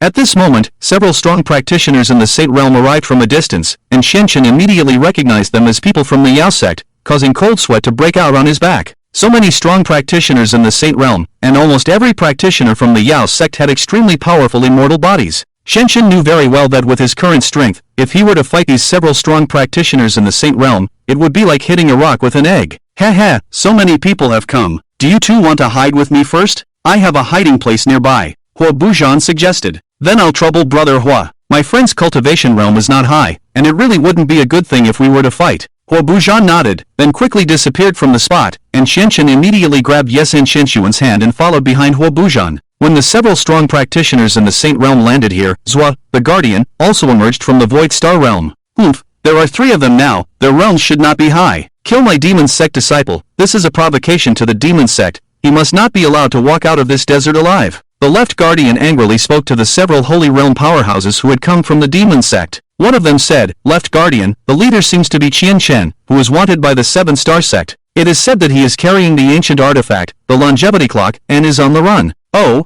it's that brat from the eternal sect. No wonder his aura feels familiar to this Guardian. In that case, capturing him will also allow us to seize the longevity clock in one fell swoop, and the sect master will be pleased with this. The left Guardian licked his lips, then personally joined the team to pursue Qinshuan. The news of Qinshuan's battle with 3 demon sect disciples was completely witnessed by Shadow Qinshuan, and when he saw Huo Buzhan saving him, he felt slightly surprised. I didn't expect him to have quite a few strong allies. It seems he has quite a bit of luck. Shadow Qinshuan muttered to himself, then glanced at the dusk rain beside him and chuckled. Qinshuan, along with Night God Qiansun and Huo Buzhan, arrived at a not-so-small city in the middle of the Semblance Desert. According to Huo Buzhan's introduction, this was a sanctuary built by the Sword Sect for the many swordsmen in the Semblance Desert. It was called Sword City. Most of the people in Sword City were practitioners from the Sword Sect, and the rest were some swordsmen who played with swords, specializing in sword-related immortal techniques. Many of them were famous swordsmen on the Eternal Continent. I didn't expect to find such a city in the desert. It's really quite impressive. Qinshuan curiously surveyed the entire Sword City. He also possessed the Black Howl, which was considered a famous sword. From an objective point of view, Qinshuan was also a swordsman, but he only learned immortal techniques related to swordsmanship, with only the Thunderous Ascension technique. Huo Buzhan led Qinshuan and Night God Qiansun to a house, pushed open the somewhat old door, and then said, This is a room I used to live in years ago. No one will come here, so we can hide here for a while. You used to live in Sword City? Qinshuan looked at Huo Buzhan, somewhat puzzled. Before I became a wandering swordsman, I lived here. In recent years, I have been wandering around the Eternal Continent, so this place has become vacant. Qinshuan looked at the 3 swords on Huo Buzhan's body. He knew that the better a person's sword technique, the more swords they could wield. With Huo Buzhan carrying 3 swords, it showed that his sword technique was very powerful, able to use 3 swords at the same time, which was truly a triple sword style. Qiansun, let's rest here for a few days. I need to consolidate my techniques. There are people from the demon sect outside now, so it's not a good idea for us to leave the Semblance Desert. Night God Qiansun nodded and said, If Big Brother Hua doesn't mind, we'll stay here for a while. Of course I don't mind. You can buy anything you want inside Sword City, and people from the demon sect generally don't come here. Huo Buzhan smiled faintly. He was curious about what techniques Qinshuan would be practicing. He knew that the talent reward Qinshuan received at the 100 Sects Conference was the Netherworld Overlord body. Although it was a top-grade immortal body, it was not easy to control. However, he had seen Qinshuan use the unique Netherworld 9 Forms immortal technique in his previous battle with the demon sect disciples. Night God Qiansun and Huo Buzhan left the backyard space to Qinshuan alone. Shen Shen quickly took out one of the celestial realm immortal bodies and began to practice the second transformation according to the method recorded in the Netherworld 9 forms. After starting to practice the technique, the immortal body slowly floated up from the ground, and the soul power on it began to merge into Qian Shen's body. Shen Shen quickly felt the wonders of the second transformation of the Netherworld 9 forms. With the immortal body joining in, the process was much smoother than when he had absorbed herbs before, greatly increasing the speed of his practice. Hey, it feels like the longevity clock behind me is also providing a faint energy. Could it be that the longevity clock can also assist in cultivation? Shen Shen faintly felt that the longevity clock on his back was slowly emitting energy. He tried to activate the longevity clock behind him. Perhaps he could slowly use it, rather than having to reach the Emperor realm to use it as he had heard when he fused with the longevity clock that day. Shen Shen concentrated his soul power in the center and behind him, and indeed felt the longevity clock respond, releasing some power from it, which then slowly spread throughout his body. He felt that his bones had been tempered. Great, I can indeed harness the power of the longevity clock. Shen Shen was overjoyed, then softly recited a divine text, double the cultivation. A golden light emanated from Shen Shen's back, and a semi-transparent longevity clock began to envelop his body, while occasional purple light emanated from his flesh. At this moment, in this mansion, Night God Qian Sun cast his divine sense to observe Qian Shen, while Huo Bujan also released a strand of his primordial spirit from his body to observe Qian Shen cultivating the Netherworld 9 transformation technique. Both of them were shocked by the strange phenomena displayed by Qian Shen. Who could have imagined that not only did Qian Shen fuse with the ancient artifact, but he could actually use it. He can actually use the ancient artifact. What kind of monster did those 3 old guys from the Eternal Sect take as their disciple? Huo Bujan murmured. Night God Qian Sun also smiled with a beautiful curve on her lips. Not bad, his talent is even higher than mine. Perhaps he is the opportunity to help me become an emperor. As Qian Shen cultivated the Netherworld 9 transformation technique, time flew by rapidly. The celestial body in the celestial realm quickly became withered, indicating that all the contained energy had been absorbed by Qian Shen. He quickly took out 2 more celestial bodies from the Qiankuan bag. This time, in order to speed up the process, he immediately used the shadow clone technique. In an instant, there was another Qian Shen in the courtyard. The 2 Qian Shens sat back to back and began to cultivate the Netherworld 9 transformation technique at the same time. The 2 people who were secretly observing Qian Shen were shocked by the sudden release of the shadow clone technique, staring in disbelief at the 2 Qian Shens. He can actually use such a divine technique. How is this possible? I can't even comprehend how to release this divine technique. Night God Qian Sun was completely stunned by Qian Shen's abilities. Huo Bujan also took a deep breath. I only learned this divine technique after reaching the Emperor realm, but he learned it in the celestial realm.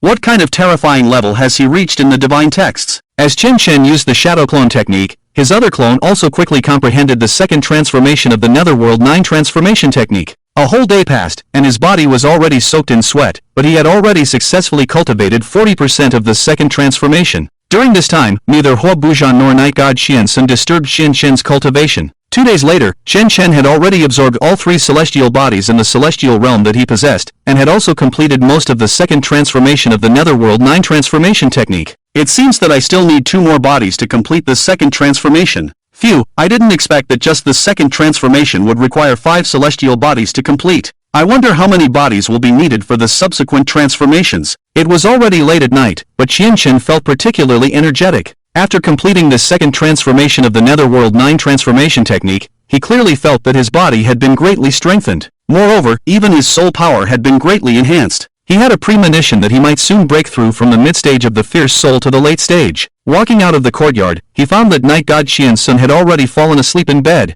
The temperature difference between day and night in the desert was very large. Even though the sun was scorching during the day, the temperature would drop to an unbearable level at night. Qian Shen took off his coat and draped it over Night God Qian Sun. Night God Chiharu, who was very sensitive, felt the warmth of the clothes draped over her by Qian Shen. She didn't open her eyes, just a very nice curve appeared at the corner of her mouth. Have you finished cultivating your technique? Huo Bujan appeared silently behind Qian Shen and asked lightly. No, this technique takes a long time to cultivate successfully, but I have run out of the auxiliary materials I need. Without the auxiliary materials, the progress is too slow, and continuing to cultivate is not of much use. Facing Huo Bujan, Qian Shen had no reservations. Huo Bujan nodded silently, and at this moment, he was very sure that Qian Shen had indeed obtained the ancient book Nether 9 transformation technique that had long been lost. I didn't expect him to have outstanding talent and abundant cultivation resources. Who exactly is the master behind him? Just then, Qian Shen saw practitioners flying their swords in the night sky, constantly scanning the ground, obviously looking for something.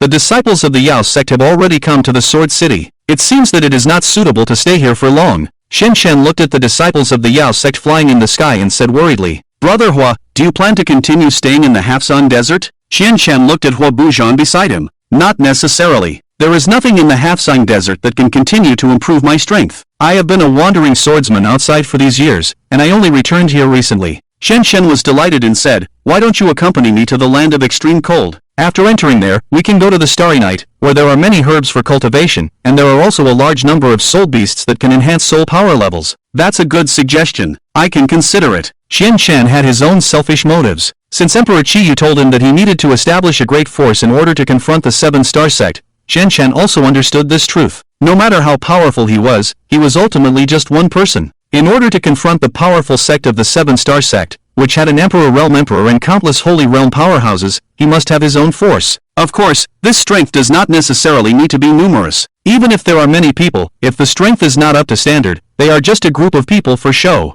Qian Shan only wanted to find powerful cultivators to join him. At the moment, Qian Shan had the intention of pulling Hua Bujan into his own force. A swordsman as powerful as him was indeed a rare talent. Report to the Left Guardian, we still haven't found Qian Shan's whereabouts, but someone said they saw him at the gate of the Sword City a few days ago. The Left Guardian snorted coldly, a bunch of useless people. He is just a cultivator at the Celestial Realm, and you, a group of Holy Realm powerhouses, have been searching for him for so long. Subordinates deserve to die, but his strength is indeed very strong. He alone killed 3 Celestial Realm disciples of the Yao sect. Nonsense. The reward he received at the 100 Sects Conference was a top-grade immortal body. His body-refining physique has already surpassed those 3 disciples of the Yao sect. It is not inconceivable for him to kill them. The Holy Realm cultivator of the Yao sect added, Left Guardian, we later went to the scene to look for the bodies of those 3 disciples, but found nothing. According to reason, they all had medium-grade immortal bodies, and it is absolutely impossible to destroy their bodies unless a special force is used. It seems that Qian Shan took away their bodies. Oh,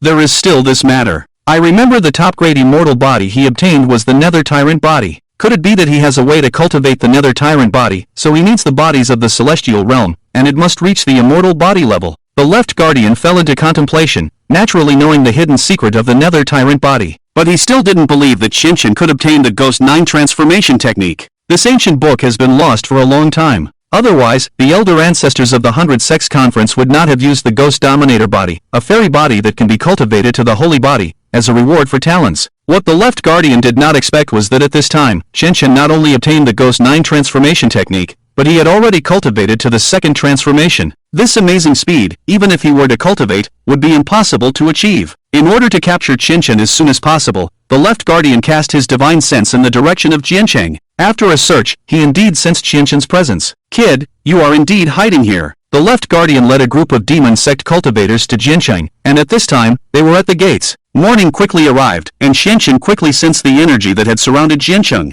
He looked out the window and found that there were demon sect people all around Jiancheng. Oh no, we've been discovered. Hua, Qianshuan, wake up quickly. The demon sect has found us, they are all coming for me. I'll attract their attention, you guys find a way to retreat. Yes, and Qianshuan woke up, rubbed her eyes, looking sleepy. What demon sect? So what if they are all demon sect people? Hua Bujan also silently drew his sword from behind and said, so what if it's the demon sect? I can't abandon my companions. I will fight with you. Looking at the 2 people in front of him who showed no signs of backing down, Qian Shan felt a warm feeling in his heart, but still worried. You 2 go first. I definitely won't confront them head-on. There are at least 10 Holy Realm experts outside. We definitely won't stand a chance in a fight. After you leave, I will find a way to escape. Then I will go with you. My speed is not slower than yours. As long as you can escape, I will definitely be able to as well, Hua Bujan said calmly. No, Hua, you take Qianshuan and leave first. Her cultivation level is not high. If she runs alone, there might be accidents. Hua Bujan wanted to say something more, but seeing Qian Shan's resolute expression, he ultimately did not insist. He looked outside and saw the Left Guardian, but he did not have any intention of going out to fight, because once he went out, the Left Guardian would recognize his true identity. At that time, it wouldn't just be a simple matter of the demon sect coming to capture Qian Shan, it would be a conflict between 2 sects. Yes, and Qianshuan was not worried about her identity being recognized,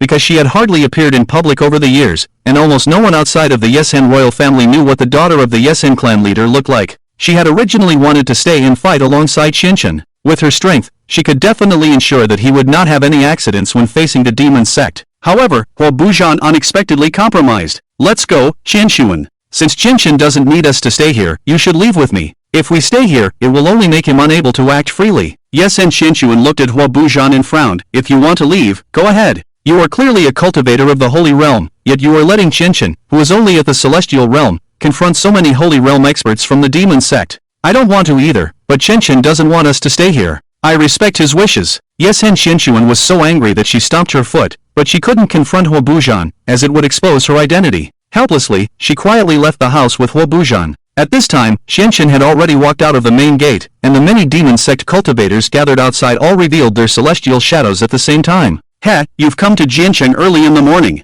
Your demon sect people are really diligent." Qianchen also did not show weakness, revealing his own blue celestial realm celestial shadow. Leading the group was one of the elders of the demon sect, named Zhang Ming. Originally, this old man was curious about who dared to kill our sect's disciples, but I didn't expect it to be just a little brat. Zhang Ming has reached the age of 100, considered an elder of the Yao sect. Qianchen squinted at Zhang Ming from the ground, with a hint of disdain in his tone. "Heh, a young kid has already reached the realm of the heavens. I bet you're at least 100 years old, right? Just reaching the Holy Realm. If I were at your age and only at the Holy Realm, I would definitely be so frustrated that I'd want to bash my head in. What a slick talker you are. Today, Zhang Ming, I want to see what kind of arrogant capital you have." After speaking, Zhang Ming immediately displayed his immortal technique, preparing to charge at Qianchen. "Elder Zhang, please don't be hasty. Let me have a few moves with him first. Just a mere practitioner of the realm of the heavens is not enough for Elder Zhang to personally take action." A practitioner of the Holy Realm volunteered. This person was an older-looking man, but his strength did not seem as formidable as Zhang Ming's. Qianchen drew out his black howl and flew into the sky, taunting, "Does your Yao sect have no one else? Why is it all a bunch of old men? How dare you?" The old man displayed his immortal technique, his immortal shadow changing unpredictably. Qianchen quickly retreated a step, feeling extremely surprised. What kind of immortal technique is this, to make the color of the immortal shadow change like that? Oomph, just a little trick. Just a simple immortal technique has made you retreat in fear. I thought you were more formidable than that. The old man saw Qianchen continuously retreating and felt greatly pleased. He sent out 13 strong practitioners of the Holy Realm to capture Qianchen. He thought he was facing a very powerful opponent, only to find out that it was just a glib-tongued practitioner of the realm of the heavens. This time, he was determined to show off in front of the left guardian, and maybe even secure a position as an elder. He recited divine texts and also used the power of silence. "Oh, this is my first time battling a practitioner of the Holy Realm. I just happen to have mastered the second transformation of the Nether 9 Revolutions technique. Let me give it a try." Qianchen did not dare to be careless, as he was facing a practitioner of the Holy Realm, and the difference in strength was still there. But the opponent would definitely be complacent at the beginning because Qianchen was only of the realm of the heavens. Qianchen could use this psychological advantage to catch him off guard. Nether 9 forms, Nether martial arts. Qianchen directly displayed the first move of the Nether 9 forms, a huge purple palm print flying towards the old man. The old man was shocked by this powerful ability and quickly activated a defensive immortal technique. However, the defensive formation he launched showed fluctuations, and he had to immediately reinforce it. Heh, such a powerful force. A practitioner of the realm of the heavens can display such an immortal technique, indeed has the capital of arrogance. But in front of the Holy Realm, the realm of the heavens can never win. Heavenly Demon's secret. Under the power of silence, the old man used a divine text immortal technique. Between the old man's lips moved slightly, and then a strange change occurred on his immortal shadow. The huge human-shaped immortal shadow gradually transformed into a very ugly demon, and then a purple light shot towards Qianchen. Not good. Qianchen chose not to use a defensive immortal technique to take this hit, knowing that any random immortal technique from a practitioner of the Holy Realm could seriously injure him, so he dodged the attack with a flash. Then he recited divine texts again, Ice Age. Qianchen did not intend to freeze his opponent with this immortal technique, but to slow down his movements, and then take the opportunity to launch another immortal technique. At this moment, Qianchen also noticed that Huo Buzhan had already taken Night God Qiansun and fled from Sword City. He no longer intended to linger in battle and prepared to find an opportunity to leave. A mere parlor trick. You think you can trap me with this level of skill? The old man chuckled lightly, and the freezing that Qianchen had initiated almost had no effect on him. Heaven's punishment! Without delay, Qianchen once again displayed a controlling immortal technique he had learned from Night God Qiansun. This time, the immortal technique had an effect, indeed delaying the old man's activation of his immortal technique. The old man frowned slightly, and at this moment, Qianchen once again displayed an immortal technique. Ascend and Control Thunder Technique. Qianchen displayed the long and used Divine Flying Thunder technique, and with a swift slash, a shadow of himself also swiftly struck out. Due to the speed of his sword, Qianchen's arms left after images as he struck 3 times in quick succession. 5 strikes in 1 second. This technique consumed nearly half of Qianchen's soul power, causing the elder to retreat in defeat, much to the impatience of Zhang Ming. You're actually being driven back by a celestial realm cultivator, truly bringing shame to the demon sect. Zhang Ming personally took action, directly using his own divine technique. Feeling the immense power of the technique, Xin Chen realized that if this elder Jiang made a move, it would be difficult to escape. He seized the opportunity and unleashed the second stage of the recently mastered Ghostly 9 transformation technique. Ghostly 9 forms, River of Darkness. After chanting the divine script, the surroundings turned gray, and a black-gray water appeared behind him. His shadow also underwent a peculiar transformation, stepping on the black-gray river and creating a massive wave that surged towards the demon sect cultivators. Quick, activate defensive divine techniques. This technique's power is incredibly immense. Jiang Ming's expression turned grave. Although he couldn't believe that Xin Chen, only at the celestial realm, could unleash such a powerful divine technique, he couldn't afford to face it head-on for the sake of pride. The demon sect cultivators simultaneously activated their defensive divine techniques, but Xin Chen's unleashed technique was immensely powerful, overwhelming their ordinary defenses. Several Saint Realm cultivators were directly sent flying. I won't play with you anymore, I'm leaving. Seizing the opportunity, Xin Chen opened a portal to the Void Star Realm. However, at that moment, the previously hidden Left Guardian suddenly appeared, using a barrier divine technique. Despite chanting the divine script, the portal did not appear. Stunned, Xin Chen saw the Left Guardian retreating in the sky. Trying to escape to the Void Star Realm, relying on this trick. You've played around with the Saint Realm cultivators a lot, haven't you? But in front of me, your trick won't work. The Left Guardian stood in the air, exuding a powerful aura. Xin Chen knew that this Left Guardian was formidable, likely reaching the Quasi-Emperor realm. Selling our sect's divine techniques, killing our demon sect disciples. You were originally doomed, but I heard that you stole the Eternity Clock and fled to the Eternal Sect. Hand over the Eternity Clock, and I can leave you with a complete corpse. The Left Guardian looked at Xin Chen indifferently, seeing him as having no way out. In the barrier divine technique he cast, Xin Chen's cultivation realm was not enough to break through. Standing on the ground, Xin Chen realized that the demon sect had sent such a powerful cultivator to capture him. This is bad, my soul power is depleted, I'll definitely suffer a great loss if I fight them again. Clenching his fists, Xin Chen realized that his attempt to escape to the Void Star Realm had been exposed, and he had to find another way out. He took out the high-grade soul rejuvenation pill given to him by Night God Xian Sun and consumed it without hesitation. His depleted soul power rapidly began to recover, but it was only a temporary boost and couldn't fully restore him to his peak. Xin Chen could only buy time, as only with restored soul power could he have the strength to fight. However, he knew that it would be difficult to escape the hands of the numerous Saint Realm experts of the demon sect today.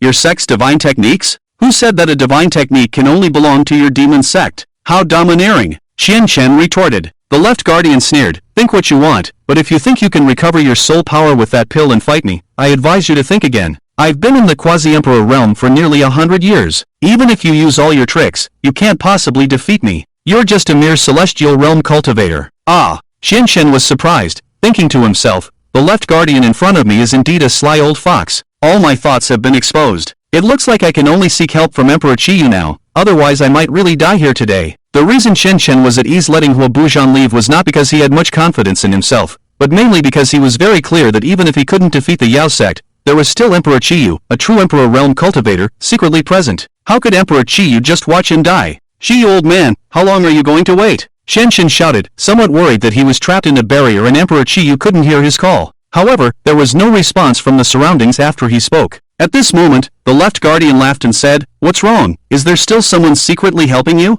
This Guardian will give you a chance. No one who comes today can save you. With that, the Left Guardian was not worried at all about Xin Chen escaping, and lifted the barrier he had set. Xin Chen then shouted again, but Emperor Qiyu still did not make a move. Damn, could this old man really be ignoring me? Xin Chen was a bit confused, as Emperor Qiyu did not show any signs of appearing. Ha ha ha, your true companion is probably scared off by this Guardian and ran away, right? Stop wasting time, bring out the longevity bell. This Guardian will leave you as a complete corpse today. Dream on. Xin Chen's spiritual power had already recovered by more than half. Since Emperor Qiyu refused to lend a hand, he could only rely on himself. Nether 9 forms, Stygian river waves. However, just as Xin Chen was about to use his divine technique again, he clearly felt a very strange energy suddenly surging within him, obviously not belonging to himself. At the same time, he heard Emperor Qiyu's voice in his mind. Kid, I can't show myself in public yet. I'll lend you some energy. Rely on this energy to get out of here. That's the Left Guardian of the Yao sect. Your current strength is not enough to defeat him. With the added power lent by Emperor Qiyu, the divine technique he used this time was even more powerful, and the Left Guardian quickly noticed this. Oh, I suddenly feel your strength has surged. It seems there is indeed a powerful figure standing behind you, but he dares not sacrifice himself, fearing this Guardian. You must have obtained the Nether 9 transformation technique, right? This Guardian will give you one more chance. Hand over the longevity bell in this technique, and this guardian may consider sparing your life. Chen Chen ignored the left guardian's words. His mind raced, considering how to escape in this situation. Use the divine technique you learned from that girl. With my Emperor's power, the effect will be greatly enhanced. Once again, Emperor Qiyu's voice echoed in Chen Chen's mind. Chen Chen fully believed Emperor Qiyu's words and immediately recited the divine script, Heaven's Punishment. As he spoke, strange black runes appeared on the bodies of the Yao sect cultivators, rendering them unable to move. Even the left guardian had these strange black runes on his body. What? How did you do this? The left guardian's face changed drastically, and Chen Chen was also surprised by this effect. He quickly recited the divine technique to open the gate of void, and without hesitation, he fled into it, then closed the gate of void. At this moment, the left guardian broke free from the restraint, cursing angrily, "Who dared to act behind my back?" A mere celestial realm cultivator was able to use a divine technique to trap this guardian. Left guardian, should we enter the void star realm to pursue? Jiang Ming asked cautiously on the side. The left guardian was furious. "You bunch of useless people. You let a celestial realm cultivator escape from right under your noses. The location that appears after entering the void star realm is random. Even if we pursue now, we won't be able to find him again." After Chen Chen entered the void star realm, Emperor Qiyu also appeared at this moment. "If you had not acted later, I would have died at the hands of those people from the demon sect. You really are merciless, not planning to act until the last moment." Chen Chen complained as he looked at the Emperor Qiyu in front of him. The Emperor Qiyu smiled bitterly and replied, "I didn't want this either, but unfortunately, you happened to provoke the demon sect. My current ghostly appearance is closely related to the demon sect's leader. If he finds out that I'm not only alive but also appeared in the semi-desert, he will definitely spare no effort to hunt me down." "Ah, the demon sect caused your physical transformation?" Chen Chen exclaimed. "Not only the demon sect, but also some other forces. It's all because I was too arrogant and attracted too much attention back then." After learning about the grudge between Emperor Qiyu and the demon sect, Chen Chen was clear that he had completely made an enemy of the demon sect this time. He was only at the Azure Sky realm, and he didn't have many allies. Yet, he had already offended the 7-star sect and the second-ranked demon sect. These two colossal existences made it difficult for Chen Chen to find a place to stand on the ancient continent. If the members of these two sects discovered his whereabouts, he would likely be hunted down all the way. By the way, why didn't the power of the Nether 9 forms become remarkably stronger after I received the Emperor's power you gave me? Instead, I was able to control a Saint Realm expert using Qian Sun's control immortal technique? Chen Chen asked Emperor Qiyu about his doubts. Qian Sun's seemingly low-level immortal technique unexpectedly saved his life at a critical moment. Emperor Qiyu smiled meaningfully and said, "The immortal technique you learned from that girl is not a low-level one, but a very advanced divine script immortal technique. I once saw a great emperor use it during a battle. When you used it at the Azure Sky realm, it couldn't exert its original strength. But after you obtained my emperor's power, this immortal technique displayed its true power. So, in the future, as your cultivation realm advances, this immortal technique will become even more powerful." Chen Chen was shocked to learn that the immortal technique he casually learned from Night God Qian Sun was actually an immortal technique used by a great emperor. But where did Qian Sun learn this immortal technique from? Chen Chen scratched his head. Emperor Qiyu laughed and said, "Perhaps this girl has a very powerful master, or maybe she has extraordinary talent. In any case, being able to learn this immortal technique, this girl is definitely not simple. Now that you have offended the demon sect, and their main base is in the semi-desert, I cannot always help you. It would expose my existence. So, you should leave here as soon as possible." "I understand. I plan to go to the land of extreme cold next. The entrance to the Starry Night is there, and didn't you find your herbs inside the Starry Night? I want to enter and cultivate the later stages of the Nether 9 forms." After a moment of silence, Emperor Qiyu said, "I advise you to go there when you reach the Saint Realm. The land of extreme cold is not like the ancient continent. There are strong individuals everywhere, and the political structure is more complex, with the possibility of war at any time. It's best not to go there without strong power, as they are very hostile to cultivators from the ancient continent." After hearing Emperor Qiyu's advice, Chen Chen temporarily gave up the idea of entering the Starry Night. "Well, it seems that I will have to rely on finding Azure Sky Realm immortal bodies for cultivation in the future. The Nether 9 forms are too taxing on the body." Chen Chen sighed helplessly. "So, it is most important for you to establish an organization now. Once you have subordinates with considerable strength, you can order them to help you gather what you need. Then, you won't have to exert much effort and can still obtain many bodies. But now I only have the realm of the sky. Even if I can find subordinates, they are only some low-level practitioners.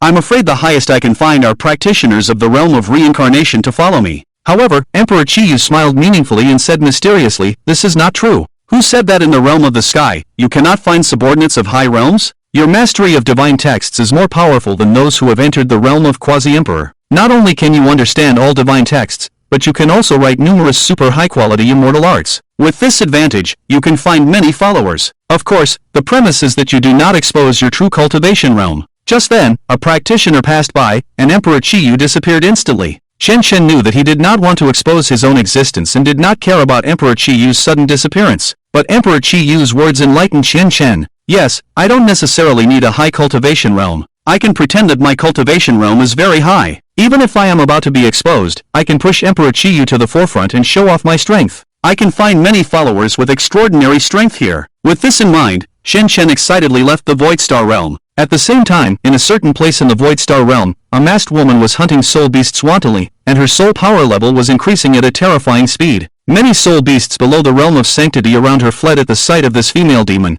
fearing that they would become the nourishment for her soul power increase. After coming out of the Void Star realm, Shen Shen followed the direction where Night God Qian Sun and Hua Buzhan had disappeared, and soon sensed the presence of the two. They stopped in a deserted oasis, and both of them breathed a sigh of relief when they saw Qian Shen return unharmed. I just saw the left guardian of the Yao sect. I didn't expect them to be so aggressive, Hua Buzhan said to Qian Shen. In fact, he was very worried that Qian Shen would be caught by the Yao sect. Indeed, I almost didn't escape. After Qian Shen finished speaking, he immediately said to Hua Buzhan, Hua, I am planning to create an organization. Do you have any intention to join an organization? I have always pursued freedom and do not like to be bound by any force. Maybe I should pass. Don't be like that. My establishment of this organization will not restrict you in any way. Qian Shen thought it over. Hua Buzhan was a very strong practitioner, and it would be a good choice to have him join. No matter what, he had to make him join even if he had to beg. The organization I am establishing is called Showman. It is different from those sects, and there are no cumbersome rules. After weighing it for a moment, Hua Buzhan finally decided to join the Showman established by Qian Shen. Perhaps it would have an unexpected effect on him in the future.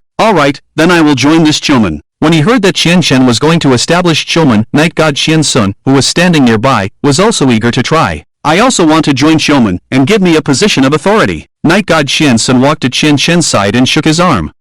You are only in the realm of the void. Maybe you should forget it. I originally planned to only recruit practitioners above the realm of the void. Qian Shen was a bit embarrassed. His plan was to recruit a group of powerful practitioners. Otherwise, if the cultivation realm was too low, it would not be of much use to him, and it would become a drag on the organization. It was not that Qian Shen looked down on the weak, but in the future, this organization would have to fight against the 7-star sect, and even fight against the Yao sect. In this case, a low cultivation realm was likely to become a sacrifice. You look down on me just because I'm in the realm of the void. Night God Qian Sun pouted. And being in the realm of the void is no longer considered a low realm. Among many sects, being in the realm of the void is also a strong existence. It's just that your perspective is too high. Shen Yi suddenly realized that the words of Night God Qianshuan were not wrong. The void realm was not a low-level cultivation realm. It's just that his starting point was the void realm, and he had never experienced the process of advancing from the Stillwater realm, so subconsciously he felt that the void realm was not a very strong existence. In fact, cultivators in the void realm have already surpassed 90% of the cultivators in the immortal cultivation world. Qian remembered the words that Emperor Qiyu had told him in the Void Star realm. The heavenly punishment divine art used by Night God Qianshuan was a very powerful existence. She either had a powerful cultivator behind her, or she had a very formidable master, so she had a strong background. But based on this reason, Qian was enough to let her join the Autumn Gate. At that time, Night God Qianshuan would also be a trump card of the Autumn Gate. Well, I'll make an exception and let you join the Autumn Gate. Then give me a position of authority. Qian was somewhat helpless. He always felt that she was joining the Autumn Gate just to satisfy her own whims, without any sense of responsibility as a member of an organization. Qian sighed and then said, since there are not many people in the organization at the moment, I'll give you the position of deputy leader. Great! Night God Qianshuan jumped up happily. Then Qian said, let's not stay in the half-buried desert any longer. The demon sect now knows that the longevity clock is in my hands and they are searching for me everywhere. Qianshuan, have you thought about where to go next? Hua Buzhan asked. Qian shook his head. Originally, he had planned to head straight to the extreme cold land, but with the warning from Emperor Qiyu, he decided to make plans after reaching the Holy Realm.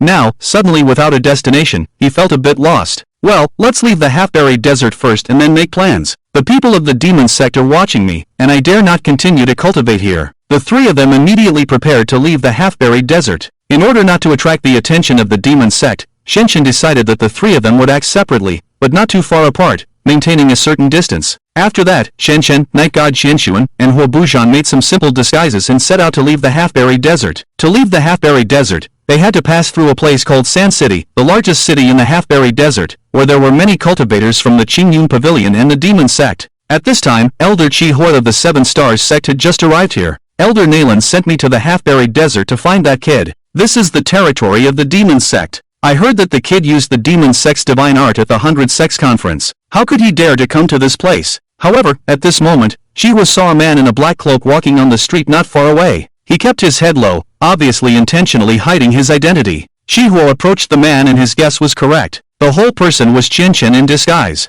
Unexpectedly, he had been met by Chihua. I didn't expect to meet this kid in this place. It's really effortless. Capture him and take him back. The sect master will probably promote me. Chihua was delighted, then quietly revealed his immortal shadow, preparing to launch a surprise attack on Qianchen from behind, thus avoiding Qianchen's desperate actions. But Chihua only showed a hint of killing intent. Qianchen quickly noticed something was amiss, and without hesitation, he released a defensive divine art and dodged Chihua's attack. Qianchen turned around and saw an old man he didn't recognize. "Why did you attack me?" Qianchen frowned and asked. Seeing that the sneak attack had failed, Chihua no longer concealed his intentions and said, "You are a wanted criminal of our 7-star sect. It's your honor to meet me, an elder of our sect. Here, hand over the longevity clock and come back to the 7-star sect with me." Qianchen's eyes narrowed. He had just evaded the pursuit of the demon sect, and now he was being chased by the 7-star sect. It was really an unlucky day. Qianchen was very worried. There were many practitioners of the Yao sect in Shacheng. If he were to fight the Holy Realm powerhouse of the 7-star sect,